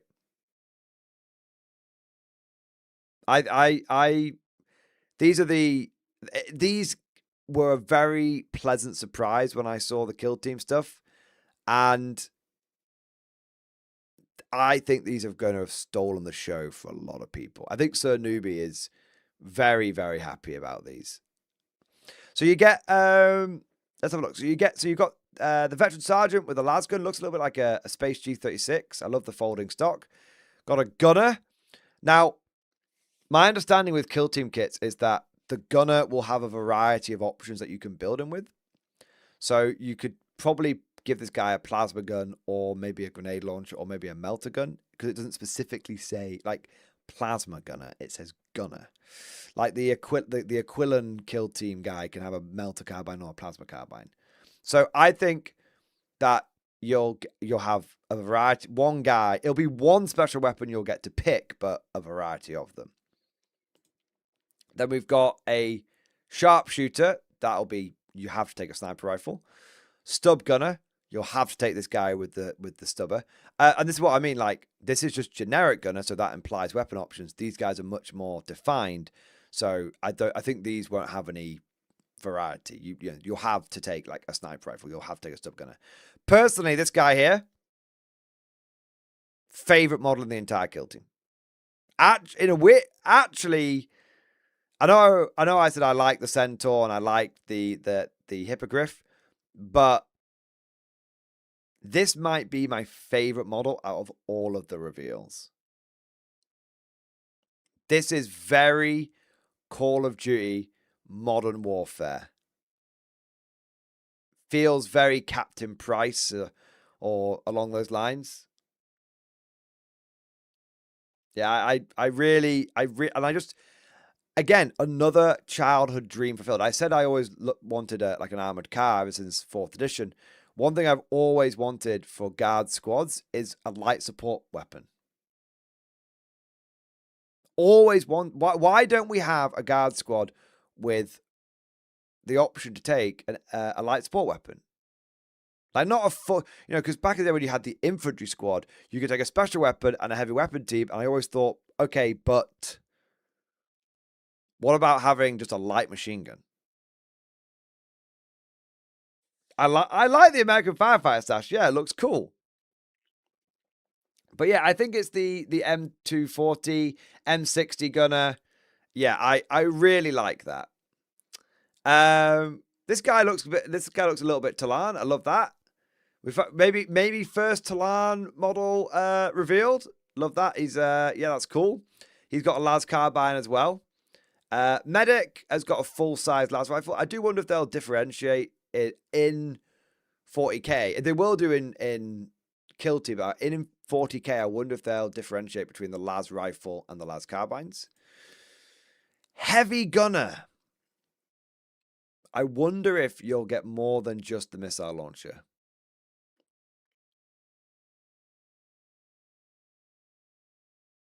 Plasma gun or melter gun. That's cool. It seems maybe it'll just be a missile launcher. So, I mean, very Tanith, right? Treadfeather. .30. Snipers. I guess the Tanith never really used plasma guns or melter guns all that much.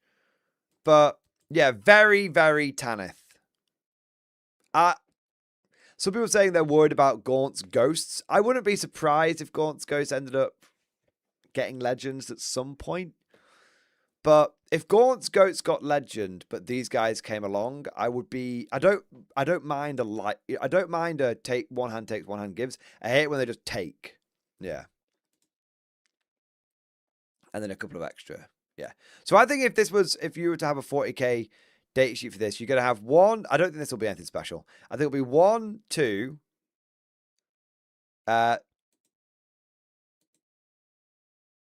3, 4 basic guys, including the sergeant. 1 plasma gun, 1 sniper rifle, 1 stubber, 1 heavy weapons squad, and a Vox guy. And this token will do something. Tell you what's big, though. It's just occurred to me. Silent Warrior, you're right. Heavy gunner and loader. Return of the heavy weapon team inside an infantry squad. We just got the infantry squad back.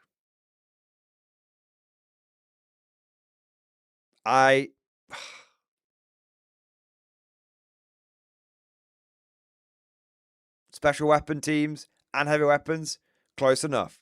Welcome back, Guard Infantry Platoon. Yeah, so I think this is a great reveal. And I just... It feels like maybe, even though GW doesn't always get like the guard rules or balance right, like some of the, like Dreer being a bit shit for a year is a bit of a shame. One thing I would say, let's look back at the guard reveals for the last 3 big reveals we've had. This one, at Adepticon, they absolutely nailed it. The last one with the Kriegers, they absolutely nailed it. The Cadian ones, they nailed it. We've had back to back to back guard range refreshes and or large scale reveals. And every single model has, nearly every single model, the vast majority of them have felt like the guard. The only one that's been a pisser has basically been Lord Solar Leontus. He looks a bit like an AOS model. That's why I say, like, you know, the vast majority. But it really feels like someone at Games Workshop actually gets us. They get what we want. They get our vibe. And I am really, really appreciative of it. So yes, it's a great reveal. Not that bothered about what it means for Kill Team. There were a few other bits that were shown off, for example. But for those people that like Kill Team, I'm sure they'll love it. And for those of us that like the Guard in 40k, I'm very excited. If I could have one wish, I hope they make it battle line, or for the ability for me to take more than 3 of them. Being able to take multiple squads of this would be very important because it would allow me to use a lot of my old infantry squads. Yeah. But on top of that, I would love to take these infantry guys here and load them up inside these centaurs. Imagine if, I don't know if you will be able to, imagine if you can take 6 squads of these guys, load them up inside these centaurs, have them shoot out the firing deck, and support them with a swarm of hippogriffs. That would be amazing. If I can only take 3 of them, it will be less cool. If I can take more than 3 of them, I'll be able to build an entire army around it. And that's very cool.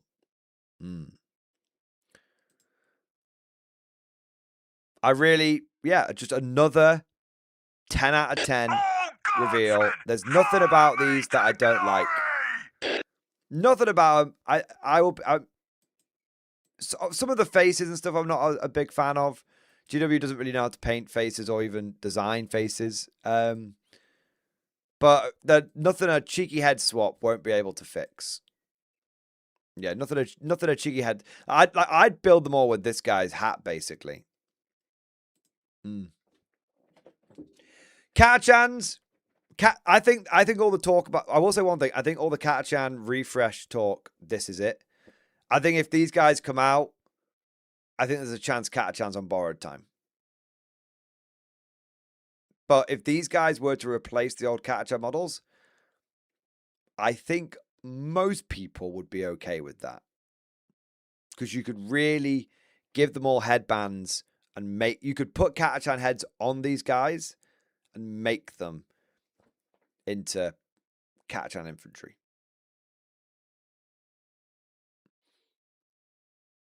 That's why, again, I hope they're potentially battle line. Because if you wanted to be a Katachan player and run a big Katachan army, you'd want to have lots of these. Maybe we'll get Katachan refresh eventually. But in the meantime, I think these guys might replace the old plastic Katachans.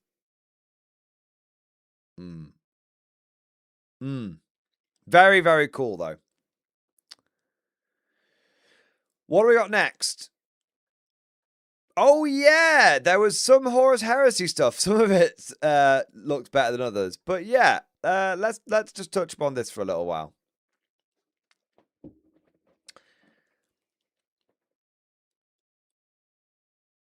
So we got some interesting Horus Heresy stuff. And it's very surprising to hear me say that because obviously I'm not a huge fan of Horus Heresy 3.0. I loved Heresy 2.0. They, I think, did very poorly with the rules of 3.0. But one of the great advantages of GW continuing to support Horus Heresy is that I can play 2.0 using all of the lovely new plastic models that they reveal. On top of this, this Horus Heresy reveal may have looked like a Heresy reveal, but it was actually a Guard reveal in disguise. Because if you scroll past this thin veneer of new Space Marine stuff where they showed off a single tank, you'll actually find that they showed off a whole bunch of Solar Auxilia stuff. Pretty much everything that was revealed at Adepticon was Guard or Guard adjacent. I'm calling it now. This wasn't Adepticon 2026. This was Guardicon 2026. This was GuardCon 2026. So we got a whole bunch of stuff for Solar Auxilia. We got new Ogrins and new fire support teams, and we got a book on Talan, which is kind of cool. Let's go through these one at a time. So the Charonite or Karanite Ogrin section, these are, if you're an Imperial Guard player, these are your new Bulgrins. They only get melee weapons, and they do look a lot better than the current Bulgrin sculpts, which are they're not quite as dynamic. The Bulgrins all sort of, there's no running poses in the current Bulgrin kit. They're sort of all stood there a little bit, where these ones feel like they're actually coming at you a bit. I will say this.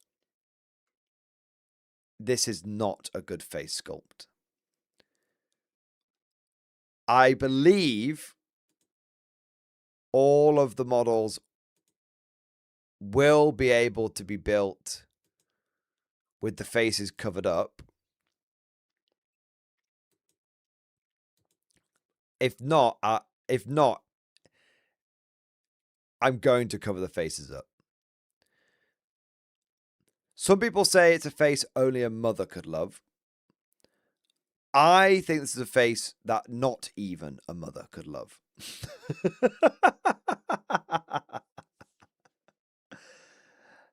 So hopefully we can just put the mask on, double bag it.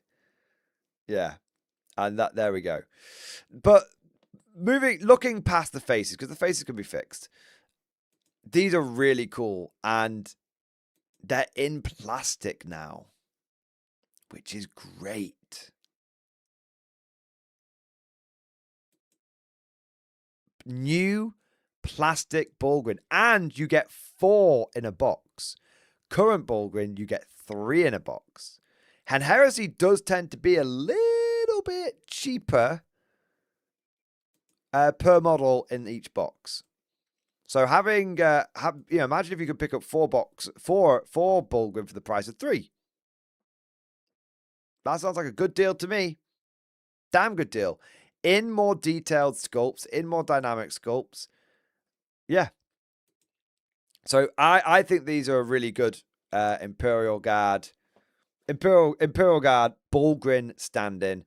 And especially, look at that. I mean, like I said, that guy looks derpy as fuck. Like it looks like he's like that guy looks derpy as fuck. He looks less menacing with that face. And that guy looks derpy as fuck. But that guy and this one especially is my favorite. Yeah, the masks look great. I think these will make fantastic Bulgrin, but also fantastic Traitor Bulgrin as well if you're building a Traitor Guard force. Yeah. So yeah, new count-size Bulgrin revealed. We then got some plastic Rapier fire support batteries. These, I think there's a couple of ways you could use these. I think you could use them as mortar teams in heavy weapon squads. I think you could also use them as field ordnance batteries. I think if you use them as field ordnance batteries, stick them on a bigger base and have the extra crew member. I think if you use them as heavy weapon teams, stick them on a smaller base and just have the guy on his own. I think really effective mortar or fob counts as. Artillery team, though, I don't know if they're going to be big enough for an artillery team. You might need to use a pretty big tactical rock for the counts as artillery team. You might be able to use the artillery team if you put 2 of them on one big 80mm base. Maybe, yeah. But I think more realistically, you're looking at FOBs or just good old mortar teams. I mean, you could, when you think about it, that's a mortar and that's, that's a mortar and that's a mortar. That's the more mortar. But if you can build them both with the same gun, that does leave you with 2 crew left over, right? Who are holding a bunch of like mortar things. If you stuck 2 of these on 50mm bases or 60mm bases and took these 2 crew members and had them stood on the 60 on a separate 50 or 60mm base, I think you've got yourself a heavy weapon squad there with mortars. Because you've got 1 team, 2 team, and then a couple of extra loaders, and you just say it represents 3 mortars. So yeah, I think these are a really, really good counts as heavy weapon squad for your guard. The big question is going to be how much do they cost? I believe they come in squads of 2 in a box. So we'll have to, so it's, yeah, it says, I think it's 4 models per box. 1, 2, 3, 4. So we'll have to see what the price point is. But if the price point is cheaper than a heavy weapon squad, then I think this is a really good alternative. Just like the Horus Heresy Leman Rust tank is a good alternative for the, I think, and these are a really good alternative for Bulgrin. I think this could be a legitimate alternative for a heavy weapon squad. You can also take them as Dakar variants. So you get heavy bolter, laser destroyer, and multi-laser. And again, I think you could do the same thing here, where you go, oh, if you want a heavy weapon team, if you want a heavy bolter, heavy weapon squad, build 2 of these and have these extra loaders, 360mm bases. If you wanted to go for a las cannon squad, same thing here. I don't think there's any real use for the multi-lasers in this in Warhammer 40k as a counts as for anything. Maybe auto cannons, maybe, but yeah. Here's the one that I want though, and I don't think there's much chance of this happening. But a man can dream, a man can hope. I really hope that we don't have to use them as counts as, and that 11th edition breaks down the walls and allows us to take Horus Heresy stuff in Warhammer 40k. I think being able to run rapiers in Warhammer 40k would be really, really cool. Not only do I think would it give a big boost to the Horus Heresy sales, because the moment anything can boost to 40k, the sales boost, right? But I also think that they would have some really good tactical uses for the Guard. Potentially heavy weapon teams that would be mobile, that wouldn't suffer the -1 to move and shoot. So yeah, fingers crossed, all the fingers crossed. I hope that we can get these in 40k.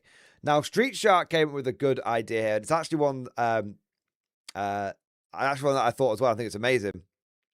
Mounting these in the back of the Centaur. So you could take these and mount them in the back of this, and you could, especially the mortar variant, and I think you've got a count-size Wyvern. Because the Wyvern, I'm not a big fan of the Wyvern model, but I am a big fan of a mortar carrier. And taking a quad launcher, mounting it in the back of a half track, and that would again lean into the World War II vibe, and also lean into this, the more realistic military vibe that GW has been going for with the Guard recently, which is like a mortar carrier. So I don't mean like mount them up as in like drive them around inside it. I mean convert this model to be a Wyvern. Basically, welcome back, Griffin. But yeah, it's got great potential, and all of these models have got great potential. The Ogryns and the 2 different rapier batteries, they have a lot of potential. So much so that even though this was a Horus Heresy reveal, I actually felt it was worthy talking about from as an Imperial Guard reveal. That half track has a hitch. Yeah, does it? Let's have a look. Oh yeah, maybe it can tow things. Maybe it can tow things. That would be cool. Yeah, hopefully it can tow some field guns around. That would be cool. But yeah, I actually was, and then little bit on top of this, we're getting all of this in a new tactical journal for Horus Heresy, which is the Battle of Talan. Talan being the biggest tank battle in the history of the Imperium, I believe, including 40k. And well, I'm going to take that as another Imperial Guard release. Talan mentioned, right? Talan mentioned. Imperial Guard release. I really, nothing would make me happier if, I am still keeping an eye on Horus Heresy 3.0, and nothing would make me happier than if, once all these different tactical journals come out, that we start getting Horus Heresy 3.0 into a good place. But Talan mentioned lots of heavy weapons, a new Bulgrin. This makes me both interested in Horus Heresy, but really, it makes me think what I can use this for in my guard. But wait, there's even more. I don't mean to alarm you, but we actually got some cool Age of Sigmar stuff. I don't mean to alarm you, but we actually got some cool Age of Sigmar stuff, which is absolutely crazy. So we're going to take a look at it. I don't mean to alarm you, but Games Workshop actually revealed a whole bunch of stuff for Age of Sigmar that actually looked really good. And in a funny sort of way, not only did it make me more interested in Age of Sigmar, it also kind of made me think, is this another secret guard reveal? So we got a whole bunch of stuff for Sigmar. We got the Cog Fort. So let's watch the trailer around this. Our enemies think us weak. We will dissuade them of that notion. We shall not cower behind our walls. We are the wall. We will march out, reclaim the lost realms. Our enemies will break upon our shields. And by courage and steel, we will drive them back to whatever foul pit once spawned them. So we got 2 trailers back to back, which was interesting. We persist in an age of monsters. And there are foes that faith and valor alone cannot best. For such enemies, Sigmar again provides. Take heart, warriors of the God King! You fight in the shadow of behemoths.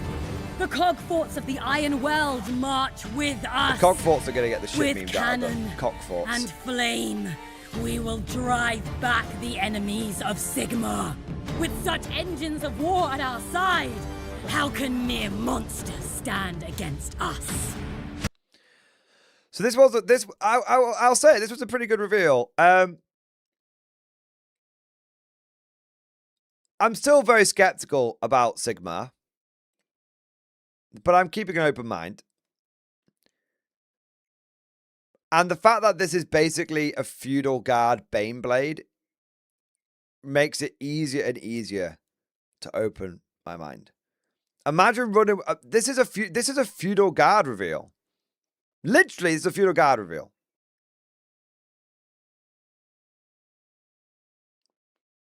It's got a big. This is a feudal guard Baneblade. Baneblade cannon on top, the Marshal cannon down here, sponsons on the sides. if someone ran one of these against me in a Warhammer 40k game and said, "This is my Feudal Guard Baneblade," I'd be like, okay. I would. I'm not going to mistake it for anything else, am I? So this did make me interested in Sigmar, and I have to say I've been keeping an eye on Cities of Sigmar ever since their Steel Helms dropped, and they have the faction as a whole has been going a little bit from strength to strength. So it's a big giant fuck off fort on legs. And it feels like it belongs in Warhammer. One of the things that I've always said is a bit funny about Sigmar is that it doesn't feel like a Warhammer game. It feels like a perfectly good tabletop game, but it doesn't feel like a Warhammer game. It feels intangible. It's got the over-the-top bit nailed, but it hasn't got the grounded tangibility bit nailed. It has got it failed. It has got it nailed. But this actually looks like... It looks ridiculous and over-the-top, but it's basically just a stone tower from like Age of Empires on legs. You know when you upgrade your stone towers in Age of Empires 2 and they shoot the cannons out? That's what this is. It's Age of Empires 2 walking guard tower. And I like Age of Empires 2, and therefore I like this. You can get a big flamer variant. And the Flamer variant also has a sally port on it. So it's a transport. So you can transport people in the fort and then they can run out and charge people, which is kind of cool.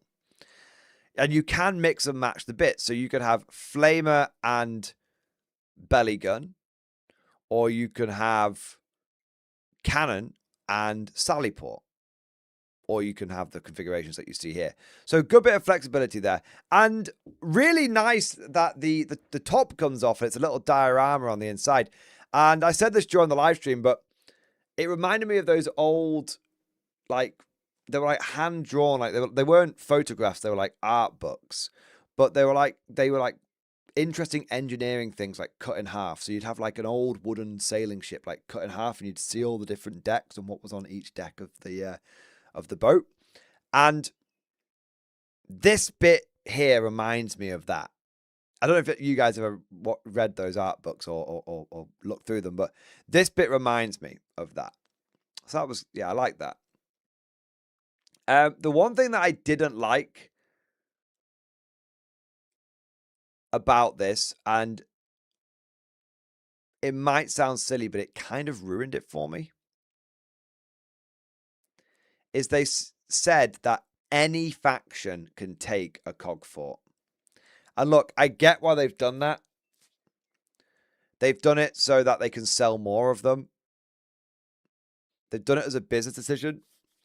But to me, it waters down the Cities of Sigmar vibe. And basically, these are just Imperial Knights now. And you can take them as free blades. And I think that's such... It's a business decision, but it's a bad vibes decision. It's Knights of Sigmar. Instead of Imperial Knights, it's Knights of Sigmar. Yeah. So that was a big miss for me. Up until they revealed that, I was very excited about these. After they revealed that, I was like, if someone else bought one and used it as like a Baneblade against me, that would be cool. But I'm probably not going to get into Sigmar now. I know it sounds like such a petty thing, but you already had giants as Imperial Knights in Age of Sigmar, and that made sense because giants would fight for anyone who'd give them food. But it doesn't make sense that these very valuable, very rare,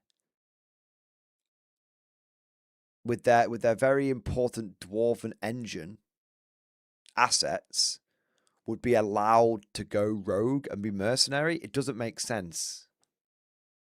These are very clearly a weapon of war that has been made for the Cities of Sigmar. All, like, the trailer said that. Everything said that leading up to this little bit that was thrown in at the end. And yes, that was a big miss for me. I thought this was cool, very weird, but this is very Sigmar, but I'm kind of okay with it. Like, Sigmar should have the occasional absolutely bonkers thing in it. I think the problem is sometimes it's been all bonkers with the occasional grounded thing. I think if you're going to make a Warhammer game, it should be 90% grounded with the occasional utterly bonkers thing. So I liked this in amongst the rest of it because the rest of it's pretty grounded. We got a new Fire Wizard. Technically, it's for Age of Sigmar, but it's probably going to make its way into a lot of Old World armies. We got the Dark Souls model at home, but also pretty cool model to be used in a. I think these two models are going to do a lot of work in Old World, to be honest. We got the Gate Gargants. I'm not a mature person. I saw this model and went, big Ogrin Milkies.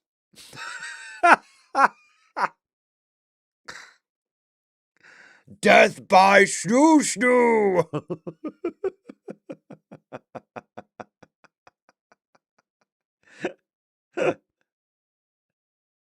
Big titty Ogrin girlfriend. I look at this model. Yeah, the one on the right's a female. To be honest, it's ironically, I can tell this is female more than I can tell the new guard commissar's female. That doesn't look like a female commissar, but anyway. I look at this model and I just see the scene in The Last Jedi when Luke is drinking the blue titty milk from the big weird elephant monster. This model is basically that. Yeah. There are worse ways to die. Yeah. And then we got the new terrain piece, which looks kind of cool. You could probably turn that into, take that off, put a statue of the Emperor on. You'd probably look pretty good for 40k. Got a cat. That's cool. New Priest of Sigmar. They showed off the wrong version, though. There's this one looks a bit shit with that head on.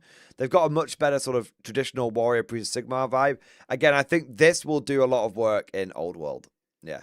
And then we got these new Free Girl Gallants. And I had to say, most of these look shit. One of them looks good. This one looks shit. This one looks 1,000 out of 10 good. This one looks 10 out of 10 good. This one looks shit. This one looks good until you get to the weird, like, jaundice face, and then it's like, nah, it's all right. So as long as you can build, I think it's the faces, man. Like, Warhammer just can't do faces. This one, if you can basically give them all heads like this or like this, we'll be all right. If you can put the helmet down on this one will look okay. Yeah. But out of all of them, this guy right here completely steals the show for me. Yeah. Completely steals the show. And then we got a Feudal Guardsman squad. I kid you not. They've all got fucking guns. And one of them's got a goddamn blunderbuss. And one of them's got a fucking flamethrower. Yeah. We got Feudal Guard, which is cool.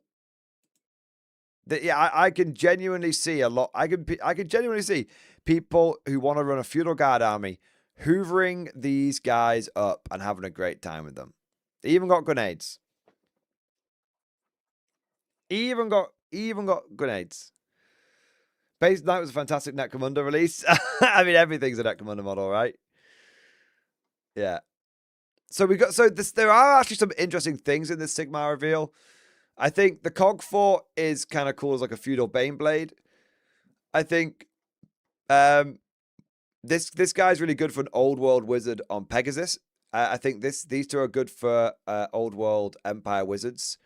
I think the maybe Witch Hunter model. I think Warrior Priest model. This guy's just generally cool, though I'm not sure how I'd use the whole unit. And these are very much feudal guardsmen. This is a feudal guard squad. But there was some more, and it is worth touching upon. Oh, is it not in here? There was some. I don't think they've got. Have they not put it on the website? Or maybe it's in a different place. Ah, they did. It is worth mentioning that Clan Eshin came back. Out of all of the AOS stuff that was revealed, I think Clan Eshin coming back is the biggest deal. The absolute biggest deal. Gone are the old monkey hands,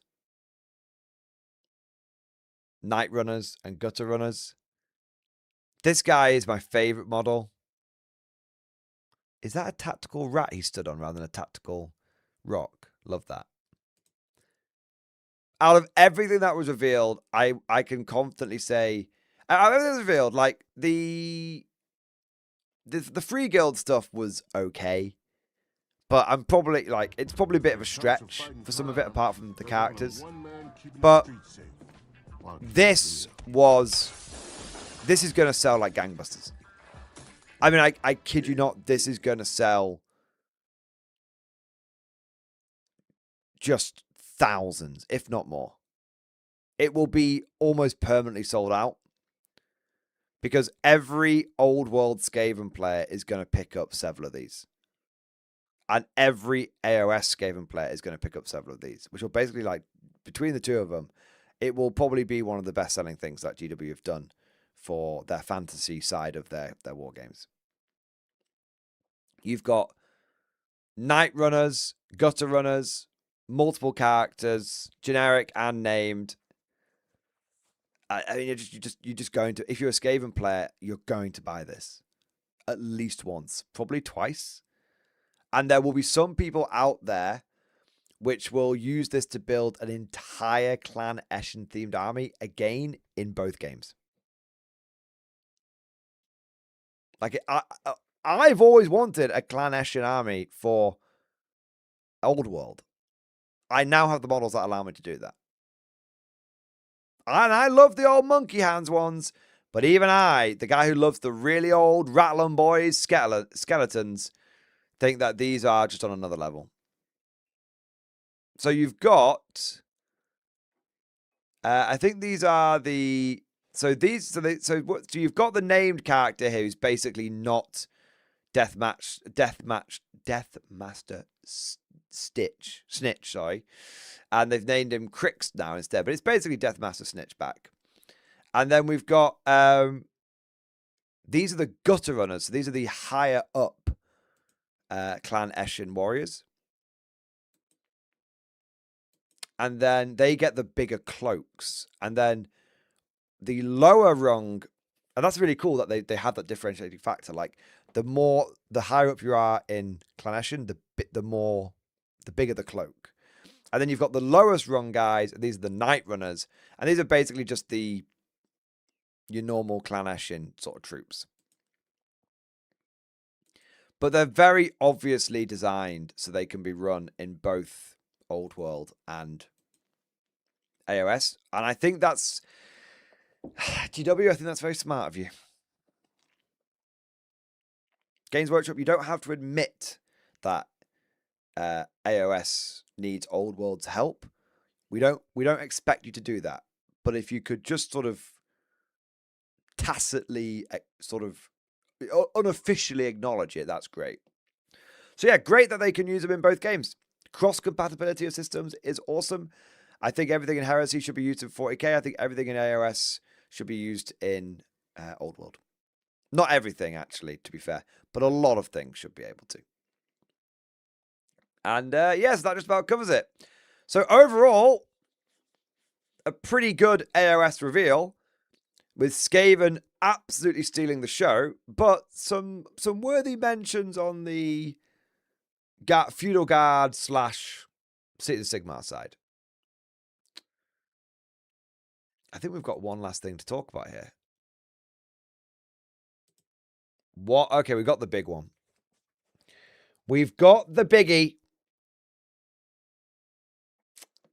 I'm going to grab a drink for this. catch up on the super chats, and then we're going to get into my analysis on 11th edition. That's the biggie. So give me 1 minute. We're going late tonight. It's going to be like a 9-hour stream. I probably won't stream tomorrow because of that. I'm gonna have a day off.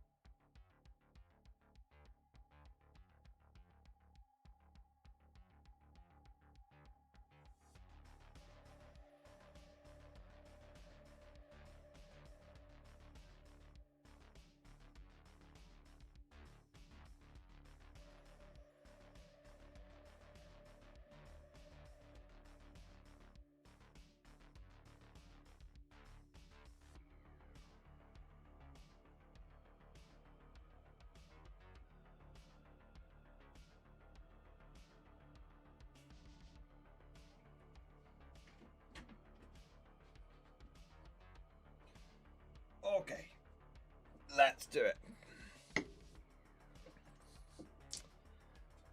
Let's do it. Super chats first, and then super chats first, and then it's only a handful of them, and then we'll get into the new edition stuff. Convo Drew, thanks for super chat. Tim, new graves versus your graves I made for you. I mean, your graves that you made for because will always have a special place in my heart because you made it for me, and that was a very generous gift. Same with the Mordiamobile. But I think the new model looks good as well. Yeah, I think the new model looks really cool. LRD Warren, thank you super chat. He's Sir Hammerlock from Borderlands 2. That's cool. Yeah, I see it, man. Yeah, it's not Van Pelt. Yeah. I see it. Yeah, very, very, very cool reference. I like that. It's a me, Marco. Thank you for the super chat. Finally out of work. New Centaur. Yes, the new guard reveals have been very, very good. The new Centaur, because obviously we had the old Centaur artillery carrier. The new Centaur is cool.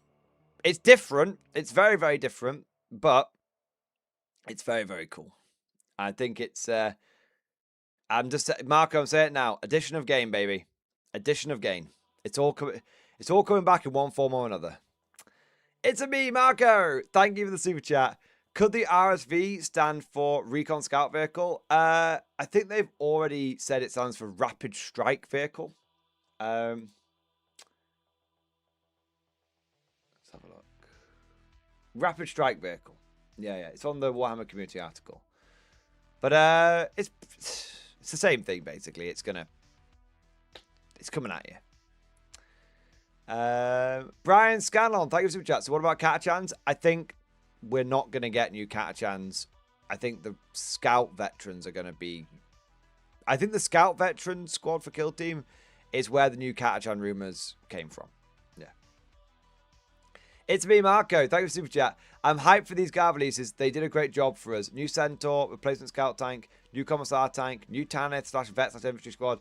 I've already asked my FLG to order stuff, lol. Amazing. I agree. I think we ate very well today. As guard players, I think we ate very, very well. In fact, I think there was more guard reveals than there were Space Marine reveals. And that's pretty big. Yeah, also did have a 5-man cap. Yeah. Why did they make a new Centaur? That was already a thing. The old one was in resin and they hadn't made it for a little while, to be fair. It was guard, yeah, Marco. It was basically GuardCon. And that's really, really cool. Gab Campbell, thank you for super chat. GW will release anything but new Mordheim. You don't want GW to release new Mordheim because Mordheim is perfect. If GW goes near it, they'll fuck it up. So yeah, you don't want new Mordheim. Leave Mordheim alone. They tried new Mordheim. It was called Warcry and it went badly. Nicholas Salamander, thank you for super chat. Do you think the Pro Mars experiment would have been more successful if they hadn't taken away everyone's old Marine models? Yes, I think it would have been more successful, and I think if with that, and if they just had not gone for such a weird design on a lot of the models, yeah.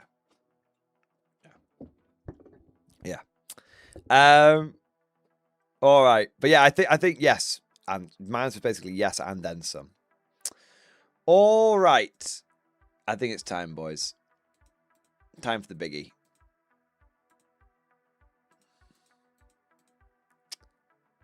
Let's do it.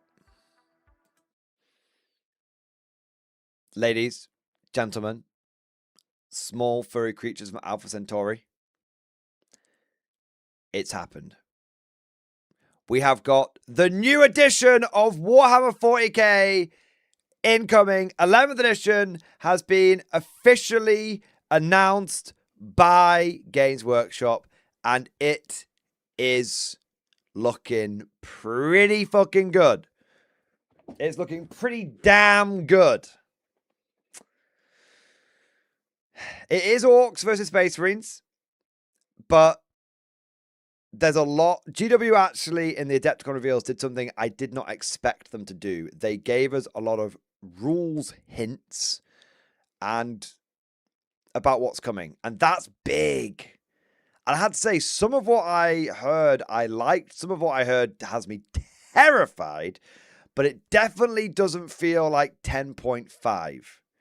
It doesn't feel like it's completely rewriting the game, but it does feel like this is 11th edition, and that's good. Because the end of 10th edition, the last year, not even the end, the last half of 10th edition has been dog shit. It's been abysmal. Lackluster balance patches, triple nerf, paid to triple nerfs, ruining stuff, things being released overpowered, things being released undercooked. It's just been a shit show. It's been all over the place. It's been an absolute shit show. So 11th edition basically being significantly different from 10th edition is a huge, huge win in my mind. And whilst I think that GW isn't quite ready to swallow their pride on everything, I do think that there are enough new things here that GW has started the process of maybe undoing some of the tenets of New Hammer. So let's watch the trailer and then let's get into the details.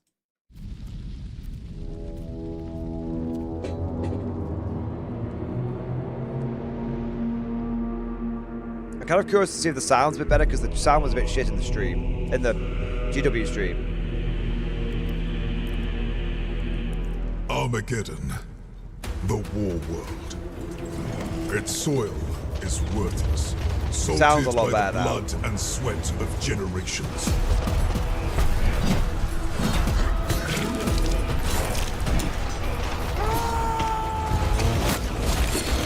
War is all that remains. That old three It shoulder pad looked rises really from cool. the dust and echoes in the sky. A promise, a cacophony of endings. New land speeder.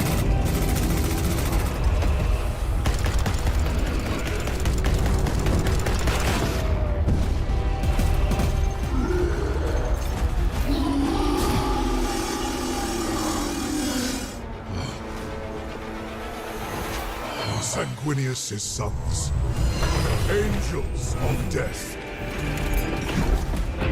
Old helmet. We belong here.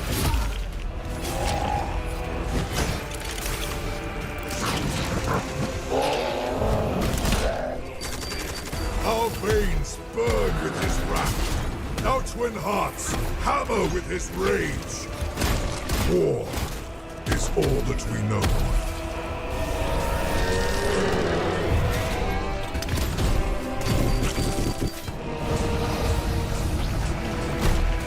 The Space Marine gets utterly melted. That was my favorite bit. The Space Marines, like, that was cool. This world must hold. The eye pop, yeah. There can be no retreat. There can be no mercy. There can be no peace. There is only... I would say, if I had one criticism of the trailer, it's there was too much "Wah!" from the human side. Like, basically, it felt like every character was going, "Ah!" like screams and rage. "Ah! Ah!" You know what I mean? Like, that's my only criticism. Otherwise, I thought it was pretty sick. June 2026. Yeah. Yarrick trailer spoiled me so much. I find this trailer a bit underwhelming.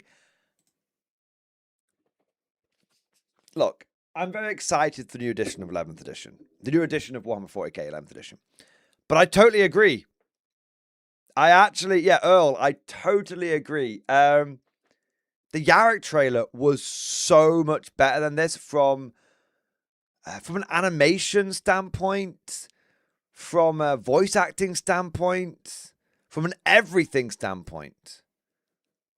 I think this trailer was fine, but I know exactly what you mean. I watched it with the slightly scuffed audio in the live stream. I've watched it again now, and I think it was okay. But the Yarrick one is a 10 out of 10. This is like this trailer for me specifically is like a 6 out of 10. It's not bad. Maybe 6.5. But I actually thought the 10th edition reveal trailer was much better. Much better. But let me make something clear.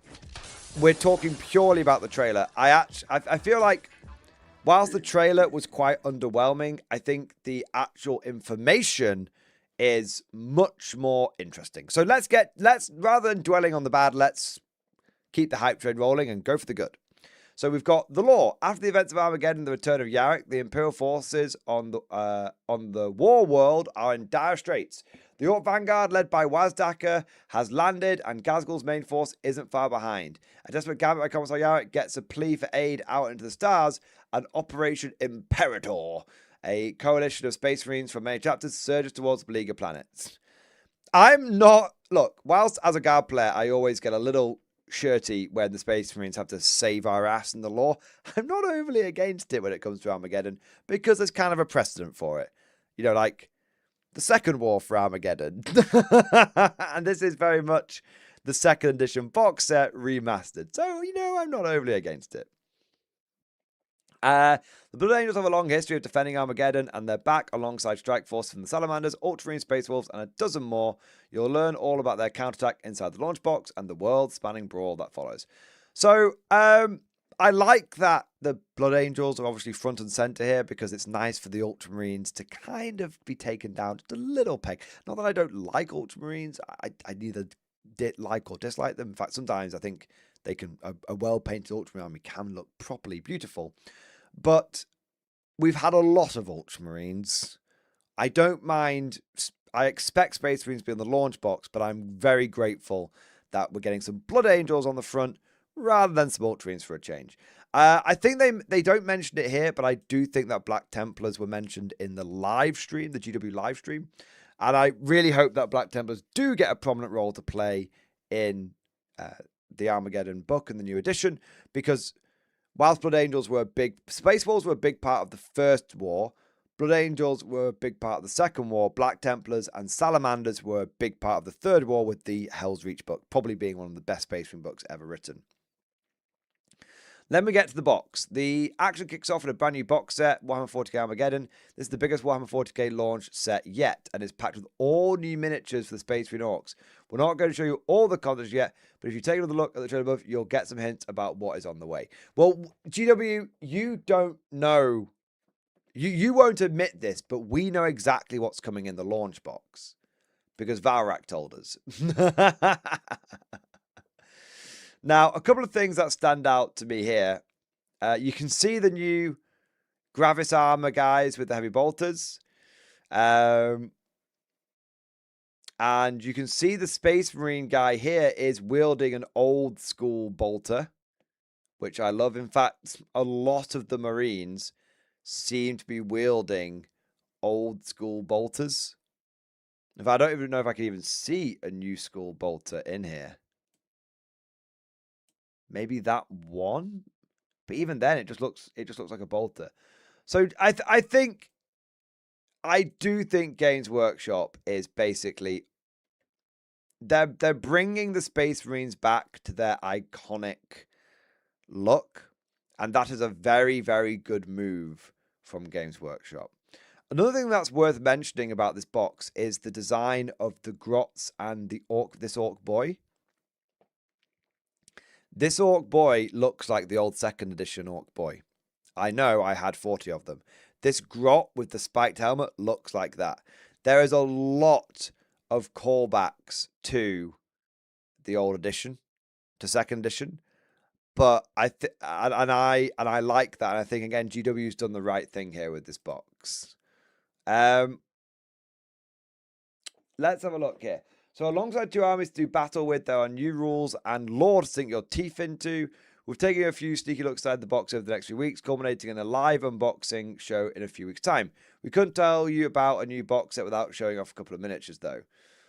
First up, so the models. First up is a member of a new Intercessor squad, combining the contemporary look of Space Marines with some classic details. The mix of older armor marks with new ones is indicative of what you could expect from the rest of the units.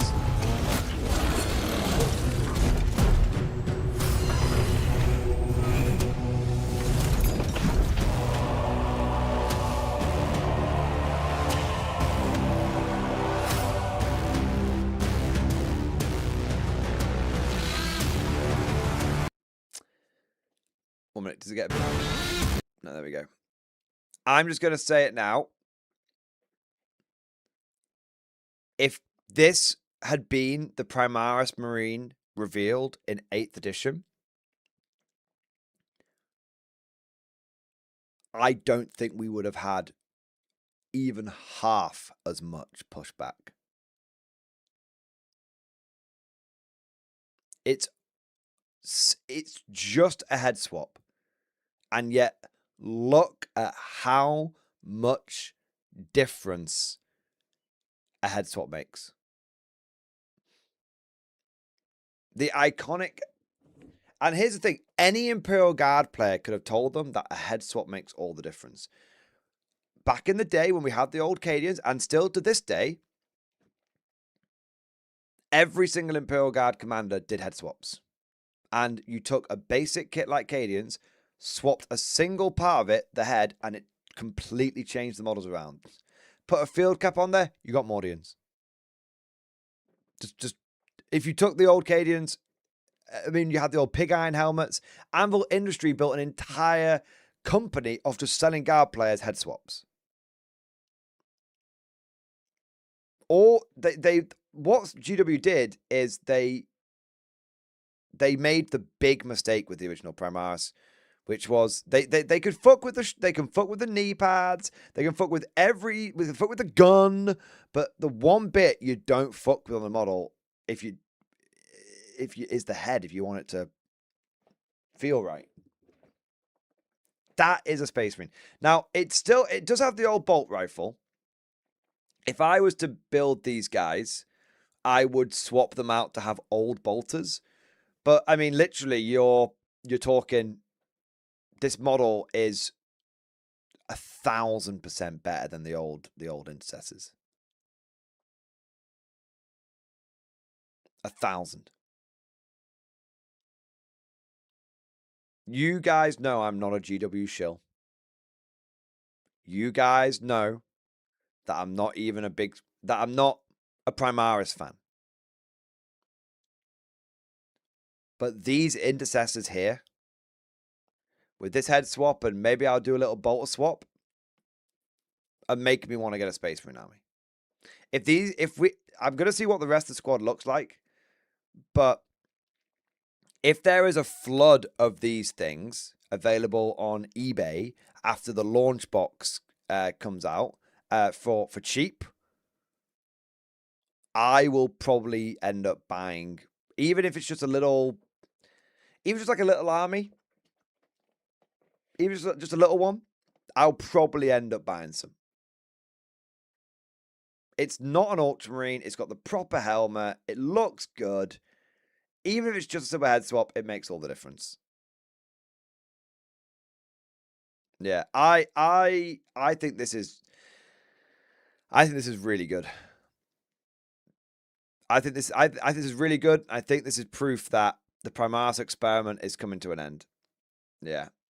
Let's have a look here.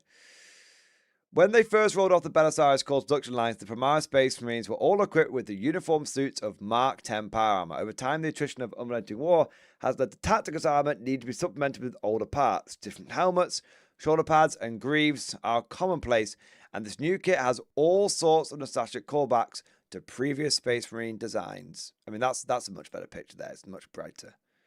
It looks really well painted as well. Yeah, it's just a proper Space Marine. Yeah, man. It's just a proper Space Marine, boys.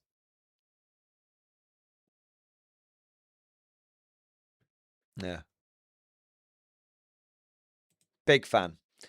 And then we've got more. The humble orc boy is a heavily muscled force to be reckoned with and recently had a bit of a revelation. Why should holding a chopper stop you from carrying a shooter too? Orc boys now have the best of both worlds, with every boy carrying a chopper, slugger, and shooter into battle. All they need to rake a Space Marine lines with a head of bullets before charging in proper scrap.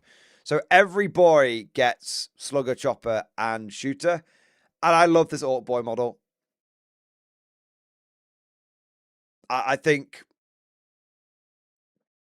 that is an orc boy model. And also, send me to the black ships, right? Send me to the black ships. Because did I not make a video a week ago saying that the new orc boys was the player base winning and voting with your wallet working? Here you are. Once again, vindication. Once again, that looks like an orc boy. Doesn't look like some weird Lord of the Rings, Age of Sigmar abomination. Yeah. I think that's good. Now, this is the biggie. The rules. Best of all, the orc boy isn't twerking. Yeah, no more twerking orcs, I'm afraid. I did not expect GW to show off any game details, but perhaps they were forced to. With everyone calling it 10.5 edition, and that being clearly not a source of hype for how, especially after 6 months of Catan spam, I think GW was somewhat forced. Maybe they always planned it, but they were somewhat forced, I think, to reveal more rules, highlighting a lot of differences. Overall, I'll give you this. Overall, I'm pretty happy with the rules changes that have been previewed, but it's a lot of talk. And I need to see some walk. And there are one or two things that I'm terrified about. So, army building. Army building is probably one of the most important. I mean, for me, it's the most important thing for Wargaming because I like spending hours and hours on the shitter making army lists. And then I refine it and refine it and refine it until I get it just right. And then I go and buy it. And I've not had that experience in 10th edition because of a lack of granular war gear and the fact that it's just been 10th edition it's been the edition of loss. So army building is really important to me, and I am seeing a couple of bits here that make me interested. What does this new edition talk mean for your existing army and their codex? Good news, your current codex and factory rules will still be valid. It's also true of the rules in the recent campaign supplements, including the upcoming Armageddon Return of Yarrick. Okay, you did say my 9th edition Guard codex would be okay for 10th edition, though, but okay. The big question I have is, will your codex last the entire of 11th, or will they last until you get an 11th edition codex? I think that your current codex will be replaced by an 11th edition one. And for a lot of factions, that's going to be welcome news because a lot of people don't like their current codexes. Admech and Tyranids being one of them. In fact, the only people that love their current codex is basically Necrons. And Space Marines. And Guard, our units are fine, but our detachments are terrible. However, detachments are changed to give you more flexibility on how you build your army. You can now sometimes select multiple detachments for a bespoke set of army abilities. So sometimes, interesting, you'll be able to bring to life your vision of how your army should fight. And at the launch of the edition, there will be over 70 new and updated detachments. So interesting. So not 70 just new ones. Some of the existing ones will get updated. All right. I'm not against that. Some of the ones that exist right now are terrible. Updating them is exactly what they need. If you are very attached to your current army, don't panic. The detachments in your current codex still work. You just have even more options now. I mean, GW, you said that Horus Heresy was the game that I knew and loved, and it wasn't. But again, I'm being a little skeptical. I'm being a little jaded. This is overall good news. So you'll be able... So for those of you that have only played 10th edition, this isn't anything new. This is actually GW just bringing back an old formula. You used to be able to mix and match detachments to get the best possible outcome. Sometimes this was so you could get more command points. Sometimes this was so you could take advantage of different overlapping rules. Sometimes this is where you could ally different factions together, although I don't think that's going to be happening again. But the concept of putting certain units in certain attachments to get the rules for those units and taking multiple attachments isn't a new one. It's a returning one. It's not the worst idea. A lot of people go, oh no, this is going to be really bad. It will probably lead to optimization. And it will probably, after a while, people will work out what the best combos are. And it will probably lead to imbalance. But the concept itself, the fundamental concept isn't bad. It's GW's ability to balance it, where it could get fucky. But in the past, when there were balance problems, they just never got fixed because it was old GW. Now, if there are imbalance problems, they probably will fix them. There's no Force Org, but it's going to be like... Imagine if, using 10th edition sort of examples, imagine if you could run a hybrid guard army, so tanks, infantry, and artillery, where you could put your infantry in recon, so they got all of the good recon rules, your tanks in Hammer of the Emperor, so they could crash through, and your artillery could go in Grizzled Company, so it could have the reroll ones.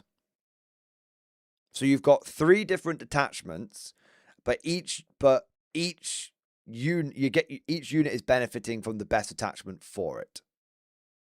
Yeah. So there's going to be, I quite like it because I'll tell you why I'm very optimistic about this. Because I think it will breed army variety. I think it will breed army variety. I think it will breed experimentation, discussion. All that, which is something which I think has been missing from 40k. I don't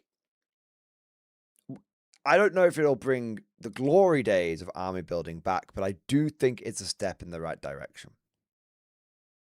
I think you will want to try and experiment. Am I going to put this in Combined Arms, or am I going to put this in Grizzled Company? I do like this. I think there could be some crazy combos, but it makes list building more deep. And that's all I want for 40k. More depth. And I tell you what we didn't hear. Did we hear simplified, not simple? Did we fuck? That out the fucking window. And good riddance to it. Missions. Your choice of attachment now also affects your missions. Your objectives in a game will now be in part dictated by the type of army you bring to the field. And the force your opponent has brought. Armies that specialize in holding ground will be rewarded for doing so, while other forces that may be optimized for disrupting enemy plans or just killing lots of enemies will be rewarded for doing that too. That's really cool. We've kind of had something similar to this before, like in 8th edition when you got faction-specific Maelstrom cards, basically secondary cards. But we've never had... We've not had it on from a primary point of view, I don't think. Being able to build a themed force that wants to hold the line and then being rewarded for holding the line is really cool. I also wonder how this is going to work for tournaments. Because in tournaments, they tell you what each round's going to be. But how can you dictate that in a tournament when the factions determine the missions? It's going to be at the beginning of each game, what detachments do you have? What detachments do I have? Okay, this means this is the mission we're playing. What that's massive. When you actually think about that for a second, that's fucking huge. That is not only is that going to be great for variety of gameplay, not only is that going to be great for being able to build thematic lists and be rewarded for you being able to have the experience you want. Oh, I really want to play the guard holding the line, but I never actually get to hold the line. But now, you will be able to now. But also, it's like, how are tournament players... tournament players won't be able to just master the same 5 missions over and over again with the same 5 layouts. You're going to have to build... You can build the most optimized tournament list that you want, but if you pair into someone that has a different kind of list to you and you're like, oh shit, they're just going to be able to hold the line now?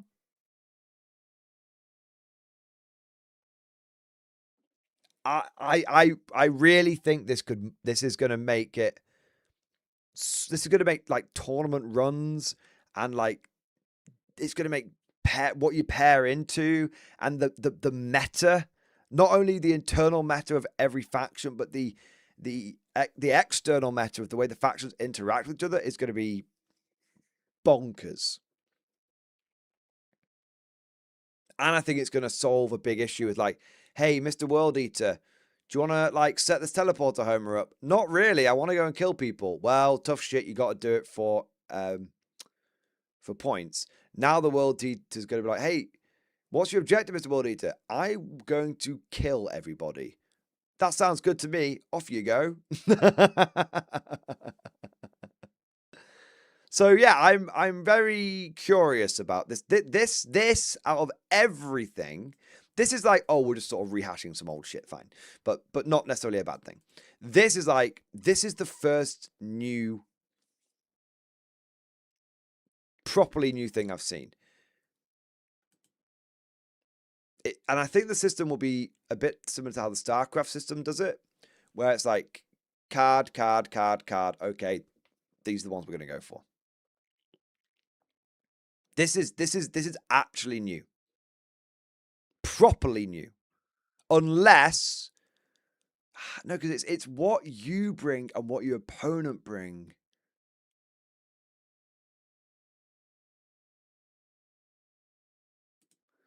I wonder if it's just going to be secondaries. It could just be the return of faction-specific secondaries. Or maybe not faction-specific secondaries, detachment-specific secondaries. Why do you think they're releasing 70? Oh, it makes sense. Why do you think they're releasing 70 new detachments? Because they're all going... And why do 70 new and updated detachments? Because they're going to have detachment types and detachment-specific secondaries. That's what it'll be.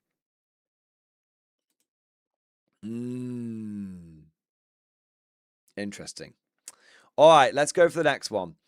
Objectives. No more circles. Round objective markers are gone and replaced by terrain footprints to determine control of key locations, relics, or fortifications. Yes. Yes.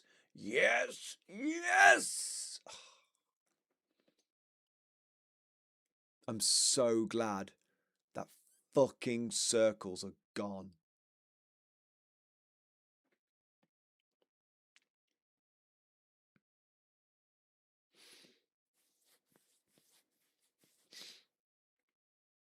I think this is going to be a double doozy. I think this is going to be not only the death of standing on circles, I think this is going to be the death of L-shaped ruins. If I was a tournament organizer that just invested in a fuckload of L-shaped ruins, I'd be worried. But sorry, your loss is my gain. I think this is going to be the death of dense L-shaped ruins boards. Because you're going to have I still think you'll have fixed terrain. I still think you'll have fixed terrain layouts, probably. But I think now, I don't know, key locations, relics, and fortifications. I think this and this is going to be the death of L-shaped ruins. Terrain rules have seen a big shake-up. The default bones for cover saves now impact hits. Rolls not saved, and units are generally far easier to hide than they previously were. So this bit here, so interesting, it's going to be, if you're in terrain, you -1 to hit. That's much better for everyone. I mean, that fucks with the AP system. Woo! Hey, Guardsman being in cover doesn't really mean anything because you go from a 5 to a 4 up, but someone hits you with AP -3, it made no fucking difference. But Guardsman being in cover, getting -1 to hit? Really? Bring whatever AP you want. Hitting me is going to be the problem. Interesting. Yeah, very, very interesting. Now, the easier to hide thing, they explained this in the live stream. If you are, basically everyone's getting blown up if you're in terrain. So if you are over 15 inches away and you haven't shot your gun, haven't shot anything, you can't be targeted. If you're in terrain, over 15 inches away, and you've not shot your gun, I think in game, I think they said, you can't be targeted. So the moment that your unit fires, it can be targeted. Or the moment it moves out of terrain, it can be targeted. But the moment that you are and the moment you get within 15 inches, you can be targeted. But the way they said this is, when you've got Devastator squads and they're like in buildings, you want them to like be in the cool fortification, but there's no point in actually deploying them like on the top level of like a cool building, because all it does is it means the enemy can see them turn one and then just die. And so because of that, that's why everyone's basically reverted to hiding behind buildings. This basically is designed to stop that.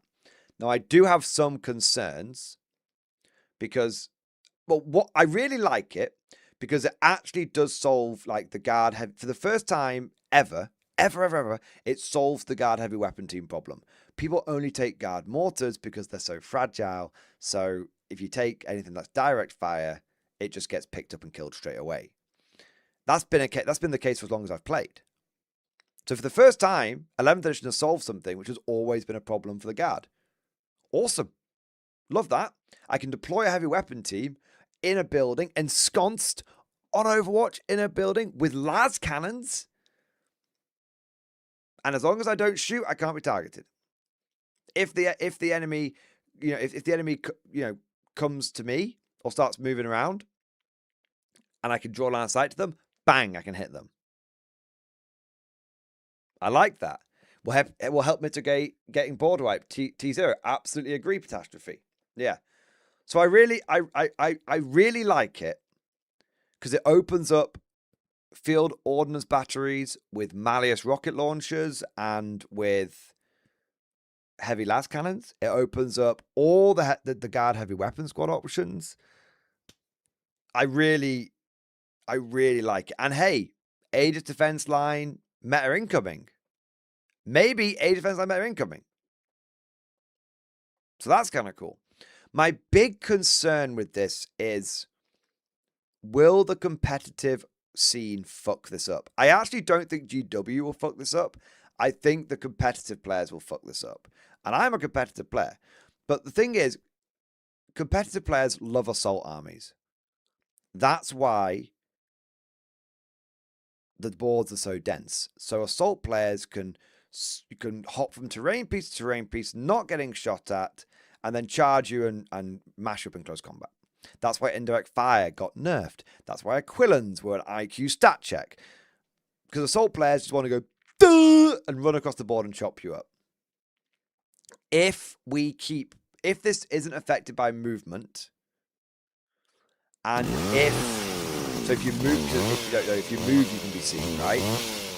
And if this doesn't lead to less dense boards, it's utterly fucked.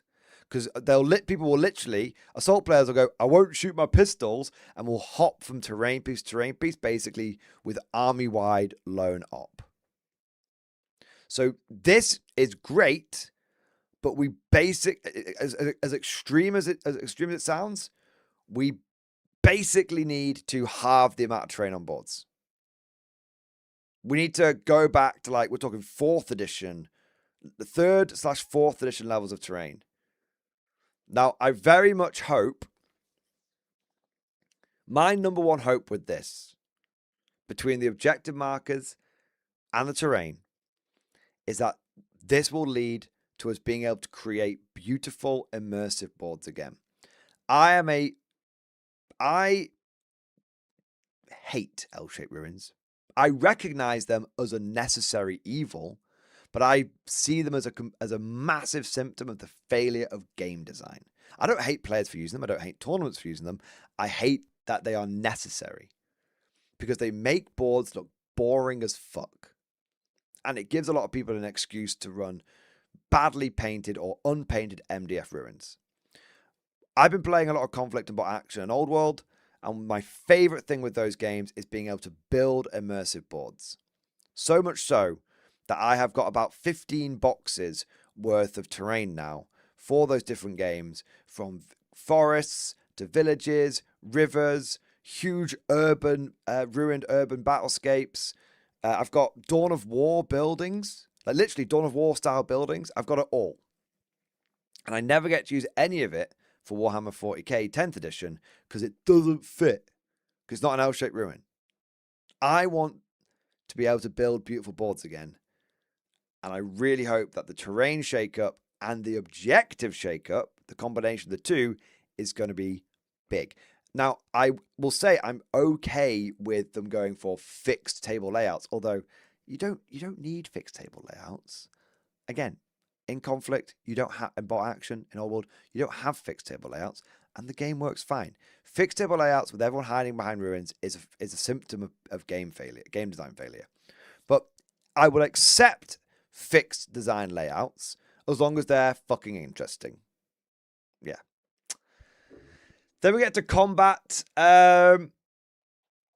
I obviously, as a Warhammer Imperial Guard player, don't really do combat all that much. So this a lot of this goes over my head. But the big one is that you now roll your charge distance and then pick your targets to charge. So rather than going, I'm going to charge that, roll, oh, it's 7 inches away and I only rolled a 6, oh, I'm fucked. What you do is you go, okay, there's an enemy that's like 4 inches away, an enemy that's like 8 inches away, an enemy that's like 12 inches away. Let me roll my dice. Oh, I got a 9. Well, actually, I was going to only charge a unit that's right in front of me, but I can make it to that unit that's 8 inches away. Sick. I'm going to charge that one instead. Yeah.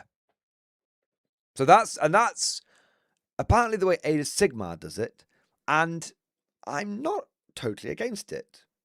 I like fixed charge values because it's quicker, but this is a nice halfway between the two. Like, okay, we're having random charge distances, but it's less fucky wooky. It's less feels bad. Random charge distances are bad because they make negative game experiences. Having a bit more flexibility in that is good. It's not particularly immersive because you're like, oh, we're going to know how fast we're going to run before we pick our target, which you wouldn't really know. But it's a nice compromise between the old ways and the new.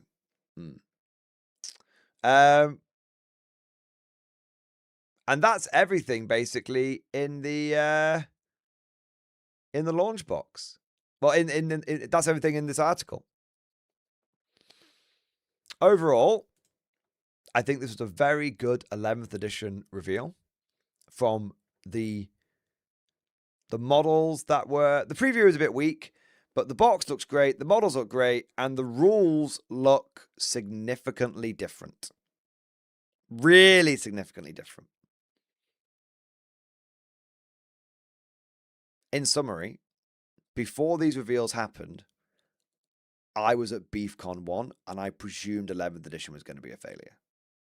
After these reveals have happened, I am more confident. We're at BeefCon 2.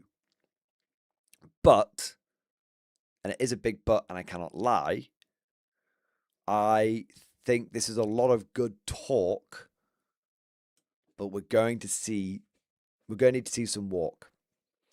I know I've been a bit cynical at times, but they said a lot of things at the beginning of 10th that were just lies. No power level, lies. Less rerolls, lies. Less lethality, lies. 10th edition was the addition of loss and the addition of lies. 11th edition needs to be the addition of gain and the addition of walking the walk. At least that's what I think. All right. We've got a couple more super chats. And then we're going to wrap things up because I've been streaming for 9 hours. Cosmic Drew, thank you for super chat, man. We are so back, boys. I'm going to bust a rift in 40k. We are back. Cosmic is right. Warhammer 40k. I'm tentatively excited about 11th edition. Tentatively. But everything I saw today was good. And that's nice. 87, thank you for the super chat. You play the guard, lad. No fancy regiments here. We make do, we kit bash, we bitch, and we buy third pie. That's what we do. That's who we are. Only a step above Xenos players, and only who we are. Only a step above Xenos players enjoy the privilege. 87 JWD. We are absolutely guard players. And we do love a good kit bash. And we do love a good third party. And we do love a good grumble. But we also love holding the line. And it's nice when doing that is fun in game. It's nice when you can enjoy every aspect of Warhammer, not just one aspect of it. Rudy, thank you for super chat. Can I get a bot action just a few PDF and stream discussion? Honestly, Rudy, I've been streaming for 9 hours. I'm a bit knackered. I'll glance at it, but you might need to tune in with the to another stream next on Thursday or Friday because I'm dying. It's US 1250 points. Platoon commander, big platoon command squad, ranger squad. You don't ranger squad. Okay, so take the BAR from the Rangers and put it in the US rifle squad. You don't want to have a mixture of SMGs and long-range weapons. Air Force Observer is fine. Bazooka Team is fine. Lee is fine. Chaffee is fine. Artillery Command Squad is fine. Medium Artillery is fine. Medium Machine Gun. Heavy Weapons Rifle Team. I mean, it looks fine. The only thing I would say is I'd probably, in your heavy weapon platoon, I'd just take 2 medium mortars. And... You heard me? I said creep. And then you'll be fine. You don't really need... Because you'll have lots of infantry and lots of indirect and a bit of armor then. Yeah, that's the only change I would make, mate. There you are. Catastrophe, thank you for super chat. Throwing a tip, great content, man. New player, January 1st, of 40k Deathwatch. More hype for intercessors than the Deathwatch box. I mean, the fact that Deathwatch even got a mention... Deathwatch have been kind of on live support for a little bit, but the fact that they even got a mention was pretty fucking big. So yeah, this is actually a super hype reveal for Death Watch. They got lots of new Space Marine shit they can be excited about, and they actually got a battalion, which is cool. So yeah, really, really good catastrophe, and yeah, good time to be excited. 40k is exciting again. It's been a long time since it's been over a year since it was, but it is exciting again, and that's great. I wonder if I wonder if the last half of 10th edition, they literally basically sacrificed half of 10th edition because they knew they had to make 11th edition better. Interesting. If they had to basically, if the game was going in one direction, they had to make some hard decisions. All right. And on that note, I am going to rush off, guys. But let me say a massive, massive thank you to all of you who joined today's stream. It's huge. We've still got like 400 people in here right now. And at its peak, this is the most successful live stream I've ever had. With 1,724 people at its peak, which is huge. That is huge. So thank you so much to everyone who joined tonight. Thank you to everyone who liked and subscribed. If you've not done so already, please don't forget to do so. And of course, a massive thank you to everyone that went above and beyond the Call of Duty, coming in with all the super chats, the member flexes, and all the gifted memberships and all that amazing stuff. If you didn't manage to catch the full stream, don't worry. All of this is going to get chopped up into stream highlights for which will be coming out for the rest of the week. So Thursday and we'll probably go chop this up into like 4 or 5 stream highlights, and they'll all be out over the course of Thursday, Friday, and Saturday. All right. Thank you for watching. Hope you enjoyed it. And of course, as always, I'll see you guys next time.